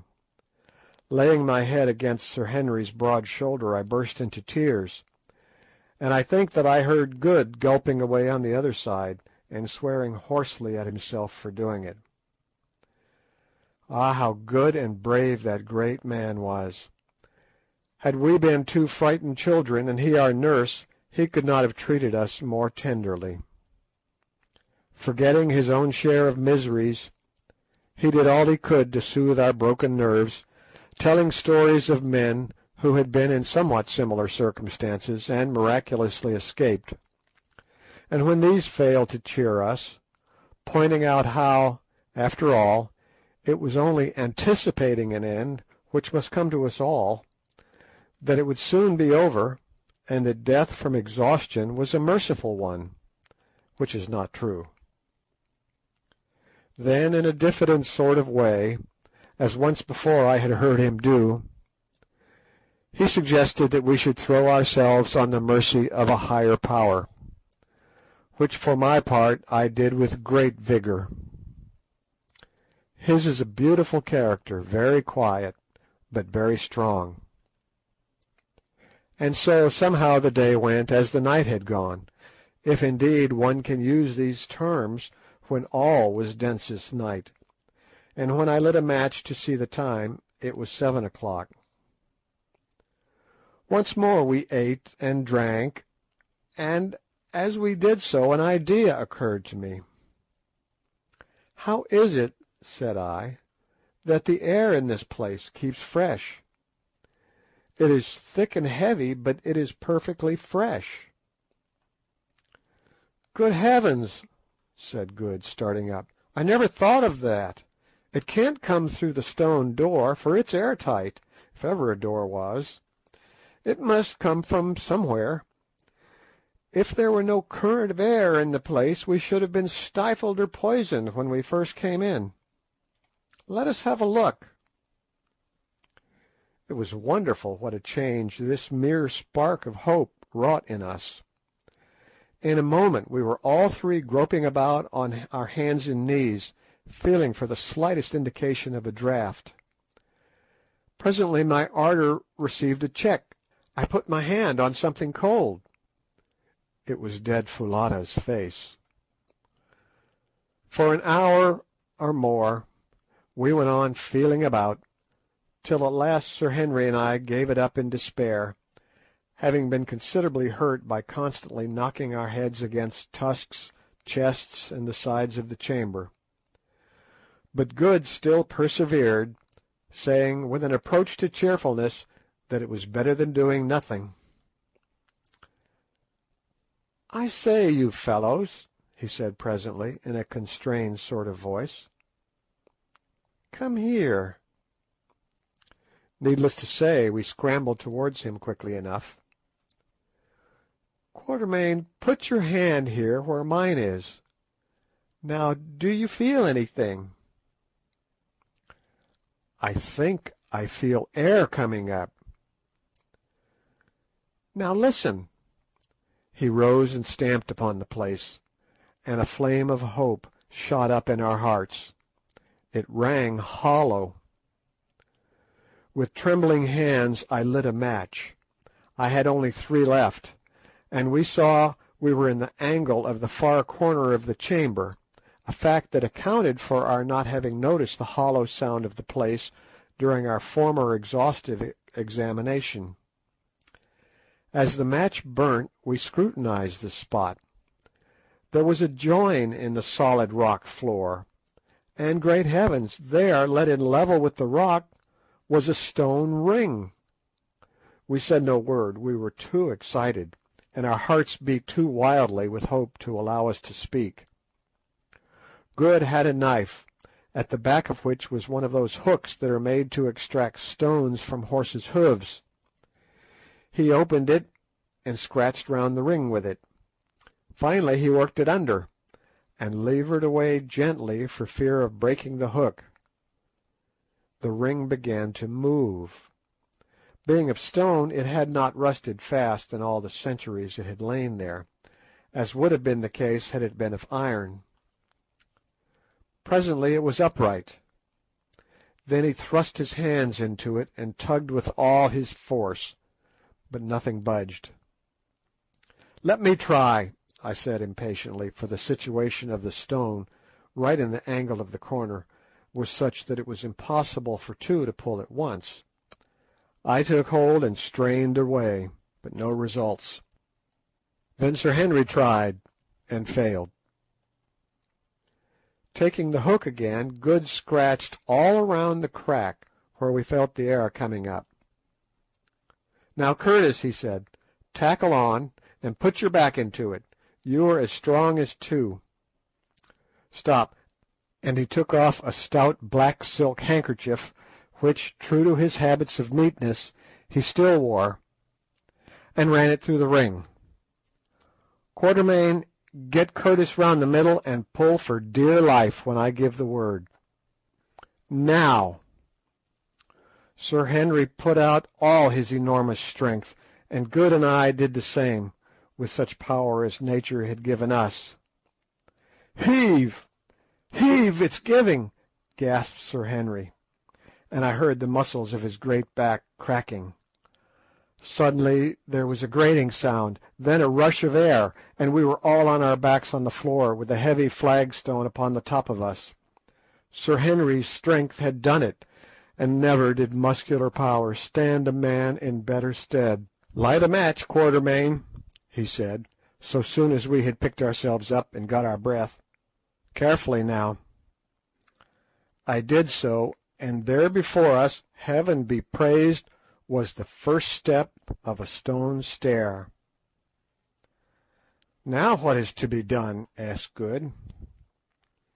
"Follow the stair, of course, and trust to Providence." "Stop," said Sir Henry. "Quatermain, get the bit of biltong and the water that are left. We may want them." I went, creeping back to our place by the chests for that purpose, and as I was coming away an idea struck me.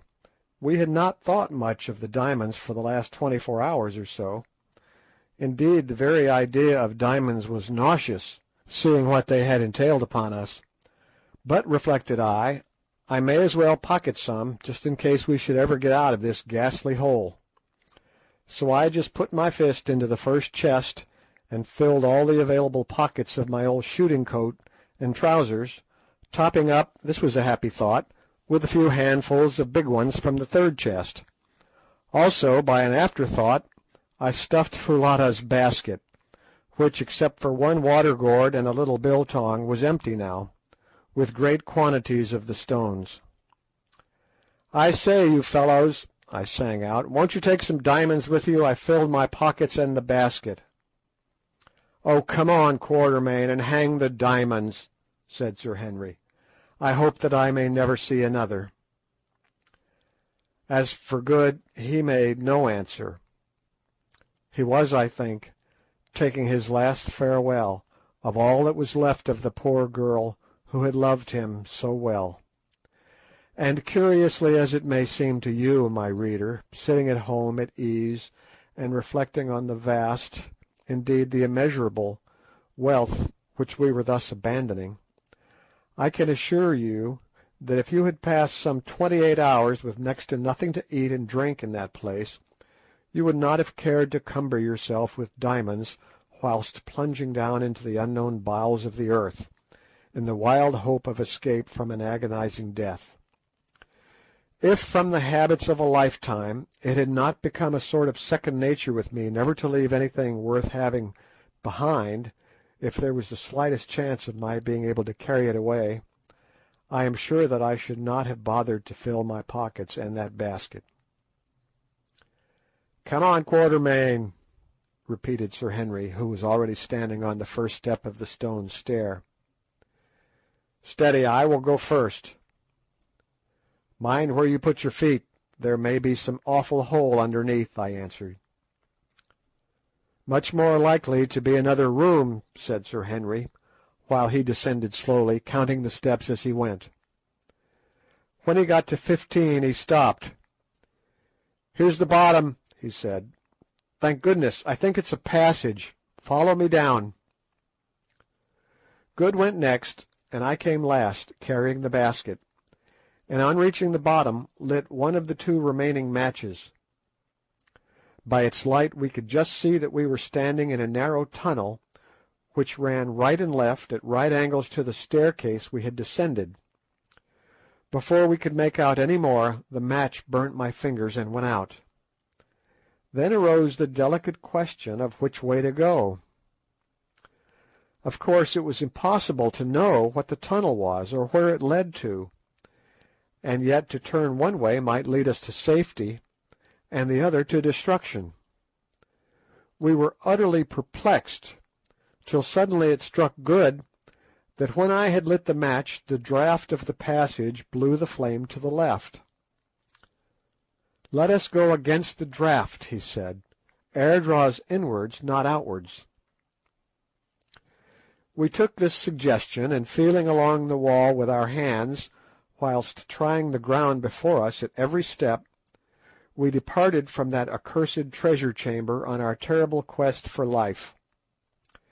If ever it should be entered again by living man, which I do not think probable, he will find tokens of our visit in the open chests of jewels, the empty lamp, and the white bones of poor Foulata. When we had groped our way for about a quarter of an hour along the passage, suddenly it took a sharp turn, or else was bisected by another, which we followed, only in course of time to be led into a third, and so it went on for some hours. We seemed to be in a stone labyrinth that led nowhere. What all these passages are, of course, I cannot say, but we thought that they must be the ancient workings of a mine, of which the various shafts and adits travelled hither and thither as the ore led them. This is the only way in which we could account for such a multitude of galleries.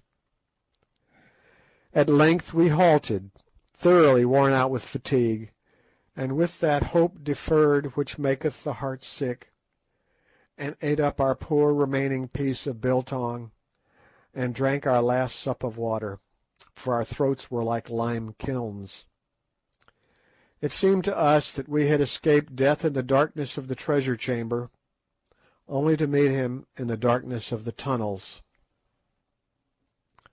As we stood, once more utterly depressed, I thought that I caught a sound, to which I called the attention of the others.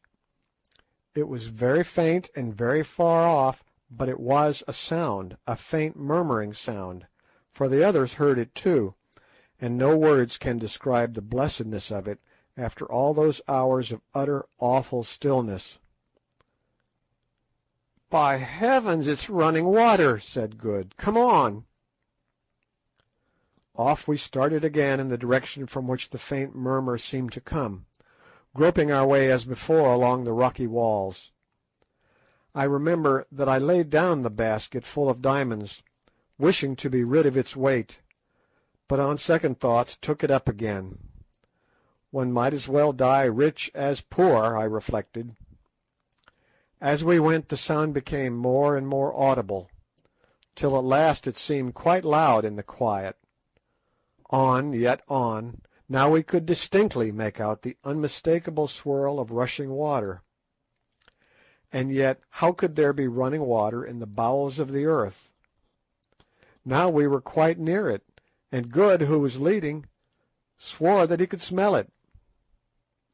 "Go gently, Good," said Sir Henry. "We must be close." Splash! And a cry from Good. He had fallen in. "Good, Good, where are you?" we shouted in terrified distress.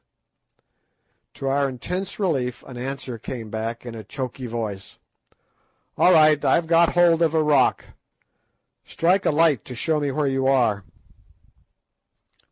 Hastily I lit the last remaining match. Its faint gleam discovered to us a dark mass of water running at our feet.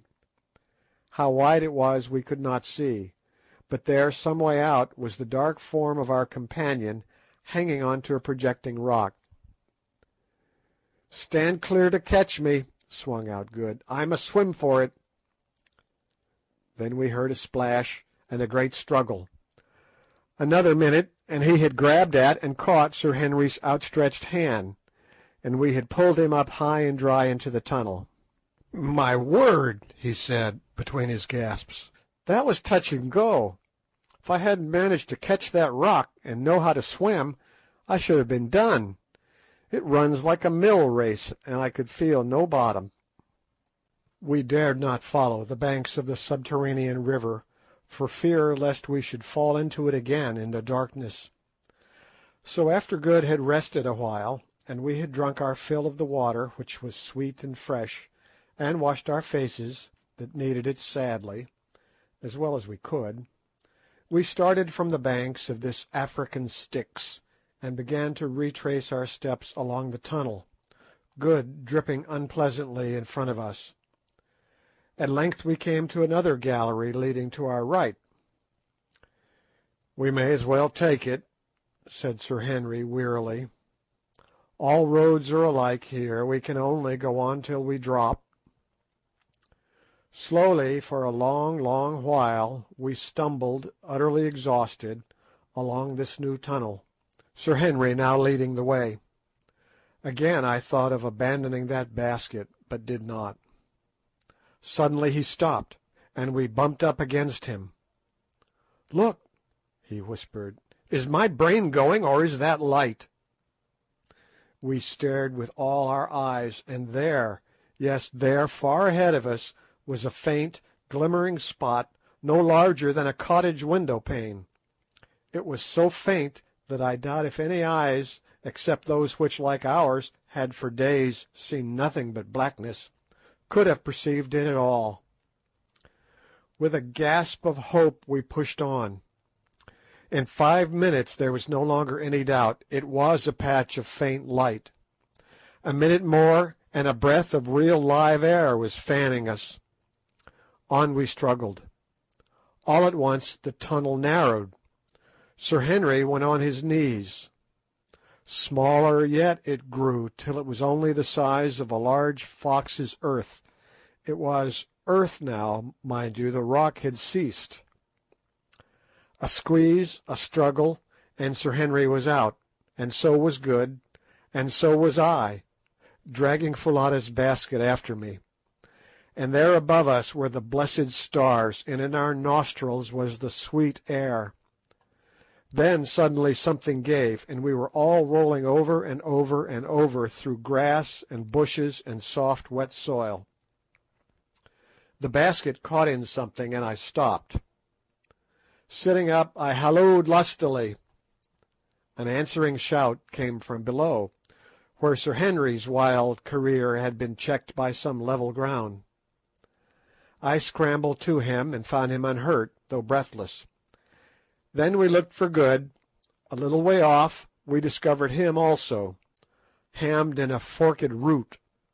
He was a good deal knocked about, but soon came to himself. We sat down together there on the grass, and the revulsion of feeling was so great that really I think we cried with joy. We had escaped from that awful dungeon, which was so near to becoming our grave. Surely some merciful power guided our footsteps to the jackal hole, for that is what it must have been, at the termination of the tunnel. And see, yonder on the mountains, the dawn we had never thought to look upon again was blushing rosy red. Presently the grey light stole down the slopes, and we saw that we were at the bottom, or rather nearly at the bottom, of the vast pit in front of the entrance to the cave. Now we could make out the dim forms of the three colossi who sat upon its verge. Doubtless those awful passages, along which we had wandered the livelong night, had been originally in some way connected with the great diamond mine. As for the subterranean river in the bowels of the mountain, heaven only knows what it is, or whence it flows, or whither it goes. I, for one, have no anxiety to trace its course. Lighter it grew, and lighter yet. We could see each other now, and such a spectacle as we presented I have never set eyes upon before or since. Gaunt-cheeked, hollow-eyed wretches, smeared all over with dust and mud, bruised, bleeding, the long fear of imminent death yet written on our countenances, we were indeed a sight to frighten the daylight. And yet it is a solemn fact that Good's eyeglass was still fixed in Good's eye. I doubt whether he had taken it out at all. Neither the darkness, nor the plunge in the subterranean river, nor the roll down the slope, had been able to separate Good and his eyeglass. Presently we rose, feeling that our limbs would stiffen if we stopped there long, and commenced with slow and painful steps to struggle up the sloping sides of the great pit. For an hour or more we toiled steadfastly up the blue clay, dragging ourselves on by the help of the roots and grasses with which it was clothed. But now I had no more thought of leaving the basket. Indeed, nothing but death should have parted us. At last it was done, and we stood by the great road on that side of the pit which is opposite to the Colossi. At the side of the road, 100 yards off, a fire was burning in front of some huts, and round the fire were figures. We staggered towards them, supporting one another, and halting every few paces. Presently one of the figures rose, saw us, and fell onto the ground, crying out for fear. "Infadoos! Infadoos! It is we, thy friends!" He rose. He ran to us, staring wildly, and still shaking with fear. "Oh, my lords, it is you indeed! You come back from the dead, come back from the dead!" And the old warrior flung himself down before us, and clasping Sir Henry's knees, he wept aloud for joy. End of chapter 18. Chapter 19. Ignosi's farewell. 10 days from that eventful morning found us once more in our old quarters at Loo, and strange to say, but little the worse for our terrible experience, except that my stubby hair came out of the treasure cave about 3 shades greyer than it went in, and that Good never was quite the same after Foulata's death, which seemed to move him very greatly. I am bound to say, looking at the thing from the point of view of an oldish man of the world, that I consider her removal was a fortunate occurrence, since otherwise complications would have been sure to ensue.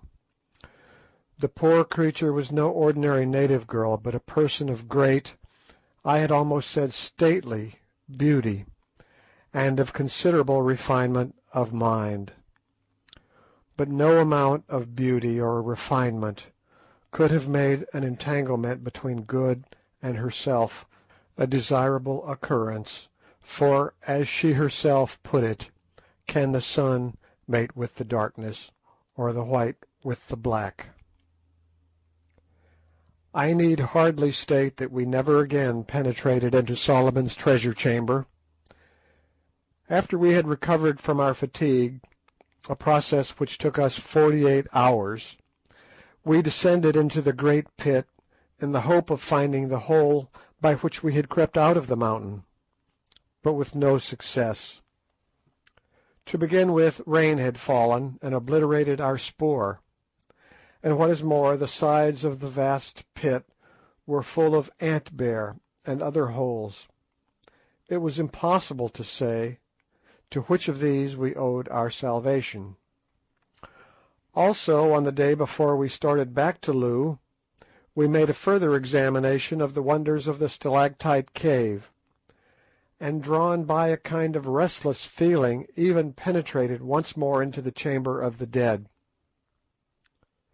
Passing beneath the spear of the White Death, we gazed, with sensations which it would be quite impossible for me to describe, at the mass of rock that had shut us off from escape, thinking the while of priceless treasures beyond, of the mysterious old hag whose flattened fragments lay crushed beneath it, and of the fair girl of whose tomb it was the portal. I say gazed at the rock, for examine as we could find no traces of the join of the sliding door, nor indeed could we hit upon the secret, now utterly lost, that worked it, though we tried for an hour or more. It is certainly a marvellous bit of mechanism, characteristic in its massive and yet inscrutable simplicity of the age which produced it, and I doubt if the world has such another to show. At last we gave it up in disgust, though if the mass had suddenly risen before our eyes, I doubt if we should have screwed up courage to step over Gagool's mangled remains and once more enter the treasure chamber, even in the sure and certain hope of unlimited diamonds. And yet I could have cried at the idea of leaving all that treasure, the biggest treasure probably that in the world's history has ever been accumulated in one spot. But there was no help for it, only dynamite could force its way through 5 feet of solid rock. So we left it. Perhaps in some remote unborn century a more fortunate explorer may hit upon the open sesame and flood the world with gems. But myself, I doubt it. Somehow I seem to feel that the tens of millions of pounds worth of jewels which lie in the 3 stone coffers will never shine round the neck of an earthly beauty. They and Foulata's bones will keep cold company till the end of all things.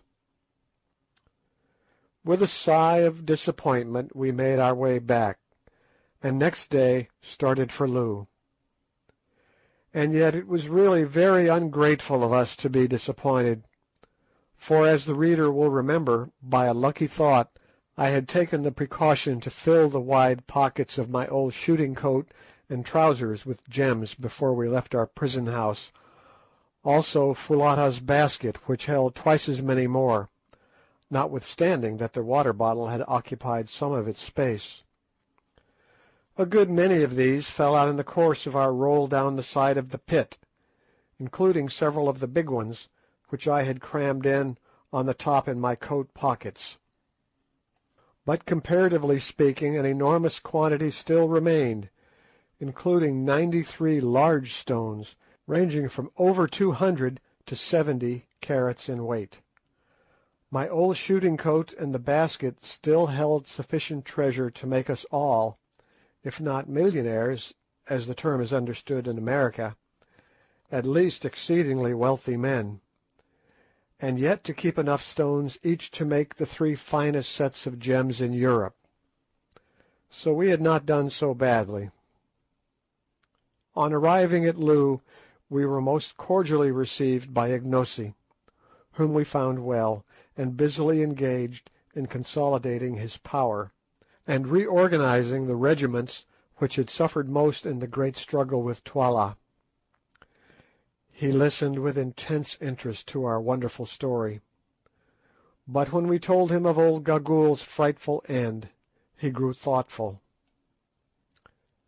"Come hither," he called to a very old Induna or councillor, who was sitting with others in a circle round the king, but out of earshot.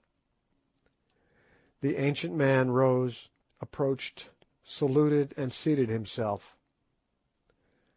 "Thou art aged," said Ignosi. "Ay, my lord the king. Thy father's father and I were born on the same day." "Tell me, when thou wast little, did thou knowest Gagool the witch doctress?" "Ay, my lord the king." "How was she then? Young like thee?" "Not so, my lord the king. She was even as she is now, as she was in the days of my great grandfather before me, old and dried, very ugly, and full of wickedness." "She is no more. She is dead." "So, O king, then is an ancient curse taken from the land. Go." "Koom, I go, black puppy, who tore out the old dog's throat. Koom." "Ye see, my brothers," said Ignosi, "this was a strange woman, and I rejoice that she is dead. She would have let you die in the dark place, and mayhap afterwards she had found a way to slay me, as she found a way to slay my father, and set up Twala, whom her black heart loved, in his place. Now go on with the tale. Surely there never was its like." After I had narrated all the story of our escape, as we had agreed between ourselves that I should, I took the opportunity to address Ignosi as to our departure from Kukuanaland. "And now, Ignosi," I said, "the time has come for us to bid thee farewell, and start to see our own land once more.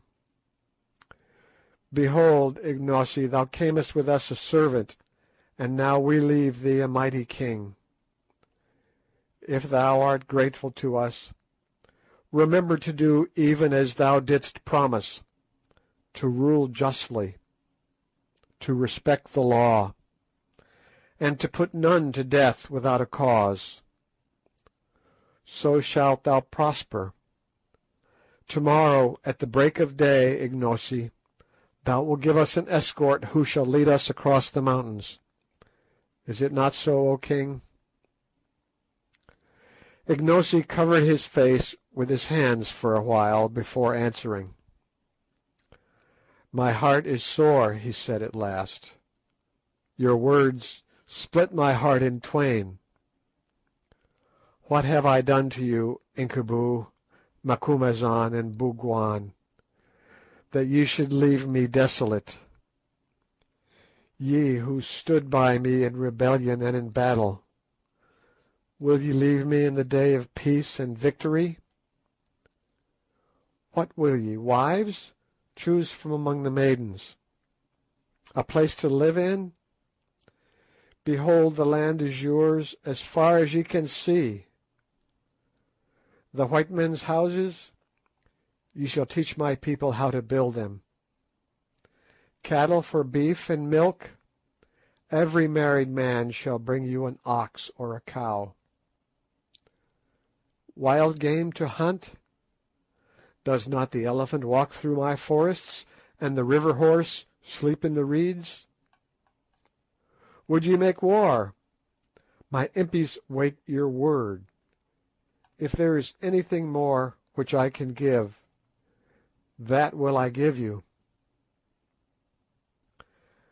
"Nay, Ignosi, we want none of these things," I answered. "We would seek our own place."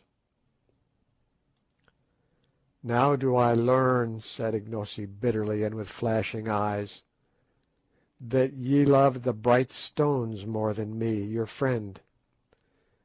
Ye have the stones, now ye would go to Natal and across the moving black water and sell them, and be rich, as it is the desire of a white man's heart to be. Cursed for your sake be the white stones, and cursed he who seeks them. Death shall it be to him who sets foot in the place of death to find them. I have spoken. White men, ye can go." I laid my hand upon his arm. "Ignosi," I said, "tell us, when thou didst wander in Zululand and among the white people of Natal, did not thine heart turn to the land thy mother told thee of, thy native place, where thou didst see the light, and play when thou wast little, the land where thy place was?" "It was even so, Macumazahn." "In like manner, Ignosi, do our hearts turn to our land and to our own place." Then came a silence. When Ignosi broke it, it was in a different voice. "I do perceive that now as ever thy words are wise and full of reason, Macumazahn. That which flies in the air loves not to run along the ground. The white man loves not to live on the level of the black, or to house among his kraals. Well, ye must go, and leave my heart sore, because ye will be as dead to me, since from where ye are no tidings can come to me.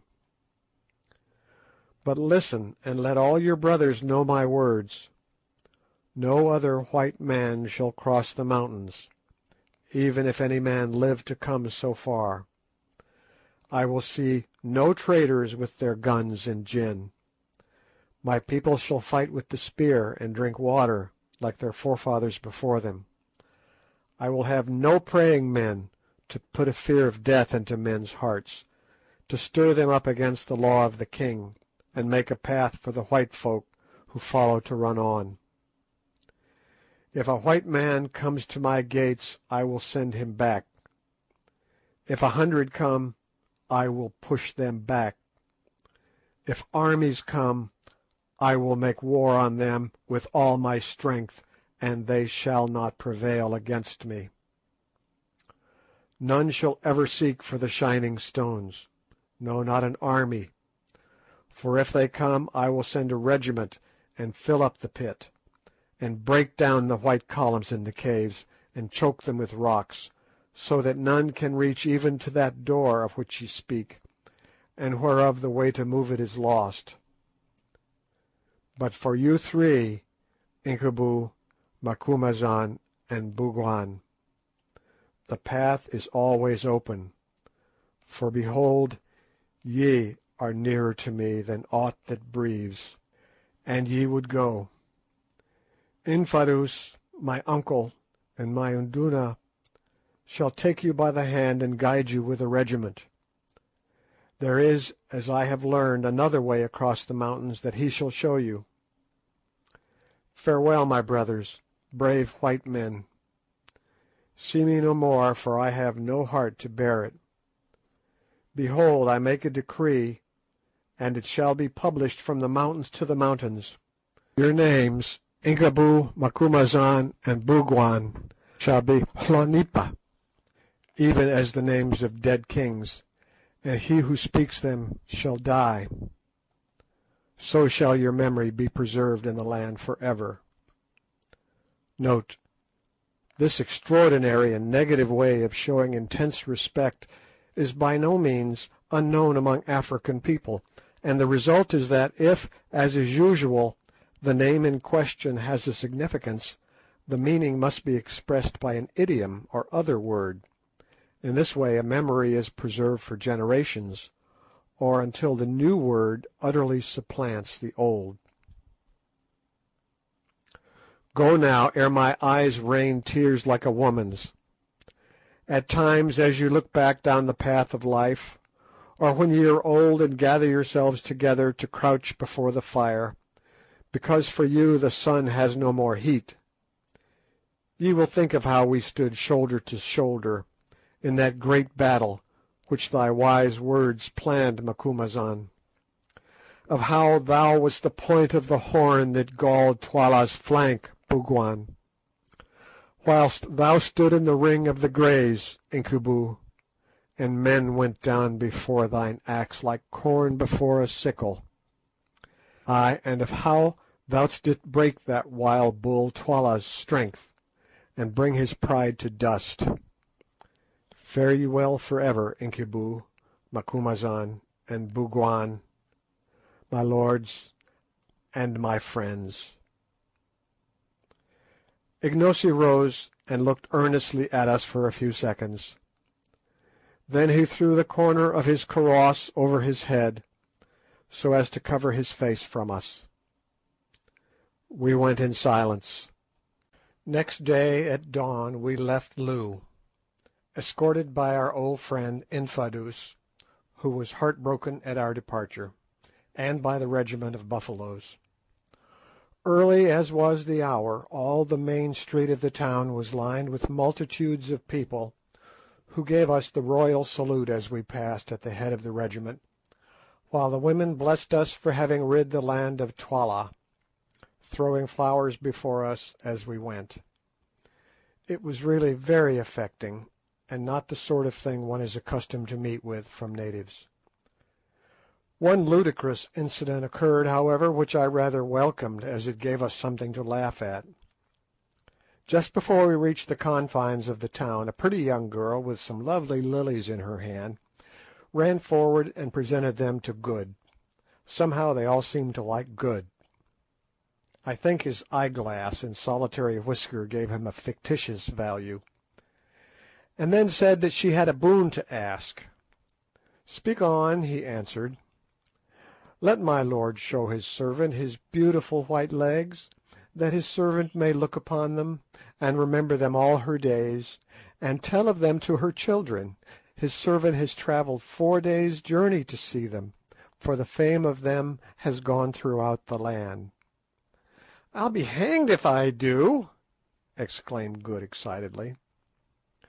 "Come, come, my dear fellow," said Sir Henry, "you can't refuse to oblige a lady." "I won't," replied Good obstinately. "It is positively indecent."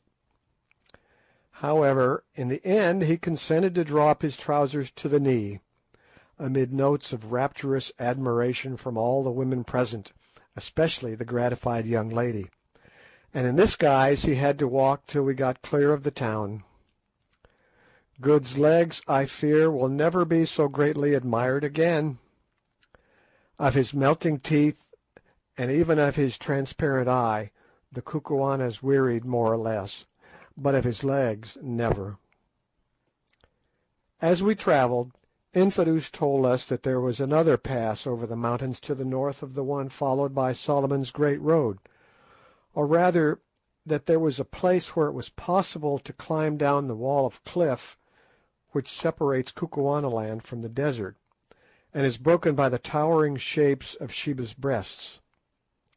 It appeared also that rather more than 2 years previously a party of Kukuana hunters had descended this path into the desert in search of ostriches, whose plumes are much prized among them for war head-dresses, and that in the course of their hunt they had been led far from the mountains and were much troubled by thirst. Seeing trees on the horizon, however, they walked towards them, and discovered a large and fertile oasis some miles in extent, and plentifully watered. It was by way of this oasis that Infadoos suggested we should return, and the idea seemed to us a good one, for it appeared that we should thus escape the rigours of the mountain pass. Also some of the hunters were in attendance to guide us to the oasis, from which they stated they could perceive other fertile spots far away in the desert. Note: it often puzzled all of us to understand how it was possible that Ignosi's mother, bearing the child with her, should have survived the dangers of her journey across the mountains and the desert, dangers which so nearly proved fatal to ourselves. It has since occurred to me, and I give the idea to the reader for what it is worth, that she must have taken this second route, and wandered out like Hagar into the wilderness. If she did so, there is no longer anything inexplicable about the story, since, as Ignosi himself related, she may well have been picked up by some ostrich hunters before she or the child was exhausted, was led by them to the oasis, and thence by stages to the fertile country, and so on by slow degrees southwards to Zululand. Allan Quatermain. Travelling easily, on the night of the 4th day's journey we found ourselves once more on the crest of the mountains that separate Kukuanaland from the desert, which rolled away in sandy billows at our feet, and about 25 miles to the north of Sheba's Breasts. At dawn on the following day we were led to the edge of a very precipitous chasm, by which we were to descend the precipice and gain the plain 2,000 and more feet below. Here we bade farewell to that true friend and sturdy old warrior, Infadoos, who solemnly wished all good upon us, and nearly wept with grief. "Never, my lords," he said, "shall mine own eyes see the like of you again. Ah, the way that Incubu cut his men down in the battle! Ah, for the sight of that stroke with which he swept off my brother Twala's head! It was beautiful, beautiful! I may never hope to see such another, except perchance in happy dreams." We were very sorry to part from him. Indeed, Good was so moved that he gave him as a souvenir, what do you think? An eyeglass. Afterwards we discovered that it was a spare one. Infadoos was delighted, foreseeing that the possession of such an article would increase his prestige enormously, and after several vain attempts he actually succeeded in screwing it into his own eye. Anything more incongruous than the old warrior looked with an eyeglass I never saw. Eyeglasses do not go well with leopard-skin cloaks and black ostrich plumes. Then, after seeing that our guides were well laden with water and provisions, and having received a thundering farewell salute from the Buffaloes, we wrung Infadoos by the hand and began our downward climb. A very arduous business it proved to be, but somehow that evening we found ourselves at the bottom without accident. "Do you know," said Sir Henry that night, as we sat by our fire and gazed up at the beetling cliffs above us, "I think that there are worse places than Kukuanaland in the world, and that I have known unhappier times than the last month or two, though I have never spent such queer ones. Eh, you fellows?" "I almost wish I were black," said Good with a sigh. As for myself, I reflected that all's well that ends well, but in the course of a long life of shaves I never had such shaves as those which I recently experienced. The thought of that battle makes me feel cold all over, and as for our experience in the treasure chamber. Next morning we started on a toilsome trudge across the desert, having with us a good supply of water carried by our 5 guides, and camped that night in the open, marching again at dawn on the morrow.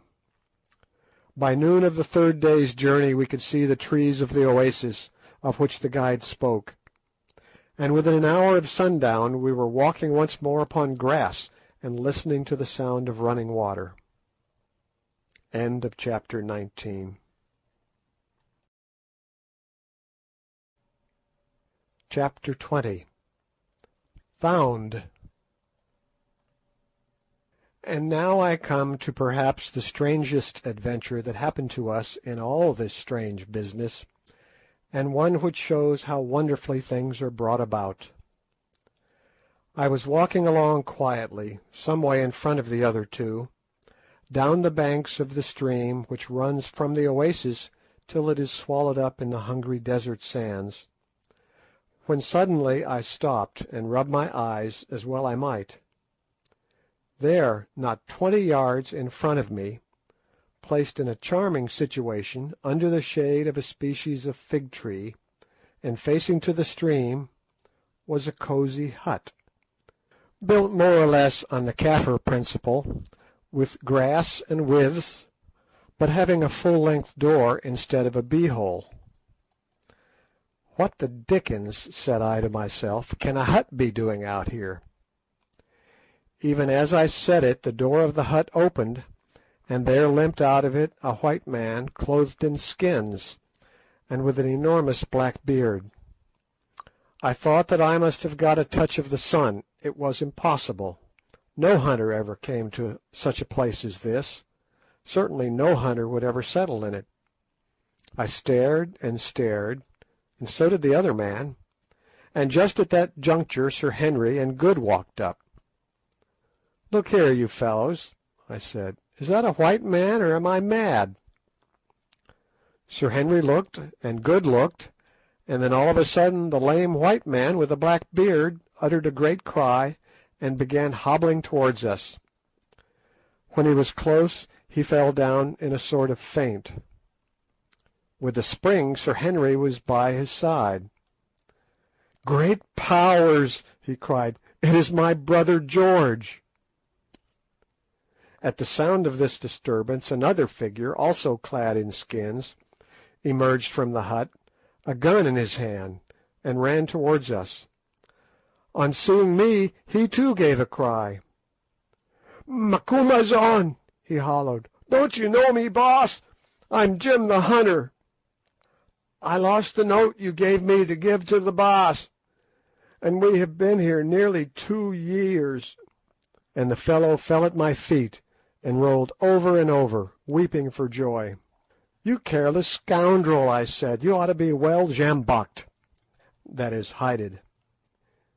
Meanwhile the man with the black beard had recovered and risen, and he and Sir Henry were pump-handing away at each other, apparently without a word to say. But whatever they had quarrelled about in the past, I suspect it was a lady, though I never asked, it was evidently forgotten now. "My dear old fellow," burst out Sir Henry at last, "I thought you were dead. I have been over Solomon's Mountains to find you. I had given up all hope of ever seeing you again, and now I come across you perched in the desert like an old aasvogel (vulture).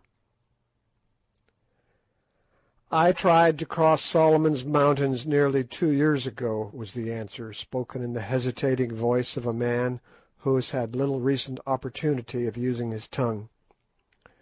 "But when I reached here a boulder fell on my leg and crushed it, and I have been able to go neither forward nor back.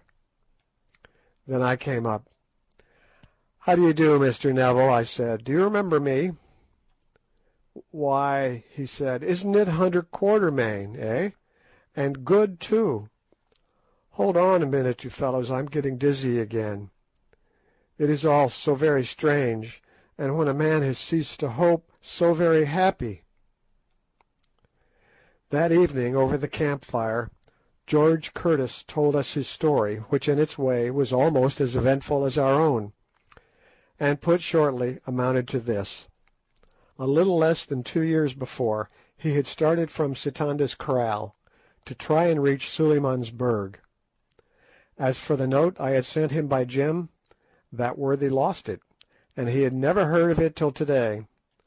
But acting upon information he had received from the natives, he headed not for Sheba's Breasts, but for the ladder-like descent of the mountains down which we had just come, which is clearly a better route than that marked out in old Dom Silvestra's plan. In the desert he and Jim had suffered great hardships, but finally they reached this oasis, where a terrible accident befell George Curtis. On the day of their arrival he was sitting by the stream, and Jim was extracting the honey from the nest of a stingless bee which is to be found in the desert, on the top of a bank immediately above him. In so doing he loosened a great boulder of rock, which fell upon George Curtis's right leg, crushing it frightfully.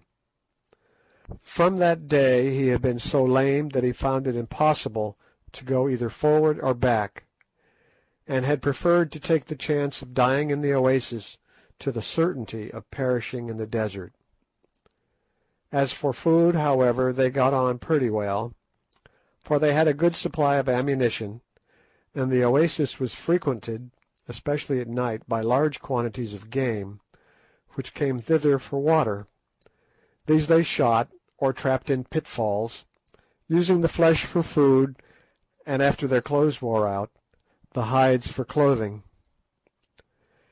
And so, George Curtis ended, we have lived for nearly 2 years like a second Robinson Crusoe and his man Friday, hoping against hope that some natives might come here to help us away, but none have come.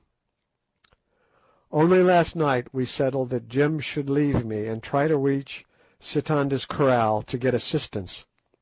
He was to go tomorrow, but I had little hope of ever seeing him back again. And now you, of all people in the world, you, who, as I fancied, had long ago forgotten all about me, and were living comfortably in old England, turn up in a promiscuous way and find me where you least expected. It is the most wonderful thing that I have ever heard of, and the most merciful too." Then Sir Henry set to work and told him the main facts of our adventures, sitting till late into the night to do it. "By Jove," said George Curtis, when I showed him some of the diamonds. "Well, at least you have got something for your pains besides my worthless self." Sir Henry laughed. "They belonged to Quatermain, and good. It was a part of the bargain that they should divide any spoils there might be." This remark set me thinking, and having spoken to Good, I told Sir Henry that it was our joint wish that he should take a third portion of the diamonds, or if he would not, that his share should be handed to his brother, who had suffered even more than ourselves on the chance of getting them. Finally we prevailed upon him to consent to this arrangement, but George Curtis did not know of it until some time afterwards. Here at this point I think I shall end my history. Our journey across the desert back to Sitanda's Kraal was most arduous, especially as we had to support George Curtis, whose right leg was very weak indeed, and continually threw out splinters of bone. But we did accomplish it somehow, and to give its details would only be to reproduce much of what happened to us on the former occasion. 6 months from the date of our re-arrival at Sitanda's, where we found our guns and other goods quite safe, though the old rascal in charge was much disgusted at our surviving to claim them, saw us all once more safe and sound at my little place on the Berea, near Durban, where I am now writing. Thence I bid farewell to all who have accompanied me through the strangest trip I ever made in the course of a long and varied experience. P.S. Just as I had written the last word, a Kaffir came up my avenue of orange trees, carrying a letter in a cleft stick, which he had brought from the post. It turned out to be from Sir Henry, and as it speaks for itself, I give it in full. October 1, 1884, Brayley Hall, Yorkshire. My dear Quatermain, I send you a line a few mails back to say that the three of us, Good, George, and myself, fetched up all right in England. We got off the boat at Southampton and went up to town. You should have seen what a swell Good turned out to be the very next day. Beautifully shaved, frock coat fitting like a glove, brand new eyeglass, etc., etc. I went and walked in the park with him, where I met some people I know, and at once told him the story of his beautiful white legs. He is furious, especially as some ill-natured person has printed it in a society paper. To come to business, Good and I took the diamonds to Streeter's, to be valued as we arranged, and really I am afraid to tell you what they put them at, it seems so enormous. They say that of course it is more or less guesswork, as such stones have never to their knowledge been put on the market in anything like such quantities. It appears that with the exception of one or two of the largest, they are of the finest water, and equal in every way to the best Brazilian stones. I asked them if they would buy them, but they said it was beyond their power to do so, and recommended us to sell by degrees, over a period of years indeed, for fear lest we should flood the market. They offer, however, 180,000 for a very small portion of them. You must come home, Quatermain, and see about these things, especially if you insist upon making the magnificent present of the third share, which does not belong to me, to my brother George. As for Good, he is no good. His time is too much occupied in shaving, and other matters connected with the vain adorning of the body. But I think he is still down on his luck about Foulata. He told me that since he had been home he hadn't seen a woman to touch her, either as regards her figure or the sweetness of her expression. I want you to come home, my dear old comrade, and to buy a house near here. You have done your day's work, and have lots of money now, and there is a place for sale quite close which would suit you admirably. Do come, the sooner the better. You can finish writing the story of our adventures on board ship. We have refused to tell the tale till it is written by you, for fear lest we shall not be believed. If you start on receipt of this, you will reach here by Christmas, and I book you to stay with me for that. Good is coming, and George, and so, by the way, is your boy Harry. There's a bribe for you. I have had him down for a week's shooting, and like him. He's a cool young hand. He shot me in the leg, cut out the pellets,